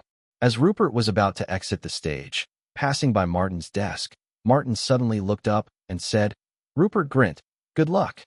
Rupert almost leaped out of his seat with excitement. "Huh, I knew it. I knew you still remembered me, Martin." He repeated to himself, "Oh my God, Martin still remembers me." The boy was so excited, he kept mumbling and forgot to leave the stage. Martin chuckled at the scene. Just then, Emma Watson, who had already registered, approached, looking at Martin with curiosity. She pulled Rupert away and politely said, "Sorry, Martin, my friend here is a little too excited. I'm Emma Watson. It's a pleasure to meet you."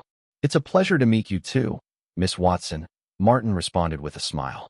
"Wow, Martin knows me," Emma whispered to herself, but kept her composure. Rupert, still dizzy with excitement, was led off the stage by Emma. Once they left the theater, Emma couldn't contain her excitement and rushed to her waiting mother outside. All the composed reserve she had pretended earlier vanished as she shouted joyfully, Mom, you won't believe it. I talked to Martin. Oh my God, I was so nervous. Was I rude?" "No, I don't think so, right? Mom, you know what? Martin even told me I was beautiful. Oh, Martin is so handsome. Seriously, even up close, he's flawless. He's like a perfect work of art. Her mother chuckled. Okay, dear. Let's get in the car and head home. As the car pulled away, Emma suddenly remembered Rupert. Oh, and Mom, I met a friend today. His name is Rupert Grint, and he auditioned for Harry Potter and Ron Weasley. Oops, I forgot to say goodbye to him. Really? But Emma quickly pushed the thought aside as she excitedly continued chatting about Martin with her mother. 3 days later, the real auditions began. The first day had already served as a sort of pre-screening process. Those who didn't fit the image had been eliminated. Hello, everyone. My name is Emma Charlotte Watson. I was born in France in 1990. I currently study at Lynham School in Oxfordshire. I have trained in singing, dancing, and acting at the Yema Theatre Arts School. I won the Daisy Pratt Poetry Competition and played leading roles in King Arthur, Youth, and The Happy Prince in school drama performances. Her self-introduction, delivered without stage fright, earned Emma many positive impressions. Miss Emma Charlotte Watson, why did you choose the role of Hermione Granger? Director Chris Columbus, chin resting in his hand, watched the confident girl in front of him with interest. For the record, Chris Columbus was well known for his kind nature, and he was genuinely impressed by Emma's presence. Hello, Mr. Columbus, you can call me Emma. As for why I chose this role, it's simple. I chose it because I love it. Wow, I chose it because I love it. That's a great answer. Martin, who had been engrossed in his game console, suddenly interjected. Chris Columbus nodded, then glanced at Martin before turning back to Emma and kindly saying, Emma, here are a few lines. Could you try reading them for us? Emma nodded, ready to perform. Did any of you see a toad? Neville lost a toad. Oh, are you doing magic? Let me see it. Are you sure this is really a spell? Doesn't look like much, does it? I've tried a few simple spells at home. Emma recited the lines with perfect tone, recalling the scenes from the book. It was clear she was doing well, and Director Columbus nodded approvingly. After Emma exited, Columbus smiled at Martin and asked, What do you think, Martin? Martin grinned. Chris, I said I won't interfere. It's your call. Chris was pleased with Martin's response and marked Emma's name with a check on his list. The auditions continued. The group's main focus was on the lead roles, and there were few that truly caught their attention. Most of the children struggled with their lines, some too nervous to speak at all. One audition that stuck with Martin involved a chubby little girl who auditioned for Hermione Granger. When asked to read her lines, she was so nervous she mixed them up, causing quite a scene that took some time to clean up. As the day went on, everyone began to feel a little tired. Just then, a young boy walked in confidently. Hello, everyone. My name is Daniel Radcliffe. I'm 12 years old. I study at Sussex House School. I've appeared in David Copperfield and The Tailor of Panama. I'm here to audition for the role of Harry Potter today. Chris Columbus looked at Daniel, who was speaking fluently, and it felt like a bolt of lightning struck him. This was Harry Potter. Can you read a few lines for us? Chris asked, still in a daze. Before Daniel could speak, Martin motioned to a staff member, who handed him the note with Harry Potter's lines. Where's my letter? Daniel said, mimicking an angry expression. Who wrote this to me? Chris, who had been quiet until then, suddenly spoke. No one sent it to you. The address was wrong. I've burned the letter. Daniel, continuing the performance, pointed accusingly. And it says I live in a cupboard under the stairs. After he finished, Daniel glanced around, a little unsure of himself. Chris smiled warmly. Very good, Daniel. Your performance was excellent. Go ahead and wait for the next step, and make sure to read the novel more thoroughly. Daniel's face lit up. His mother was the casting director, and he understood exactly what those words meant. When Rupert Grint saw Daniel exit the audition room with excitement, he felt a sudden sense of unease. Is this kid going to get the role? Should he keep auditioning for Harry Potter? His thoughts were interrupted when a staff member called his name. Rupert jumped up. Yes, I'm here. Entering the audition room, he nervously greeted everyone and introduced himself. My name is Rupert Grint. I was born in London, England, on August 24, 1988. I'm 12 years old, and I study at Richard Hale Secondary School. I'm here to audition for the role of Ron Weasley. Great. Go ahead and read a few lines for us, Columbus instructed. Are you really Harry Potter? Oh, well, I thought Fred and George were just messing with me. Are you serious? Rupert looked ahead. imagining Harry Potter pushing his hair back to reveal the lightning-shaped scar on his forehead. His eyes widened in realization. Is this the work of the Dark Lord? Very good, Columbus exclaimed with a smile. Chapter 180. Martin participated in the first 3 days of casting, but after realizing that the chosen candidates for Harry Potter, Hermione Granger, and Ron Weasley were all the original actors from the movies he remembered from his previous life, he confidently left London and flew back to the United States. Before leaving, however, he secured an actor for the role of Albus Dumbledore, Richard Harris. The veteran English actor, who had portrayed Dumbledore in the original timeline, initially refused the crew's invitation. His reason? He didn't want to be typecast by such a universally recognized character. Martin, however, took a different approach. He visited Richard Harris's granddaughter, 11-year-old Anna Harris, a passionate Harry Potter and Martin fan. After hearing about her grandfather's refusal, Anna was furious. She gave her grandfather a stern warning. If he didn't play Dumbledore, she wouldn't speak to him again. Richard Harris, without much choice, reluctantly accepted the role. However, during a media interview, he couldn't hide his frustration. Martin's too clever. He knows my weakness. He's just a little fox, he grumbled.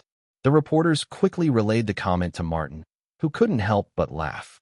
He responded playfully, "Thank you, Professor Dumbledore, for the compliment.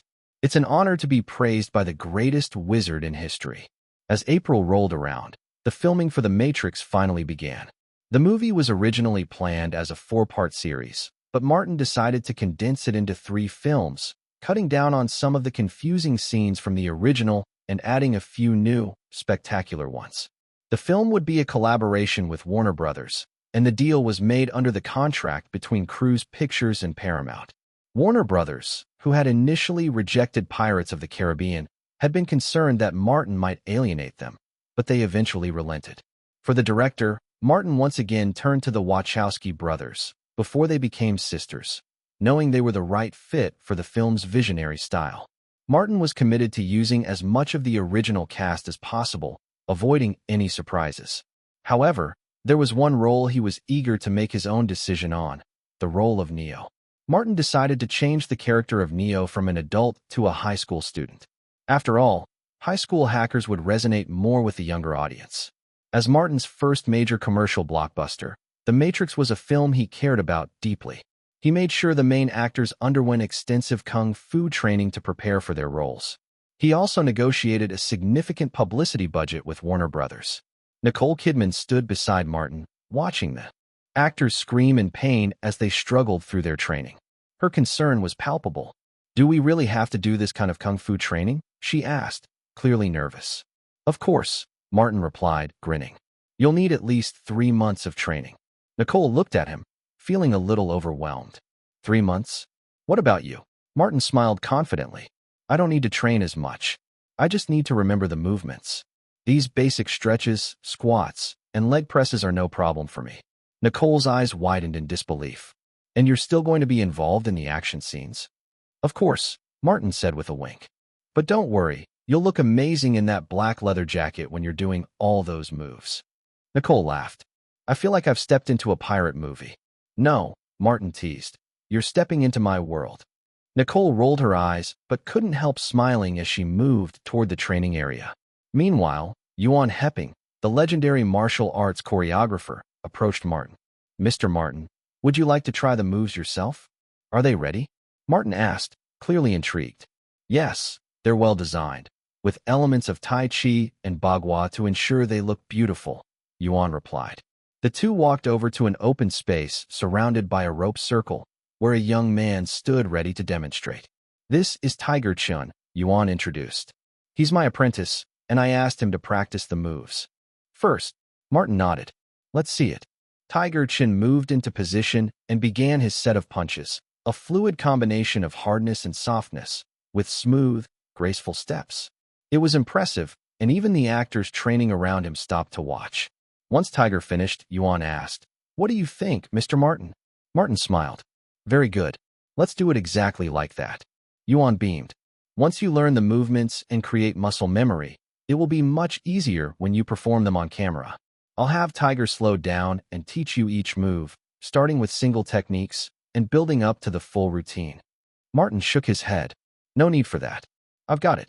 Yuan's eyes widened in disbelief. You've got it? After just one look? That's impossible. Martin raised an eyebrow. You don't believe me? Yuan hesitated. This isn't a time to joke, Mr. Martin. Huh. You'll see. Martin replied with a grin. He took off his jacket and stood on the mat in just a black t-shirt and jeans. Tiger, make some room for me. Tiger stepped aside, still doubtful, but he couldn't deny Martin's strong, muscular build. The man had the physique of someone who looked like they practiced martial arts, not the typical muscle mass of someone who'd spent too much time in the gym. Martin assumed the first position and began his set of moves. Yuan's eyes went wide. He couldn't believe it. Martin was performing the moves flawlessly, every punch and step as precise as Tiger's. Demonstration. The room fell silent as everyone watched in awe, realizing that Martin was not just the mastermind behind the film, but also a formidable martial artist in his own right. Chapter 181. As graceful as a startling giant, as graceful as a swimming dragon. It sounds like thunder, angry yet clear, like a river or a serene sea. These two lines perfectly captured Martin's movements at that moment. Not only had he imitated Tiger Chin's routine exactly, but he had also infused it with an artistry and fluidity that Tiger had not. Yuan Hepping was stunned, his mind ablaze with inspiration. It felt a lot like Peter Jackson's realization when he first saw Martin's elf costume. Genius. A true genius in martial arts. As Martin finished his set of moves, applause erupted from around him. Is this what we're doing in the movie? Oh my God, this is Chinese Kung Fu. It's so beautiful. Martin is so handsome. I want to marry him. Nicole immediately shot a glance at the woman who spoke, silently vowing to keep a close eye on Martin on set and make sure this woman never got too close. Martin, have you ever thought about learning Chinese Kung Fu? Yuan Hepping asked eagerly, stepping forward. To his surprise, Martin simply shook his head. No, I'm sorry. It's not that I don't respect Chinese Kung Fu, but I really don't have the time. In truth, Martin believed he could grasp the routines of Chinese Kung Fu just by reading them. There was no real need for him to go out of his way to study them. The primary purpose of these routines was to stretch the muscles, improve bone health, and strengthen internal organs, not for combat skills. As for stretching and strengthening the body, wasn't his magic already far more effective in those areas? The real fighting techniques of Kung Fu were with the Chinese military, and honestly, even if he learned them, they wouldn't be much use to him. No matter how skilled he became in hand-to-hand combat, could it really surpass the power of magic? For Martin, any fighting skills in this world seemed irrelevant and largely unnecessary. Yuan Hepping felt a little disappointed. He had acted impulsively in thinking he could convince Martin to take up Kung Fu. The man before him wasn't just some poor boy. He had bodyguards coming in and out, and he was already well-versed in martial arts. So, Yuan didn't push the matter further. The training continued, with the occasional grunt of pain echoing across the room. Martin glanced toward Nicole and noticed the Australian beauty had changed into a white training suit and was working hard on her splits, assisted by a female martial artist. Her expression was something to behold. Martin couldn't help but laugh, noticing her struggle. Nicole, feeling his gaze, shot him a sharp glare. Nicole had practiced ballet as a child, stretching her ligaments, opening her hips, and lowering her waist. She hadn't trained for long, though, and had lost much of her flexibility over the years. Martin watched for a moment before turning away to chat with Tiger Chun, who was standing nearby. In the future, Martin would definitely form his own action team. After all, action films were a growing trend, and he couldn't afford to pay someone like Yuan Hepping full-time. Tiger Chin was a perfect choice. Martin had connections with both Yuan and the review committee. It was just a matter of timing. In the original timeline, Keanu Reeves had helped him, but in this life, he decided to take matters into his own hands and bring in the succubus. With her affinity and ability to charm, she would be easy to win over. Plus, she had years of experience living in the US, which would make it easier for her to integrate into Hollywood. Yuan Hepping sat on a chair off to the side, watching his apprentice. He had no idea that someone was eyeing Tiger Chun. Yuan had long stopped performing himself, passing on demonstrations to Tiger and other apprentices, only offering advice when needed. In the meantime, Agent Smith was grinning. This man had just wrapped up his role in The Lord of the Rings and was now working with Martin. At first, he was grateful to Martin for giving him another opportunity, but now, he regretted it. Pressing his legs at his age was painful. "How's it going, Hugo?" Martin asked with a smile during a training break. "Not great. I feel like my legs are going to fall off." "Damn, Martin, you need to raise my pay, Hugo," Weaving said between gasps. All right, raise your pay," Martin teased. Bonus, bonus, the other actors chimed in. Martin shrugged, grinning. "The pay's fixed. The contract's been signed. But as for the bonus, this depends on the box office, folks. We all have to train hard and make this film a success. If the box office exceeds expectations, I'll be generous with the bonuses." "Oh, long live Martin," the actors cheered. Lawrence Fishburne, the big guy who played Murphy, gave a bittersweet smile. "Looks like I'll have to work extra hard for that bonus." For the bonus, a chorus of voices rang out. "By the way, here's some good news. Extra lunch. Barbecue and fried chicken," Martin added with a grin. Nicole couldn't help but mutter under her breath. "This isn't good news. The heat's so high. I need to stay in shape, or I won't fit into that tight leather jacket." "I think it sounds pretty good," Hugo Weaving remarked. "Barbecue? Fried chicken? Yes, please." "Damn it, you men don't have to stay in shape," Nicole shot back. "Hey, I suspect you're complaining about my figure," Hugo teased. "Then sue me." Nicole fired back with a laugh. After this little banter, everyone seemed to loosen up. The training became more relaxed as the actors chatted, and the pain didn't feel quite so bad. Martin walked around the room before heading out. He had a lot of work to do, including some coding every day. Fortunately, being a succubus, he didn't feel the exhaustion most humans would. As he stepped out of the studio, Jeff was already waiting outside. "What's up, Jeff? Sony and Columbia agreed to our terms. Myers Films is on board for the investment. How much of a share?" 20%. "And what about the division of royalties and video sales?" "Royalties are a no-go, because Marvel has a stake, and Sony Columbia doesn't have a huge share either. But they did agree to 20% of video sales." "Okay, let's sign the contract. And by the way, how much will my salary be?" $10 million. "Nice, I'm officially in the 10 million club." At this point, Martin wasn't particularly focused on the salary. He cared more about film investment. That was where the real power lay.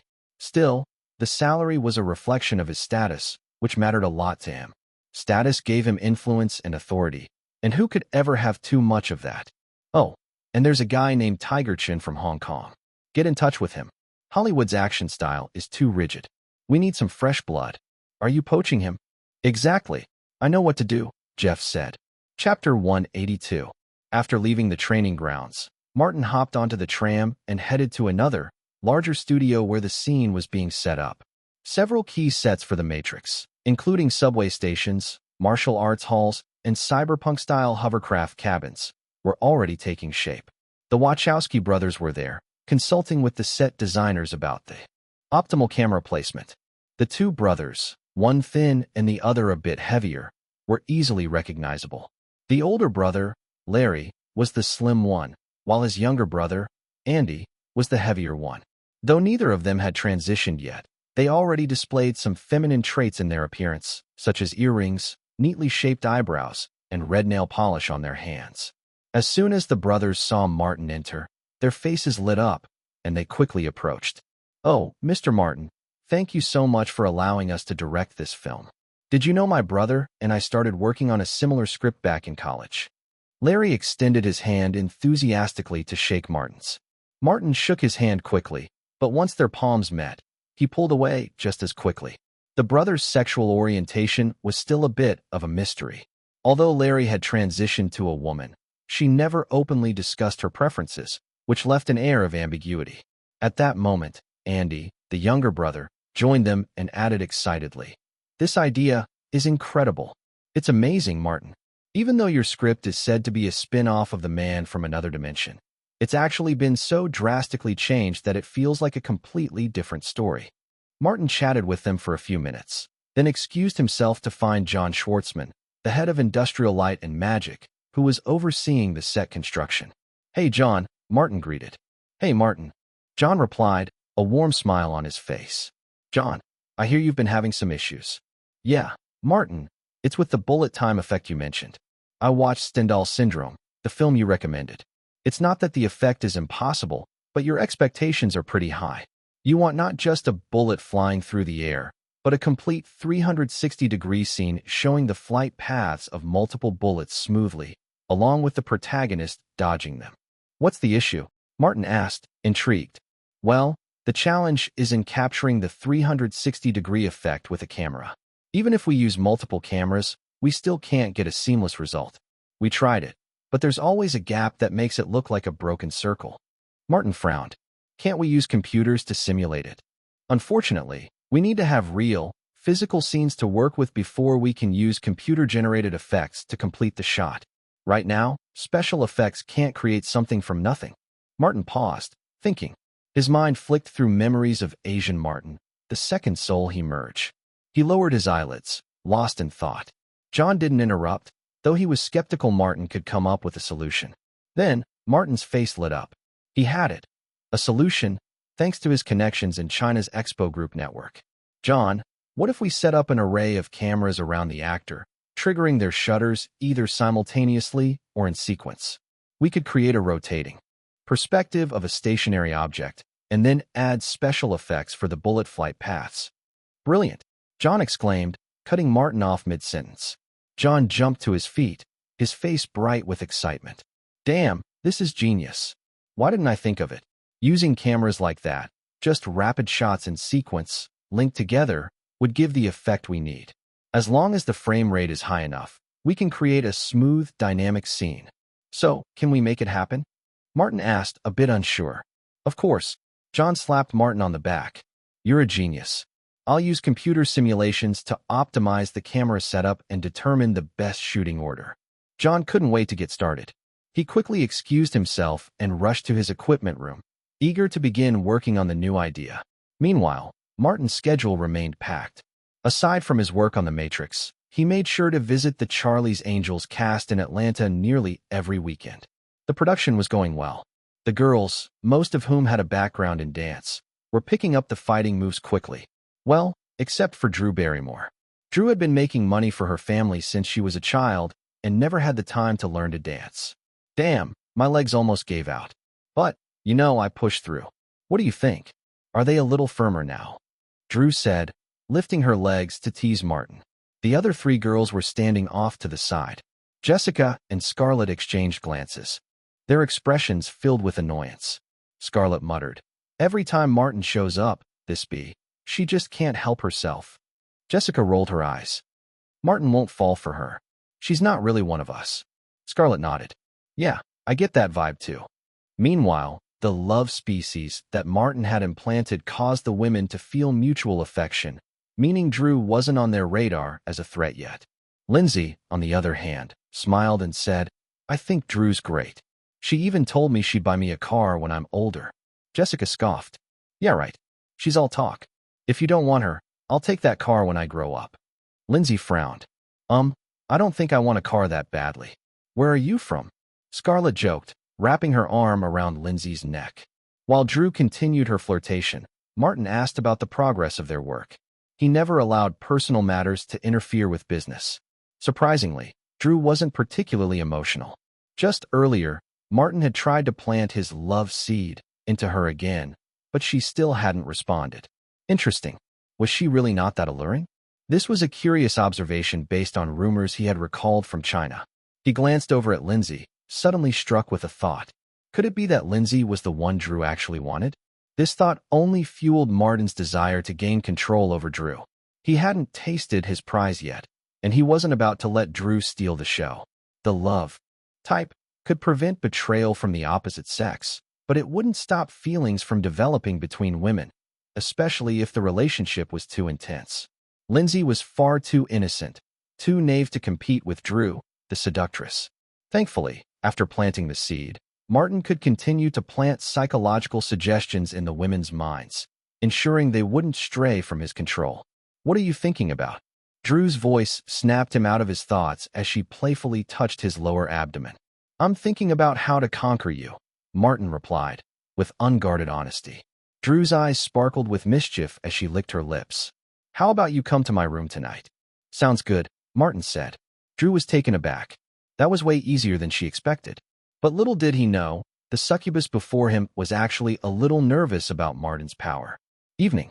Drew was actually feeling a little uneasy.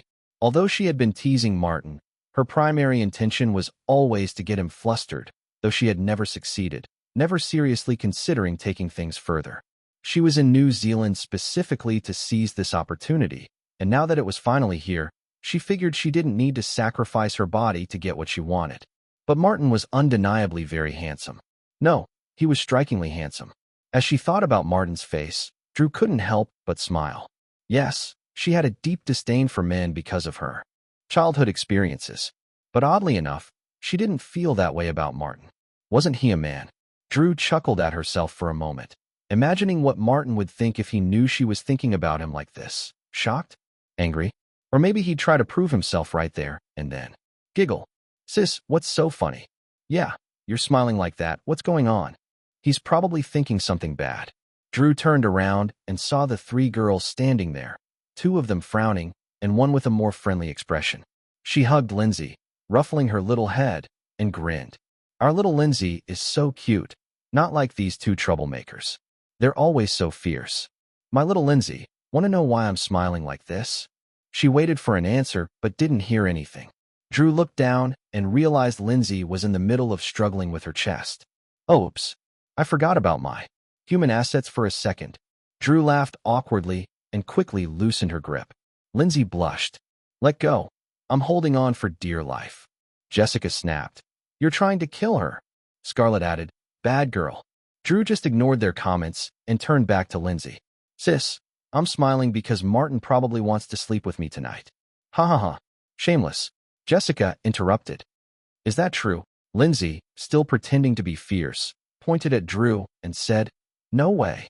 Really? Drew smirked. So, you're not interested? What if I told you that? Martin's got some supernatural power, and maybe I can't even control him? What if?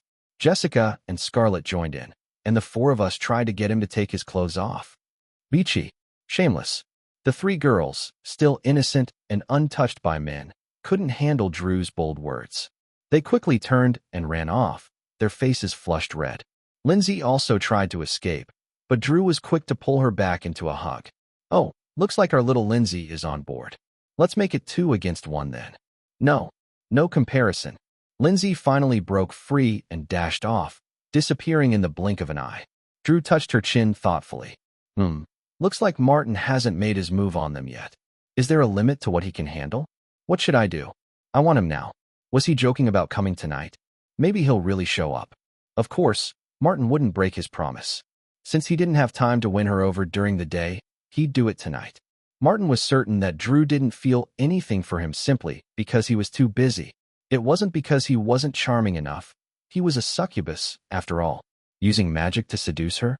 Sure, it was an option, but what would be the fun in that? Succubi preferred the challenge of earning their collections. Later that evening, hotel room. Jessica, Lindsay, and Scarlett were all crammed into the same room. To avoid any misunderstandings, none of them wanted to sleep alone or with strangers. Drew had to negotiate with the hotel to add an extra bed to one of the standard rooms. At the moment, the three girls were gathered by the door, with the tallest, Jessica, standing in the center, peeking through the peephole. How's it going? Is he here? Scarlett jumped anxiously, her chest bouncing. Jessica pulled away from the peephole, her face lighting up with a grin. He didn't show up at all. That woman's a liar. It turned out the girls had been spying on Drew's room, hoping to catch her with Martin. Scarlett rushed over to the peephole, groaning inwardly at how high it was placed. Why do they always put the peephole at this height? Ugh, what a joke. And yet, Scarlett, only 16, was already feeling a little overshadowed by 14-year-old Lindsay, who had grown taller than her. But then, Scarlett stopped complaining. She saw Martin at the door, ringing the bell. Wait, Martin's here? I can't believe it. Scarlett gasped. What? Jessica moved aside to take a look. Sure enough, Martin was standing at Drew's door. The door opened, and Drew, wearing a very revealing outfit, greeted him. Jessica felt an angry pang in her chest. How could Drew be so bold? What's happening? What's going on? Scarlett demanded. Martin's inside, Jessica announced with a tight smile. Oh no. Scarlett's face twisted in frustration. Lindsay, standing off to the side, was calm, a small smile playing on her lips. She wasn't worried at all about Martin entering Drew's room. "What's with you, Lindsay?" Scarlett asked. "Aren't you worried?" Lindsay smiled and shrugged. "Why worry? We've got another sister now. I think we could form Martin's girl gang in Hollywood, and no one would dare mess with us." The image of a fierce girl gang, dressed in suits, holding guns and rocket launchers, dominating the streets, popped into Scarlett and Jessica's heads. They both shook their heads, dismissing the bizarre thought, and Jessica said, "How about we go knock on the door and stop Drew?" Scarlett hesitated. "No, Martin would be mad at us." "Then what do? We could set off a fire alarm." "Are you insane? You want to get arrested?" Jessica snapped. "Well, we could always eavesdrop," Lindsay suggested with a mischievous glint in her eye. "Good idea," Scarlett said, her eyes lighting up. "I agree," Jessica added. "But how do we eavesdrop?" Scarlett asked. "We can't hear anything through the door. The hallway's too exposed. I remember, Sister Drew's assistant, Katie, lives next door. Her room shares a bathroom with Drew's. Katie went to Los Angeles yesterday, and I've got her keycard." Scarlett and Jessica exchanged puzzled glances. Why did it feel like Lindsay had already planned all this out? Chapter 185. The three girls sneaked into Drew's assistant Katie's room. Jessica closed the door behind her, patting her chest. "Oh my God, I'm so nervous. I've never done anything like this before." Scarlett sat next to her, leaning against the door, her face showing the same nervousness. She was taking deep breaths. Come on. I'm going to open the bathroom door," Lindsay said, the only one of them not nervous. She had already rushed to the bathroom door and was waving excitedly. "This girl, is she actually this innocent or just pretending?" Scarlett muttered under her breath. Jessica shook her head. Although she'd been friends with Lindsay for years, she still couldn't figure out what kind of person she was. Something about Lindsay always seemed a little off. What was going on? With Lindsay's whispered urging, Scarlett and Jessica calmed down and followed her. Lindsay gently turned the bathroom door handle and murmured, "I hope no one's in there. I hope no one's in there." The door opened a crack. The girls peeked inside, relieved to find the light was on, but there was no one there. "Great," Lindsay whispered, barely able to contain her excitement. She quickly covered her mouth, then rushed to the door leading to Drew's room, listening carefully. Jessica followed, her face flushed with anticipation. Wait a minute." Scarlett's voice, sounding slightly off, came from behind them. "What's wrong?" Jessica asked, turning around to see Scarlett's face turning red, her expression odd. I'm too nervous. I really need to go to the bathroom," Scarlett said, blushing. "Go pee?" Jessica asked quietly. "Yeah." Scarlett blushed even more. "You're useless," Jessica muttered, rolling her eyes. "Just do your thing and stop holding up the operation." "I can't go out with you two here," Scarlett replied, embarrassed. "No one's even looking at you," Jessica shot back. As Jessica pressed her ear against the door with Lindsay, she could hear the sound of water running in the bathroom. "How long is she going to take? The sound is so loud. We can't let anyone hear," Jessica grumbled. After a while, the water stopped. Jessica suddenly had a thought and whispered, "Don't flush." "Got it." Then put the seat down. Moments later, Scarlett reappeared. Lindsay raised an eyebrow. "Did you wash your hands, Scarlett?" Scarlett winced as Lindsay playfully flicked her on the forehead. "Ow!" Scarlett yelped, rubbing her head. The three girls pressed against the door again, listening carefully. Though still separated by a door, they were close enough to hear Drew's voice from the next room. It sounded like he was getting worked up. The girls couldn't help but feel curious. After a moment, Lindsay suddenly had an idea and whispered to Jessica and Scarlett, "Why don't we try to see if this door opens?" Jessica was taken aback by Lindsay's idea, but as she grew more irritated, she nodded, stepping aside. "I think Drew locked it," Scarlett said, also moving back. Her eyes gleamed with excitement. Lindsay gently turned the handle. The door opened just a crack. Three heads poked through the gap, peeking into the room. They saw Martin and Drew sitting together, playing a game of poker. Drew's hand had been beaten by Martin's bomb card. Martin's 4 aces crushed Drew's set of 4 kings. In the end, Martin won the game. Martin grinned, saying, "Now you know who's really good. If you don't listen to me next time, I'll blow you away with my king bomb." "Well, I'll definitely be good, I promise." Drew responded, smiling like a well-behaved kitten. She gently rested her head on Martin's shoulder and wrapped her arms around him. The night was growing gentler, more intoxicating. Lindsay, still peeking through the door crack, thought to herself, "What's a king bomb supposed to mean?" After the game ended, the three girls retracted their heads, wide-eyed and in shock from the scene they had witnessed. They whispered to each other, then returned to Katie's room, lying down on the big bed to quietly discuss what they had just seen. "So that's what was going on?" Jessica asked. "You didn't know, Lindsay?" Scarlett replied with a teasing smile. "I'm only 14. Lindsay protested, looking embarrassed. "Please, we work in the entertainment industry. Lots of people are doing that by the time they're 14. Have you never seen that video?" Scarlett added with a mischievous grin. "What video?" Lindsay asked, confused. "Haha, Scarlett, you just exposed yourself." Jessica laughed. "Have you done that, Scarlett?" Lindsay asked with wide eyes. "Of course not," Scarlett replied with a proud smile. "I'm saving my first time for Martin." "Well, I'm saving mine too." Lindsay puffed out her chest proudly. "That's nothing to brag about," Jessica said, rolling her eyes. "Of course, I'm saving mine too." "Wait, where's that sound coming from?" Lindsay suddenly asked, looking worried. "Ah!" The three girls screamed together, startled by the sudden voice. They all turned toward the source of the sound. Then, they saw Martin, fully dressed, leaning casually against the bathroom doorframe. His eyes narrowed as he looked at them with an amused expression. "When did you guys come in?" Jessica stammered, caught off guard. "When you said, 'Me too,'" Martin replied with a sly smile. The girls immediately flushed with embarrassment. Martin raised an eyebrow. "By the way, who didn't flush after using the toilet? It smells like a sewer in here. Are you guys a little upset?" Scarlett turned bright red, then grabbed Jessica and Lindsay's arms. "Anyone who dares to leak our secret will face my knob torture," she warned with a mischievous grin. Martin laughed, his gaze briefly flickering to Scarlett's face. He had known about their little spying game the whole time. He'd already sensed them lurking by the bathroom door.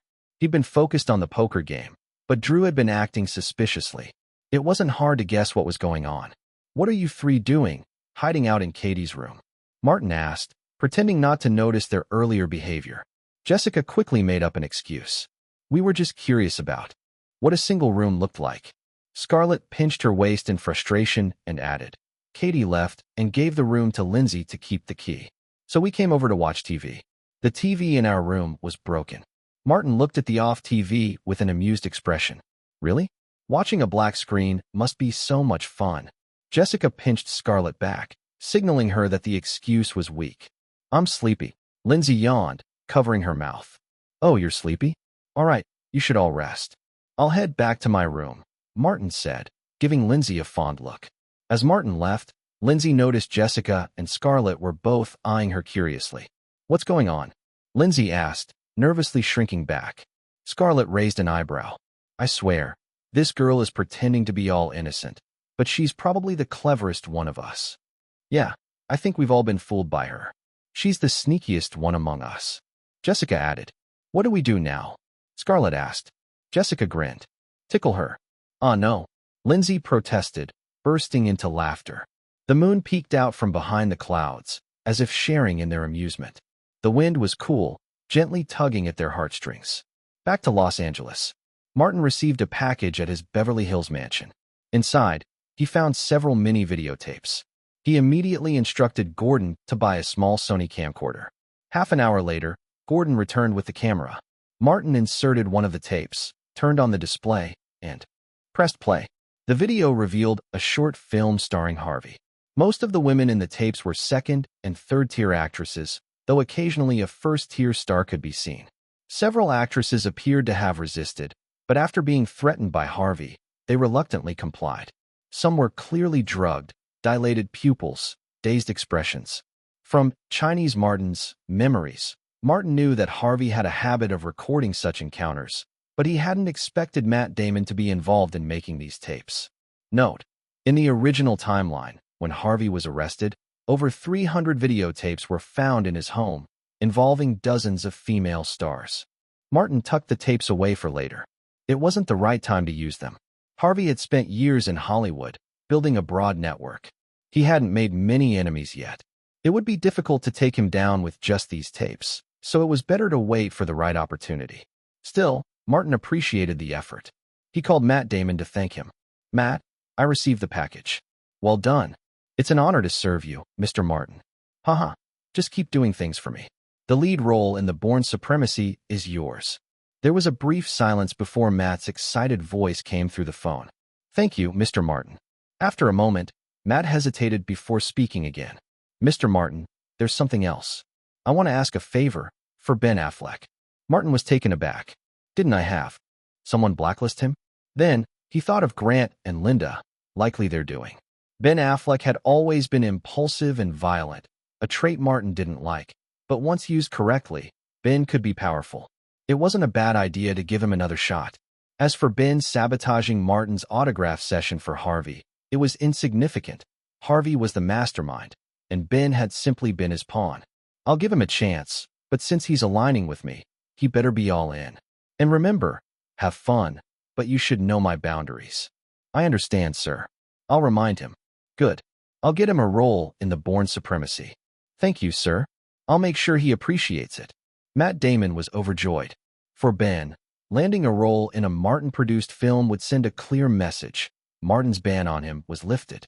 It meant other crews might start offering him roles again. After hanging up, Matt Damon immediately drove to Ben's apartment. Their apartments were only a 10-minute drive apart. "Ben, open the door." "It's me, Matt." Matt Damon knocked repeatedly. After a few moments, the door creaked open, and a strong smell of alcohol hit him. Matt frowned, resisting the urge to cover his nose, and looked at the disheveled man before him. "Ben, go clean yourself up. I need to talk to you." Ben spread his arms wide, grinning with an exaggerated smile, and spoke dramatically. "Welcome to the dumpster. Don't bother. I'm just a bum, Ben Affleck." Matt Damon could see through the joke. Beneath that bravado, there was loneliness. He sighed but didn't back down. "Go wash up. Shave. Where's your image?" Ben shrugged. "Image? Who needs it? No one wants to hire me anymore, Matt. No one. That bastard Harvey lied to me. I got someone to mess up Martin's autograph session, and he promised me a chance, but now he won't even take my calls. Damn it, I'm finished." "No, I found an opportunity for you." Ben's eyes widened, and he grabbed Matt's shoulders. "Really? You're not lying." "I'm not lying." "What chance?" Ben asked eagerly. "Go clean yourself up, and I'll explain. You're reeking of booze and self-pity." "Huh. I'll be right back." Matt Damon waited 45 minutes before Ben returned, looking freshly showered and sharp. "Okay, now you can talk." "All right, listen up. The movie is The Bourne Supremacy. Martin's the screenwriter, I'm the lead, and you're going to play a supporting role. The important thing isn't the movie. It's that your role will show everyone that Martin's unblocked you. You went to him? You took refuge with him." Ben's excitement was palpable. "Calm down. It's not just me. It's us. Understand? It's normal to rely on someone with power and resources like Martin. Why wouldn't we? But this is all his fault." Ben objected. "No, the real culprit is Harvey." The words silenced Ben. In truth, Ben had been looking for a way to rationalize his situation. He hated Harvey more than Martin. At least Martin had power, whereas Harvey had just used him as a pawn. "Wait." Ben suddenly snapped his head up. "Did you mess with Harvey?" Matt didn't hide it. "Yes. If you want to rely on Martin, you have to be sincere." Ben didn't ask the details. Instead, he laughed. "That's good. Damn Harvey. You're right. Martin's got the power, the resources, the connections. Why not join him? F***CK Harvey." Ben laughed. "You should have called me earlier. With the way you looked before, who would have dared call you? I thought you were going to wreck something." Later that night, on the way home, Gordon, who was driving, suddenly spoke up. "Matt Damon is very crafty. Do you really want to use him?" "Why not? Someone's got to do the dirty work. And he's perfect for it," Martin replied calmly. The seed of loyalty he'd planted in Matt Damon's mind had already taken root. No matter how crafty Matt was, he couldn't escape Martin's grasp. Gordon, unaware of this, said, "Okay, use him, but don't let him know too much." On the other hand, Ben Affleck, though impulsive, is easier to control. Martin smiled. "It's the same to me. Where's Matt Damon? It's been a few days since I've seen that guy, right?" Harvey suddenly asked, his tone curious. Ever since a month ago, Matt Damon had been particularly attentive, following him around. But after that, He hadn't seen him for quite a while. Bob Weinstein looked at his brother with concern and replied, "It's better if you don't know, Harvey." Harvey froze for a moment. What happened? Tell me. Bob sighed. Martin's Meyer Films has a new project, The Bourne Identity. They're currently holding auditions, and Matt went for it. He got the role. He's the lead. What the hell? Why didn't I know about this? You've been hiding out for a while, not showing up, so naturally, you missed the news. It's already circulating in the industry. This movie is based on Martin's script and is fully financed by Meyer Films. Everyone is waiting to see if Martin's first independent project can make a big splash. So you're telling me Matt Damon sold out to Martin? That's one way to put it. Otherwise, Martin wouldn't have given him the role. Son of a bitch, traitor. Harvey roared in fury, but quickly regained his composure. The Bourne Identity? A spy movie? Since 007 bombed, no one has dared touch the spy genre. Martin's got guts. He's even venturing into pirate films, so he's got courage, Bob added. This movie will probably fail, Harvey said coldly, sitting back in his chair, stroking his chin, a habit of his when he was deep in thought. Why is that? Because I'll make sure it fails. I will. Harvey's expression turned sinister, like a predator ready to pounce. This time, without Warner Brothers or Disney backing Martin, Harvey could go all in. As early June rolled around, the Matrix crew had finished their martial arts training and signed formal contracts with all the actors. The Wachowski brothers had begun initial filming. Martin was still not on set. He attended the premiere of Parent Trap 2 instead. "Martin, thank you for coming to my premiere. You haven't visited me in so long. I've missed you," the young girl said with a hint of affection.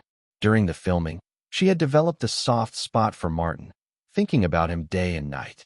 Her face had even become slightly thinner, showing the promise of the beautiful which she would become. "I've missed you too, but I've been really busy. Sorry. You know, with so many projects going on at the same time, I can't be everywhere at once," Martin replied. "Really? You're so busy, huh?" "Hee hee, I forgive you," she giggled.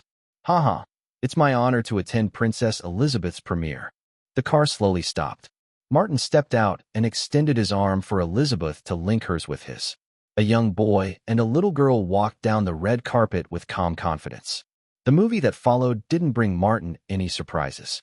Parent Trap 2 didn't deviate from the formula of the first film, still telling the story of a pair of twins and a broken family.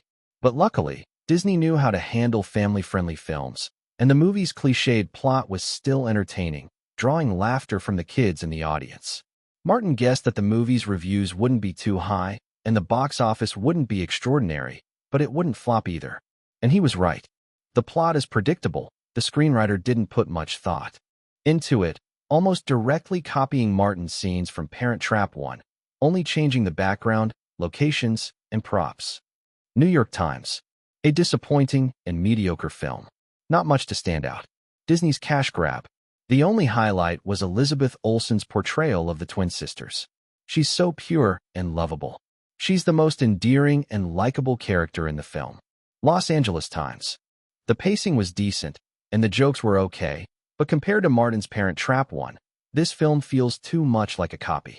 The screenwriters did think, but not enough.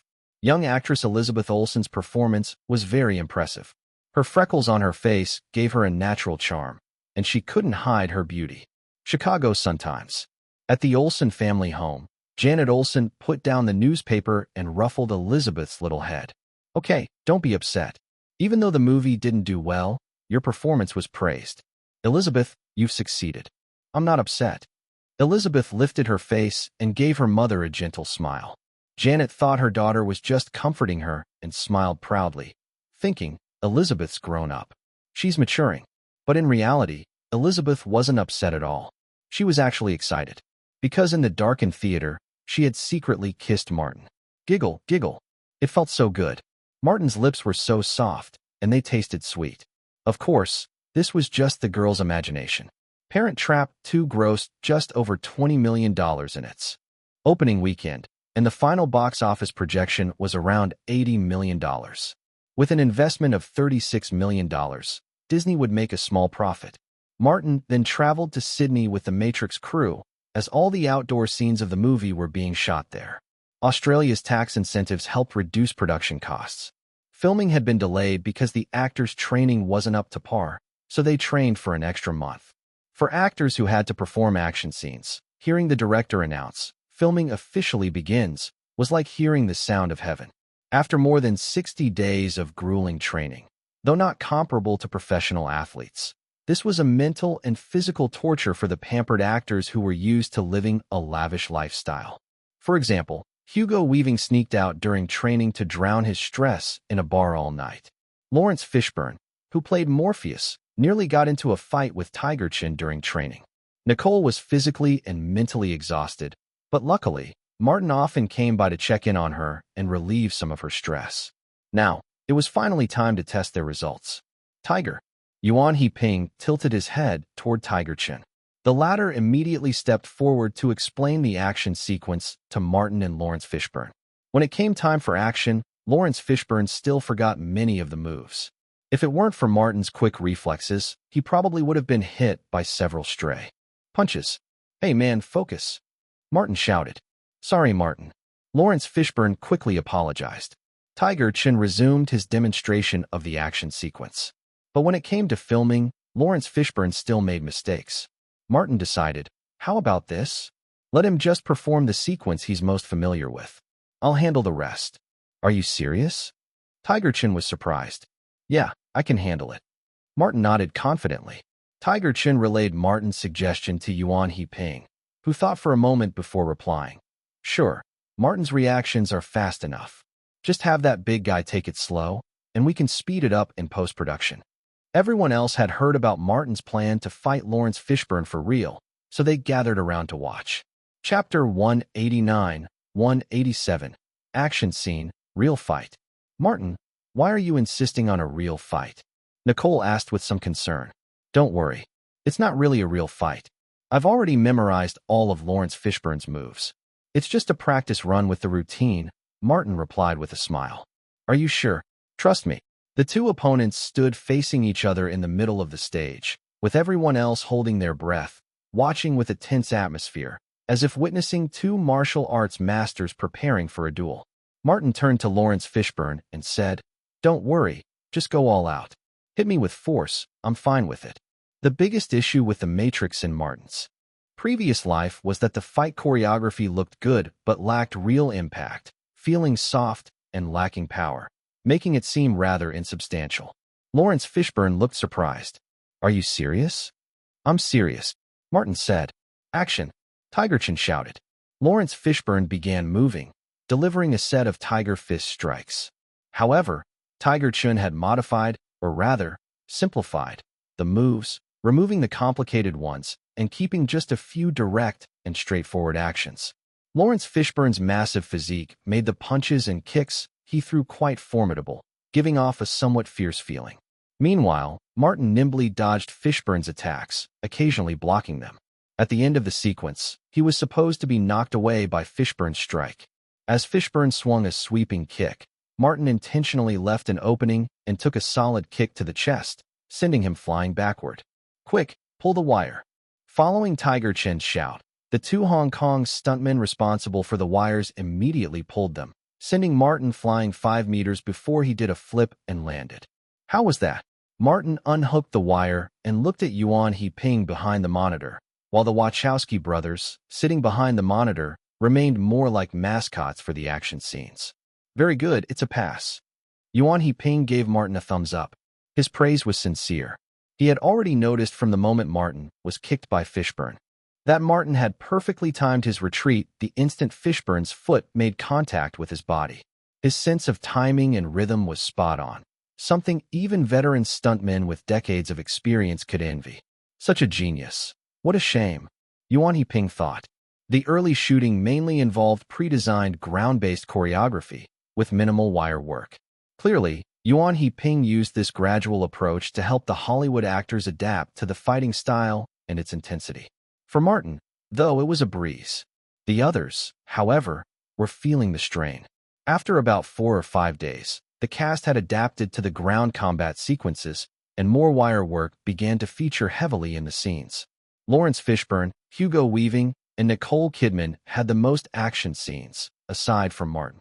Even though they were mentally prepared, the high-flying, acrobatic combat was still exhausting.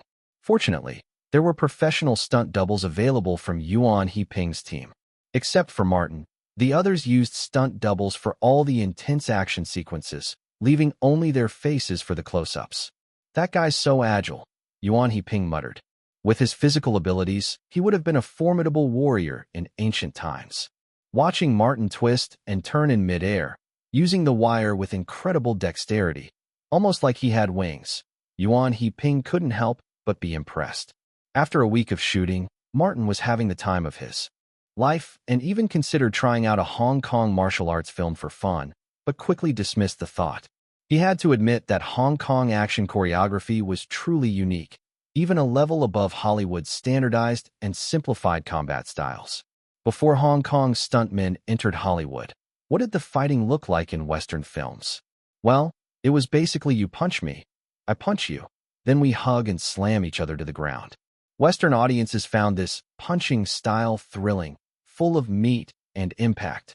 But when martial arts stars like Bruce Lee, Jackie Chan, and Jet Li came to Hollywood, Western audiences finally saw what real combat aesthetics looked like. The old, clumsy fighting style was quickly discarded. Hollywood's ability to learn was impressive.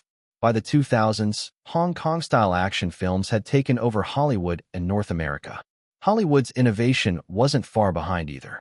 After absorbing the essence of Eastern martial arts, Hollywood created more aggressive, sharp fighting styles, combined with fast-paced editing, resulting in adrenaline-pumping scenes. The pioneering work in this genre was the Bourne Identity, which was later expanded upon in films like Mission Impossible, Fast and Furious, and John Wick, producing action stars like Jason Bourne and Dwayne "The Rock" Johnson. Hollywood's dominance over global cinema stemmed from its powerful adaptability. It absorbed anything beneficial from around the world, constantly innovating and presenting it on the big screen in ways that catered to the tastes of North American audiences. In terms of vitality, only the post-reform Bollywood might stand a chance at rivaling Hollywood. Though India has its challenges, Bollywood has truly embraced the entertainment industry, evolving from just musicals to producing impressive works in genres like sci-fi, action, horror, and comedy. Film is a powerful tool for cultural transmission, but it has to be visually appealing first if it's to truly spread a culture. You can't feed your audience trash and expect them to praise it. Back to the topic. In a scene between Neo and Morpheus, the Wachowski brothers finally had something to say. "Lawrence." Larry Wachowski pointed to the screen and addressed Lawrence Fishburne. "Here, your expression isn't quite right. You need to believe that Neo is the one. You have to convey that not only through sincerity, but also, how should I put this? Yeah, it should be like the mysterious, mystical vibe of a gypsy fortune teller," he suggested. "Or like the big bad wolf trying to lure Little Red Riding Hood with candy," Martin chimed in mischievously. Chuckling, Nicole couldn't help but laugh at Martin's playful comment. "I get it." Lawrence Fishburne closed his eyes and thought for a moment. "I think I can try again." "Okay." Martin stood up. On the second take, it passed. In fact, this film didn't require much in terms of acting. For Martin's role as Neo, he just needed to look cool throughout. He could already imagine how critics would critique his performance once the film hit theaters. But he didn't care. Martin chose The Matrix, a massively successful commercial film, as his breakthrough project. He had long anticipated criticism from movie critics, but didn't care. In Hollywood, despite its many issues, one thing always prevails: profits. For the sake of money, Hollywood can glorify Bruce Lee's kung fu, elevate African Americans, and more. As long as it brings in revenue, critics have no sway over Martin's standing in the industry. Take Tom Cruise, for example. Despite years of harsh criticism from critics, he remains a megastar, bombarded with offers. With the rise of the internet, where everyone can voice their opinion, critics' influence is on the wane. Neo, have you ever had that feeling, where you can't tell if you're awake or dreaming? Let go of selfish thoughts, discard your fear, doubt, and rejection. Free your mind. This dialogue is brilliant. Looking at Lawrence Fishburne's performance on the monitor, Andy Wachowski whispered to his brother. "Yeah, Martin really nailed it. He writes exactly what we were thinking." Larry Wachowski glanced at Martin and thought to himself, a kindred spirit. Too bad he's such a straight shooter. TL/N. So, I remove a few paragraph here again. Why? The author altered the Japanese dojo from the original film to a Chinese-style grand hall. I'll touch the author wife if this happen again. In July, an unusual guest arrived in Sydney to visit the Matrix set. Mr. Lucas, what brings you here? Seeing George Lucas, the creator of Star Wars, made Martin a bit surprised. He thought, I don't have any direct connection with him. Lucas, however, was very at ease. When he saw they were still shooting, he waved it off and said, continue filming, I'll just watch. We'll talk once you're done. Martin, being open, smiled and replied, sure. After finishing his scene, Martin sat down with Lucas, curious to learn why he was there. George, what's up? What brings you here today? Lucas smiled and said, I actually have a favor to ask. I'd like you to help me write a script. Martin blinked, surprised. A script? Don't tell me it's for Star Wars. That's right. George nodded. I've seen every film you've written, and I think you really understand the pacing of Hollywood films. You have an incredible ability to arrange story beats, building suspense and drawing audiences in. And a touch of magic, Martin thought to himself. Lucas continued, so I want you to write a script for Star Wars. At first, I was worried about your sci-fi writing ability, but after seeing The Matrix, I realized I was wrong. This is the most creative sci-fi script I've ever read. You've created an entire universe. Honestly, I'm more worried that you might not want to take the job. Martin, now amused, thought it almost sounded like a marriage proposal. He weighed his words carefully before asking, George, I know you wrote the first 2 Star Wars scripts yourself. Why not do the same this time? Lucas gave a wry smile. To be honest, my storytelling skills have always been average. You can see that in the first Star Wars film. What set it apart was the groundbreaking special effects. By the time the second film came out, people started criticizing the weak story. But I used visual spectacle to distract from that weakness. Now, with special effects technology so advanced, and so many films focusing on them, it's hard to grab people's attention with just visuals. More and more people are focusing on story again. Lucas shook his head. Storytelling is my weak point. So I want to find a reliable screenwriter for Star Wars, Episode 3, and Martin, you're my first choice. Martin paused. He didn't want to write for Star Wars. The series was already so tightly linked to George Lucas. If the film succeeded, Lucas would take the credit. If it failed, Martin would inevitably share the blame. It just wasn't worth it. After thinking for a moment, Martin responded, George, I really appreciate the offer, but you know my stance. Whenever I write a script, I always invest in it, and I don't like anyone changing my work, not even in editing. If that's a deal breaker for you, we might not be able to work together. Lucas paused, considering. He was willing to accept Martin's investment, but only with a share of the box office profits, not merchandise rights. As for script changes, that was fine, but the editing control was a deal breaker for him. Shaking his head, Lucas stood and extended his hand. It's a pity, Martin. I agree, George. Martin shook his hand. Perhaps we'll work together in the future. Lucas smiled. I hope so. On his way back, Lucas couldn't shake the feeling that he and Martin would never collaborate. Analyzing Martin's words and looking at his past films, it became clear that Martin had a strong desire for control over his projects. His films rarely allowed for significant input from directors. His vision was always paramount. Lucas, similarly a director with a vision, wondered if they could work together without clashing. If we did, I'd probably be the one getting pummeled. He chuckled to himself at the thought. The entire month of July passed by, and the fight scenes for The Matrix were finally wrapped up. The crew returned to Warner Brothers' soundstages, ready to begin filming the dialogue and green screen scenes. The Hong Kong action coordination team had finished their work and left the set. The Wachowski brothers now had full control over the shoot. Their aesthetic for the camera was top tier, and they had plenty of ideas when it came to special effects. By the end of July, Charlie's Angels had completed its filming. On this particular day, 4 women arrived on the set of The Matrix for a visit. Wow, what kind of shot are they filming? Drew Barrymore marveled, looking at the set surrounded by green screens, with circles of cameras arranged around it. I know. Lindsay raised her hand excitedly. This is the bullet time scene. Martin mentioned it to me. Smart, you got it right. Martin's voice came from behind. Martin, the 4 girls exclaimed in unison, clearly excited. Drew, flustered, tossed her head back, annoyed at how eagerly she had reacted, as though it were only a one-night thing between them. But she quickly said, "Martin, ever since that visit, you haven't come to see us." The us was said with an emphasis, implying that she meant, since he spent that night with her, he hadn't made the effort to visit her. Martin chuckled. "It's not that I didn't want to, just didn't have the time. The Matrix has been keeping me busy." Drew wasn't in the mood for reason. Truth be told, she couldn't stop thinking about him since that night. Whenever Lindsay suggested coming to see him, she didn't hesitate to agree. And the moment she saw him, a rush of joy hit her. Trying to hide her feelings, Drew put on a teasing smile, speaking to the other girls. "See? This is what men are like.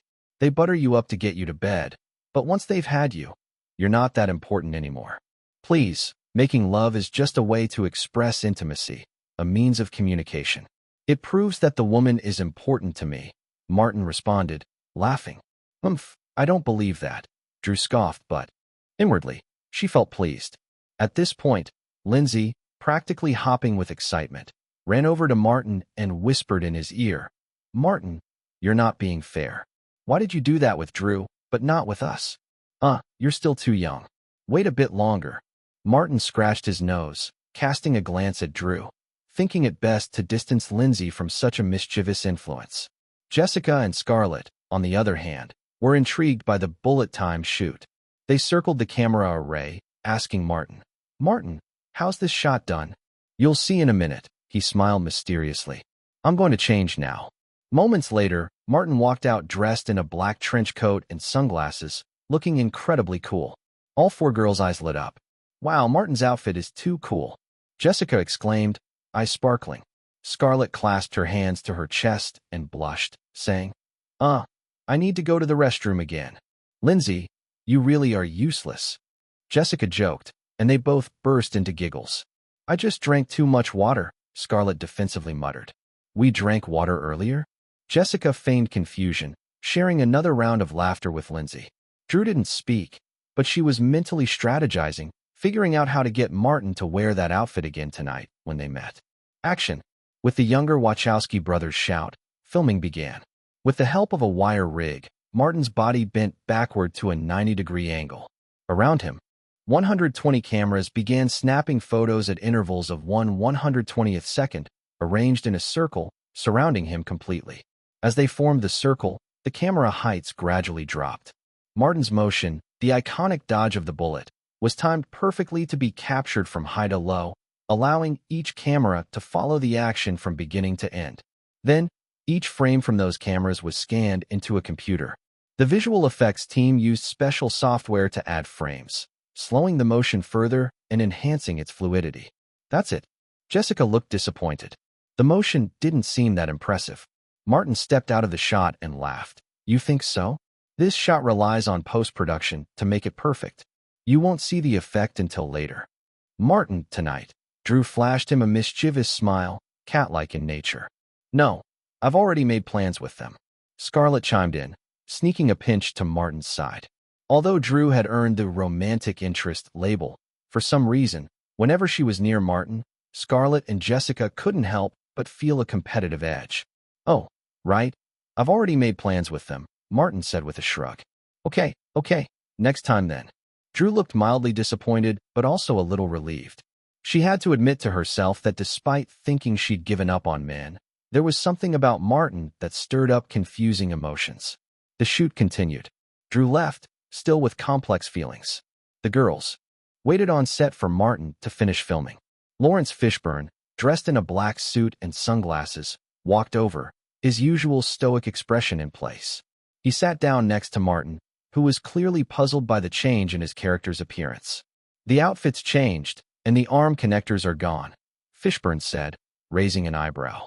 Martin, Neo, looked at himself, then sat on the sofa. Fishburne continued his line about the difference between virtual and real. "Is this real?" Neo reached for the couch, a look of doubt on his face. Martin's acting far surpassed Keanu Reeves's in this scene. His performance didn't feel forced at all. "What's real?" Fishburne asked coolly, pointing at Martin. "How do you define real? If what you mean by real is what you can feel, taste, smell, then it's just your brain responding to electrical signals. We're here, Not because we're free. Martin, as Neo, responded, putting into words the philosophy of the film. Fishburne picked up the TV remote, and they both sat on the sofa, watching the screen. The world you know is this. It's the world of the late 20th century. Cut. Perfect. Let's move to the next shot. In this scene, the two actors nailed the conversation about the truth of the world in almost one take. By 5 in the evening, the shooting wrapped up. Martin walked over to the girls. All right, tell me where we're headed tonight. Martin said with a teasing grin. Go ahead, tell me where we agreed to. Go. Martin joked as he walked toward the girls. How about we go see Brittany? She's filming an MTV in Malibu today. No. Lindsay's suggestion was immediately rejected by Jessica and Scarlett, even though Jessica and Brittany were on good terms. A date for 4 people was already crowded, and there was no need to add someone else. Let's go to my place, and I'll cook you all dinner, Martin proposed. Beverly Hills? That's right. Agreed. Okay. Yay. At Martin's mansion in Beverly Hills, he made a lavish dinner for the girls. This lobster is amazing. Martin, you can cook Filipino food? What's this dish called, adobo? I like this cold tomato salad. It's so sweet and delicious. After dinner, the 4 of them squeezed onto the sofa to watch TV. Jessica and Lindsay took the spots on either side, while Scarlett simply sat behind Martin, leaning on his back. The girls all tried to get as close to Martin as possible. On the screen, Martin's first movie, The Odd Couple, was playing. Martin, you were so little back then, so cute. Scarlett giggled, shaking her body and rubbing Martin's ear. Martin was deeply moved. This little girl hadn't grown taller, but certainly grew in other ways. I actually met Martin through this movie, Jessica said excitedly. Look, that's me, the summer camp girl. Martin used to visit school often and tell us stories on the school bus. He would sit next to me, Lindsay said nostalgically. After the movie finished, Martin and the girls went to take a bath. Don't get it wrong. They washed separately since there were enough bathrooms in the house. The 3 girls chattered in the bathroom, seemingly plotting something. Later that night, Martin was stealthily attacked in his bedroom. Groggily waking up, he felt the blanket being lifted, someone sneaking in, and then, this happened 3 times. The next morning, Martin opened his eyes to see 3 girls lying in his bed. He laughed. Time passed into November. The Matrix was nearly done filming. Though it was shot as 3 movies in one go, the process was going quickly due to Martin's script being followed strictly. On November 1st, Martin took a day off from the set, because that was the premiere day of Paris Hilton's first film, The Wax Museum. Paris excitedly stuttered when inviting Martin over the phone. Under the fading sunlight, the cool sea breeze swept over Los Angeles, driving away the lingering afternoon heat. Outside the Hollywood Chinese Theater, the normally crowded Walk of Fame was now filled with elegantly dressed men and women, and, of course, the ubiquitous photographers. Mel Gibson, Bruce Willis, Demi Moore, Julia Roberts. Wow, this Hilton princess really knows everyone in Hollywood. No surprise, she's a Hilton. Even Martin wrote a script for her. The cameraman clicked away as he told a female reporter beside him. But knowing people is one thing. How's the movie going to be? This is Paris's first movie, and she's the lead. Plus, it's premiering on the same day as Wes Craven's Dracula 2000. That's not exactly a smart move. Please, this is a movie written by Martin, and it's a horror film, his specialty. As long as the script is followed, it'll be fine. And it's not the Wax Museum that chose to release the same day as Dracula 2000. Dracula 2000 picked that day. Besides, so what if Wes Craven is a master of horror? He only produced Dracula 2000. He didn't direct it. And Martin's track record in horror isn't any worse than his. It was clear that this reporter was a fan of Martin. In an office at Miramax, Bob Weinstein frowned. Harvey, are we being a little too rash releasing Dracula 2000 on the same day as the Wax Museum? After all, it's a Martin script. Don't worry, Bob, you know Wes Craven's level. He's never missed in the horror genre. I've seen the script of the Wax Museum. It's not really Martin's psychological horror style. It's just a traditional American-style horror film. I don't believe he can do it all. Harvey Weinstein puffed on his cigar, speaking confidently. Bob's frown deepened. He felt Harvey was a bit deluded, as if he were trying to prove that he could succeed without Martin, even stepping on Martin's success to do so. But could they succeed? Bob wasn't so sure. The movie was ultimately about the box office, and Martin's track record at the box office was stellar. He shook his head slightly and said, "The folks at Empire just called, asking why we're scheduling our movie on the same day as Martin's." "What do I tell them?" "Huh. Tell Lauren Graham not to worry. We're going to win. Just think, if our movie beats Martin's in the opening weekend, it'll be huge. Let's hope we win." "We will win." Harvey crushed his cigar into the ashtray. At the Chinese theater, the crowd erupted in cheers as celebrities arrived on the red carpet. The female reporter quickly turned around and, with excitement, shouted too. The cameraman was feeling bitter. He had secretly liked the female reporter for a long time, but had never dared to confess. Recently, all she seemed to talk about was Martin, which annoyed him, though there was nothing he could do. Damn it, why did this guy have to be so handsome? Seeing Martin walk towards the reporters, stylish in a perfectly tailored suit, smiling and waving to fans, the cameraman couldn't help but grumble. Entering the interview area, Jeffrey Raymond quickly moved to Martin's side, ready to help his boss avoid any tricky questions from the reporters, although he knew his boss probably didn't need much help. "Martin, over here, I have a question." A slender, blonde, long-legged reporter waved excitedly. "Beauty." Martin smiled, walking toward her, then noticed the large-bearded cameraman behind the reporter, who seemed to harbor some animosity. After a quick thought, Martin realized where the hostility came from, but didn't care. "Martin, who do you think will take the box office crown this week? The Wax Museum or Dracula 2000? "Well, how should I answer this?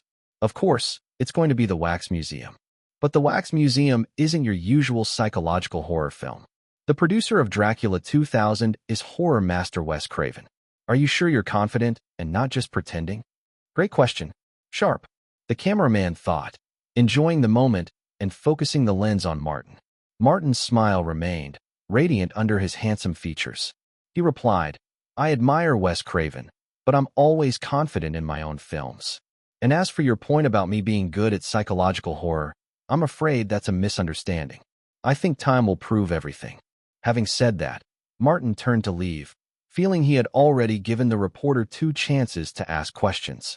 At that moment, the reporter called after him, "Martin, what do you mean by time will prove everything? How does that relate to your expertise?" Martin turned back, flashing a charming smile and saying, "It means everything will be proven." He said it in 2 distinct words. With that, he walked off without looking back. The reporter stood there, repeating to herself, "Expertise, prove everything.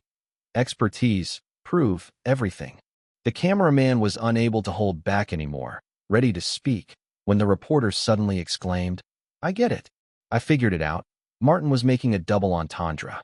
Time proves expertise in everything. That's how it should be understood. He's saying time will prove he's good at everything. The cameraman was stunned. Was that really Martin's meaning? Or had she just overanalyzed it? Perhaps he was just speaking off the cuff? The female journalist had indeed guessed what Martin meant. He purposely left things unclear in order to keep a retreat path for himself. While he knew that Waxwork performed decently at the box office in the original timeline, he was unfamiliar with Dracula 2000. His memory didn't seem to contain any information about the film, most likely because it was a flop, though it could also be due to the fact that this film wasn't Martin's style, so he hadn't paid much attention to it. "Jeff, when we get back, check who was behind Dracula 2000.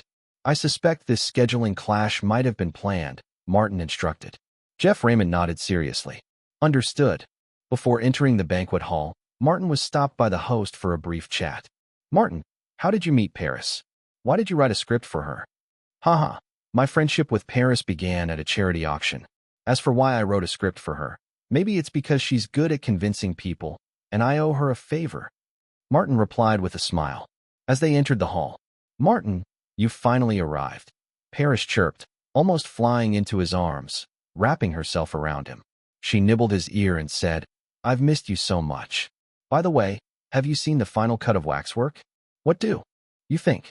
Martin patted her slim, soft waist and chuckled. "You're like a sloth. Get off me. I've seen the final cut. No issues. It's edited according to my storyboard. So what do you think the box office will be?" Paris asked eagerly. Paris obediently got off him, but still hooked her arm around his.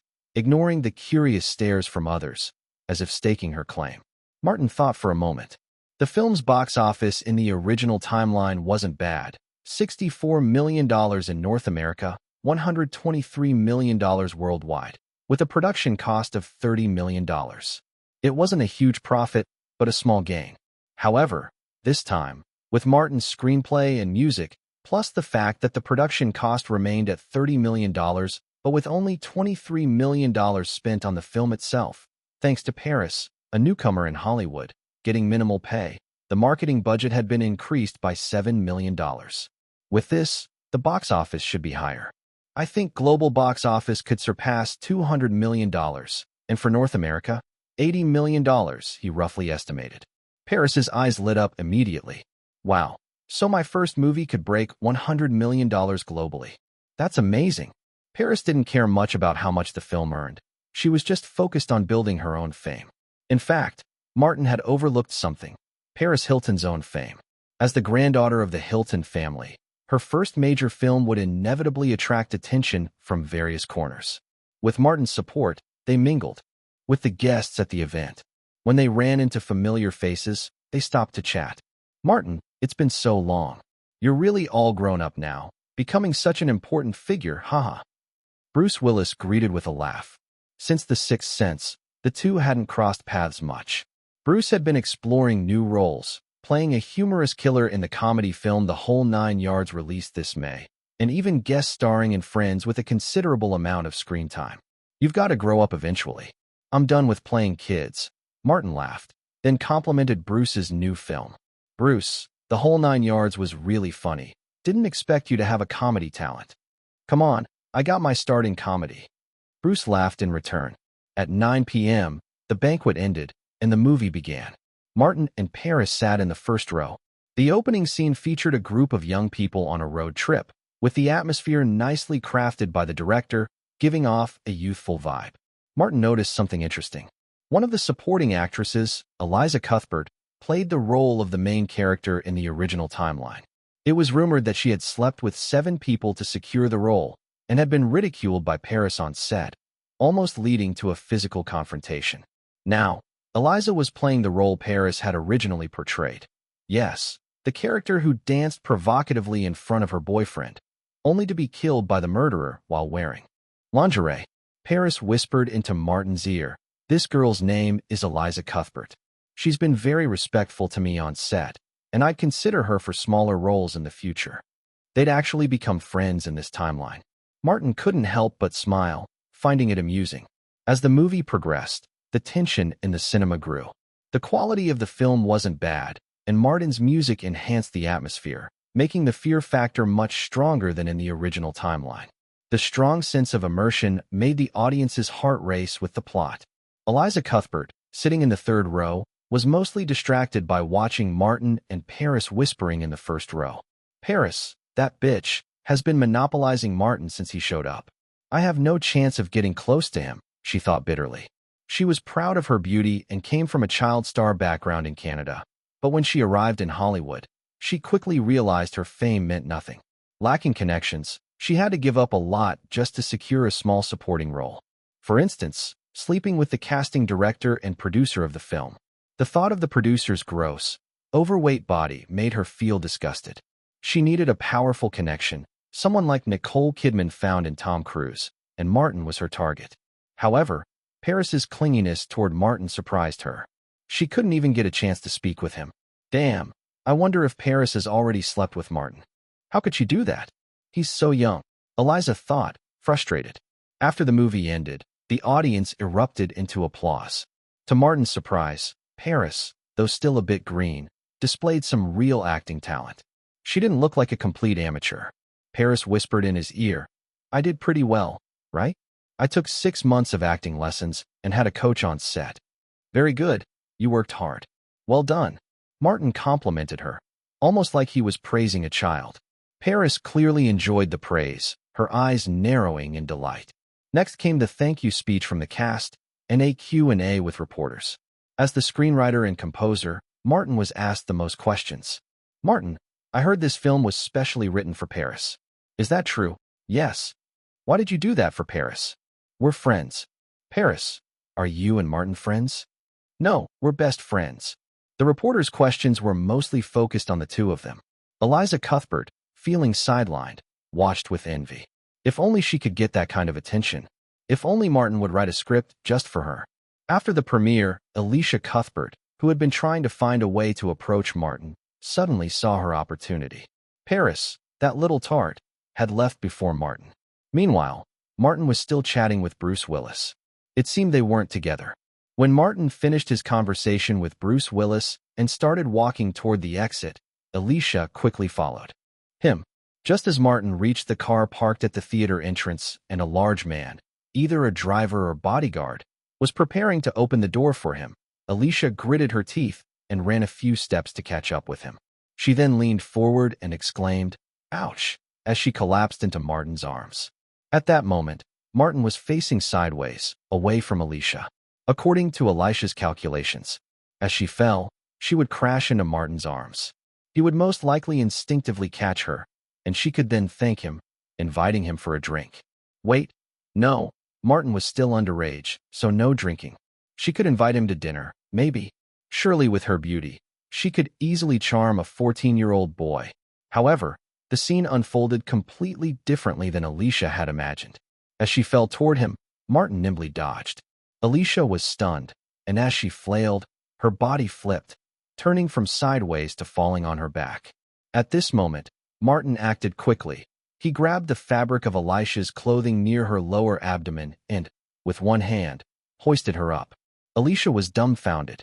Martin actually lifted her with just one hand. My God, he's that strong. Wait, the place where he grabbed. Alicia's eyes widened in shock as she felt a searing pain just below her stomach. She realized her well-maintained mau, a slang reference to a delicate area, had probably been twisted or pulled. A flurry of camera shutters went off, flashes lighting up the scene. The reporters were both impressed by Martin's one-handed rescue and delighted by the spectacle. The position was just too comical. Many female reporters could sympathize and cross their legs in response. Let me down, Alicia whispered sharply to Martin. Yes, she wanted to become famous, but not like this. She just wanted to crawl into a hole and disappear. Realizing the situation, Martin gently set Alicia back on her feet. The sharp pain made Alicia want to rub the area, but there was no way she could do that right now. She gritted her teeth and forced out a thankful smile, saying, "Martin, thank you for saving me from falling." Martin, pretending not to hear the slight annoyance in her voice, smiled and said, "No problem, just a quick save." Alicia awkwardly hurried away with an exaggerated, twisted walk. Only then did Martin gesture for Gordon to open the car door, and he quickly got in. Inside the car, Paris's voice rang out. "That tart Alicia. I thought she was my friend, but she's already trying to seduce you in front of me." It turned out that Paris hadn't actually left, but had gone to the parking lot and snuck into Martin's car. She had witnessed Alicia's little scheme and was burning with anger. As one of Martin's collectibles, Paris didn't mind that Martin had many women. As long as they were like her, collectibles, there wouldn't be jealousy or anger between them under the influence of the love cultivator. However, when facing women who weren't collectibles trying to seduce Martin in front of her, she still had normal feelings of jealousy and anger. Of course, there were exceptions, like Lindsay, who seemed abnormal, even in normal situations. She never cared how many women Martin had outside, as long as he treated her well. Since the film premiered on Thursday, by the end of the first weekend, the box office for Waxwork had reached $22 million, while Dracula 2000, which opened at the same time, only earned $17 million. P.S. Oddly enough, Dracula 2000 was actually a decent movie, with good reviews, and even won the Best Horror Film Award at the 27th Saturn Awards, but the box office just didn't take off. Waxwork had claimed the box office crown for the week. Honestly, from an artistic perspective, both films are about the same. Well, neither is particularly artistic. As for the plot, both films are decent, falling within the standard horror genre. So why did Waxwork outperform Dracula 2000 by such a large margin? I believe it's because of the soundtrack. Martin's score far exceeds Dracula 2000's. Los Angeles Times. Waxwork trumps Dracula 2000. Princess Hilton's big screen debut is a resounding success. Following Nicole Kidman, Martin's film has launched another female star. The New York Times. Hee hee, I'm already a movie star. They're comparing me to Nicole Kidman. I'm so happy. Paris giggled at the dinner table, completely forgetting the unpleasantness Alicia had caused. Last night, she picked up the next newspaper. Waxwork's victory is actually a failure for Martin. This film clearly shows that his talent for writing scripts has been largely exhausted. Ugh, what nonsense. Let me see. The World News. Is this the rag that always talks bad about you? I'm not reading this. Paris tossed the paper into the trash. Miramax. Harvey Weinstein sat in his office, fuming, before tossing a stack of newspapers into the trash and throwing a lit match on top. Boom. The paper began to burn in the trash can. When Bob Weinstein entered, the room was filled with smoke. Cough, cough, cough. What the hell are you doing? Why can't Martin, that little bastard, fail for once? Harvey sat back in his chair, defeated. Harvey, I got a warning call from Lauren Graham at Dimension Films. He said we've overstepped this time. Don't worry about that old man. If he annoys me, I'll just buy his company. Harvey waved his hand dismissively, then continued on Martin. Bob, do you think we should get some media we're familiar with to expose some dirt on Martin? Does Martin have any dirt? Bob asked, a bit surprised. Harvey sneered. He's got plenty of dirt. I'd bet he and all those girls around him have an unusual relationship, including Paris Hilton. As a seasoned old pervert, Harvey could sense the same in other perverts, like Martin. But, do you have proof? Bob asked cautiously. No. Harvey paused, then added, what? Proof do you need? Hollywood's full of rumors.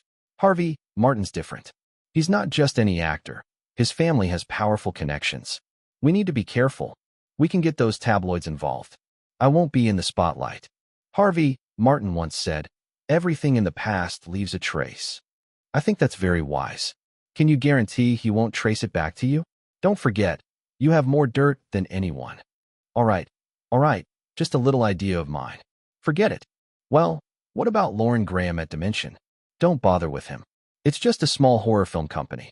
By the way, what do you think of my idea about buying Dimension Films? It was mid-November.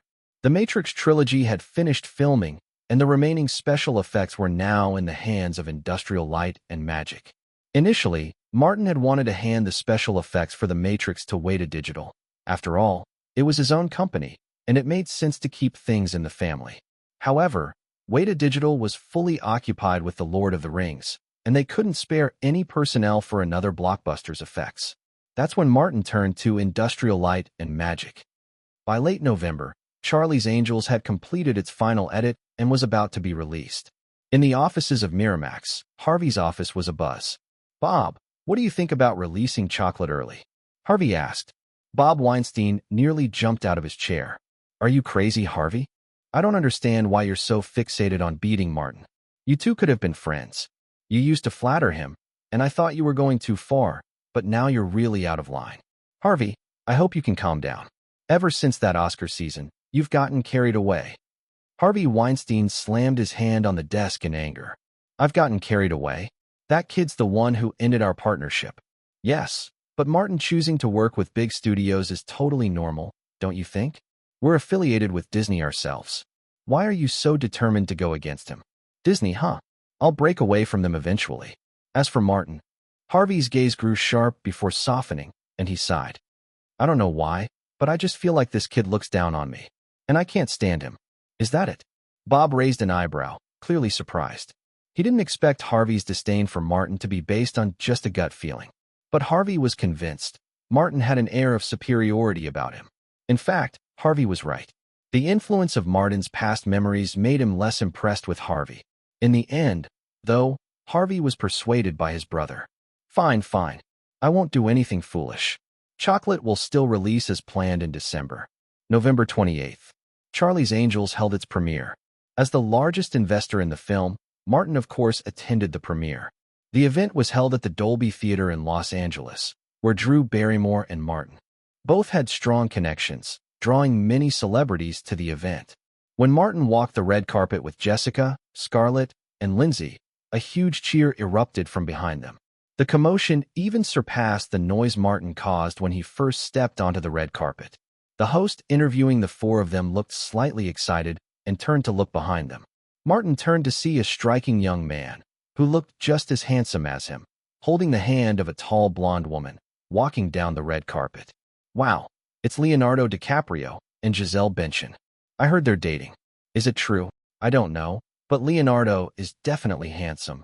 No wonder he's the only one who can compete with Martin in looks. A few girls whispered excitedly, while Martin walked up to them. Leonardo, hey, didn't expect to see you here. Did Drew invite you? Martin, hey. Yes, Drew invited me. What can I say? I owe her one. The two Hollywood heartthrobs shook hands, instantly killing countless rolls of film. Leonardo, look here. Martin, here. Fans were screaming. The female fans were ecstatic. Oh my God, these two are so handsome. I almost wish they were together. Wow, you're right. Just imagining that makes me excited. Come on, do you women only like to see pretty men together?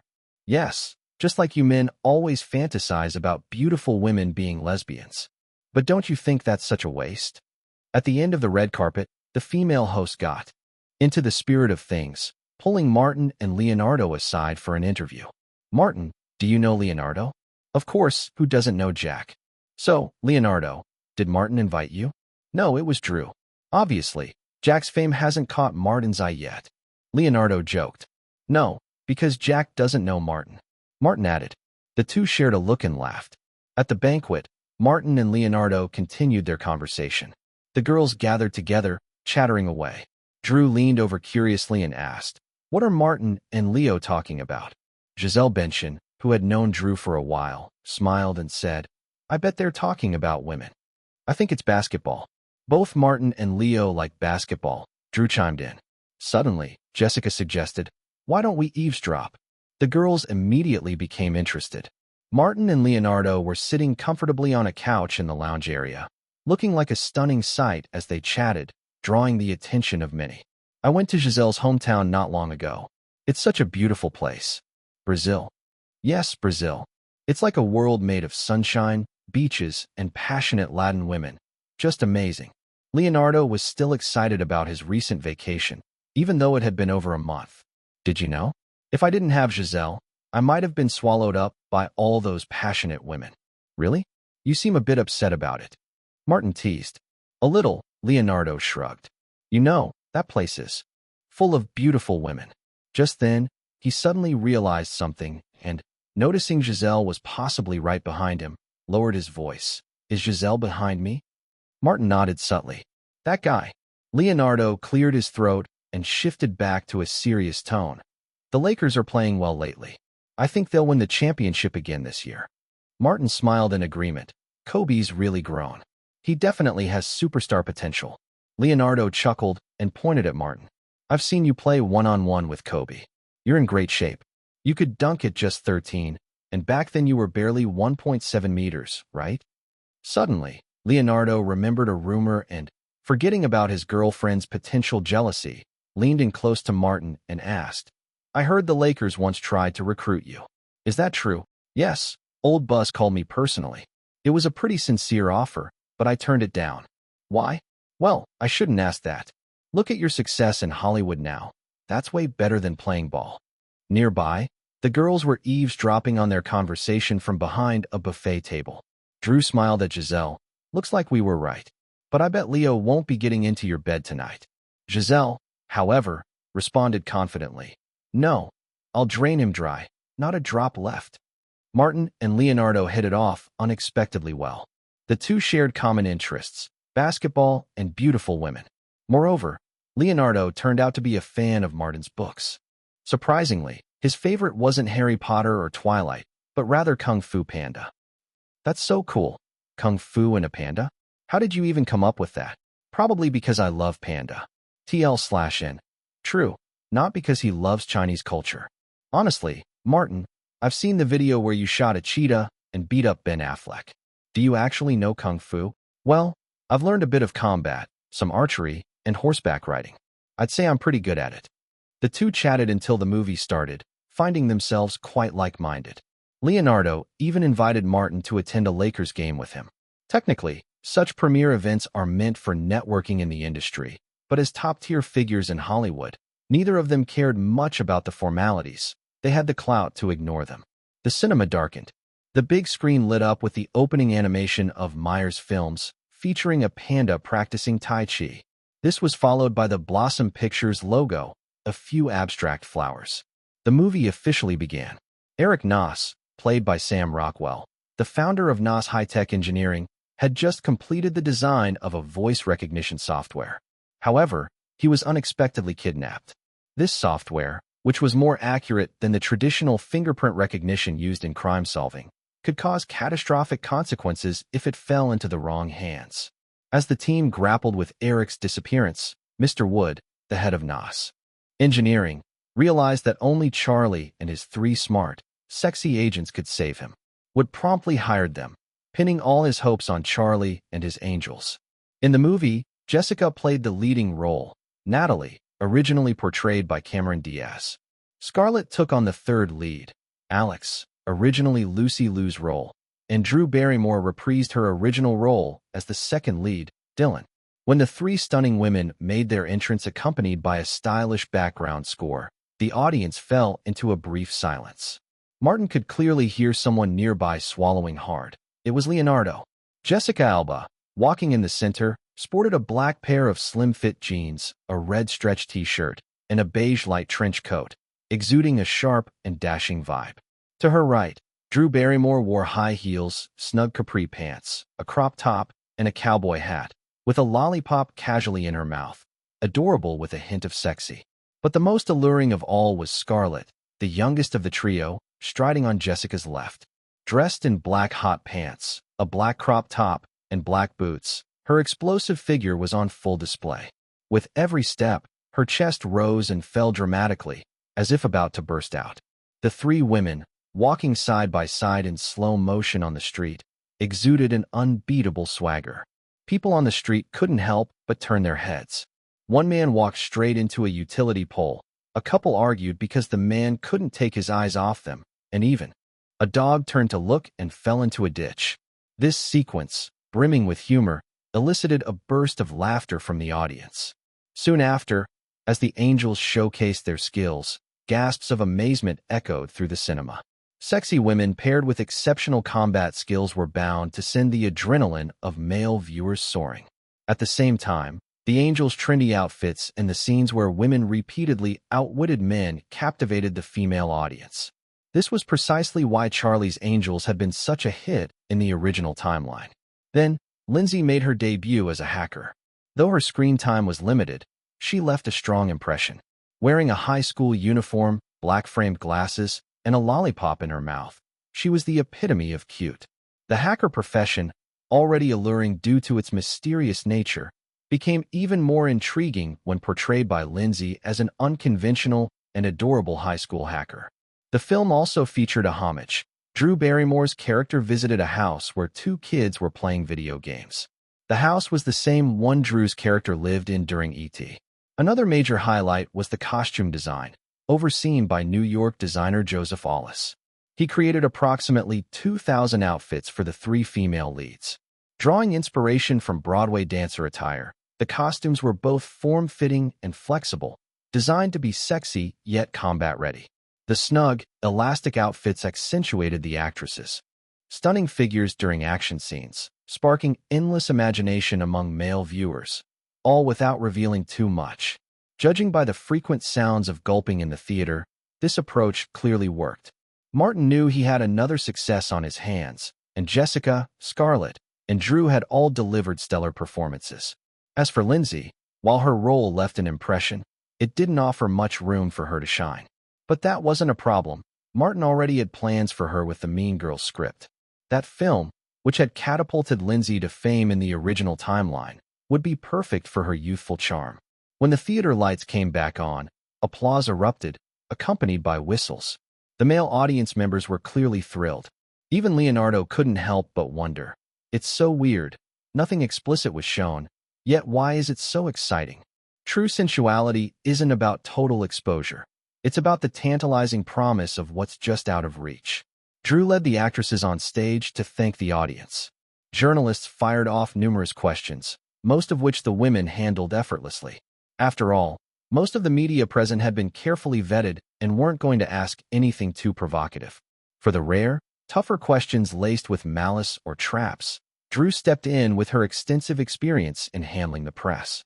Later that night, Martin and the actresses gathered at his private Beverly Hills mansion. This property had yet to be publicized, offering a secluded retreat. It was a night of celebration.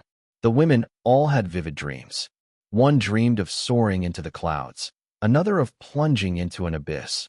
One imagined herself transformed into a galloping horse, and yet another. In short, everyone was delighted. And of course, Martin was the happiest of all. This is a stunning film, despite its absurd plot. However, thanks to the relentless effort of the screenwriters and director, the film compensates for its absurdity with a very high-quality production. Ein Gray, Orlando Weekly. This mixed bag of entertainment features the main ingredients of American TV shows, seasoned with the martial arts skills of Hong Kong action stars, and we can foresee it achieving box office revenue comparable to that of a James Bond-style blockbuster. Todd McCarthy, Variety. Unlike previous Hollywood female action films, this one makes extensive use of the ancient Asian martial art of kicking, which may have something to do with the removal of the tiny skirts in favor of more practical outfits. Given the emphasis on kicking, Charlie's Angels feels like a big-screen video game. New York Times Review. Martin's changes to the script were very successful, and the three angels in the film made a lasting impression. The costumes were superb, showcasing the feminine figures without being sexually explicit, and the fight scenes were exhilarating. In short, this is a solid commercial action film. Kevin Thomas, Los Angeles Times. Drew Barrymore has finally risen from the depths of mediocrity to shine in the spotlight. Jessica and Scarlett have also impressed, while Lindsay's cuteness adds a charming touch to this otherwise steamy female-centric blockbuster. Interestingly, all four lead actresses were child stars, breaking the curse of child stars failing to continue their careers as adults. Washington Post. At a luxurious breakfast table, the girls were enjoying a meal prepared by Martin himself. Drew was reading the newspaper while eating, her eyes scanning through the rave reviews, which made the girls feel thrilled. Of course, not all of the feedback was positive. After all, nothing is universally liked. As the director of the film, McG brings energy but falls short in maintaining the overall coherence of the story and keeping it sharp and concise. Stephanie Zacharek, Salon. The three female stars' sizzling bodies and sharp martial arts moves brought their absurd characters to life, but they couldn't hide the poor jokes and the even worse storyline. Kirk Honeycutt, Hollywood Reporter. Charlie's Angels feels like a teaser for a video game movie, except that neither the video game nor the film actually exists. South Film Review. The content is terrible, probably Martin's worst script. Though technically, it's not truly his script since it's an adaptation, but still, it's pretty bad. Roger Ebert, Chicago Sun-Times. 3 days later, the opening weekend box office was revealed, $45 million. This number made it the box office champion of the week. 10 days later, the box office reached $94 million, almost breaking $100 million. Women displayed intense enthusiasm for the film, contributing significantly to its box office performance. Three distinct women, who usually lived normal lives like any office worker, going to work, shopping, and dating, had a secret identity. They were angel agents. They served Mr. Charlie, fighting evil and promoting justice. This clicked Cinderella's storyline, however, made the film wildly popular among women. This also led Hollywood to notice the potential rise of female-led films. As a result, several film companies began to show interest in Martin's other major work, Twilight. Martin, Universal, Disney, and 20th Century Fox all intend to acquire the film adaptation rights for Twilight. Of these, 20th Century Fox seems the most sincere. Jeff excitedly reported to Martin while shaking his wine glass. "Don't rush it. Wait a bit longer. By the way, has Warner made an offer?" Warner has only made preliminary contact. "I think they're waiting to see how The Matrix performs." "Yeah, I understand. After all, they've invested so much in that series." Martin chuckled, knowing that if The Matrix became a big hit, he would receive a significant share of the profits. If Warner Brothers felt that the small share of profits wasn't worth it, they likely wouldn't offer such a generous contract next time. But Martin was confident The Matrix would not disappoint anyone, and there was also the even more commercially promising The Lord of the Rings. Cheers. We did it. The girls toasted and cheered, jumping up and down. Paris, feeling a bit jealous, said, I should have had a role in Charlie's Angels. I could have been one of the 4 angels. No, for would be too many, Drew said bluntly. But your House of Wax is doing well too, right? Global box office over $100 million, and it even won a Teen Choice Award, Drew added. Paris grinned, pleased with herself. By the end of February 2001, House of Wax had already wrapped up. Its North American box office reached $88.4 million, and its global total reached $164 million. Though it didn't quite meet the predicted $200 million, Paris was still overjoyed. As her first major film, it not only brought her significant earnings, but also boosted her global fame. This girl was shrewd, and, with her strategic team behind her, she was already preparing to build her own brand and maximize her newfound fame. Meanwhile, Charlie's Angels had yet to leave theaters, but it was approaching its end. So far, the female film had earned $177 million in North America and $300 million globally. The total investment for promotion was $90 million, though the actual production cost was closer to $70 million, so it was profitable. However, the film's box office potential was nearly exhausted, and its final total would likely be around $179 million in North America and $303 million globally. To celebrate, the girls gathered at Martin's mansion in Beverly Hills for a champagne-filled evening. Where's Martin? Paris looked around, feeling like something was missing without him. Lindsay replied, Martin is busy with the release of his new book. He'll be here later. Oh, Twilight. New Moon. Paris and Drew asked in unison, revealing their different interests. Both, Jessica said. In early March 2001, in the beautiful city of Pasadena, Los Angeles, on the Main Street, Vroman's bookstore. This independent bookstore, with its 2 spacious floors, was called a cool place by locals. As a surviving and thriving independent bookstore, Vroman's was a perfect spot for book lovers. High-quality and well-organized literature, cute and unconventional merchandise, unique yet approachable packaging, and coffee service. It had become an ideal place for a quiet break to buy books or gifts. The weekly reader events kept the bookstore lively. At this moment, a long line had already formed outside, stretching from the 2nd floor to the corner of the street. Boss, 1 copy of Harry Potter and the Prisoner of Azkaban, 1 copy of Twilight. New Moon. Boss, 2 copies of Harry Potter and the Prisoner of Azkaban, 1 copy of Twilight. New Moon. Most of the people in line were young men, almost all buying Harry Potter. But some, noticeably, were also buying 1 or 2 copies of Twilight. Clearly, they were purchasing for the female members of their families. Martin's new book, upon its release, immediately swept across the entire West Coast. From Vroman's in Pasadena to Skylight in the Los Angeles Arts District to City Light Cellars in San Francisco, every major bookstore along the West Coast had lines stretching out the door. Harry Potter and Twilight.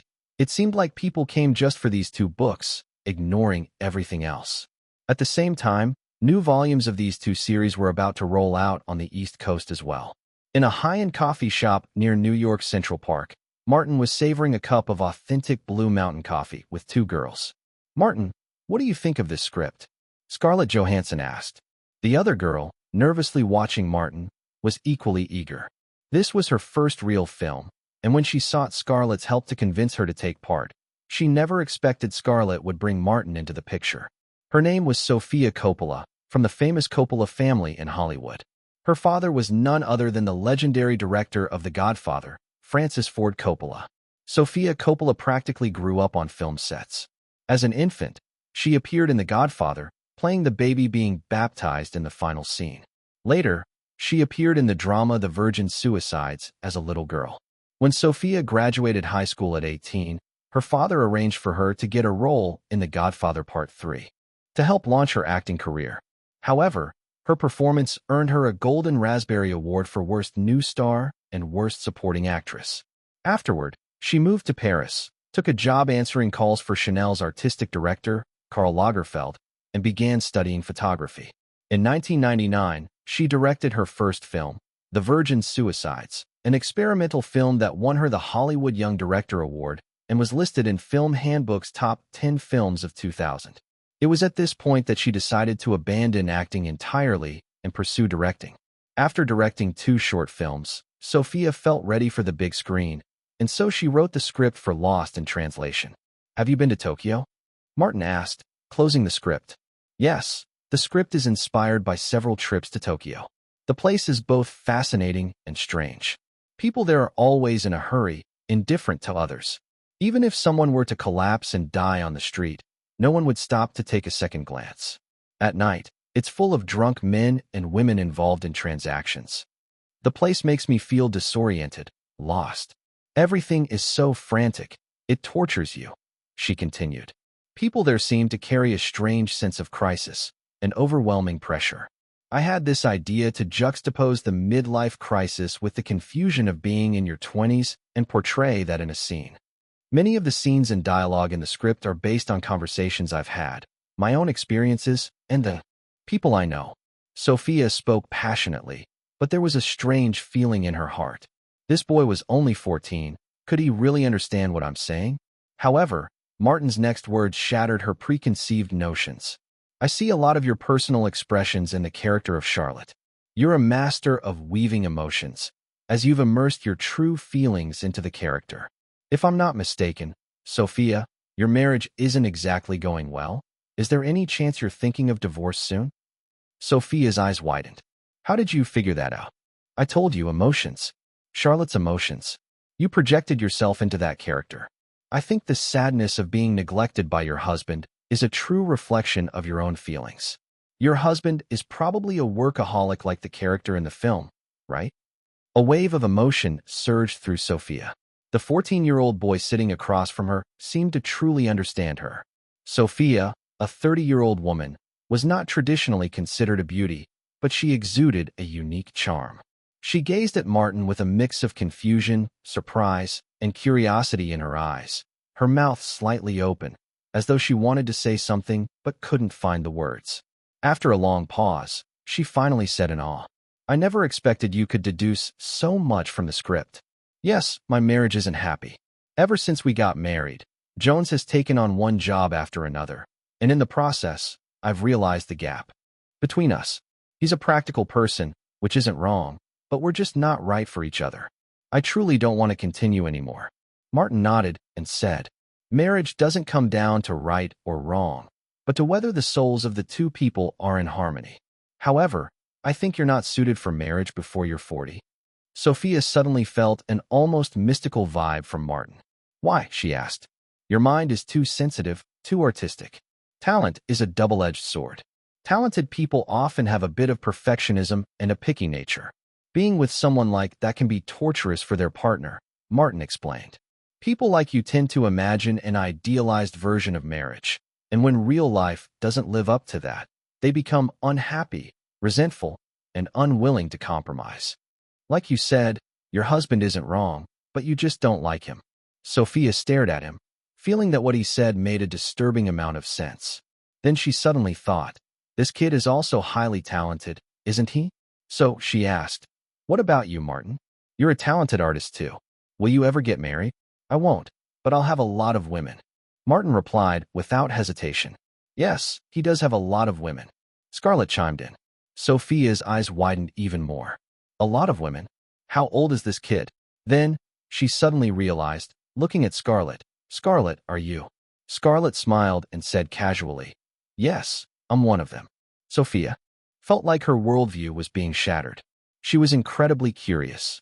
Aren't you jealous? Don't you want to be the only one? I do, but I can't, Scarlett replied. Will he accept you having other men? Sophia asked again. I won't, Scarlett said firmly. Nope, Martin added. Their nonchalance almost made Sophia's head explode. How could people like this exist? It felt like mental control, but it was clearly not the case. Martin then picked up the script again, flicking it with his finger, and said, So, I have one more thing to say. The script is good. Scarlett can play the role, but the revealing scenes need to be cut, or you should use a body double. If you agree, I'll invest in it. After a brief moment of consideration, Sophia agreed. The film's budget was around $5 million, and her father had invested $100,000. The rest of the funds were up to her to find. Sophia stumbled out of the CAF, her mind still reeling from her conversation with Martin. Two things had struck her deeply. First, Martin's keen insight, how he had been able to deduce her emotional state simply from the character of Charlotte. Second, the dynamic between Martin and Scarlett. It didn't seem like a typical boyfriend-girlfriend relationship, but more of a subservient one. It felt almost like the relationships between ancient Eastern emperors and their concubines. When she recalled Martin's comment, "I won't get married, but I'll have many women," a shiver ran through her. Thoughts that shouldn't have appeared surfaced, lingering and leaving a deep mark on her mind. Her face flushed as she hurried to her car, taking deep breaths before finally driving off, determined to get home as quickly as possible to wash her thoughts away. Back in the CAF, Martin dialed Jeff. "Hello, Jeff. I need you to draft an investment contract for a movie. I'll send you the details by email later." After hanging up, Scarlett asked curiously, "Was the script really that good?" Martin smiled. "The script is great. Sophia is very talented. You'll learn a lot working with her." He then shifted the topic. "However, this movie won't make much at the box office. Be prepared for that, but it could win some awards." "An Oscar?" Scarlett's eyes lit up. Martin shook his head. "That's a bit much. The focus is on the male lead, but with the right strategy, some European awards are a real possibility." "Well, European awards work for me. I'll do it." Scarlett laughed, eager to take the role. On March 25, 2001, the annual Academy Awards ceremony began.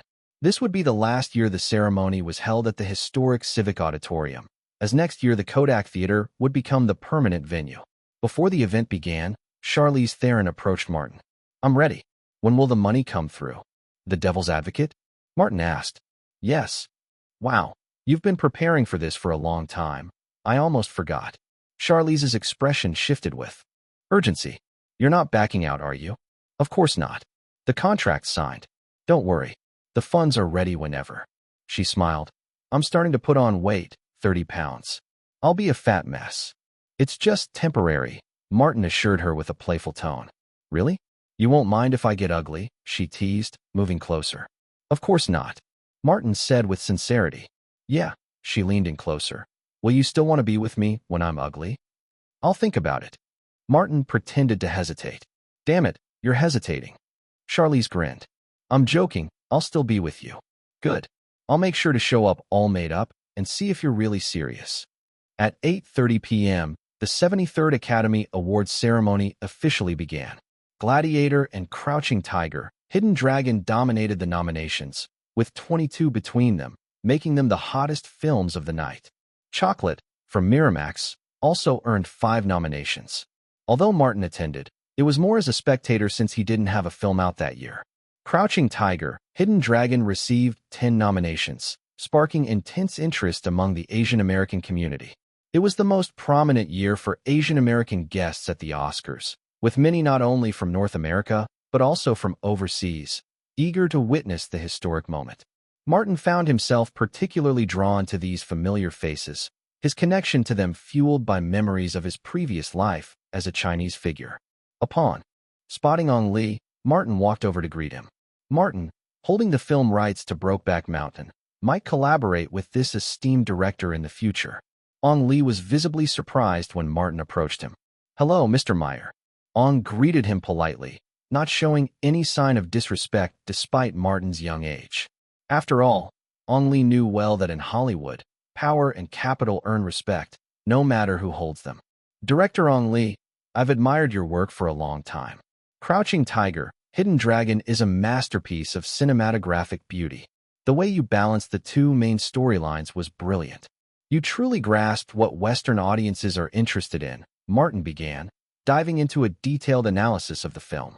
His praise was thorough, analyzing the characters, Li Mu Bai and Yu Shu Lian's platonic love and Shakespearean dialogue, alongside the bold personalities of the Western-inspired characters, like Lo Xiaohu and Yu Jialong. Zhang Zi, intrigued, suggested, "Since you're so passionate about movie, why don't we sit down and chat sometime? How about tomorrow? TL/N. As always, I removed some of the poisons here." Her boldness didn't go unnoticed. However, Ong Li wasn't entirely pleased, though he kept his displeasure to himself. Martin, sensing the awkwardness, smiled. I'd love to. How about tomorrow? We could all have dinner.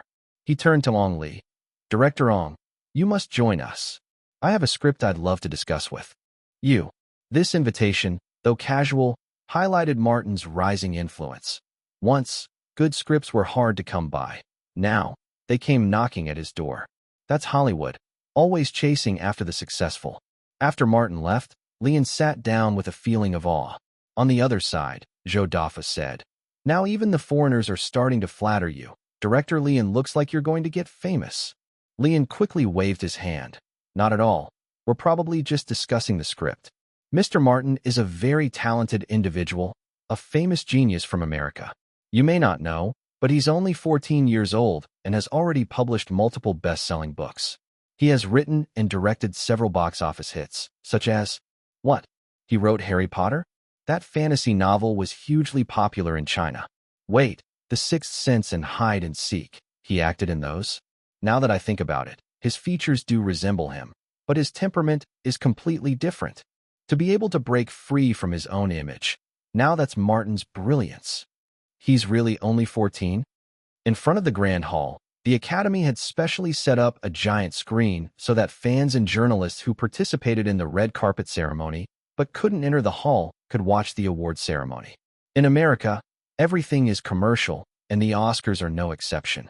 This award ceremony, which is marketed as the world's biggest film event, is, in reality, very commercially driven.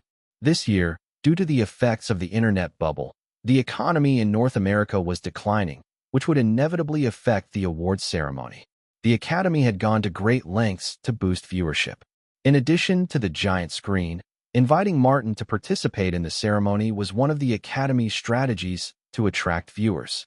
You see, even though Martin didn't make any films last year, his popularity hadn't decreased. He'd rescued people at Michael's concert, the New Zealand elf incident, and, not to mention, the release of his new book. This young American idol was in the spotlight. According to data companies, Martin's appearance could bring at least 1 point of viewership to the Oscars. That's right, Martin is this popular now. In Los Angeles, the day is always longer than the night. It isn't until after 8:30 that the sky completely darkens. After a brief opening segment, the screen showed the host, Steve Martin, standing below the Oscar Man sign on stage. After the endless cycles of Billy Crystal and Whoopi Goldberg, the new century's Oscars finally welcomed a new host, the comedic actor, known as Hollywood's old man with white hair. His hosting style leaned more towards, well, lowbrow. Yes, lowbrow. As usual, the Oscars started with jokes. The federal government was the first target of mockery, as always. Oh, I've got some bad news for everyone. The long-awaited tax cuts in Hollywood have fallen through. We can all go back and start preparing to pay taxes. Steve Martin's joke elicited laughter from the audience. In America, there's a hidden rule. You can mock the government and politicians, even calling the person in the White House a pig, and no one will come after you, because the American government's job is to absorb the public's negative emotions. But you can never criticize capital or special groups, like LGBTQ+ or feminist causes. Doing so will bring big trouble. Steve Martin, perhaps due to inexperience, clearly made a mistake in his third joke when he made fun of the LGBTQ+ community. Martin could imagine that after the Oscars, this would definitely lead to protests and threats from LGBTQ+ groups. Of course, that wasn't Martin's problem. He was just here to play a minor role and, by the way, present the Best Actor award. In the end, Gladiator became the big winner of the Oscars, taking home 5 awards. Crouching Tiger, Hidden Dragon, and Traffic each won 4. Miramax's Chocolate came away empty-handed, without a single win. After the Oscars, Martin saw that Harvey's face looked grim. This made Martin very happy. The Oscars ended, but Oscar night wasn't over. In 1994, Vanity Fair magazine held its first Oscar party. From then on, this party became a regular post-Oscar event. As the big post-Oscar party, it was full of unspoken rules, PR, and deals. At this celebratory evening banquet, almost all the Oscar nominees attended, whether winners or losers. Everyone made sure to show up. On the surface, they'd say it was to reward themselves for their hard work over the past year, but in reality, they were looking for their next big fame and fortune opportunity. For this reason, many big stars who hadn't attended the Oscar red carpet still showed up at the party, held at the Sunset Tower Hotel. At this party, you could see the newly crowned Best Actress Julia Roberts proudly flaunting her Best Actress Oscar, her satisfaction evident in her demeanor. You could also see that those who didn't win weren't as gloomy as expected. For example, Tom Hanks was having a lively conversation with Spielberg, and Meryl Streep was happily chatting with the visibly annoyed Harvey. Before long, Harvey was smiling and had his hand on Meryl Streep's waist. They say this pair is longtime lovers. A familiar voice sounded behind Martin. Martin turned around and saw Leonardo DiCaprio. He looked at Leonardo's side and asked curiously, "Leo, where's Giselle?" Leonardo shrugged and said, "You probably don't know, but she's a workaholic, so I came alone today." He then added, a little disgruntled, "Now I kind of regret it. I moved so quickly to define our relationship. I'm crazy. I've tied myself down." Martin laughed and changed the subject. "You say Meryl Streep and Harvey Weinstein are a couple? I thought Meryl was already married." "Yes, your memory is correct. She's married, but so what? She not only had an affair with Harvey, but also with Jack Nicholson. This is no secret in the industry." He continued, "You might not know, but I worked with Meryl in 1995. I saw some things." Martin thought for a moment, uncertain. 1995? Marvin's Room. Exactly, that movie. You know, halfway through the shooting, Meryl suddenly left. 3 days later, Harvey personally drove her back. They'd had such a wild time that when she came back, Meryl could barely stand. It didn't end there. After Harvey left, about 3 days later, Jack Nicholson came over. Meryl and he got together in the trailer, and they didn't even try to hide it. Martin was very interested in the gossip and suddenly asked, "I heard Judi Dench had Harvey's name tattooed on her butt. Is that true?" Leonardo laughed. "You know about this too?" "Haha, it's probably true. Harvey himself said it. This old guy is so arrogant. Let me think. Oh, it must have been on a talk show 2 years ago when Harvey confirmed it. He described it like this." Leonardo mimicked Harvey's voice. "That day, she invited me to the Four Seasons restaurant and said she had a surprise for me. She said, 'You're a man who has everything. I don't know how to express my gratitude.' Then, she unbuttoned her pants, showed me her butt, and everyone could clearly see that she had Jada Loves It, Judy Loves Harvey, tattooed there. She said, 'I got your name tattooed on my butt to show my thanks.' At the time, my brother Bob was there, along with some other stars. I was stunned. Even Harvey was stunned, showing just how outrageous Judi Dench's actions were. Even Martin, this charmer, couldn't help but admire. This British old woman really knows how to play, and she's not afraid to go all in." Martin and Leonardo, 2 grown men, were gossiping together. Meanwhile, some lesser-known individuals were circulating the party, desperately seeking opportunities for themselves. For big names like Martin and Leonardo, this party was irrelevant. They already had almost every top Hollywood contact and connections throughout the industry. However, for those who were newly famous or still striving for recognition, this party held significant value. People often wonder how some seemingly unknown actors suddenly become key members of major productions after Oscar night, or why certain ordinary actors suddenly attract media attention after the Oscars. The truth is, many deals are sealed right here, at this glamorous party. For instance, while Martin and Leonardo were chatting, several people approached them. There were glamorous actresses showcasing their charm and actors shamelessly handing out business cards. In just about 20 minutes, Martin and Leonardo each collected over a dozen business cards. But these cards would likely end up in the trash. However, approaching them wasn't easy. To attend such a luxurious party, one must first secure an invitation. Without it, there's no entry. It was certain that anyone who managed to get into the party, despite their lack of fame, had paid a price, whether in money, their body, or some other form. Last year, Martin heard that the going rate for an Oscar night invitation was about $50,000 in the backroom deals. "Martin, I'm going to say hi to someone I know," Leonardo suddenly said. "All right, I've spotted someone too," Martin replied with a smile. The two of them went their separate ways. Martin noticed Leonardo heading toward a curvaceous, beautiful woman. Kate Winslet. They had met in 1996 while filming the blockbuster Titanic, playing one of cinema's most iconic couples, Rose DeWitt Bukater and Jack Dawson. As a major beauty fan, Kate was immediately struck by Leonardo's looks when she first saw him. She even once admitted in an interview, "While filming, I was distracted by Leonardo's good looks several times, and I kept thinking, oh my God, he's so handsome. What if I fall in love with him?" But Kate Winslet never actually fell in love with Leonardo. Besides being a beauty lover, Kate was also a true art lover. While she admired beauty, she valued talent even more. Back then, Leonardo was indeed beautiful, but just beautiful.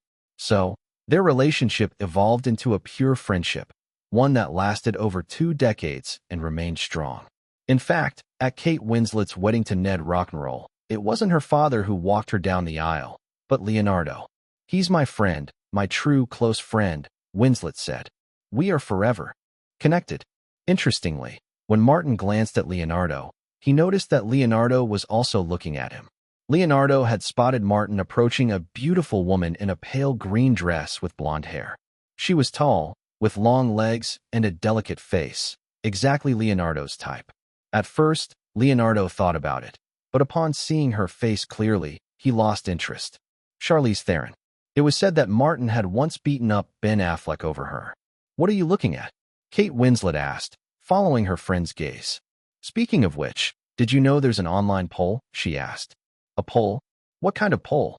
Leonardo asked, confused. "A poll about whether people support you and Martin as a couple. A lot of people voted yes. Haha, I voted yes too." "Shit, is that some gay poll someone started?" Leonardo groaned. Meanwhile, Peter Jackson, who was far away in New Zealand, sneezed loudly.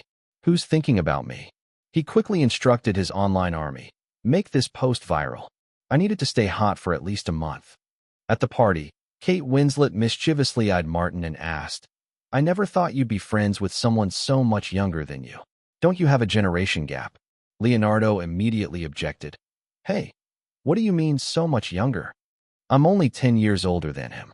11 years, Kate corrected. "All right, 11 years, but that's nothing. I look young." "Haha, well, that's true. Don't worry, Leo, you're still handsome." "I know," Leonardo said proudly, straightening his bow tie. Then he added, "I think this guy and I are similar. We get along well, so we're friends." "Really? You think you're similar?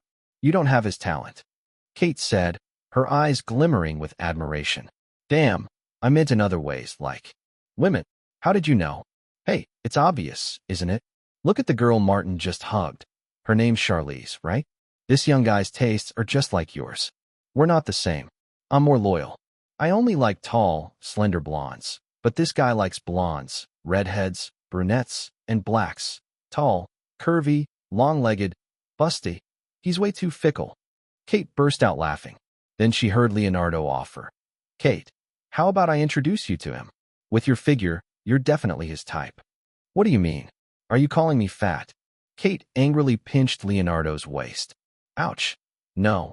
I mean, beautiful Kate. I just think that Martin would definitely fall for your charm." "Now that's more like it." Meanwhile, Charlize asked Martin curiously, "What were you talking to Leonardo about? You two seem to get along well." Martin nodded, admitting, "Yeah, we get along. Leo's a good guy. We just had a casual chat, and this guy knows a lot of gossip from the industry. It's pretty interesting." "Oh, what kind of gossip?" Charlize asked, her eyes lighting up. Of course, no woman can resist gossip. Charlize's small villa. In the bedroom, just as Martin walked out of the bathroom, Charlize Theron immediately clung to him, almost sticking to his body. "Wow, Martin, your muscles seem even stronger. I've been working on action films recently, so I've been doing some intense training, and I never stopped working out." The human body has a tendency for masochism. The more you torment it, the better the feedback it gives you. The latter comment was from Martin's perspective, almost like that of a succubus. The two quickly got to the point. In the end, Charlize, lost in total madness, soared to the skies. Night fell. Charlize lay on Martin's chest, fast asleep. Meanwhile, outside the pitch-black villa, 3 shadows swiftly approached. One of them pulled a metal tool from their pocket and fiddled with the lock. The villa's front door opened immediately. The 3 shadows slipped inside. P.S. This is based on a true event. Charlize Theron's house in Los Angeles was broken into by 3 thieves in 2001. Many valuable jewelry pieces were stolen, but luckily, she wasn't in LA at the time. Jack, are you sure there's no one in this house? Of course, not sure. But when I scoped it out 2 days ago, I didn't see anyone in the house, and I came by again today, still no one. But we should still be careful and avoid making too much noise. Okay, if you say so, I won't be nervous. Barrick, you idiot, put your hood on. Do you want to get us killed? Hey, calm down, Jack. Didn't you say no one's home? But how? Do you know this place doesn't have cameras? UF *****ing idiot? Oh shit, cameras? I forgot about that. Damn, I'll put it on now. Alright, let's quickly search the first floor. I think the important stuff is probably in the second-floor bedroom. A moment later, the 3 shadows climbed the stairs, sneaking up to the second floor. Squeak. The 7th step of the stairs creaked as Jack stepped on it, making a faint noise. The 3 shadows immediately froze. After a moment, they continued upward.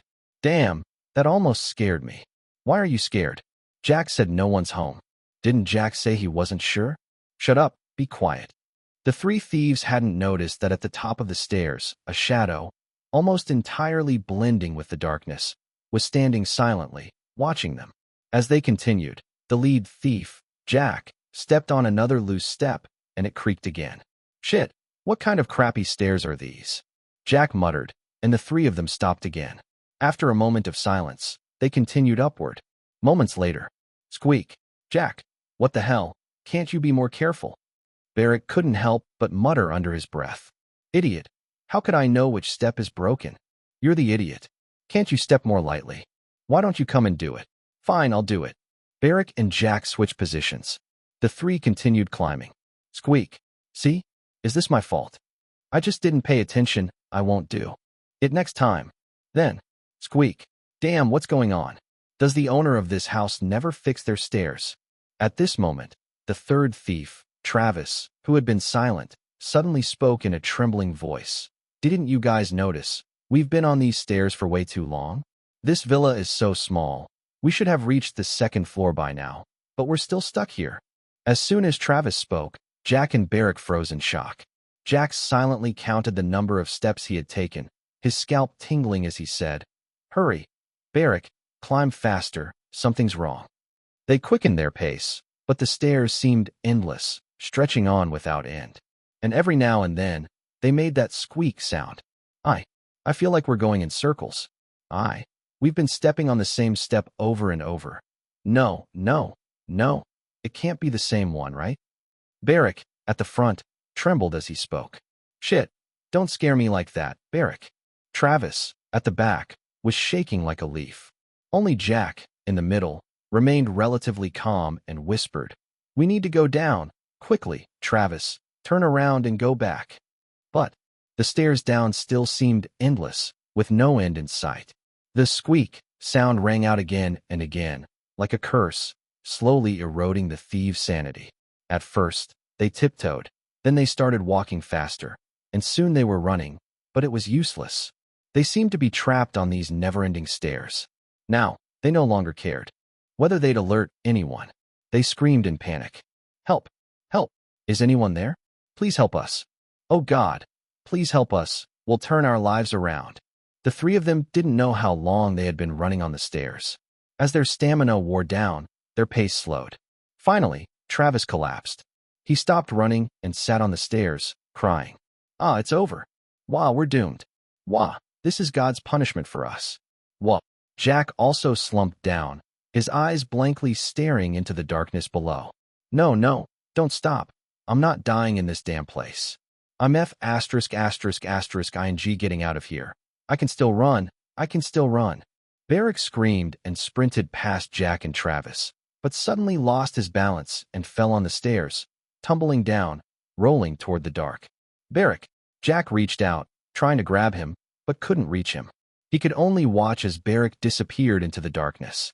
A few seconds later, a sound came from behind. A shadow came rolling down the stairs, shouting, Save me, Jack. Catch me, Travis. Jack's eyes widened in shock. It was Barrick. Damn. He came down from the top. Seeing this eerie scene with his own eyes, Jack was filled with terror and jumped up, shouting, "A ghost! We've encountered a ghost! Damn it, this house is haunted!" Before he could finish, Barrett collided with him, knocking him over, and then they crashed into Travis. The three thieves rolled down the stairs, back and forth.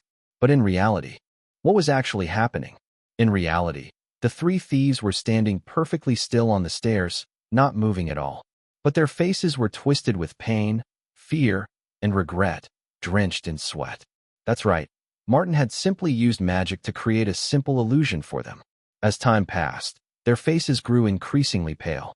In the distance, the first light of dawn began to break. The dawn was approaching. Martin, having had enough fun, casually waved his hand. The three thieves turned in unison and walked back downstairs. They opened the villa's front door, got into the car parked on the street, started it, and drove away. But during this process, the three thieves' consciousness remained trapped in the illusion, still desperately tumbling down the stairs. When they finally woke up, they found themselves back at Jack's house, sitting on the couch, exhausted. Jack looked around in confusion. "Wait, are we back? Was that just a dream? Haha.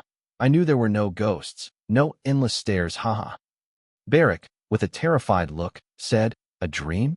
What dream? Wait, you also dreamt of that endless staircase." Travis suddenly jumped up. "What? I dreamt it too." The three thieves exchanged fearful glances, their faces filled with horror. Jack said, "Could that have really been God's punishment for us? Barrick, should we confess to the police?" Travis, I agree." The next morning, Charlize, having had a good night's sleep, took a sip of milk and picked up the newspaper from the table. After a moment, she suddenly burst into laughter, having seen something in the news. "Martin, come here and check out this story. It's hilarious." "Let me read it to you," she said, and started reading aloud. This morning, three thieves turned themselves in at the Los Angeles Police Department. Apparently, these three thieves were in an extreme state of panic, as if they had experienced a huge shock. They claimed they had been punished by God. While attempting to rob a villa, they encountered an endless staircase. Haha, an endless staircase. Martin, don't you think this is hilarious? These three idiots are so funny. I suspect they were on drugs. Oh, the police think so too. Charlize continued reading. They refused to reveal the address of the villa, believing it was an ominous place. In order to seek redemption, they went to the police station and willingly accepted prison time.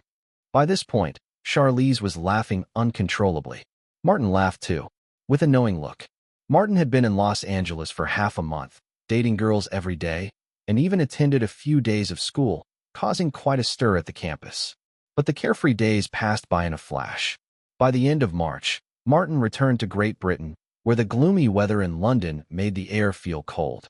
But the city was alive with the buzz surrounding Harry Potter. By April, Harry Potter and the Philosopher's Stone was officially set to begin production, with most of the sets already completed. This news became one of the biggest stories in the entertainment industry after the Oscars.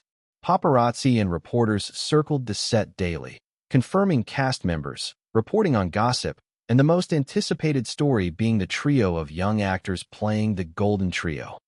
Daniel Radcliffe, Emma Watson, and Rupert Grint had become a media sensation. Any little bit of their activity could be turned into a headline. And Martin's arrival attracted even more media attention, with more paparazzi gathered around the set. But the reporters discovered something strange. They couldn't find Martin. Where was he? In a manor on the outskirts of London. Martin was riding a brown Trekner horse, galloping along while drawing a bow and shooting arrows. Whoosh, whoosh, whoosh, whoosh. Arrows flew in quick succession. Wow, all bullseyes, amazing. Prince Harry exclaimed in shock, lowering his binoculars. Prince William, looking at Martin riding and shooting from horseback, turned to Harry with a complex expression and said, "This guy is literally the chosen one. Not only is he handsome and talented, but he's also strong. God really loves him. I love him too. By the way, William, do you know I secretly went to the set to meet the actor playing me? What's his name again? Oh, Daniel Radcliffe. He's a good kid. He even looks a bit like me." Prince Harry said excitedly. William couldn't help but facepalm. His silly brother had convinced himself that Harry Potter was based on him, and had even told the tabloids, causing many people to believe it was true. But in private, William had asked Martin, and he knew that wasn't the case. However, Martin hadn't corrected him, instead using ambiguous comments to mislead the media, clearly trying to ride the wave of Harry Potter's popularity. Damn it, if only this guy weren't friends with our mother, and if I weren't such a fan of the Harry Potter books, I should expose him. Hey kids, lunch is ready. Diana appeared behind William and Harry, her gaze complicated as she looked at the figure riding gallantly on the horse. Since that charity banquet, she didn't know how to face Martin and had hurried back to England. It had been nearly 2 years since they last met, but when Martin agreed to visit her manor after she invited him, all her doubts vanished, replaced by joy and anticipation. When she saw Martin again, Diana was surprised. He had grown so quickly. Now, he looked like a mature gentleman. Whoa! Martin reined in his horse in front of Diana. The horse lifted its front legs high, standing on its hind legs. Martin skillfully dismounted in a series of fluid motions, causing Harry to exclaim again, "Wow! That move of dismounting from the horse's head is so cool. I want to learn it. Uncle Martin, teach me, please," Harry eagerly asked. William couldn't help but want to smack his brother's forehead, questioning, "Where's your dignity as the Prince of Britain?" After lunch, Martin, William, and Harry went to the manor's racetrack and started go-kart racing. After a quiet morning, William finally became excited. He raced around, overtaking Martin and Harry, shouting, "Did you see that? This guy's 19 years old, but he still drives like a maniac." Harry, driving his go-kart side by side with Martin's, laughed and joked, "This guy just loves racing." He secretly bought a Ducati motorcycle, riding it late at night and racing on the streets. He thought no one knew, but I've known all along. "Wait, Ducati," Martin interrupted, his expression puzzled. Could that reckless driver from last night's news be William? Harry grinned. Yep, that's him. Luckily, he wore a helmet, or the royal family would have another scandal on their hands. Grandma would be furious. Oh. A string of exclamations passed by as William zoomed past Martin and Harry again. "Hey guys, keep up. I've lapped you guys how many times already? You're useless." When William passed Martin and Harry once again, he yelled. Harry rolled his eyes. "See, this is his real self. All that politeness is just a disguise. Martin, aren't you a genius? Dare to race me," William called as he lapped them once more. "Don't mind him, he..." Before Harry could finish, Martin had already floored the gas pedal and shot off. "William, let me show you what a genius can do. I'm going to show you what it means to be a prodigy. This idiot really thinks being a genius means he can do anything?" William's been secretly training with a pro coach. Harry muttered to himself as he saw Martin catch up and overtake William, and then the roar of engines approached quickly, and the two go-karts sped past Harry, leaving them far behind. "I hate racing," Harry shuddered. And this was true. He didn't like anything that went fast, whether it was horses, sports cars, or go-karts. He was scared of speed. Suburbs of London. Spencer family's manor. It was already 7 p.m. At the dinner table, William was still enthusiastically chatting with Martin about the earlier go-kart racing. Although William had lost the race to Martin, he didn't mind at all. What he enjoyed was the thrilling competition of speed. "I didn't take the corner well earlier, or I definitely would have passed you. By the way, the F1 San Marino Grand Prix is coming up soon. Do you want to go watch it with me? Martin, how did you manage to overtake me on that third corner? What was your trick?"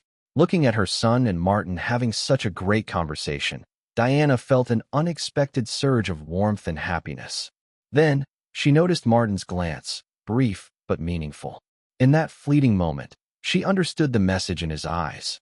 "Wait for me in bed tonight." Diana quickly lowered her head, pretending to cut into her steak to hide the blush on her cheeks. Later that evening, the sky darkened with clouds once again. The weather in the Greater London area was mostly cloudy or rainy, with an 80% chance of such conditions. In this city, carrying an umbrella was essential when stepping outside. The rain came pouring down. It drowned out the sounds of the world. In one of the manor's bedrooms, Diana finally let out a sound. She could no longer suppress it. She had completely given up on the noblewoman's pride and decorum. There was no choice. Martin was just too amazing. He had conquered her. The next morning, "Wow, Mom, you look great today." Harry's compliment almost made Diana flee in embarrassment. Just then, Martin and William walked in, chatting happily. Harry, surprised, said, "You guys got up so early?" Then, he seemed slightly upset. "What's going on? Why didn't you take me with you? We just went around the racetrack a few more times." "We'll bring you next time," William said. "Oh, well, never mind then." Harry waved it off. "All right, come on and have lunch." Diana suddenly felt a strange sense of completeness, as if the family was whole again. After breakfast, Martin, under Diana's reluctant gaze, said his goodbyes. It was time to get back to work. On the road, Gordon suddenly said, "Martin, we're being followed. Can we shake them off?" Martin didn't even turn his head, as he had sensed it already. "There are 3 cars." "I'll try," Gordon said as he stepped on the accelerator. "John, we've been spotted," Gordon shouted. "It's fine. We have enough people. Get the front team ready," came the response. 1 to 2, 1 to 2. "We've been spotted. Get ready to take over." "Over." 2, received. "Over. We've lost them." Gordon let out a breath of relief. "No, not yet. Watch that white Chevrolet," Martin said sharply. "Shit, they have a backup team. This isn't a paparazzi or private detective. It's too professional." Gordon's expression turned serious. Who could it be? Martin pondered quietly. The suspects were few. Grant Brooks, the guy Martin had humiliated into barking like a dog. Unlikely. He didn't have the resources. So, it had to be Prince Charles or his mistress, Camilla. What were they after? Martin recalled Diana's death in his past life, with many unanswered questions. One of them, either Charles or Camilla, must have wanted Diana dead. Charles was more likely, as he couldn't bear to see his ex-wife with someone else. There might even be involvement from the English royal family. But why were they targeting him? His and Diana's affair was supposed to be very secretive. How could Charles and the royal family know so easily? Wait, that car is Diana's. They weren't following me. They were following Diana. Perhaps they thought Diana was in the car. Martin's face darkened as he suddenly told Gordon, "Gordon, don't accelerate anymore. Let off the gas and slowly decelerate. Remember, no sudden braking." Gordon was startled, then his face turned pale. "Martin, are you suggesting someone tampered with our brakes?" Martin sneered. It wasn't a suspicion, he was certain. He had checked with his magic just moments ago. Several brake components had been tampered with. If the brakes were slammed too often, they would fail, causing the car to lose control. That's how Diana had died in his previous life. These people were ruthless. 2 to 1. Target has stopped. Repeat. Target has stopped. Over. Received. Get closer to check. We'll be there shortly. Over. Understood. Over. The black sedan slowly stopped by the side of the road. The white Chevrolet drove slowly past the black sedan. A man with a beard looked through the window, inspecting the car. But he saw nothing, as the windows were tinted black. Just as he was about to give up, the window of the black sedan suddenly rolled down, revealing a stunned face. It wasn't Diana. It was that American genius, Martin Myers. What shocked him even more was that Martin suddenly raised his hand, mimicking a gun gesture, and shot at him with a pew sound, then blew on his fingers. The bearded man was startled and quickly slapped the front seat, shouting, "Drive! Drive! We've been spotted." As the car drove away, the bearded man grabbed the walkie-talkie. 2 to 1. 2 to 1. We've been spotted. Repeat. We've been spotted. The person in the car isn't our target. It's Martin Myers. Repeat. It's Martin Myers. Over. Which Martin Myers? The Hollywood guy? Over. Yeah, that's him. Over. Damn it. We're following the wrong person. John, I've been wondering. What is it? Why are we following Diana? Isn't she already divorced from the prince?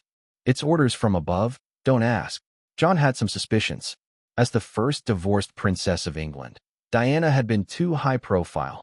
Charity work, speeches, mingling with many political, economic, and entertainment elites, which had drawn the royal family's displeasure. From the royal family's point of view, as a divorced ex-princess, she should be low-key, right? John didn't care for the royal family's actions and even thought they were stuck in the past, as if it were pre-World War II. However, even though the British royal family had become more of a symbol, they still held some power, and their wealth allowed them to get things done. For example, John, though dismissive of the royal family's actions, still worked for them for the right price. But if he knew the royal family had designs on Diana's life, would he still be so nonchalant? At that moment, the voice of number 2 came over the walkie-talkie. sounding frantic. Bad news. They blocked my path. What should I do? Should I make a move? Or escape? Shit, they've blocked us. What should I do? Should we take action or try to escape? The panicked voice of Agent Number 2 made John frown. Don't be impulsive. Don't act out, he ordered. The person in the car is a celebrity, not our target. Find a way to break free. Damn it, the car won't start. It's not turning on. How did this happen? Get out of the car and stall them. We'll be there soon. After the communication ended, John's face grew serious. Today's operation had been disastrous, and luck was clearly not on their side. Meanwhile, inside the Chevrolet, the driver repeatedly tried to restart the car, but to no avail. At that moment, Gordon quickly approached the car, pulled the door open, and yanked the driver out. The bearded man recognized Gordon's swift and trained movements. The man knew this person wasn't someone to be messed with. He opened the door and stepped out, saying, Hey, what are you doing? I don't know you. Cut the act. Gordon pointed at him sternly. I already know who you are. The bearded man's heart skipped a beat. Are you paparazzi from the Sun? Gordon demanded. The bearded man sighed with relief. Yes, we're from the Sun. We mean no harm. We just wanted to take some pictures. Really? Gordon said, unimpressed. Yes, really. And we were trying to take pictures of Princess Diana. We didn't know Martin Myers was in the car. All right, enough talking. Let's get them to help us. Our car's broken down. Martin nonchalantly stepped out of his car, pretending to be concerned about the situation. He glanced at the Chevrolet, realizing it had been him using his magic to disable the car's engine earlier. When John arrived, he was stunned by the scene of Martin fixing the car with Gordon's help. What the hell is going on? John muttered under his breath. As the confusion unfolded, more cars quickly arrived and surrounded Martin's vehicle. A throng of reporters flooded out, snapping photos with their cameras. Martin, we heard your car broke down on the way. Martin, is it true your car's brakes were tampered with? Martin, damn it, reporters. Don't stop. Let's get out of here, John said hurriedly, lowering his head. They couldn't afford to be identified. John's team of cars sped off without hesitation, leaving the bearded man and the Chevrolet driver behind. The two men, hearing reporters approach, quickly ducked down. One hid behind the car's engine hood, the other crouched under the car. Amid the commotion, Martin addressed the reporters. Everyone, please, don't crowd. I'll answer all your questions. Let's move to the roadside and set up a little impromptu press conference. Gordon, help keep things orderly. Martin led the group to a more spacious area by the side of the road. The reporters and a few curious onlookers from London eagerly followed. Let me explain what happened today, Martin began. Yes, my car broke down. After arriving in London, I was invited to Diana's estate. When I was about to leave, I planned to call a taxi, but Diana kindly lent me her car. Unfortunately, while driving, my driver noticed the brakes were malfunctioning, so we pulled over. Well, some concerned citizens probably saw what happened and called you. In reality, Martin had instructed Gordon to arrange for the call to be made. A reporter quickly picked up on the key detail. So, Martin, you're saying this car belongs to Diana and that its brakes were tampered with? Yes, that's right. Luckily, we caught it in time. If the brakes hadn't been checked, there could have been a serious accident. By the way, 2 reporters from The Sun were helping us with the car repairs. You can interview them if you want. The 2 actual The Sun reporters in the crowd gave puzzled looks. They didn't know who these other 2 were. Gordon dragged the bearded man and the Chevrolet driver to the front of the crowd. With so many eyes on them, they dared not move.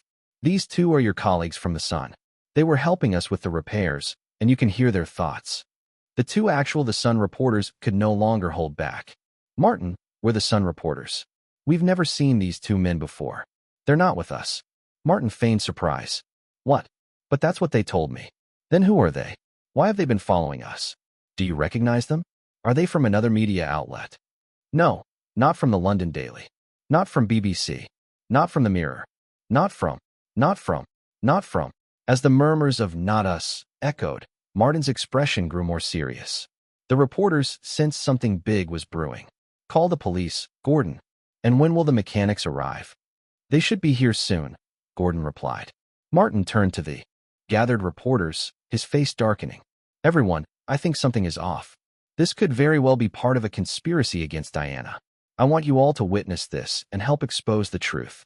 The reporters' breaths quickened in response. "Martin, don't worry. We'll be here the whole time." "Yes, we'll stay, absolutely." "Martin, how did you notice the problem?" "Martin, do you think the brake issue was deliberate?" Martin looked at the reporter who asked the question, nodding in approval. Finally, someone asking the right questions. "Yes, my driver, who's trained in special forces back in the States, is very sensitive to tampered vehicles. While driving, he noticed the brake pedal was loose and the throttle wasn't responsive. He got out to inspect. Meanwhile, my driver also noticed we were being followed. There were 4 cars in total, including this white Chevrolet." Martin pointed at the Chevrolet, then at the bearded man and the Chevrolet driver, who now looked defeated. "And these 2 were the ones we brought in after stopping the Chevrolet."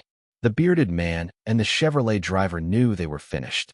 Even if their department protected them, it would be nearly impossible for them to return to frontline duties. They'd likely end up in mundane, less important roles from now on. Martin continued speaking. "At that time, I thought the cars following us were just some media friends. So, I thought, the more people, the more help we'd get, and asked these 2 to get out of the car to help us fix it." He let out a bitter laugh, spreading his hands. "Looking back, that was a stupid move. If they had malicious intentions, I practically handed them my life. Brakes, being followed, unknown people. I now suspect that someone is trying to target either me or Lady Diana." By this point, the journalists were fully alert, and as Martin spoke, they began speculating that this incident might be more aimed at Lady Diana. Who could be behind it? Prince Charles? Camilla? The royal family? At this moment, the police arrived. Martin had Gordon approach the officers. After a brief discussion, Gordon led a middle-aged man toward Martin. "Mr. Myers, I'm Detective Inspector Carlton Weckham of the London Police Department. Since you've reported the incident, we'll be taking the suspects in the vehicle with us," the man said to Martin. Martin glanced at the journalists around him and replied, "You can take the suspects, but not the car. It's a crucial piece of evidence, and I insist that it be inspected under media supervision." "That's impossible," Inspector Carlton said, visibly agitated. Martin shook his phone in the air. "This car belongs to Lady Diana. Maybe you should talk to her about it. Of course, you can forcefully tow it, but the public outcry afterward, that will be your problem." There was a veiled threat in Martin's words. Sweat appeared on Carlton's forehead, and he furrowed his brow. "Taking the suspects. And evidence is standard procedure. Only if the victim allows it," Martin replied coolly. Just then, the phone on the other end of Martin's line connected. "Martin, what's going on? Have you arrived at the hotel safely?" "Diana, something happened on the road. It's like this." After hearing the explanation, Diana let out a shout of rage. "Those bastards, they actually want to harm me." Then, realizing Martin had nearly been put in danger because of her, she felt guilty and added, "I'm sorry, Martin, for causing trouble. I can't forgive myself if anything had happened to you." Martin casually responded, "No need to apologize. It's not your fault. But there's an officer here named Carlton, and he wants to take the car. I need your opinion." Looks like they've stepped up their game. But they've clearly underestimated me. Do they really think I'll just accept this? Martin, stall him for a bit. I'll make a few calls." "Got it." A few moments later, Inspector Carlton, who was being blocked by Martin and the journalists, suddenly received a call. "Hello, Chief Hart." "Yes, I understand." I got it. Okay, I'll cooperate." After hanging up the phone, Martin could clearly see that Carlton seemed to relax, clearly under some pressure from elsewhere. It appeared that Diana had called in reinforcements, giving Carlton a reason to step back. "All right, everyone quiet down," Carlton ordered. "I've just informed our chief. He agrees to have Lady Diana's vehicle inspected under media supervision." At that moment, Martin pointed to the street, smiling. "Coincidentally, the tow truck has arrived. Why don't we all head to the repair shop together?" The journalists quickly piled into their cars, while Martin and Gordon climbed into Carlton's police vehicle. The convoy, consisting of police cars and reporters, formed a long line behind the tow truck as they made their way to the repair shop. On the way there, Carlton sincerely apologized to Martin. "Mr. Myers, I'm sorry. I wasn't targeting you. I was just following protocol." "I understand." Martin waved his hand, indicating that he wasn't bothered. Soon, the group arrived at the auto repair shop. The shop owner was stunned by the sight of the crowd and asked the tow truck driver, "What the hell is going on? Why are there so many people?" The driver excitedly responded, "Boss, you know whose car I'm towing, right?" Before the owner could respond, the driver burst out, "It's Diana's. It's Diana's car." "What? Diana's car has broken down." The owner's eyes widened. Then, noticing the police and journalists, he pointed at them. "I get the journalists, but what are the police doing here? Did Lady Diana have an accident?" No, it's worse than that." The driver, who had a journalist with him in the passenger seat, was almost hyperventilating as he explained the situation. His speech was jumbled, but the owner could piece everything together. Shocked and delighted, the owner thought, someone tried to cause an accident with Lady Diana? This has to be the royal family's doing. Those bastards. Then his mind shifted. Wait, if this blows up, my repair shop could get famous. Realizing this, he straightened his clothes and approached the crowd. Loudly, he said, "Hello everyone. I'm Paul George, the owner of Paul's Auto Repair. I'll personally inspect Lady Diana's vehicle and will do so under full media supervision. Remember, I'm Paul George, the owner. I've been in this business for 20 years. I'm experienced, and there's no way I'll make a mistake. Mr. Myers, detective, officers, journalists, please follow me. Cartleton, bring the car to the repair bay." The crowd surged forward into the repair shop, and the number of journalists seemed to increase. More reporters were seen coming down the street, eager to join the scene. Martin, strolling at the back, felt that the situation was already out of his hands. Now that the incident had gone public, the royal family would have to weigh their next move carefully. They'd also have to ensure Diana's safety. If anything happened to her, whether they were responsible or not, the public would suspect them.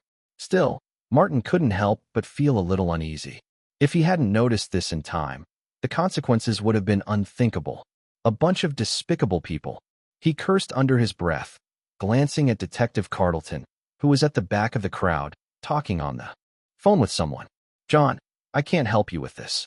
It's escalated too much, and my superior personally called, telling me to cooperate with Martin. The pressure on me is immense. I'm sorry."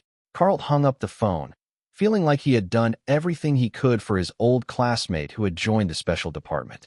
After all, they weren't in the same system, and he still needed to stay in good standing with Director Hart. On the banks of the Thames, at a quiet riverbank, 3 unremarkable Volkswagen cars were parked. Damn it. Inside one of the cars, John hung up the phone and slammed his fist on the steering wheel before getting out of the car. The others in the 3 vehicles followed suit. "Boss, what should we do? We have no choice. This has gone public now. What about number 2 and the others? We can only ask above to intervene. They should be able to get them out, but things will definitely escalate. Our team will probably be reassigned." "Fuck, it's the higher-ups' fault. Why do we have to bear the consequences?" A young team member muttered in frustration. "Shut up. We're just the ones doing the dirty work. When the time comes, we're the ones they discard." Honestly, John felt some relief. He would rather face ruthless foreign forces than target an innocent woman. The royal family were all heartless bastards. "Charles, you idiot. I hope you don't inherit the throne until you're 70. 1. John cursed silently. "Oh my God. Look at this. The brake pads on the right side of this car have been deliberately tampered with. Come closer with your cameras. Here, and here. See the marks from a file? And here, the brake lines are cut 1/3 of the way through. The person who did this was very skilled and clearly knew cars. The brakes won't fail immediately, but after repeated use, that's when the problems will arise. Imagine this. A car speeding down the highway, and when it tries to slow down, suddenly the brakes on the right side fail. What would happen? Paul, the repair shop owner, demonstrated with a wrench. It would flip over, tilt, lose control, and then, boom, a horrible crash. The reporters captured every detail, not missing a thing. Paul was pleased, feeling he had done well in his performance. He wondered if Martin would notice his talent and give him a role in the Harry Potter films, even as an extra without lines. But Martin didn't even look his way, which disappointed Paul, though he quickly recovered. If acting didn't work out, his repair shop would get famous, and so would he. With great flair, Paul continued, "I can personally guarantee, with my integrity and even my life, that these brake pads were tampered with." Then he exclaimed, "My God, Someone tried to kill Princess Diana. Luckily, Martin discovered it in time and prevented a terrible tragedy. I urge all London citizens and English nationals to act now and help the police find the real culprits. Princess Diana is so kind. She's always humble and never acts above others. She has relentlessly helped those in need, even when betrayed in love. She has a golden heart. We can't let such a woman be harmed. Martin looked at him in surprise. Paul had just done exactly what Martin had planned, and the speech was actually quite well delivered. Interesting. Paul caught Martin's gaze and felt a sense of pride. Now he knew what I'm capable of, right? The next day, news of the incident spread throughout London and the entire United Kingdom. Even the tabloid The Sun, known for sensationalism, titled its headline, "Diana Assassination Attempt." Charles, Camilla, the royal family, MI6, and other institutions were all under suspicion. Protests even broke out in front of Buckingham Palace. Meanwhile, Paul George, the car repair shop owner, had truly become famous. Countless media outlets were interviewing him, and curious citizens came to his shop to inquire about the incident. Even Diana personally visited to thank him. When Diana arrived, Paul was ecstatic. During their photo op, Paul didn't know where to put his hands. He stood stiffly, like a shy child, but his smile was sincere. P.S. Diana was deeply loved in England, with the Times once stating, "Everyone loves Diana, and everyone hates Charles." After the divorce, even the Queen's reputation had suffered in the eyes of the public. Martin, I really have to thank you. If it weren't for you, I might have ended up in a fatal car accident one day. Diana personally came to the set and tightly hugged Martin. No one questioned their relationship.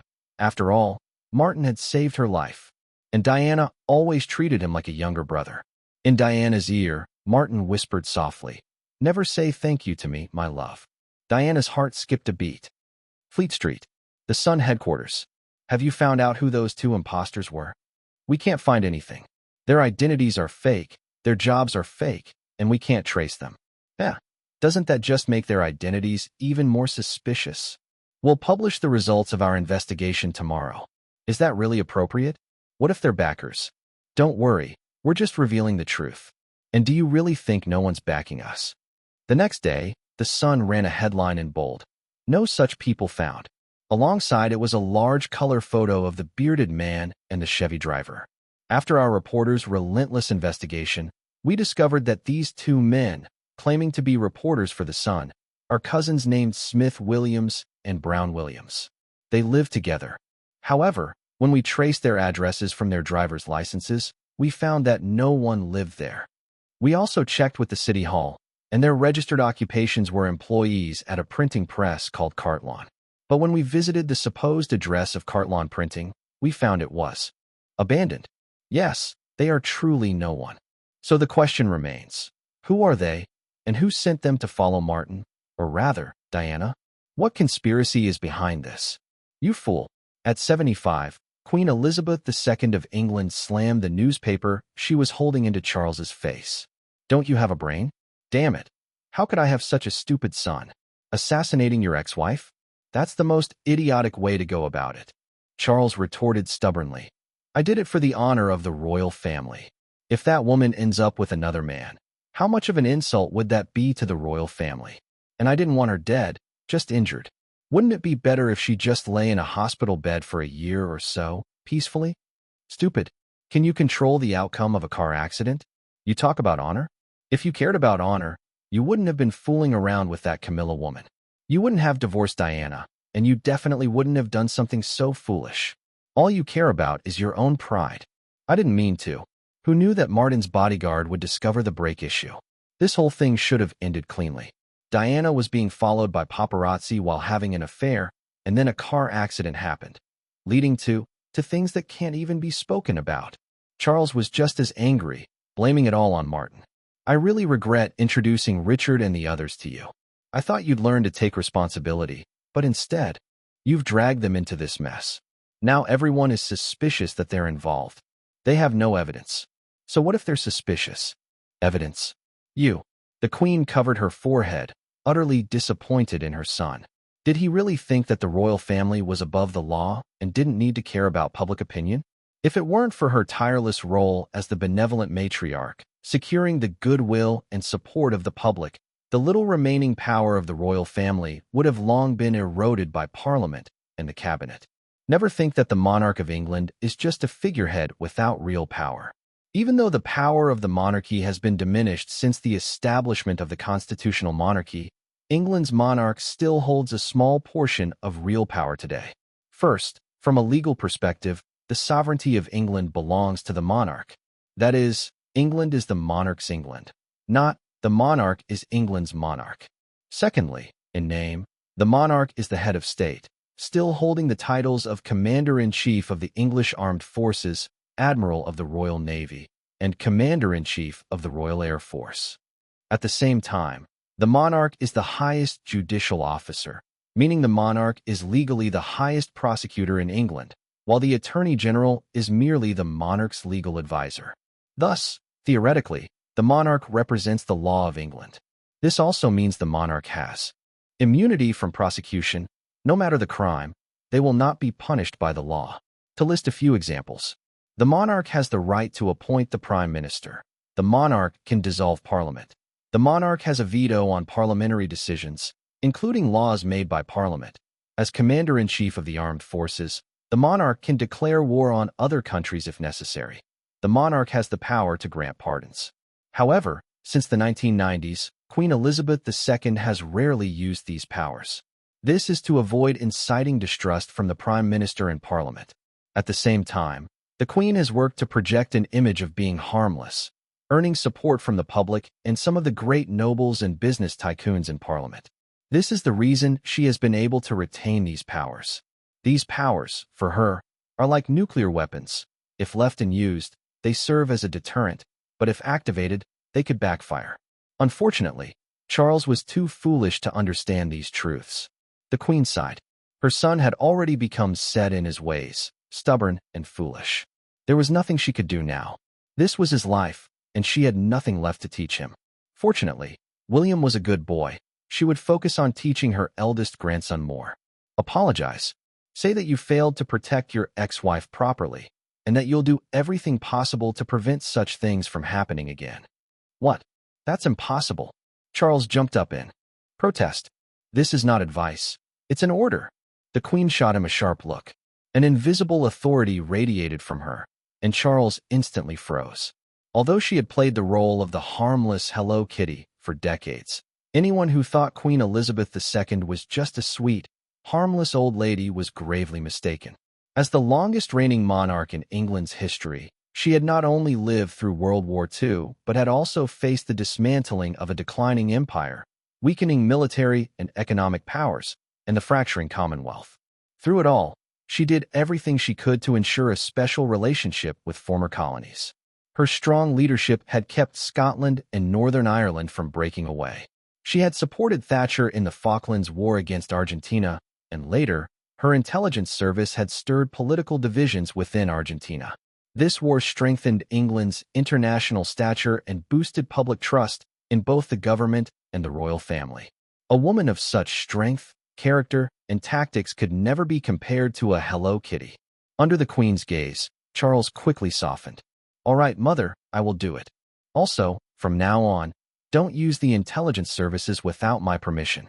I'll notify Richard about this. All right. Good. Now leave. After Charles left, the Queen immediately called her court official. Send someone to warn the son, tell them to back off.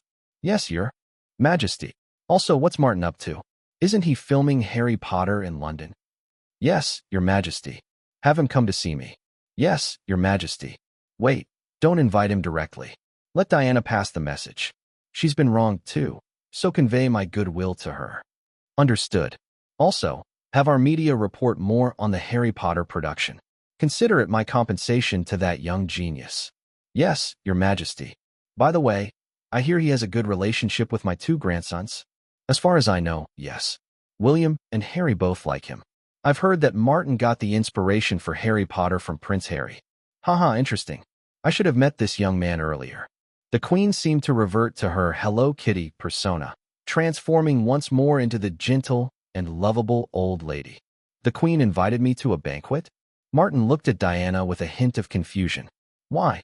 Probably as a gesture of goodwill. After all, you've saved the royal family's reputation, Diana said with a smile. Me? Save the royal family's reputation? Diana, you can't be serious, Martin said, pointing to himself with an incredulous look. I'm not joking.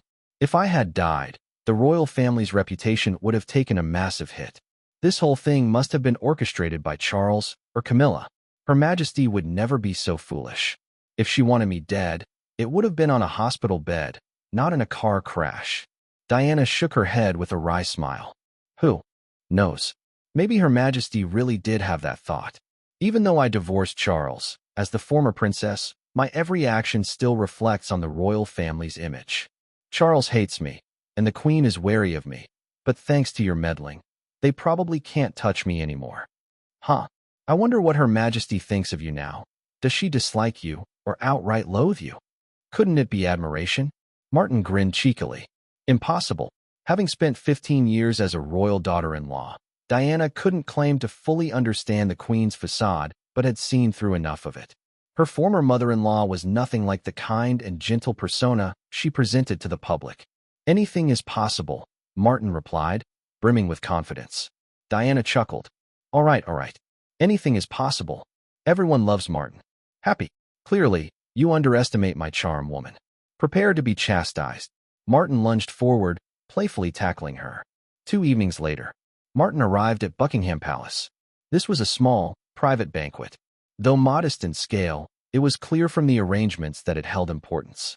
Besides Queen Elizabeth II, Diana also attended, not as the former princess, but as the daughter of Earl Spencer. Diana's parents, Prince Charles, and the young princes William and Harry were also present. However, Charles's current paramour, Camilla, was notably absent. Your Majesty, it's an honor to meet you. Martin greeted the Queen with a perfect English gentleman's bow. The Queen's eyes lit up. She had assumed that Martin, having grown up across the channel, wouldn't know such formalities. Yet, his gesture was so impeccable that even a royal etiquette officer would be hard-pressed to find fault. This young man clearly has a deep appreciation for British culture, she thought to herself. Unbeknownst to her, Martin was simply a quick learner. With his innate charm as a Cambion, any action he performed exuded grace and elegance. Oh ho, Mr. Myers, no need to be so formal. Come closer. Let me have a good look at you. The Queen, her first impression of Martin overwhelmingly positive, beckoned him over. She examined him like a doting grandmother. The young man before her was dressed in a tailored black suit that accentuated his tall, lean physique. His neatly combed brown hair, handsome features, deep-set eyes, and gentle smile exuded warmth and approachability. Thinking about how her foolish son had nearly gotten this charming young man killed filled the Queen with a rare pang of guilt. What a fine young man, and so accomplished at such a young age. No wonder you've achieved so much already, she said. Martin smiled modestly. Your Majesty flatters me. Please accept this small gift. He handed over an exquisitely wrapped box. The Chief of Royal Security stepped forward to receive it, already aware it contained books. Before entering Buckingham Palace, every item had been subjected to rigorous inspection, both physical and X-ray scans. Martin showed no sign of nerves and conversed with the Queen easily. As their conversation flowed, the Queen found herself astonished by Martin's breadth of knowledge. Whether the topic was literature, history, politics, or economics, the boy spoke with remarkable insight. What truly delighted the Queen was Martin's relaxed demeanor. Unlike her own grandchildren, who often appeared stiff and cautious around her, Martin made her feel genuinely at ease. Since the death of her husband, Elizabeth had often felt lonely.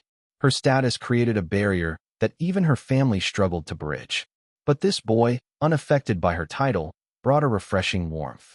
For a brief moment, she savored the feeling of familial affection again. Diana observed all this with amusement. Martin had a knack for charming people, and tonight, the Queen was laughing more than Diana had ever seen before. In contrast, her own son seemed painfully lacking in this regard. The atmosphere only shifted when the banquet officially began, and Prince Charles finally appeared. The moment Charles entered, the room's warmth turned icy. Diana refused to acknowledge him, and even William and Harry avoided their father. Martin glanced at Charles briefly, but showed no intention of greeting the heir to the throne. The Queen sighed internally. Diana must have pieced things together, she thought. Still, as the Queen and Charles's mother, she had to mediate. The Spencer family remained a vital ally to the monarchy. Suppressing her annoyance, the Queen tapped the left side of the dining table. She gestured for Diana, William, Harry, and Martin to sit near her. Charles was expected to sit on her right, a place of honor. However, before he could take his seat, the Queen spoke. "Charles, don't sit just yet. Don't you have something to say to Diana?" Charles froze, then stiffly muttered, "I apologize, Diana. I should have ensured your safety. This won't happen again." Diana ignored him, her gaze fixed on her plate. "Not sincere enough. Say it again," the Queen demanded coldly. Charles clenched his jaw in frustration, but ultimately repeated himself. "Still not sincere." Again, even in the presence of an outsider like Martin, the Queen was ruthless in reprimanding her son. At that moment, Martin truly grasped the iron will behind the Queen's seemingly gentle exterior. Charles repeated his apology nearly 10 times before Diana finally spoke. "I accept your apology, Charles. However," she turned to the Queen and said, "I hope Charles will stop interfering in my life from now on." The Queen nodded with a faint smile before turning to her son. "Can you promise that?" "Yes, Mother." "Good. Let's eat." Though the matter was settled for Diana, Martin wasn't ready to let it go. Discreetly, he made a subtle gesture beneath the table. A wisp of magic silently entered Charles's body. It wouldn't harm him, but would curse him with persistent migraines for decades. After all, what's worse than death? A lifetime of suffering, of course. During the dinner, Prince Charles found the food tasteless. What made him even more furious was that the American kid, who had ruined his plans, seemed to get along quite well with his mother. "Oh, wow. I never thought your novel writing began with stories on the school bus." "Oh, wow, little Martin, you can fight? You look so well-behaved. You don't seem like it at all." During the entire dinner, Queen Elizabeth and Martin were the life of the party. Prince Charles remained silent the entire evening and, by the end of the meal, still couldn't remember what he had eaten. Princess Diana, too, kept a stern face throughout the night. The sight of Charles's face killed her appetite. The 19-year-old Prince William had no interest in speaking to his father either. He focused solely on his food. On the other hand, Prince Harry seemed carefree, happily listening to Martin chat with his grandmother. After dinner, upon returning, Prince Charles reportedly smashed his favorite set of porcelain. Then, while playing cards with Camilla in bed, he suddenly had a severe migraine, which led to, well, a stuck situation. Both were rushed to the hospital. Luckily, the Royal Hospital had good confidentiality protocols, and the incident only spread within a small circle, becoming a popular joke at many noble families' dinner tables. As for Her Majesty the Queen, she had long finished her evening routine and was in bed, waiting for her maid to read her a book, which had become her little nightly habit. When the maid arrived, the Queen pointed to her bedside table. "Read Martin's book tonight." "Harry Potter?" the maid asked. "No, Twilight." It seemed that even the most dignified woman in all of England had tastes not unlike an ordinary housewife. The day after the royal dinner. The next day, Martin returned to the film set. Columbus quickly came to him with good news. "Martin, we're getting more media coverage in England. Even some serious newspapers are starting to publish tabloid-style stories about our cast." Martin knew that this was the Queen's influence at work. Meanwhile, reports on the incident involving Diana's breaks being tampered with were rapidly declining. In this media frenzy, the tabloid The Sun was the first to cease reporting on the break incident. Of course, this was to be expected. Is there really any media outlet that is entirely objective? Perhaps in rare instances, some outlets can achieve such a standard, but in most cases, whether it's a reputable newspaper or a sensationalist tabloid, each has its own agenda. The Sun was no exception. It could go head-to-head with the government or even the royal family, unafraid to offend the British aristocracy. But there was a condition: their capital had to allow it. And once their capital issued a stop, no matter how reckless the editor was, the Sun would bow down. Martin wasn't bothered by this. Now that the mastermind behind the incident had been punished, the media coverage no longer mattered. The only reason he had exposed the matter was for Diana's future safety. With that goal achieved, what else mattered? A month later in London. After a month in London, Martin had become well acquainted with the three main stars of Harry Potter. Daniel Radcliffe greatly admired him, Rupert Grint was a chatterbox, and Emma Watson was especially clingy. Director Columbus was fast-paced in his filming. The comedy director, known for making family-friendly films, seemed naturally adept at handling these kinds of movies. Moreover, Columbus had a particular talent for managing relationships with young actors, often using clever tricks to bring out their best performances. With Martin's thick stack of detailed storyboards, the filming moved at an astonishing pace. By May, Martin felt confident enough to leave London.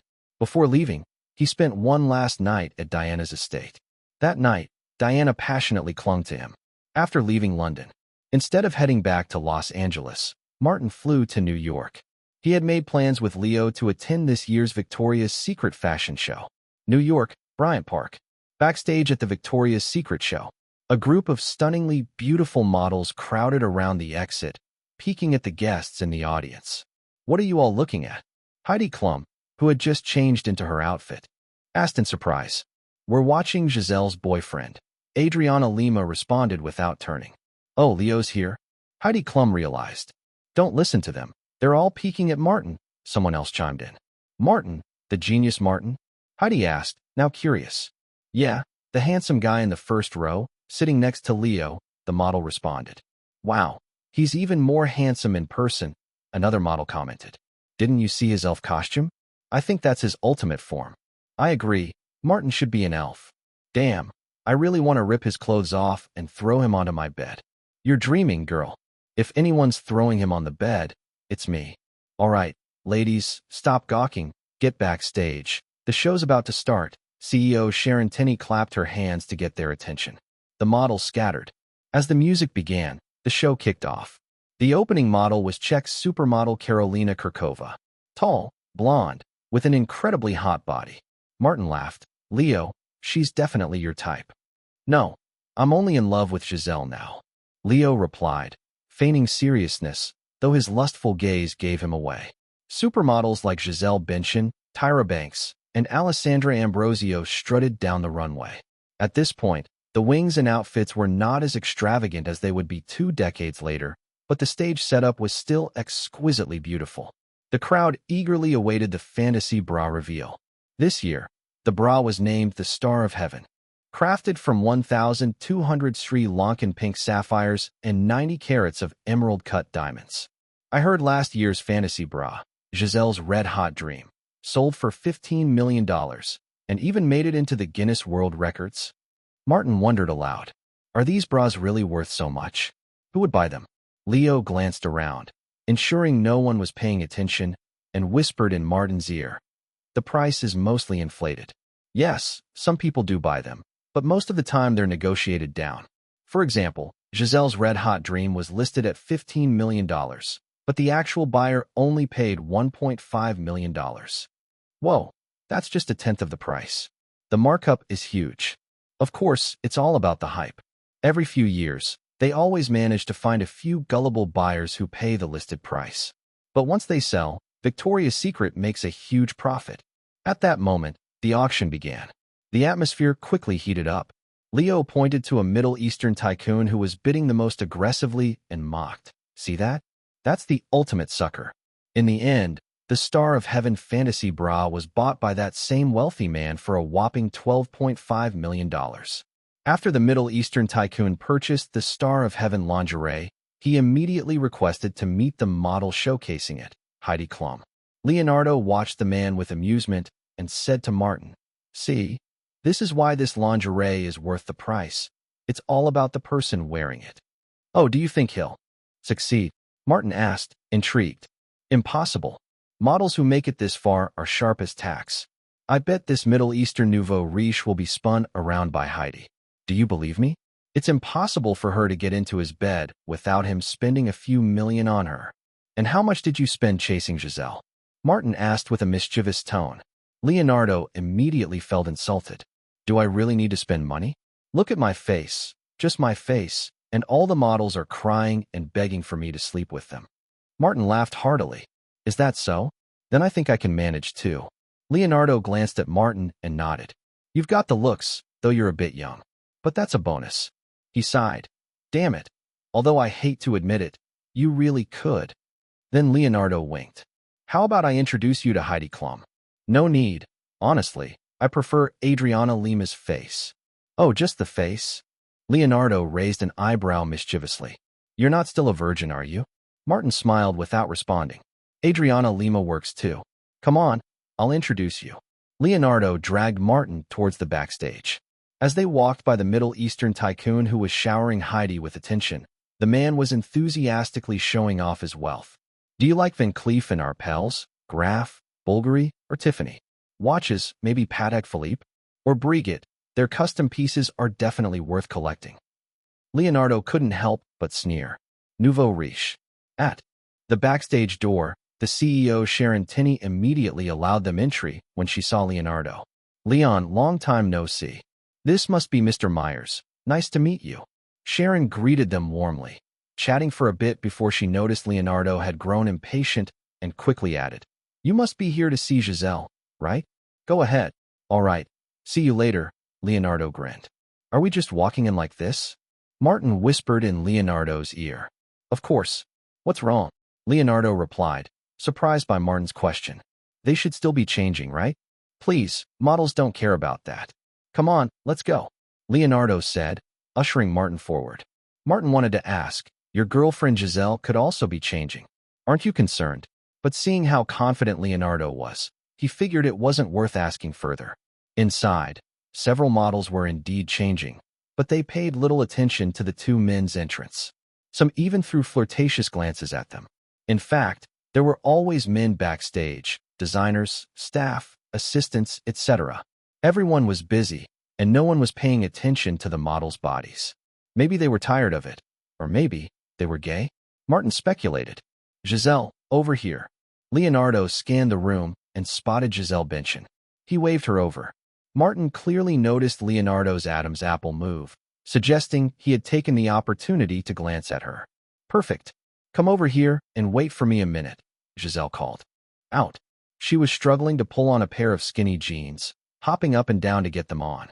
She had nothing on her top half, but greeted Leonardo and Martin casually, completely unconcerned about the wardrobe malfunction. As she bounced, Martin quickly averted his gaze. He was a polite person, so he only stole a glance with his peripheral vision. At that moment, Martin's gaze happened to fall on Adriana Lima, who had already taken off the lingerie she had been modeling and hung it on a nearby rack. She squatted down, digging through her bag on the floor for clothes. With her back to Martin, she leaned forward slightly in her hurry, causing a slight, well, let's just leave it to your imagination. Martin couldn't help but cross his legs. This was beyond hot, wasn't it? They didn't even treat the men like men. Martin was so absorbed that he forgot to steal a glance at Giselle. After a moment, a teasing voice interrupted him. Enjoying the view? Want me to introduce you? Giselle asked. Martin shook himself out of his dopamine-fueled trance and stood up with confidence. Sure, Giselle, I'd appreciate it. Giselle wasn't just talking, she delivered on her word. That night, Martin secretly booked a room in the same hotel where the Victoria's Secret models were staying, and Adriana came over in the middle of the night. Adriana Lima was a breath of fresh air among the models. No scandals or drama, but Martin's looks were simply irresistible. After some internal deliberation, she realized she didn't mind having some fun with him. What happened next is better left unsaid. You can imagine. The next morning, Adriana, exhausted, returned to her room. Heidi Klum, sharing the room, gasped when she saw her. Oh my God, did you run a marathon all night? No, it was way harder than a marathon. Martin is. I don't even know how to describe it. Adriana had a look of satisfaction as she reminisced. Seriously? He's still just a kid, isn't he? A kid? Haha, you should try him, then you'll know. You want me to try? Well, let me think. I'm not so sure now. All right, forget I said that. No way, you already said it. How about tonight? Martin is so handsome. I'm totally into his looks. Hee. Looks like you can't handle Martin. By the way, how's that Middle Eastern tycoon of yours? Easily handled. Heidi smugly adjusted her collar, showing off a luxurious sapphire necklace, and then flaunted her exquisite Breguet watch. Adriana gave a thumbs up, not envious in the slightest. For a supermodel like Adriana Lima, getting money was incredibly easy. Take Heidi, for example. She'd once had a Greek shipping magnate pursue her relentlessly, spending over $3 million on her in less than a month. Had the man's wife not intervened, Heidi thought she could have easily wrung out another $3 million. But Martin was different. Martin was too handsome to be compared to those greasy, middle-aged men.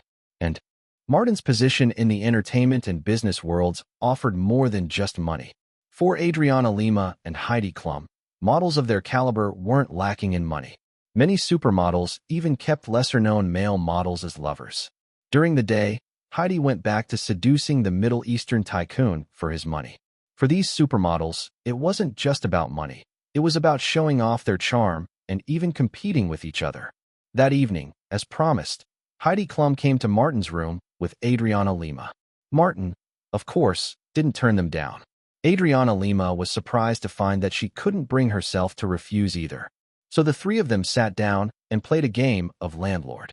The next day, Martin quietly left, not disturbing the two supermodels still sound asleep. Los Angeles International Airport. As soon as Martin got off the plane, he received a call from Leonardo. Damn it, Martin, what the hell did you do to Heidi and Adriana last night? They're chasing me for your contact info now. Martin grinned slightly. Last night had indeed been a bit too wild. While all roads may lead to Rome, there is a limit to how much one can handle.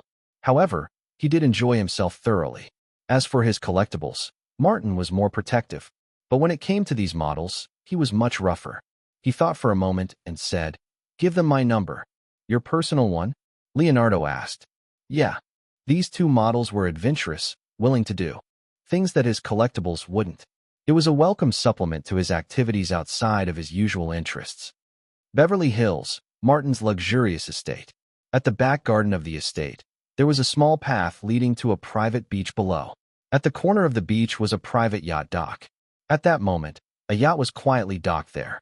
It wasn't a large yacht, about 40 meters long, with a steel hull and aluminum superstructure, a streamlined design in light blue. 680, it's beautiful, Jessica exclaimed. I can't wait to board, Miranda Kerr said, eyes wide with excitement. Daddy Martin, pick me up and carry me on board. Lindsay Lohan cooed playfully. How about I carry you? Dorothy teased with a grin, bending her arm to show off a muscular curve. Scarlett Johansson climbed onto Martin's back. Let's go, Captain. How fast can this yacht go? Martin held Scarlett's little firm but with one hand and said, the manufacturer says it can reach a top speed of 20 knots. Has it been named? Miranda Kerr asked. I've thought of a name, but haven't painted it on yet. I'm thinking of calling it the Black Pearl, Martin replied. Wow, like Captain Jack's ship in Pirates of the Caribbean. Jessica immediately recognized the reference. Exactly. Let's go, my boating license is ready. As the sun set in the west, its golden light bathed the private beach in a warm glow. The light blue yacht slowly departed the dock, entering the deep blue sea. Martin steered the yacht from the upper helm, watching the girls excitedly run around the yacht, exploring. This was a small yacht, and he had also ordered a 120-meter medium-sized yacht from Lateral Naval Architects, but it would take another 2 to 3 years before it arrived. The small yacht had its advantages. One person could operate it without a crew, providing a higher level of privacy. A gentle sea breeze from the Pacific not only brought a refreshing coolness, but also a sense of tranquility. Meanwhile, at a villa in Malibu, Drew Barrymore was hosting a party in the courtyard. Laughter, music, and the sound of clinking glasses filled the air. Damn, Drew, you really pulled it off this time. But you're making a movie and didn't even invite me? What kind of sisterhood is this? Cameron Diaz pouted, playfully grabbing Drew's chest and squeezing. Shit, you crazy woman. It's not my movie. Otherwise, I'd definitely invite you. It's Martin's movie, and I had to put in a lot of effort just to get a lead role in it, Drew Barrymore said, covering her chest with a groan. All right, you're off the hook this time. I won't squeeze them anymore. Cameron Diaz gave Drew's chest a sideways glance. Damn, you perv. Gwyneth Paltrow jealously looked at her two close friends. You bitch, tell me the truth. Did you sleep with Martin? Gwyneth Paltrow and Drew Barrymore were both procs of Steven Spielberg and often hung out together. Of course, they often referred to after Drew had gotten her life back together. The number one rule in Hollywood's female star circle, don't associate with losers. but it wasn't an absolute rule. There were true friends, after all. For instance, Drew Barrymore and Cameron Diaz's friendship. Their relationship could be traced back to when Drew was 18 years old. At that time, Drew was working in a coffee shop in Beverly Hills, while Cameron Diaz was already pursuing a modeling career. Cameron had been crying in the coffee shop after a failed commercial audition when Drew approached her, inquiring about the situation, then shared her own story. After hearing Drew's nearly life-destroying youth story, Cameron felt great sympathy for her. It was from that day that the two became friends, a friendship that would last until they grew old together. P.S. Recently, I saw a photo of them together. Aging gracefully sounds like a fantasy, but it actually feels reasonable on them. One is 45, the other 49. Their forehead lines, crow's feet, and neck wrinkles are clearly visible, and their jawlines have softened. It's so real and natural. In terms of closeness, Drew and Cameron were true friends, while Gwyneth was more of a casual acquaintance. As for Martin, Drew looked at the curious duo, giggling. "I'm not telling you." "Damn it, you bitch, playing me like that." Poo-poo, Cameron's nickname, given by Drew. "Catch her. I'm going to show her who's boss." Then Cameron lunged at Gwyneth. "Why are you grabbing me?" "Because we're in this together." Drew laughed proudly. "Poo-poo will strip her." A moment later, Gwyneth was stripped down to nothing. Mid-May, Martin joined the crew. Yes, Spider-Man was officially in production. Compared to the real Spider-Man, Martin was a bit too tall and too handsome. Stan Lee was satisfied with Martin in the Spider-Man suit, but when he saw him without it, he was somewhat displeased. The Spider-Man he had written was an ordinary-looking, slightly insecure working-class hero who only transformed into the wisecracking Spider-Man once he put on the mask. But Martin? The first impression he gave was that of a tall, rich, and handsome guy. However, as the director, Sam Raimi was quite pleased with the casting. Just look at the female staff around them. Their eyes were practically glued to Martin's muscles. But soon, Stan Lee's dissatisfaction disappeared. When Martin took off his Spider-Man suit, his demeanor visibly shifted from a confident, sunny young man to a shy, timid boy who looked like he was often bullied at school. "My God, your acting is amazing," Stan Lee exclaimed in admiration. He had no more objections about Martin playing Spider-Man. At this point, Scarlett Johansson also finished getting changed and walked out of the makeup room. "Wow," Martin whistled. "This is the sexiest high school student I've ever seen." "Really?" Scarlett brightened up. Yes, Scarlett was also in the movie. She was playing the role of Mary Jane, originally portrayed by Kirsten Dunst. New York, Spider-Man set.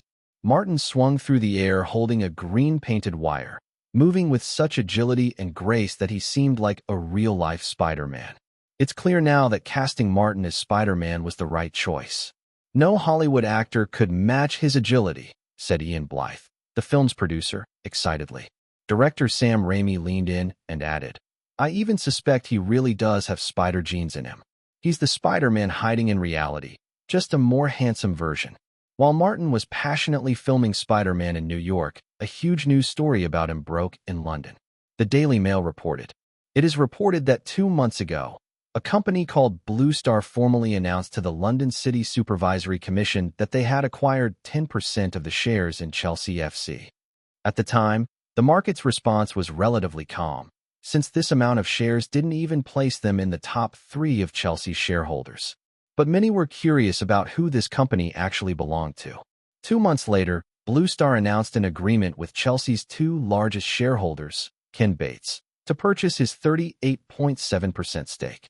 The total transaction price reached £90 to £100 million. As a result, Blue Star now holds 48.7% of Chelsea shares, making them the club's largest shareholder. After investigating the company, we were shocked to find that it was based in the United States, and its owner is none other than Martin Myers, the person involved in the brake scandal a while ago.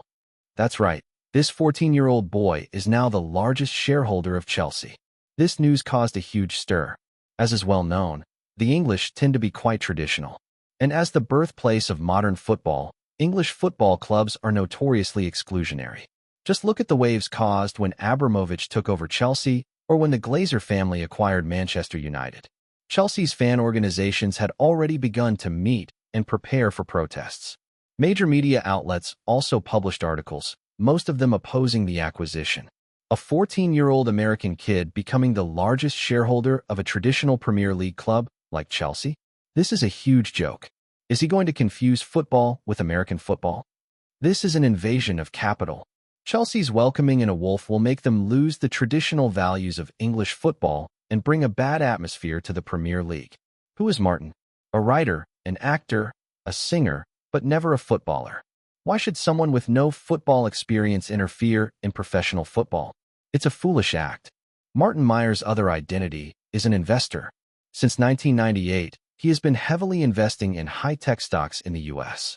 It's obvious that his reason for investing in Chelsea is just like his investments in internet companies. It's all for profit. But can a businessman like him really put money into the team?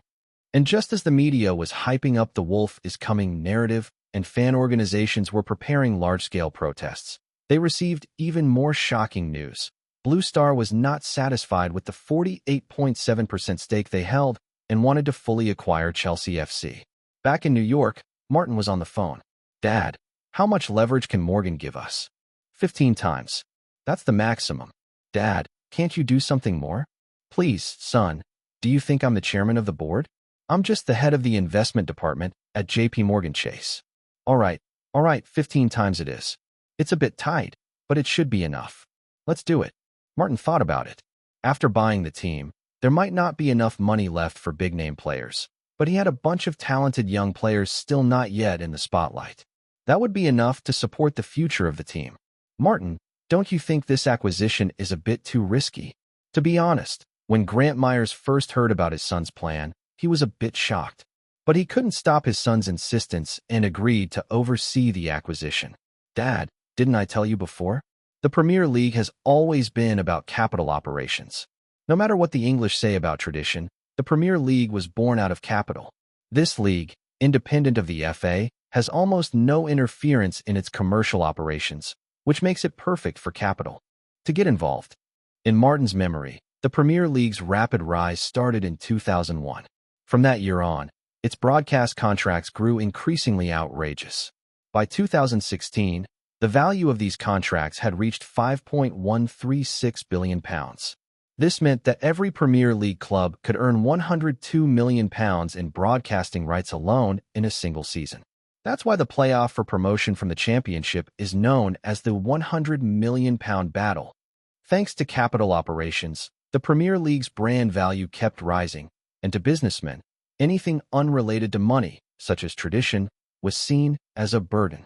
In the eyes of capital, economic interests always come first.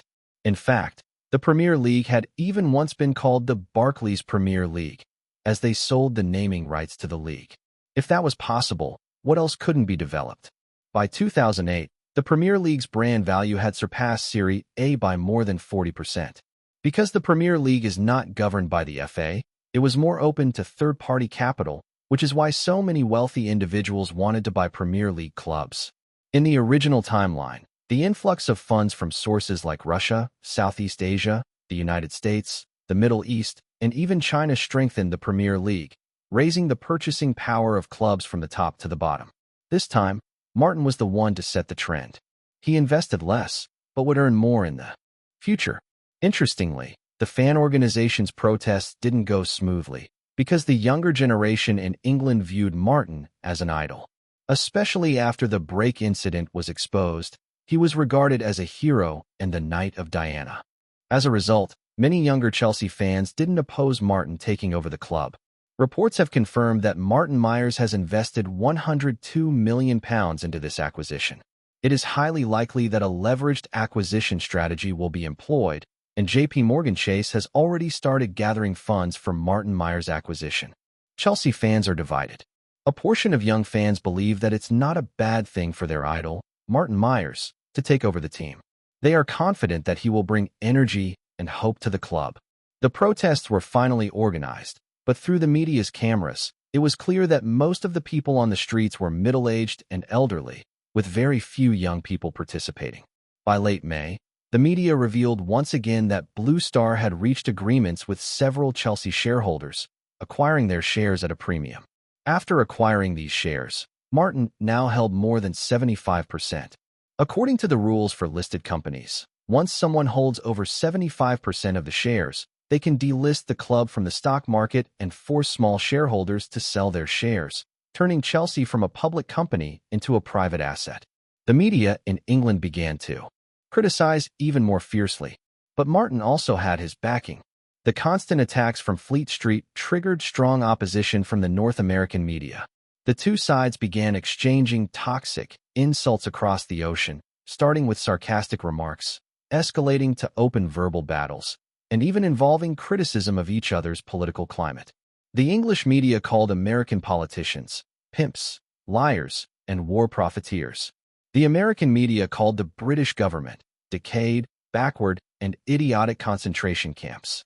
For a while, everyone forgot about Martin. By mid-June, everything was settled. Blue Star announced that it had completed the full acquisition of Chelsea. Chelsea had become Martin's personal property. Chelsea, Martin's new toy. Read the headline of the Sun's sports section. The day after the acquisition was completed, Blue Star publicly stated that they would spend no less than £50 million on new players for the upcoming season. More and more fans began to watch, because a wealthy owner who was willing to spend money would always win the hearts of the fans. Successful acquisition of Chelsea, and it cost much less than expected. Martin decided to invest the remaining money into the upcoming transfer market and handed the club's market department a list. Ronaldinho, CAC, Ribery, Klose, Ronaldo, Messi, Rooney. It included both immediate assets and potential talents. Regardless of whether they could secure any of them, the plan was to spend first and ask questions later.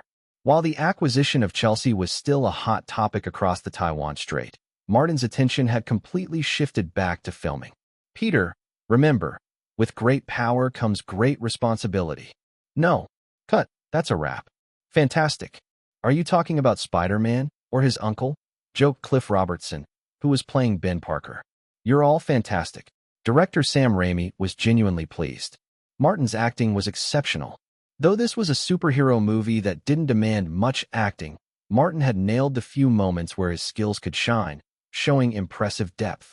Just like that previous scene, where Martin conveyed grief, regret, and anger through his expressions, body language, and eyes. It was so powerful that Raimi nearly teared up himself, but managed to hold it back. Raimi was confident this scene would move countless viewers when it hit the big screen. Producer Ian Bryce agreed with Raimi's sentiment. Inviting Martin to play Spider-Man had been the right decision. Scene 102, Shot 23, Action. Under a heavy downpour from a fire hose, Scarlett approached the side of the building, lifting Martin's mask that was hanging upside down on the wall. But she stopped halfway through. Then, gently cupping his face with both hands, she kissed him lightly on the lips. The rain was torrential. The two figures, one upside down, one right side up, seemed to belong together, creating an unexpected harmony, as though it was always meant to be this way. In that moment, Scarlett felt a strange sensation rising within her. At that instant, she was Mary Jane, and Martin was Spider-Man. Mary Jane had fallen for Spider-Man. The Bourne identity set. Hey folks, filming's over. How about a drink? My treat. Matt Damon called out. Okay, I'm in. Can't say no when someone's buying. Matt Damon's invitation was met with unanimous approval. In the evening, after filming wrapped for the day, the main cast of the film set off for a nearby bar. Matt Damon, Chris Cooper, Franka Patini, Julia Stiles, Ben Affleck, a large group. This wasn't the first time Matt had treated the group. Ever since joining the crew, he'd made a point to build good relationships, often inviting everyone out for drinks or meals, while showering praise on Martin alongside Ben Affleck. Soon, everyone knew that these two had resolved their previous conflicts with Martin and that their relationship had improved significantly. Matt Damon's social skills were paying off, and the atmosphere among him, Ben, and the rest of the crew had become much more relaxed. To dear Martin, may this film be a huge success. Matt raised his glass. To the success of this film, everyone chorused.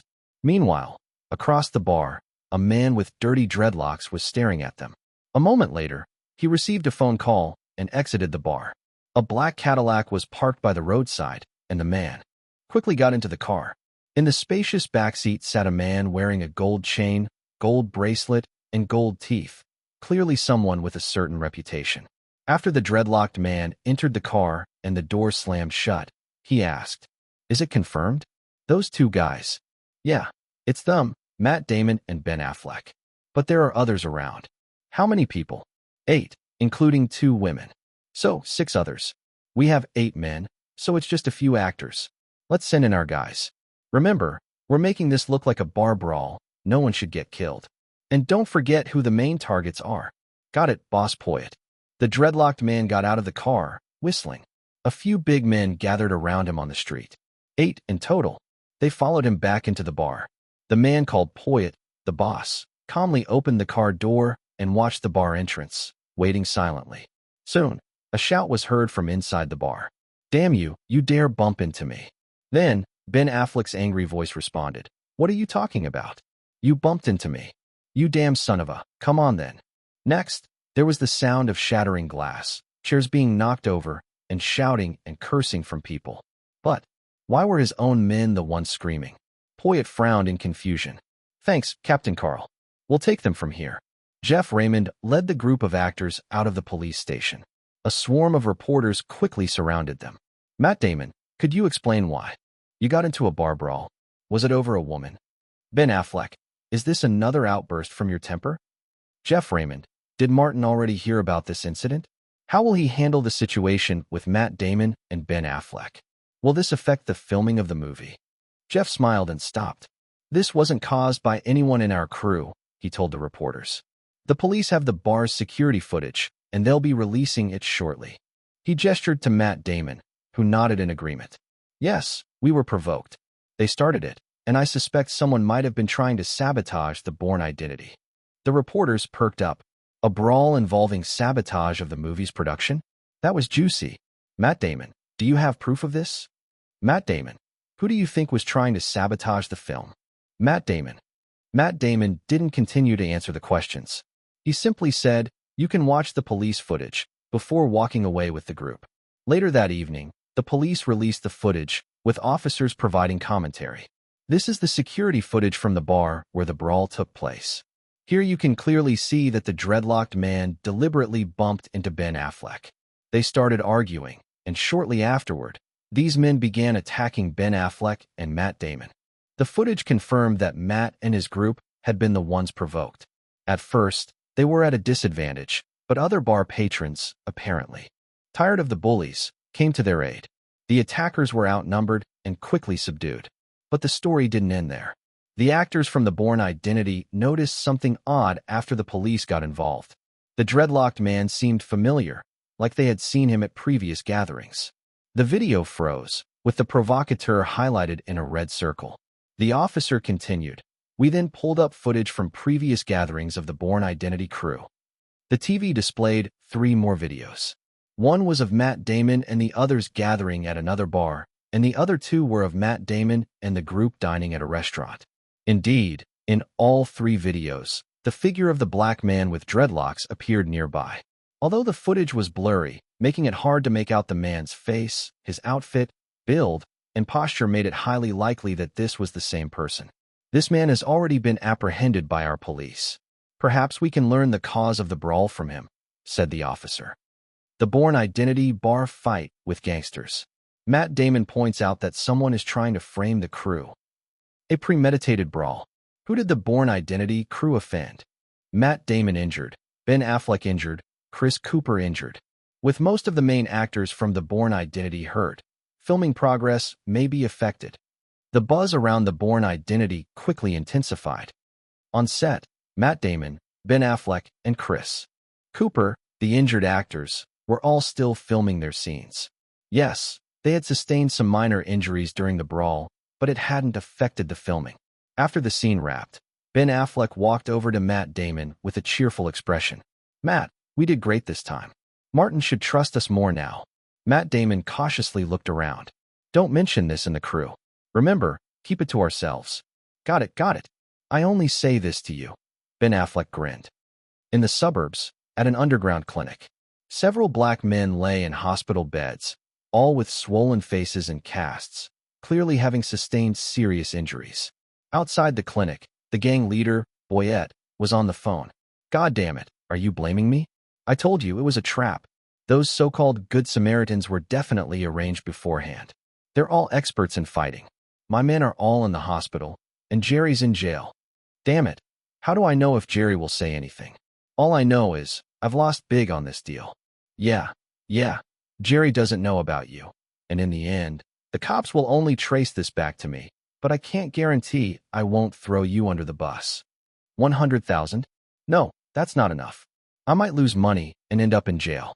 My brothers need medical bills. A flat price, 500,000. Ha ha, great doing business with you. If anything comes up, you can contact me. Goodbye. Boyette grinned and hung up the phone. On the other end, Harvey slammed his fist on the table, then groaned in pain. Harvey, you made a mistake, Bob said seriously from across the desk. What? You think I shouldn't have retaliated? Harvey gritted his teeth while nursing his sore hand, glaring at his brother. No, I'm not saying you shouldn't have retaliated, but you shouldn't have handled it personally. Who the hell is Boyette? Do you think he won't start leeching off you from now on? Shit, this was definitely a misstep. Boyette's a greedy fool. I shouldn't have called him directly. Harvey frowned, lamenting, the money's already spent, but the Bourne Identity crew wasn't affected at all.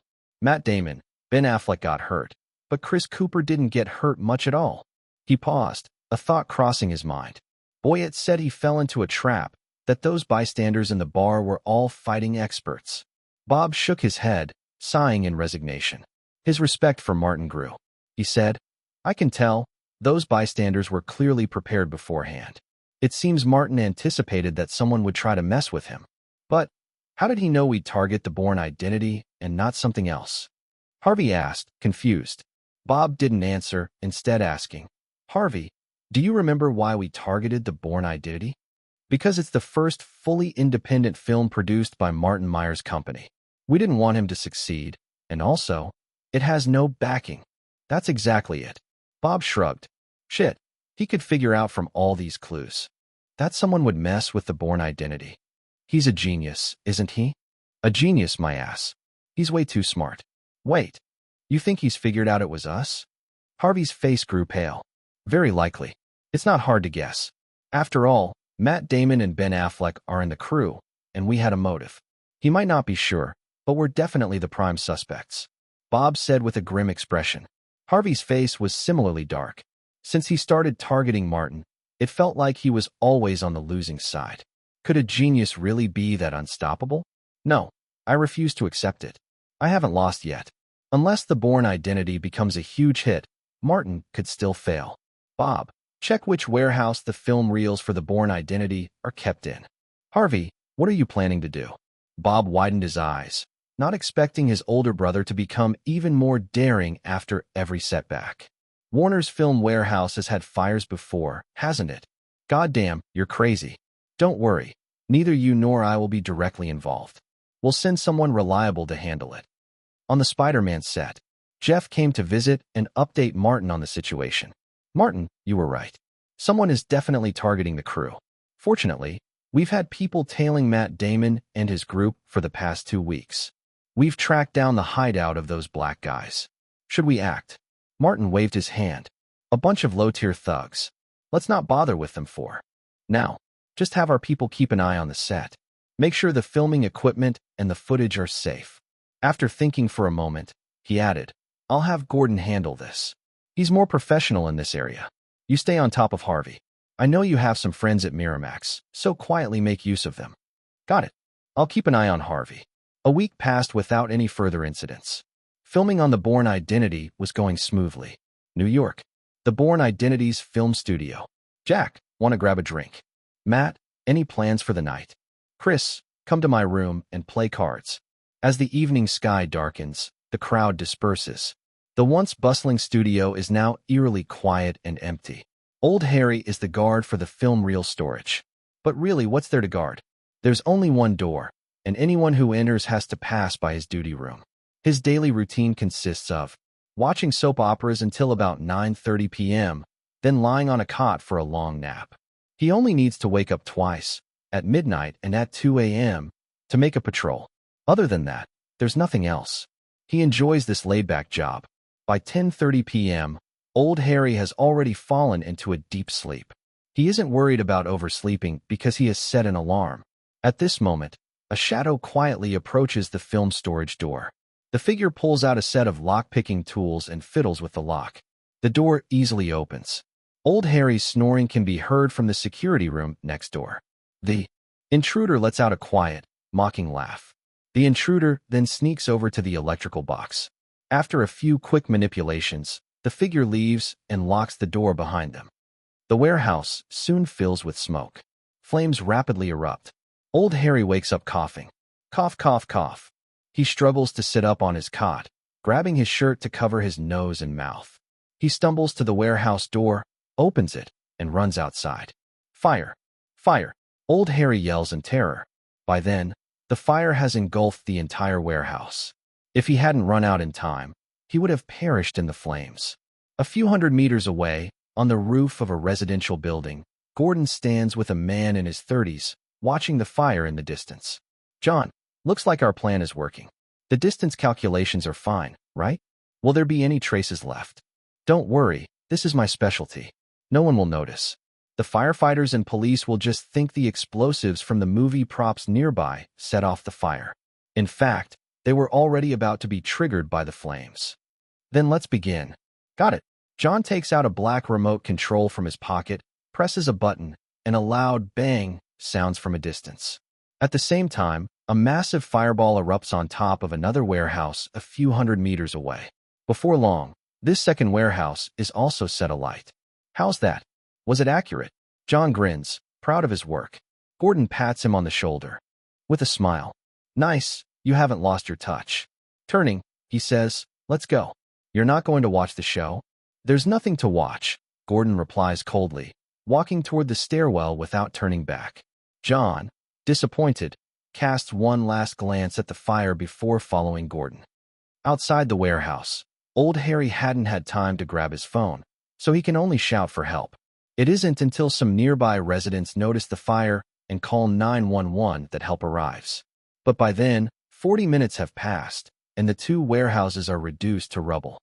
Old Harry is now undergoing police questioning. I woke up and saw smoke everywhere. It was terrifying. I panicked, covered my nose, and ran out. He repeats over and over in a nervous voice. Meanwhile, Martin's phone rings, waking him and Scarlett from their sleep. Who's calling this late, darling? Don't worry, go back to sleep. I'll take this call. Martin walks out of the bedroom to answer the phone. Gordon, what's the matter? Just as I expected. Then, is our plan being put into action? Everything is fine. Go back to sleep. There's nothing else you need to worry about. By the way, do your friends need a steady job? After all, it's only fair to give the other side a warning. After hanging up, Martin sits in the dark, a slight smile curling on his lips. He then dials Jeff's number. Jeff, tomorrow release the news that the early footage for The Bourne Identity was destroyed in a fire and needs to be reshot. Also, reassure the cast that the footage is fine. It luckily escaped unscathed. The media announcement is just for publicity. After hanging up, Martin finds it hard to fall asleep. He pours himself a glass of milk. Scarlett, in her thin nightgown, walks out of the bedroom in a daze, giving Martin a groggy greeting before heading to the bathroom. The sound of water running fills the air. Martin drinks his milk, thinking that since he's already awake, he might as well finish it. He drinks the entire glass and heads into the bathroom. Inside, Scarlett lets out a surprised gasp, followed by a strange noise. Harvey is also woken by a call. Hello, is it done? Really? Haha, well done. Give that guy the rest of the money. And tell him to keep quiet.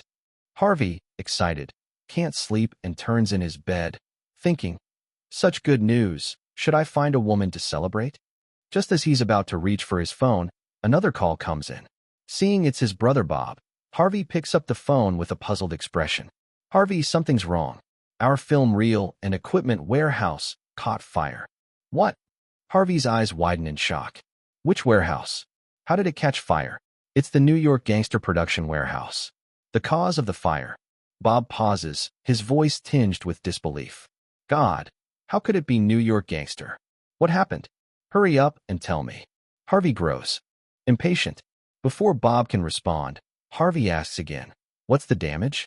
Is the footage okay? Bob's voice sounds strange. The fire. You might not believe this, but it was caused by an explosion from the Bourne Identity warehouse. A burning object was thrown onto our roof. Everything's gone. The equipment, footage, props, costumes, all burned to the ground. Harvey is stunned, his phone slipping from his hand. How could this happen? As his phone slipped from his hand, Harvey, with a shocked expression, plopped down onto the ground. Hello, hello? Are you still there? Harvey, we're in deep trouble this time. Bob's voice came through the receiver, distorted. Harvey was too dazed to pay attention. His mind was in turmoil, and he had a strong sense of having shot himself in the foot. Suddenly, it seemed like something occurred to him, and he grabbed his phone again, shouting, "Bob, was this Martin's doing? Was it Martin? Can I ask him for compensation?" From the other end came Bob's helpless voice. The fire department and the police have all confirmed it. This was just a coincidence, a damn coincidence. Shit. Could this guy really be God's favorite? Harvey's offhand remark caused a jolt of unease in Bob's heart. Bob hesitated before speaking. Harvey, hearing you say that, I don't know why, but I'm kind of getting the chills. Maybe you shouldn't go after Martin anymore. I'll think about it. Harvey muttered, hanging up the phone in a daze. The warehouse fire unexpectedly brought some additional attention to the Bourne Identity production team, and the media that had left quickly returned. Of course, they weren't alone this time. The New York Gangsters team had arrived as well. Due to the destruction of their equipment, the New York Gangsters had to temporarily halt production. The lead actor, Leonardo DiCaprio, took the opportunity to visit the Spider-Man set to check on Martin. But he wasn't alone. He brought along a woman, Cameron Diaz, the female lead of the New York Gangsters. When Leonardo saw Martin walking towards him in a red and blue tight suit, he couldn't help but burst out laughing. Wow, that outfit is stunning. Dude, don't you think it's a bit too tight? Whoosh. Just as Martin was about 10 meters away from Leonardo, he suddenly sprinted, leaped high into the air, and did a somersault, flipping right over Leonardo's head. He even playfully flicked Leonardo's forehead. Ow!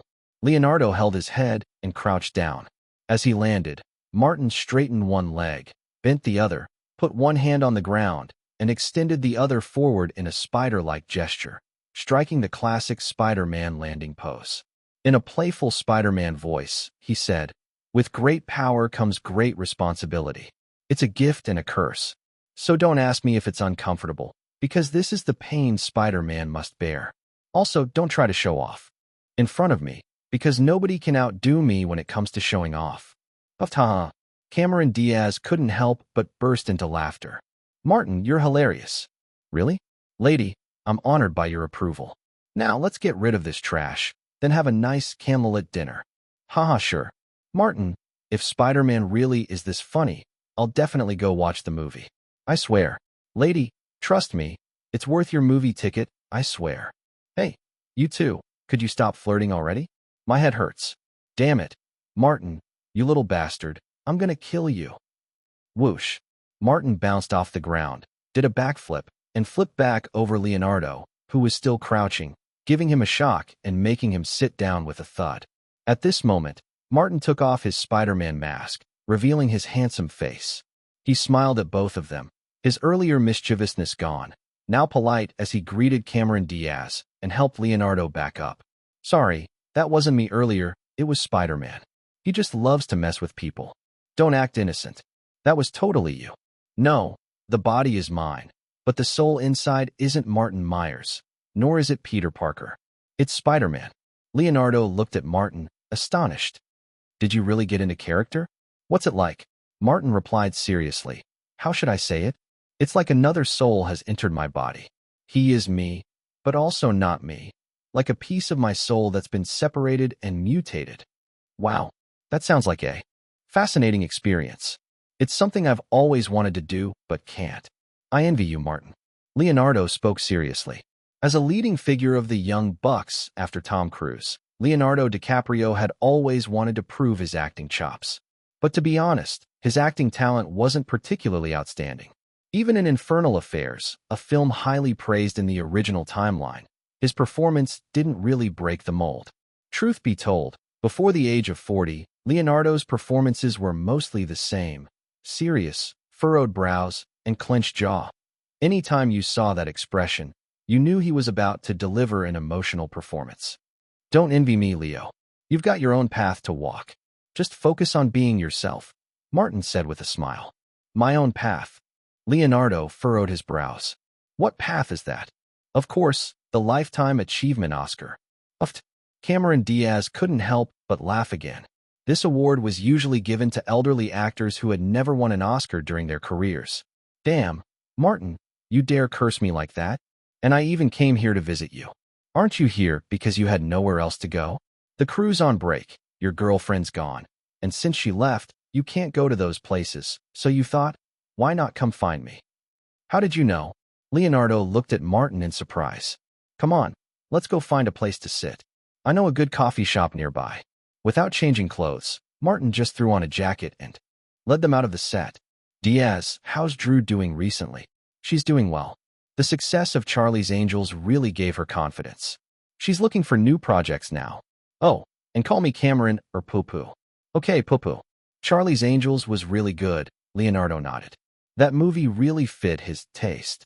Suddenly, he had an idea and turned to Martin seriously, saying, when can we collaborate on something? Martin thought for a moment and nodded. Sure, let me think of a script. Do you prefer something commercial or more artistic? I'm good with either, Leonardo replied. But it'd be best if it gives me room to showcase my acting skills. Got it. I'll make a note of that. Cameron Diaz felt a bit envious. Nowadays, no one doubted that Martin's scripts were a guarantee of success. She also wanted to star in one of his films, but her relationship with Martin wasn't quite at that level yet. Maybe Drew could help make that happen.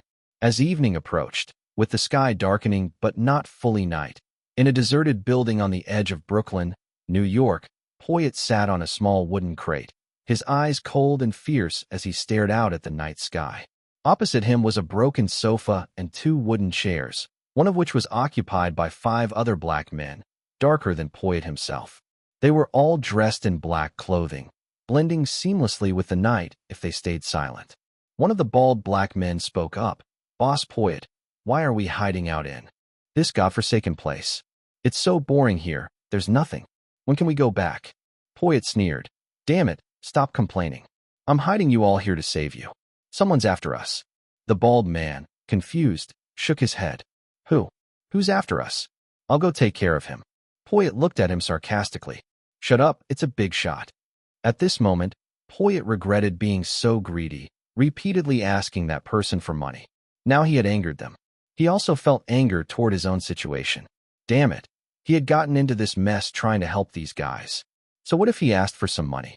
Nearby, another underling with a greasy hairstyle, Jerry, pulled out a box of alcohol from under the sofa, opened it with a flourish, and took out a black pistol. He waved it around. Fuck. With this, who the hell would dare mess with us? Shit. Put the gun down. You trying to shoot one of us? Poyet kicked Jerry off the chair, grabbed the gun, and tucked it into his waistband. Boss Poyet, we can't just keep hiding like this. What are we supposed to do? Another black man asked. Poyet's face turned grim. We'll stay hidden for 3 more days. After that, I'll talk to this big shot. If he doesn't back off, he patted the gun at his waist. Then we'll have no choice but to fight him. Bob, haven't we found those guys yet? Harvey asked, frowning, his tone irritable. They've gone underground. These guys are like rats in the sewers. They've got their own channels. It's hard to track them down. Bob looked just as frustrated. What's Alfred saying? Don't the Italian mob have a beef with these black gangs? Harvey asked again. Alfred's looking into it. It's not going to be quick. Tell him to hurry up. Once we find them, kill them. I don't want to hear from these rats asking for money again. Is it really necessary to go that far? Bob frowned. Fuck, of course it is. These bastards have my leverage. Damn it, what was I thinking, getting involved with them personally? Harvey slammed his fist against the sofa. I'd like to know that too. Bob muttered. Night deepened. Inside the abandoned building, Poyet and his men had fallen asleep. They had never considered taking shifts to watch or setting up traps. They were nothing more than low-level gangsters. Honestly, even Poyet couldn't figure out how that big shot had found him. And why had they decided to personally confront him? Was it because of his damn charm? His brain was already messed up from all the drugs, so he couldn't come up with an answer. The answer, however, lay elsewhere. The door was silently pushed open from the outside. A group of figures, wearing night vision goggles, entered one by one. They moved swiftly, systematically executing each person. The sound of suppressed gunshots was almost inaudible as the flame at the muzzle was concealed. In the dark of the night, no one knew a massacre was happening inside the abandoned building. John, it's done. Have you checked them all? Yes, everyone's here. No survivors. Good. Which one's Poyet? The one lying on the mattress in the corner. John walked over and looked at the body. He had been shot 5 times in the torso, mimicking the style of a mafia killing. John crouched down, gloved hands opening Poyet's fist. He took some of the blood, writing HERV on the floor by the wall. They didn't write Harvey's full name. That would have been too obvious. Leave the gun. Wait. No, don't leave it. Let's go. The group left silently. The next afternoon, the bodies were discovered, and the building was sealed off by the local police. A middle-aged man in a suit was pacing slowly at the crime scene, occasionally stopping to inspect. At that moment, an officer came up to report. Sir, we found some blood letters. It seems like a person's name, but it's incomplete. Check the victim's contacts.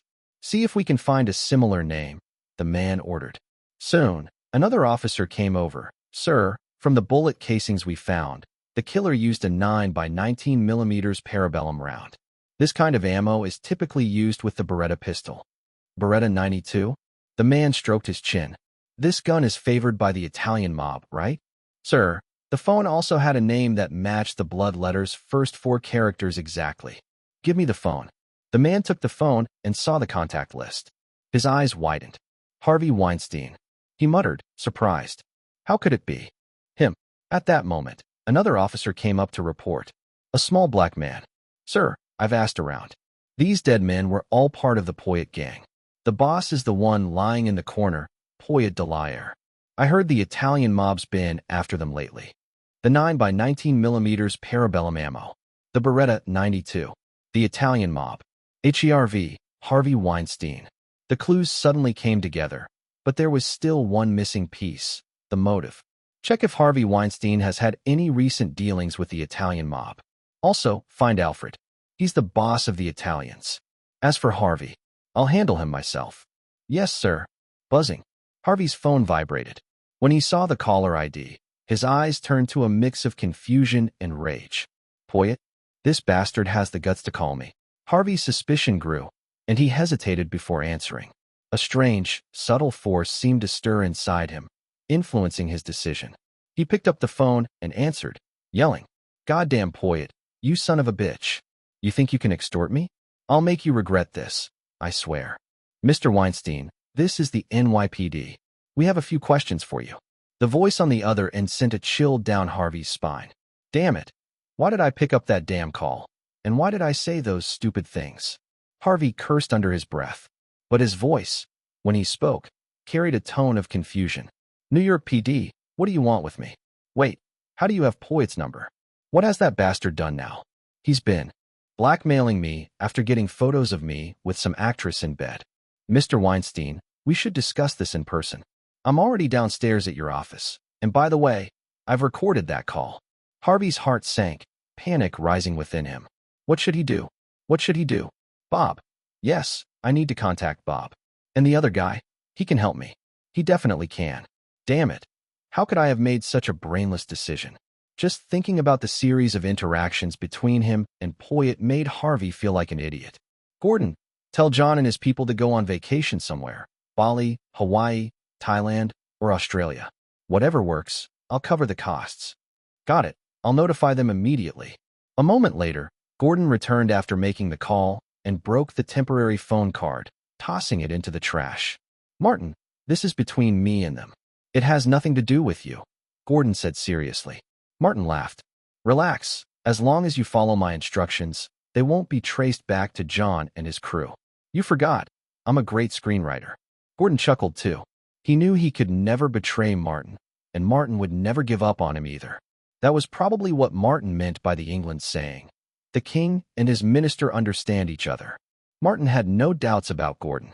This bodyguard had been with him for so many years, brainwashed, and was completely loyal. Martin, do you think Harvey is going to get away with this? So many people are dead, Will he go to prison? Gordon asked, curious. Martin shook his head. I don't know. Harvey has someone important behind him. Senator Scrooge, the Republican leader from New York State. This Jewish guy is Harvey's protector. If he's willing to help, Harvey won't face any charges. Martin remembered that Scrooge would fall due to the magical stock agreement in 2016, and Harvey's downfall started then, ultimately ending up in prison. But after Harvey's recent foolish actions, Martin wasn't sure if Scrooge would still protect this fool.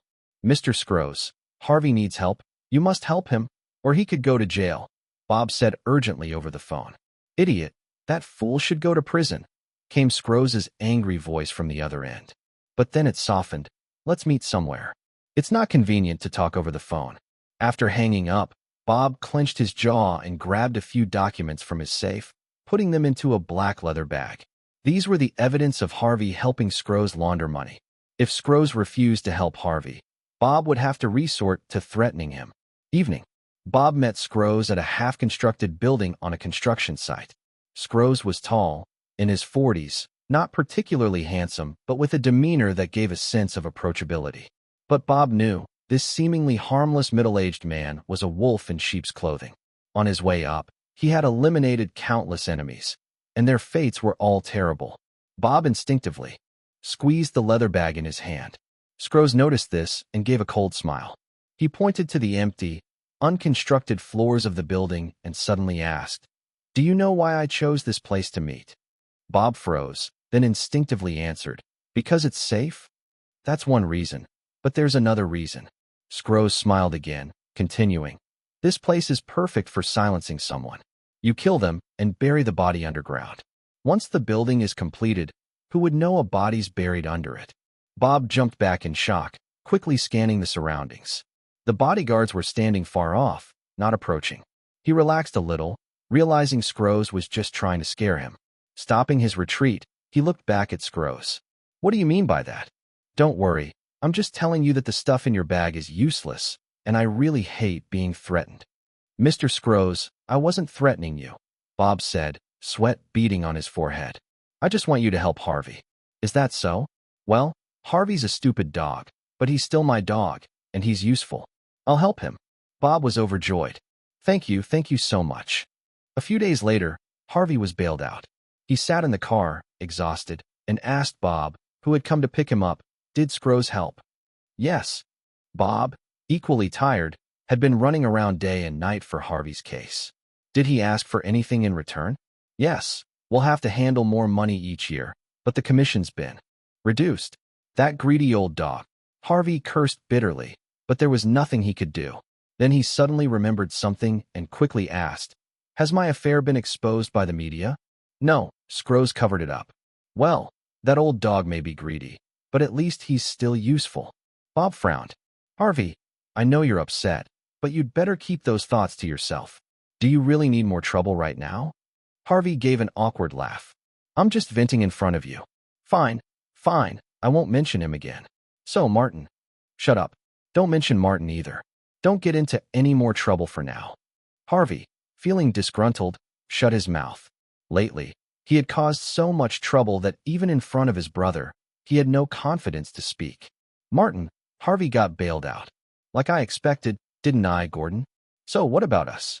Do nothing. Martin, the shoot's about to start, Scarlett's voice called out. Coming. As Martin walked toward the set, he put on his mask and became that heroic Spider-Man once again. Filming for Spider-Man went smoothly.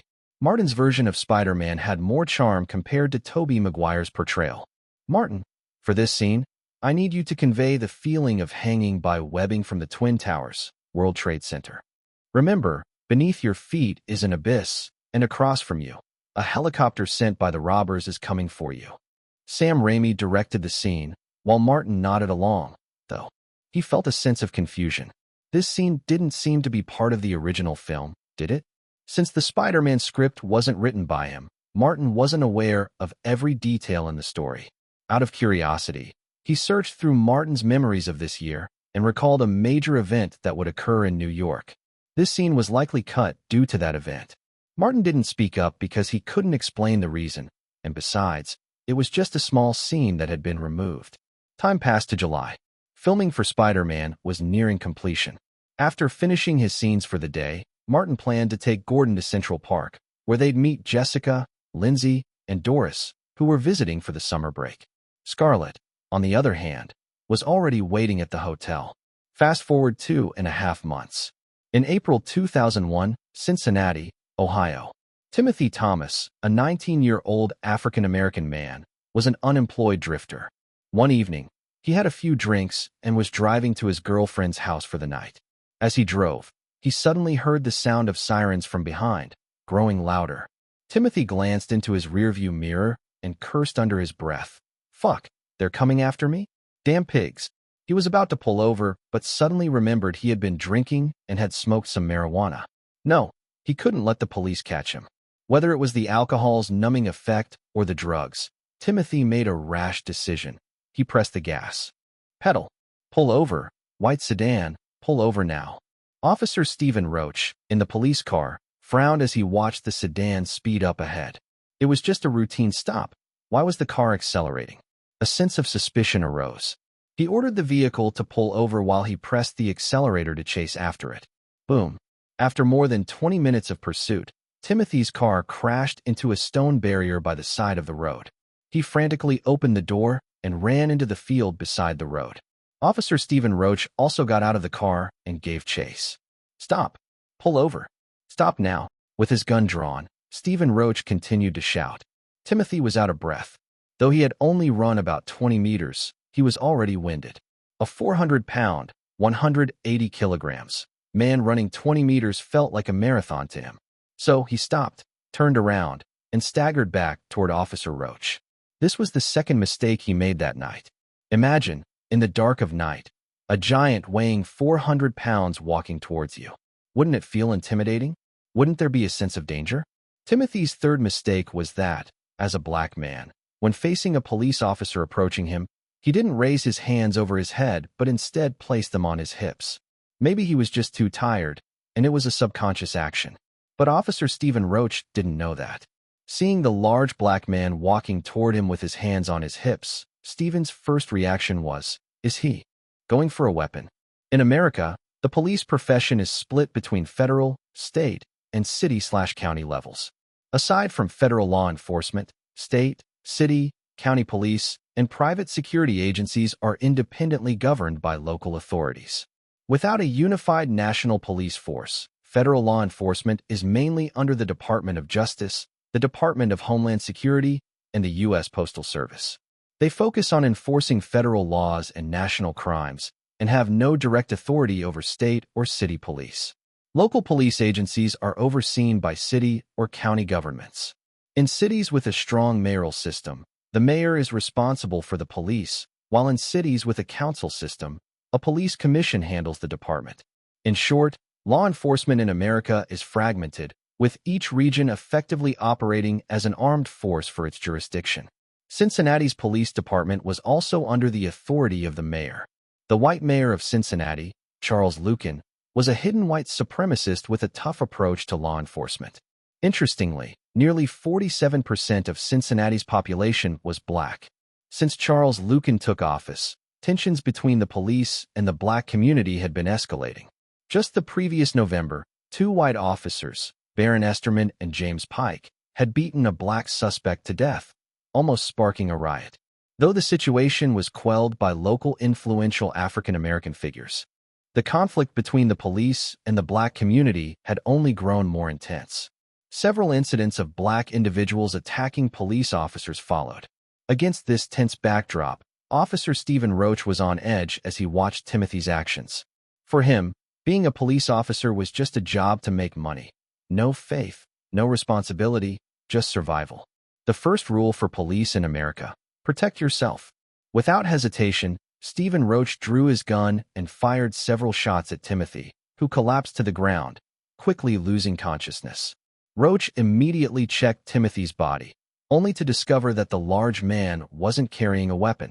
Meanwhile, Officer Terry Bales, Roach's partner, who had been searching Timothy's car, heard the gunshots and rushed over to assist.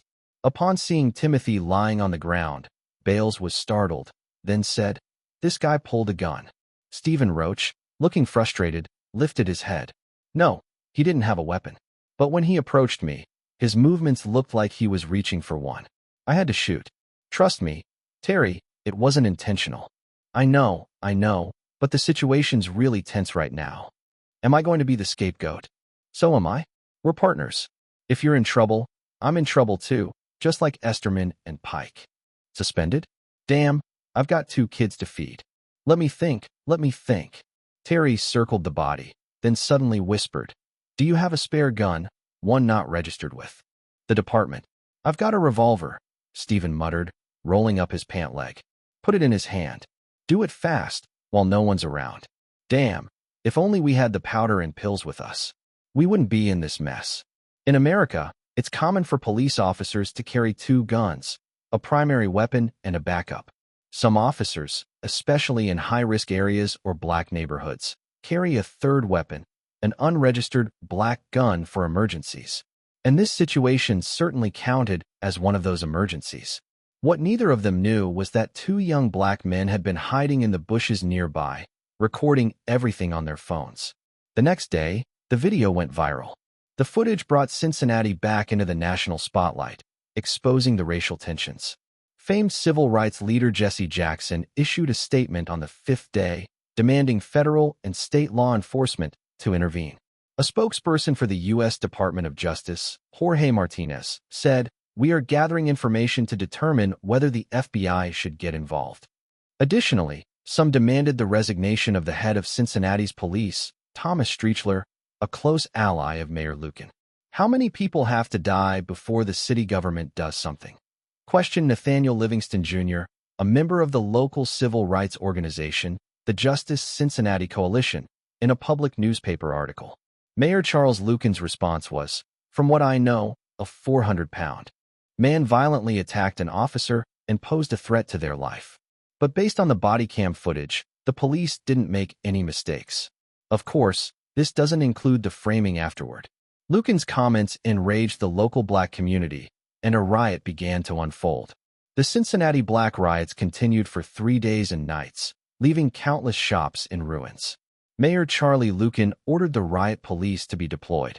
A large-scale clash occurred in the city center, resulting in 12 police officers' deaths, 31 black rioters killed, and over 1,000 people injured, including several innocent civilians. On the 4th day of the riot, under immense pressure, Cincinnati's mayor, Charlie Luken, finally relented, suspending Stephen Ritchie and Terry Ballas. But that was not the end. The black community in Cincinnati was brewing larger-scale unrest. The black residents of Cincinnati were demanding not only the suspension of Stephen Ritchie and Terry Ballas, but also their imprisonment. Inside a church in the Cincinnati black community, "We need to show those white people our strength.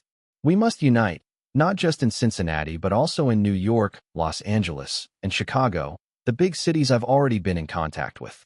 We must create a bigger stir to force those damn politicians to compromise." Little Nathaniel Livingston stood at the altar of the church, passionately waving his arms as he spoke. The crowd erupted into enthusiastic applause. Among those clapping were influential African Americans in Cincinnati, successful businessmen, gang leaders, media professionals, and others. Each of them had their role. It's April now, so let's stretch the timeline. By July, nearly 3 months will give us enough time to contact more people. Everyone here is among the best of the black community. I hope you'll reach out to your friends and family. The more people, the better. In July, we will hold a massive demonstration and march that will ripple across the entire United States. We will show everyone the power of black people. After the speech, little Nathaniel Livingston returned to his car and told his trusted confidant, "These damn fools have all been moved by me. Through this incident, I think I can secure a seat on the city council instead of just being a civilian opinion leader." Surprisingly, Nathaniel Livingston's confidant was a woman in her 30s, a white person. She replied, "Mr. Livingston, if you want to rise to power, you better take down Charlie Luken. Our dear mayor has a big issue with you and will definitely block your path to the city council." "I understand, I know. Just watch. Once the national movement starts in July, this idiot, Charlie Luken, will be abandoned by the Democrats. That's when we strike." By the way, the downtown Cincinnati development project we're pushing will attract plenty of financial backers. Only I can make this happen. At the city government office, Mayor Charlie Lucan, the so-called idiot, in Livingston's words, was leisurely puffing on his cigar with disdain. "How are things progressing?" he asked. At his desk, a few aides sat or stood, their demeanor relaxed. "Almost there," said a middle-aged white man with a Mediterranean hairstyle. Another younger white aide snorted and sarcastically said, "It's laughable that little Nathaniel thinks the downtown development plan and the nationwide Black March are his ideas. He has no clue, he's just our pawn." "What about those policemen?" Mayor Lucan exhaled a puff of smoke and replied coldly, "Forget them. They're useless pawns, not worth keeping. By the way, give Amelia a private heads up. When we make our move, she'd better get out, or I fear she'll end up as a body in the Ohio River. Nathaniel may be stupid, but his heart isn't soft. I've already warned her." "Good. Well done. Once we succeed, I won't forget your contributions." "The Cincinnati Downtown Development Plan? Huh. Without Black support, it'd be impossible to push forward. Only little Nathaniel could deceive those people into giving up their land." Martin was unaware of the power games happening in Cincinnati's upper echelons. 2.5 months later, on the evening of July 6th, Martin was packing up, preparing to pick up Jessica, Doris, and Lindsay, who were still strolling around downtown. Little did he know, in several Black communities across the city, groups of Black people had gathered. They were covering their faces with masks or scarves, armed with sticks, guns tucked in their waists, and some carrying homemade Molotov cocktails. They were eagerly waiting for the signal to move. For them, the march itself wasn't important. What mattered was the opportunity to riot and loot. Shops and supermarkets were their primary targets. "Let's go? Attack Manhattan. Let's go. Guys, it's time to show our strength. Go, go, go. Let's storm the downtown and avenge our people." As the leaders of each community gave the command, the crowds began to move. From the sky, one could see people pouring out of Harlem, Brooklyn, Queens, and other Black neighborhoods in New York. The crowds merged into larger groups, heading westward toward Manhattan and Central Park. "Jessica, that necklace you just tried on looks great on you. Why didn't you buy it?" "Well, in 2 months, Martin will have his birthday. I'm saving up for a good gift for him." "Wow, that's thinking ahead. Maybe I'll get him a full set of gym equipment," Doris mused. "Lindsay, what are you getting him?" "Me? I haven't decided yet. How about I just give myself to Martin?" "Clever, you little fox." Lindsay's suggestion sparked protests from Jessica and Doris. So, Doris changed her mind. "I'll give myself to Martin too." Jessica proudly said, "I'm already Martin's woman." Lindsay pouted. "Humph, if Martin didn't say I'm too young, I'd already be his." Hey, what are you guys doing? This isn't a competition." As they continued teasing each other, Doris ruffled her hair and asked, "Do you think Martin likes blonde hair, brown hair, or black hair?" NBC building. The newsroom was bustling, even though it was after hours. No one was leaving on time. Suddenly, someone burst into the room. "Everyone, big news. There's going to be a huge march in the Black communities." "John, is the information accurate?" The news director rushed out of the office, asking. "Absolutely. In fact, they've already set off." "Damn, it's too late. I'll request helicopters immediately, and we need news vans on the ground to track the march." "Christy, Paul, you're on commentary. Anna, Carter, Brick, Jimmy, you're writing quick reports. Will, Lind, you're filming." The news director quickly issued commands, and the entire newsroom sprang into action. At nearly the same time, CNN, ABC, Fox, CBS, and other major news outlets were mobilizing. The New York Times, New York World, and other newspapers also dispatched reporters to the eastern parts of New York. "What's going on?" Martin sat in the car, watching the news vans, police cars, ambulances, and fire trucks whiz by, sensing that something was wrong. He quickly made a phone call to a media friend. "What? A Black parade? Heading toward Central Park? Damn it. Gordon, speed up. Don't worry about the tickets." "Got it." Gordon was an excellent driver, skillfully weaving through the traffic, speeding up and overtaking cars, making use of the gaps left by ambulances, fire trucks, and police vehicles. Martin picked up his phone, opened his contacts, and found Jessica's name. Well, it was just because Jessica's name started with a letter early in the alphabet. He dialed. Beep, beep, beep. "Hello, Martin. Where are you?" We're on Yao Yao Ling Street." You sound urgent. What's happened? P.S. 110th Street is an east-west street in Upper Manhattan, New York City. Jessica, always perceptive, immediately noticed the urgency in Martin's voice, an emotion that was rare for him. Something's happened, a black parade, and it might turn into a riot. They're heading in your direction. You three need to find a sturdy building to hide in right now. I'm on my way, and we'll get there as soon as I can. What? Oh my God, how did this happen? Jessica, what's going on? You look funny. Is it Martin on the phone? I want to talk to him too. Dorothy and Lindsay, unaware of the seriousness of the situation, continued chatting and giggling with Jessica. Jessica, now with a serious face, hung up the phone and said to the two girls, "Listen, I'm not joking. Martin just called. There's a black riot happening in New York, and it's coming toward us. We need to hide somewhere. We'll wait for Martin to pick us up." What?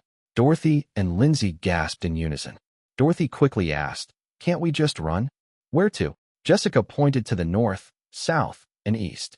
There are parades in all those directions. Then she pointed west. That's the ocean, and there's no time left. Damn it. We're surrounded. Lindsay muttered a bleak remark, but no one laughed. I remember there's a bank on this street, Manhattan Second Bank. It's sturdy. We should hide there. Dorothy, surprisingly calm, suggested after thinking for a moment. It's probably closed by now. Jessica hesitated. To ordinary people, yes, but for VIPs, any bank is open 24/7. I have a VIP card there. Dorothy took out a silver card from her pocket and added, but I need to call my bank manager first. All right, let's go to the bank. Call your manager on the way. The three girls quickly jogged down the street. People still wandered around, unaware of the chaos happening. Dorothy made the call, then smiled. It's all set. We can hide there. They reached the bank's entrance, and Dorothy quickly sent Martin the bank's name and address. Martin replied with an okay and told Gordon, "Gordon, take us to Manhattan Second Bank on Yao Yao Ling Avenue." 10 minutes later. Martin, we can't get through ahead. The parade's blocking the road. Martin immediately got out of the car, looking ahead. The parade had already blocked the way, not only preventing his car from moving, but also stopping news vans and fire trucks. A police car tried to push through, trying to disperse the parade, but it was a futile effort. Soon, the police car was surrounded and overturned. Martin quickly took out his phone. Jessica, where are you? Did you make it into the bank? I'm blocked on the north side of Broadway Avenue. Martin, don't worry. We're all inside the bank. Don't come here. It's too dangerous. Yeah, Martin, don't come. We're fine. They can't get inside the bank. Take care of yourself too, Martin. The three girls spoke in the phone, all trying to comfort him. Martin felt slightly relieved. While riots often involved looting and destruction, banks were usually left untouched. Although most black people might not be too sharp, they knew not to mess with banks. The capital behind them was too powerful. If they touched it, it would be a never-ending war. He hung up the phone, but still couldn't shake off the worry for the girls. These three were his core assets, and he couldn't feel completely at ease until he saw them safe. Beep, beep, beep. A helicopter's rotor blades echoed overhead. Looking up, Martin saw a Fox News helicopter descending toward the rooftop of a building about 10 stories high. At the same time, a news van with the Fox News logo parked on the side of the street. The doors were slammed open, and several people rushed out, some carrying cameras, others microphones or laptops, heading swiftly toward the building. Guys, let me confirm the plan once again. Once the parade reaches Yao Yao Ling Avenue, we'll cause chaos and lead the rioters to start looting. Then, while the distraction's in full swing, we'll blow open the Manhattan Bank's doors, eliminate the security guards, and head straight for the vault. Tonight's the perfect opportunity. Even if the bank's alarm goes off, the police won't arrive in time. Once we have the money, we'll blend in with the parade and leave. Everyone clear? Got it. Ryan, you stay in the car and keep an eye on the surroundings. Once the parade arrives, create the chaos. Benjamin, work with Ryan. Amir, come with me to plant the bomb and blow the bank doors open. Inside Manhattan Second Bank, the girls were settled in the VIP room, and the staff had served them coffee before leaving. The bank's VIP room was on the first floor on the east side. There was a window with a security grate, and through the grid, they could see Yao Yao Ling Street outside. Oh my God, they're here. The parade is here, so many people. Lindsay exclaimed. It looks like the parade's going smoothly, Dorothy observed after watching for a while. On the street, bystanders hurriedly took shelter on either side, but the parade wasn't attacking them. In fact, looting and destruction had already begun. However, most of the black participants couldn't hold their patience. Many had been distracted by nearby stores, supermarkets, and malls as they passed by. The few who made it this far were likely those who genuinely wanted to fight for black rights. Of course, not all. Many others were carried along and hadn't been able to break away from the crowd in time. Suddenly, a Molotov cocktail was thrown from the side of the parade, and a voice yelled, "Guys, this is the richest part of New York. Everyone start looting." Boom. The Molotov cocktail hit the glass of a luxury store, shattering it. Flames instantly erupted and spread. "Loot it. Go loot." At the sound of the voice, a figure dashed out, smashed open the store's door, and quickly entered. Moments later, they emerged with a handful of jewelry, the loud alarm blaring. "Everyone hurry, there's more inside," the person shouted before disappearing into the crowd. A few of the parade participants exchanged looks, and soon, more than a dozen people left the parade, charging into the store. More people followed suit, rushing toward the stores lining the street. Another Molotov cocktail was thrown, setting another blaze. More people began to join the looting frenzy. Even some of the genuine protesters couldn't resist, realizing that they had done their part by reaching here. After all, many of the black people joining the protest were poor, and this opportunity to grab some goods was tempting. The street descended into chaos, with some rushing toward the wealthier parts of Manhattan. This is when the NYPD finally couldn't sit back anymore. Manhattan was a hub of wealth.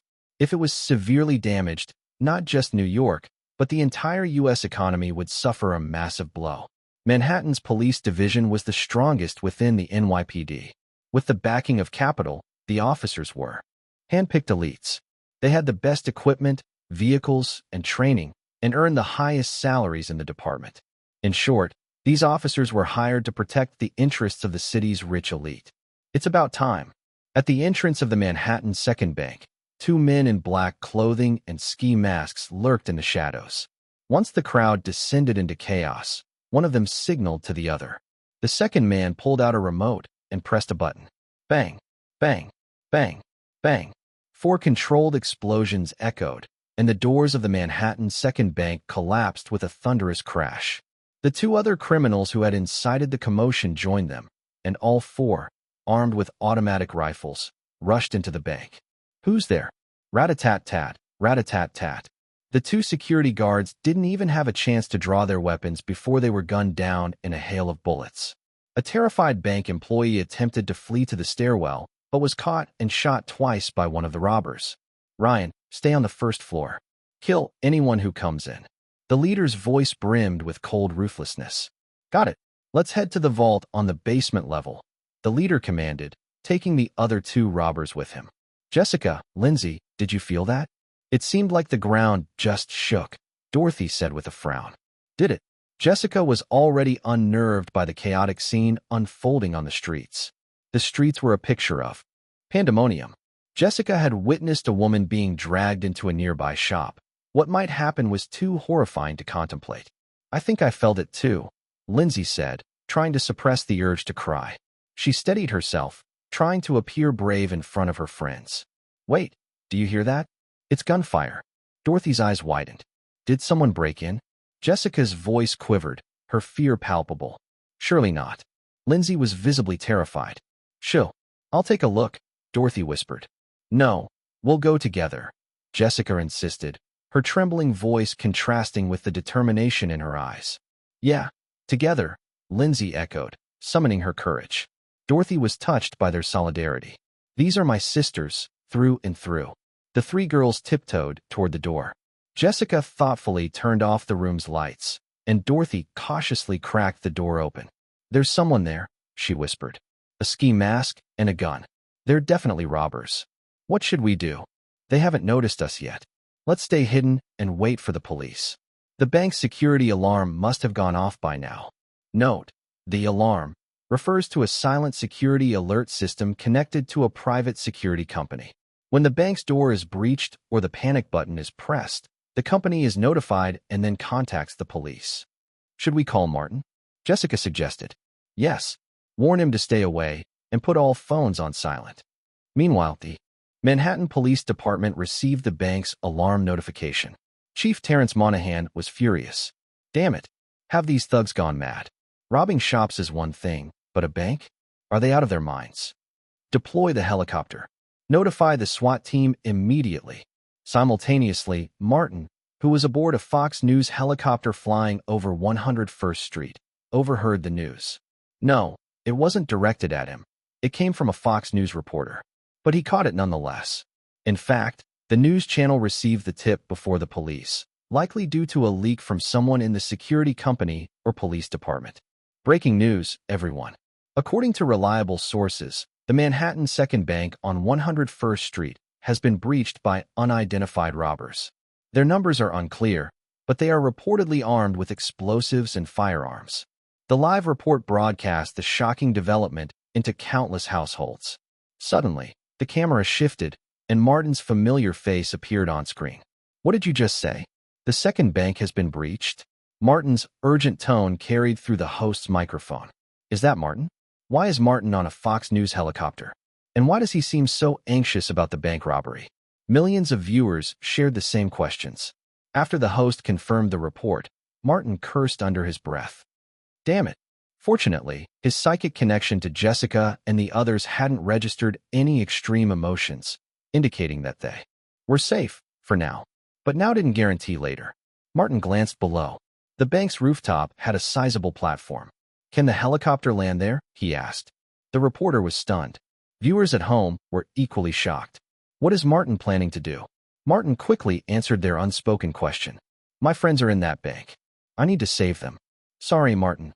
It's not that I don't want to help, but... The reporter hesitated before offering an apologetic smile. We're journalists, not law enforcement. We'd only make things worse by interfering. It's better to wait for the police. Her reasoning resonated with the viewers. In the West, particularly in the U.S., valor isn't widely encouraged in life-threatening situations. The prevailing belief is to prioritize self-preservation and leave dangerous tasks to professionals. There's no inherent right or wrong. In this perspective, it's simply a reflection of differing cultural values between East and West. Martin didn't press her further. He had already found another option. He pointed to a coiled steel cable on the helicopter, about the thickness of a thumb. What's that? He asked. It's used to secure camera equipment during specialized shoots, the host explained. How long is it? 15 meters. By now, everyone on the helicopter and everyone watching at home understood what Martin intended to do. Martin, this isn't safe. Gordon, his bodyguard, protested. We should listen to Miss Kyra and wait for the police. No, I won't stand by while my friends are in danger. I have to help them. And how exactly are you going to help? You don't know how many robbers are inside or what weapons they have. Gordon shouted, exasperated. Martin couldn't help but chuckle. The loyalty he'd instilled in Gordon had now become an obstacle. I should have programmed him to follow orders instead of protect me. But it was too late for regrets. I won't allow it, Martin, Gordon continued.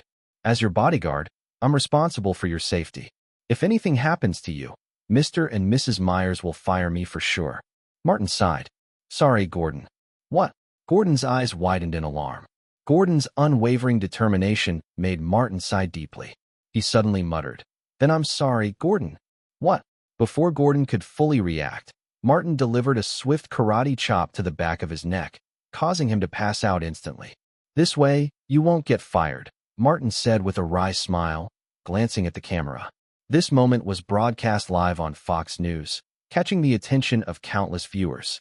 Even more people began switching their channels to Fox News, captivated by the unfolding drama. In Los Angeles, for instance, Grant and Linda were glued to their TV. My God, what is Martin doing? Oh Lord, don't let him do something foolish. Linda exclaimed, her hands covering her mouth in shock and worry. Grant, mouth agape, could only think, has my son lost his mind? Trying to regain his composure, Grant picked up the phone and called Martin. On screen, Martin glanced at his phone's display before hanging up. Turning to the live camera, he said, Sorry, Dad, I have to go. Maybe this isn't the best choice, but it's one I have to make. Just think of it as me being too immersed in my Spider-Man role. With great power comes great responsibility. Meanwhile, in a room where the Spider-Man crew had gathered, director Sam Raimi was watching the live broadcast with the team. Hearing Martin's line, Raimi slapped his thigh in excitement. That quote is going to be phenomenal for the film's promotion. But then another thought crossed his mind. If something happens to Martin, it could backfire terribly. Damn it, Martin, you'd better come back safe. Raimi yelled, a sentiment echoed by everyone in the room. God bless Martin. He'll be okay. It's not the smartest move, but I admire Martin's courage. In a corner, Scarlett stood silently, her heart pounding as she watched Martin secure one end of a steel cable to the helicopter. Just then, Jessica's call came through. Martin, it's Jessica. We're. Jessica barely started before Martin interrupted her. Jessica, I know you can't talk freely right now, and I understand your situation. Don't worry, I'm coming down to rescue you. Before she could respond, he hung up. Having confirmed Jessica and the others were safe, Martin's thoughts shifted slightly. It wasn't just about rescuing them anymore. It was about making an impression. Saving hostages from armed criminals would instantly make him a national hero. The fame and reputation this act would bring weren't just for show. They would also shield him in the future, crafting a public image as untouchable as armor. As for the risks, for an ordinary person, this would be incredibly dangerous. But for Martin? He had faced much worse, more terrifying situations. Are you really going down there? The news anchor, Kyla, asked. Her initial shock had turned into a strange calmness. Of course. I told you, my friends are in there, Martin replied, still angling himself perfectly for the camera. He had deliberately chosen this angle. The dim, flickering helicopter lights combined with his steady voice and a touch of magic made his demeanor exude unwavering resolve. It carried an air of tragic valor, something akin to the mood of the ancient phrase, "The winds blow cold across the Yi River." Viewers at home, watching the live broadcast, were deeply moved. Some shed tears for Martin's loyalty to his friends. Even if many still didn't think Martin's actions were smart or rational, they couldn't help but admire, respect, and feel touched by him. Self-sacrifice, risking one's life for others, is one of humanity's most primal and stirring acts, etched into our DNA. The helicopter descended to about 10 meters above the bank's rooftop. Martin threw the steel cable down. The camera zoomed in on him. The cameraman's hands trembled slightly, overwhelmed by emotion. I'm going down, Martin said simply before sliding down the cable without hesitation. He's a hero, the cameraman murmured, speaking what was in the hearts of many. Suddenly, Kyla turned to the cameraman. Jet, do you have that portable camera with you? Jet, momentarily stunned, instinctively answered. Yes, it's in my bag. Great. Connect it to the signal. I want to capture Martin's entire rescue. What? Jet exclaimed, his voice trembling. You want me to take the portable camera and go down there? His face was full of disbelief. Kyla's reply shocked him even more. No, I am going down. Her words left viewers across the nation stunned. In truth, Kyla was just as terrified. She kept mentally encouraging herself. Come on, Kyla. For the Pulitzer Prize. You can do this. Jet pulled out the portable camera and connected it to the live feed, his mind repeating one phrase. Maybe I should go instead. But he couldn't bring himself to say it. Even as Kyla strapped on the camera, wrapped her hands in her sleeves, and began shakily sliding down the cable, he still couldn't voice the thought. Humans instinctively fear death. Only the brave can overcome such terror. Inside the VIP room of the Manhattan Second Bank. What did Martin say? He said he's coming to rescue us. Jessica's fear had vanished, replaced by starry-eyed admiration. What? Lindsay and Dorothy gasped in unison, lowering their voices. That's too dangerous. He can't do this. Someone stop him. Jessica, suddenly dejected, said, I tried calling him back, but he already turned off his phone. Does he know where we are? Lindsay asked. Dorothy hesitated. Did I mention to Martin that we're in the VIP room when I called earlier? The three girls exchanged uncertain glances, unable to remember. Of course, Martin knew their exact location. Love Tracker worked as a homing beacon. Not only that, Martin had expended a significant amount of magic to scan the entire bank, ensuring his rescue plan would go off without a hitch. He didn't mind the cost.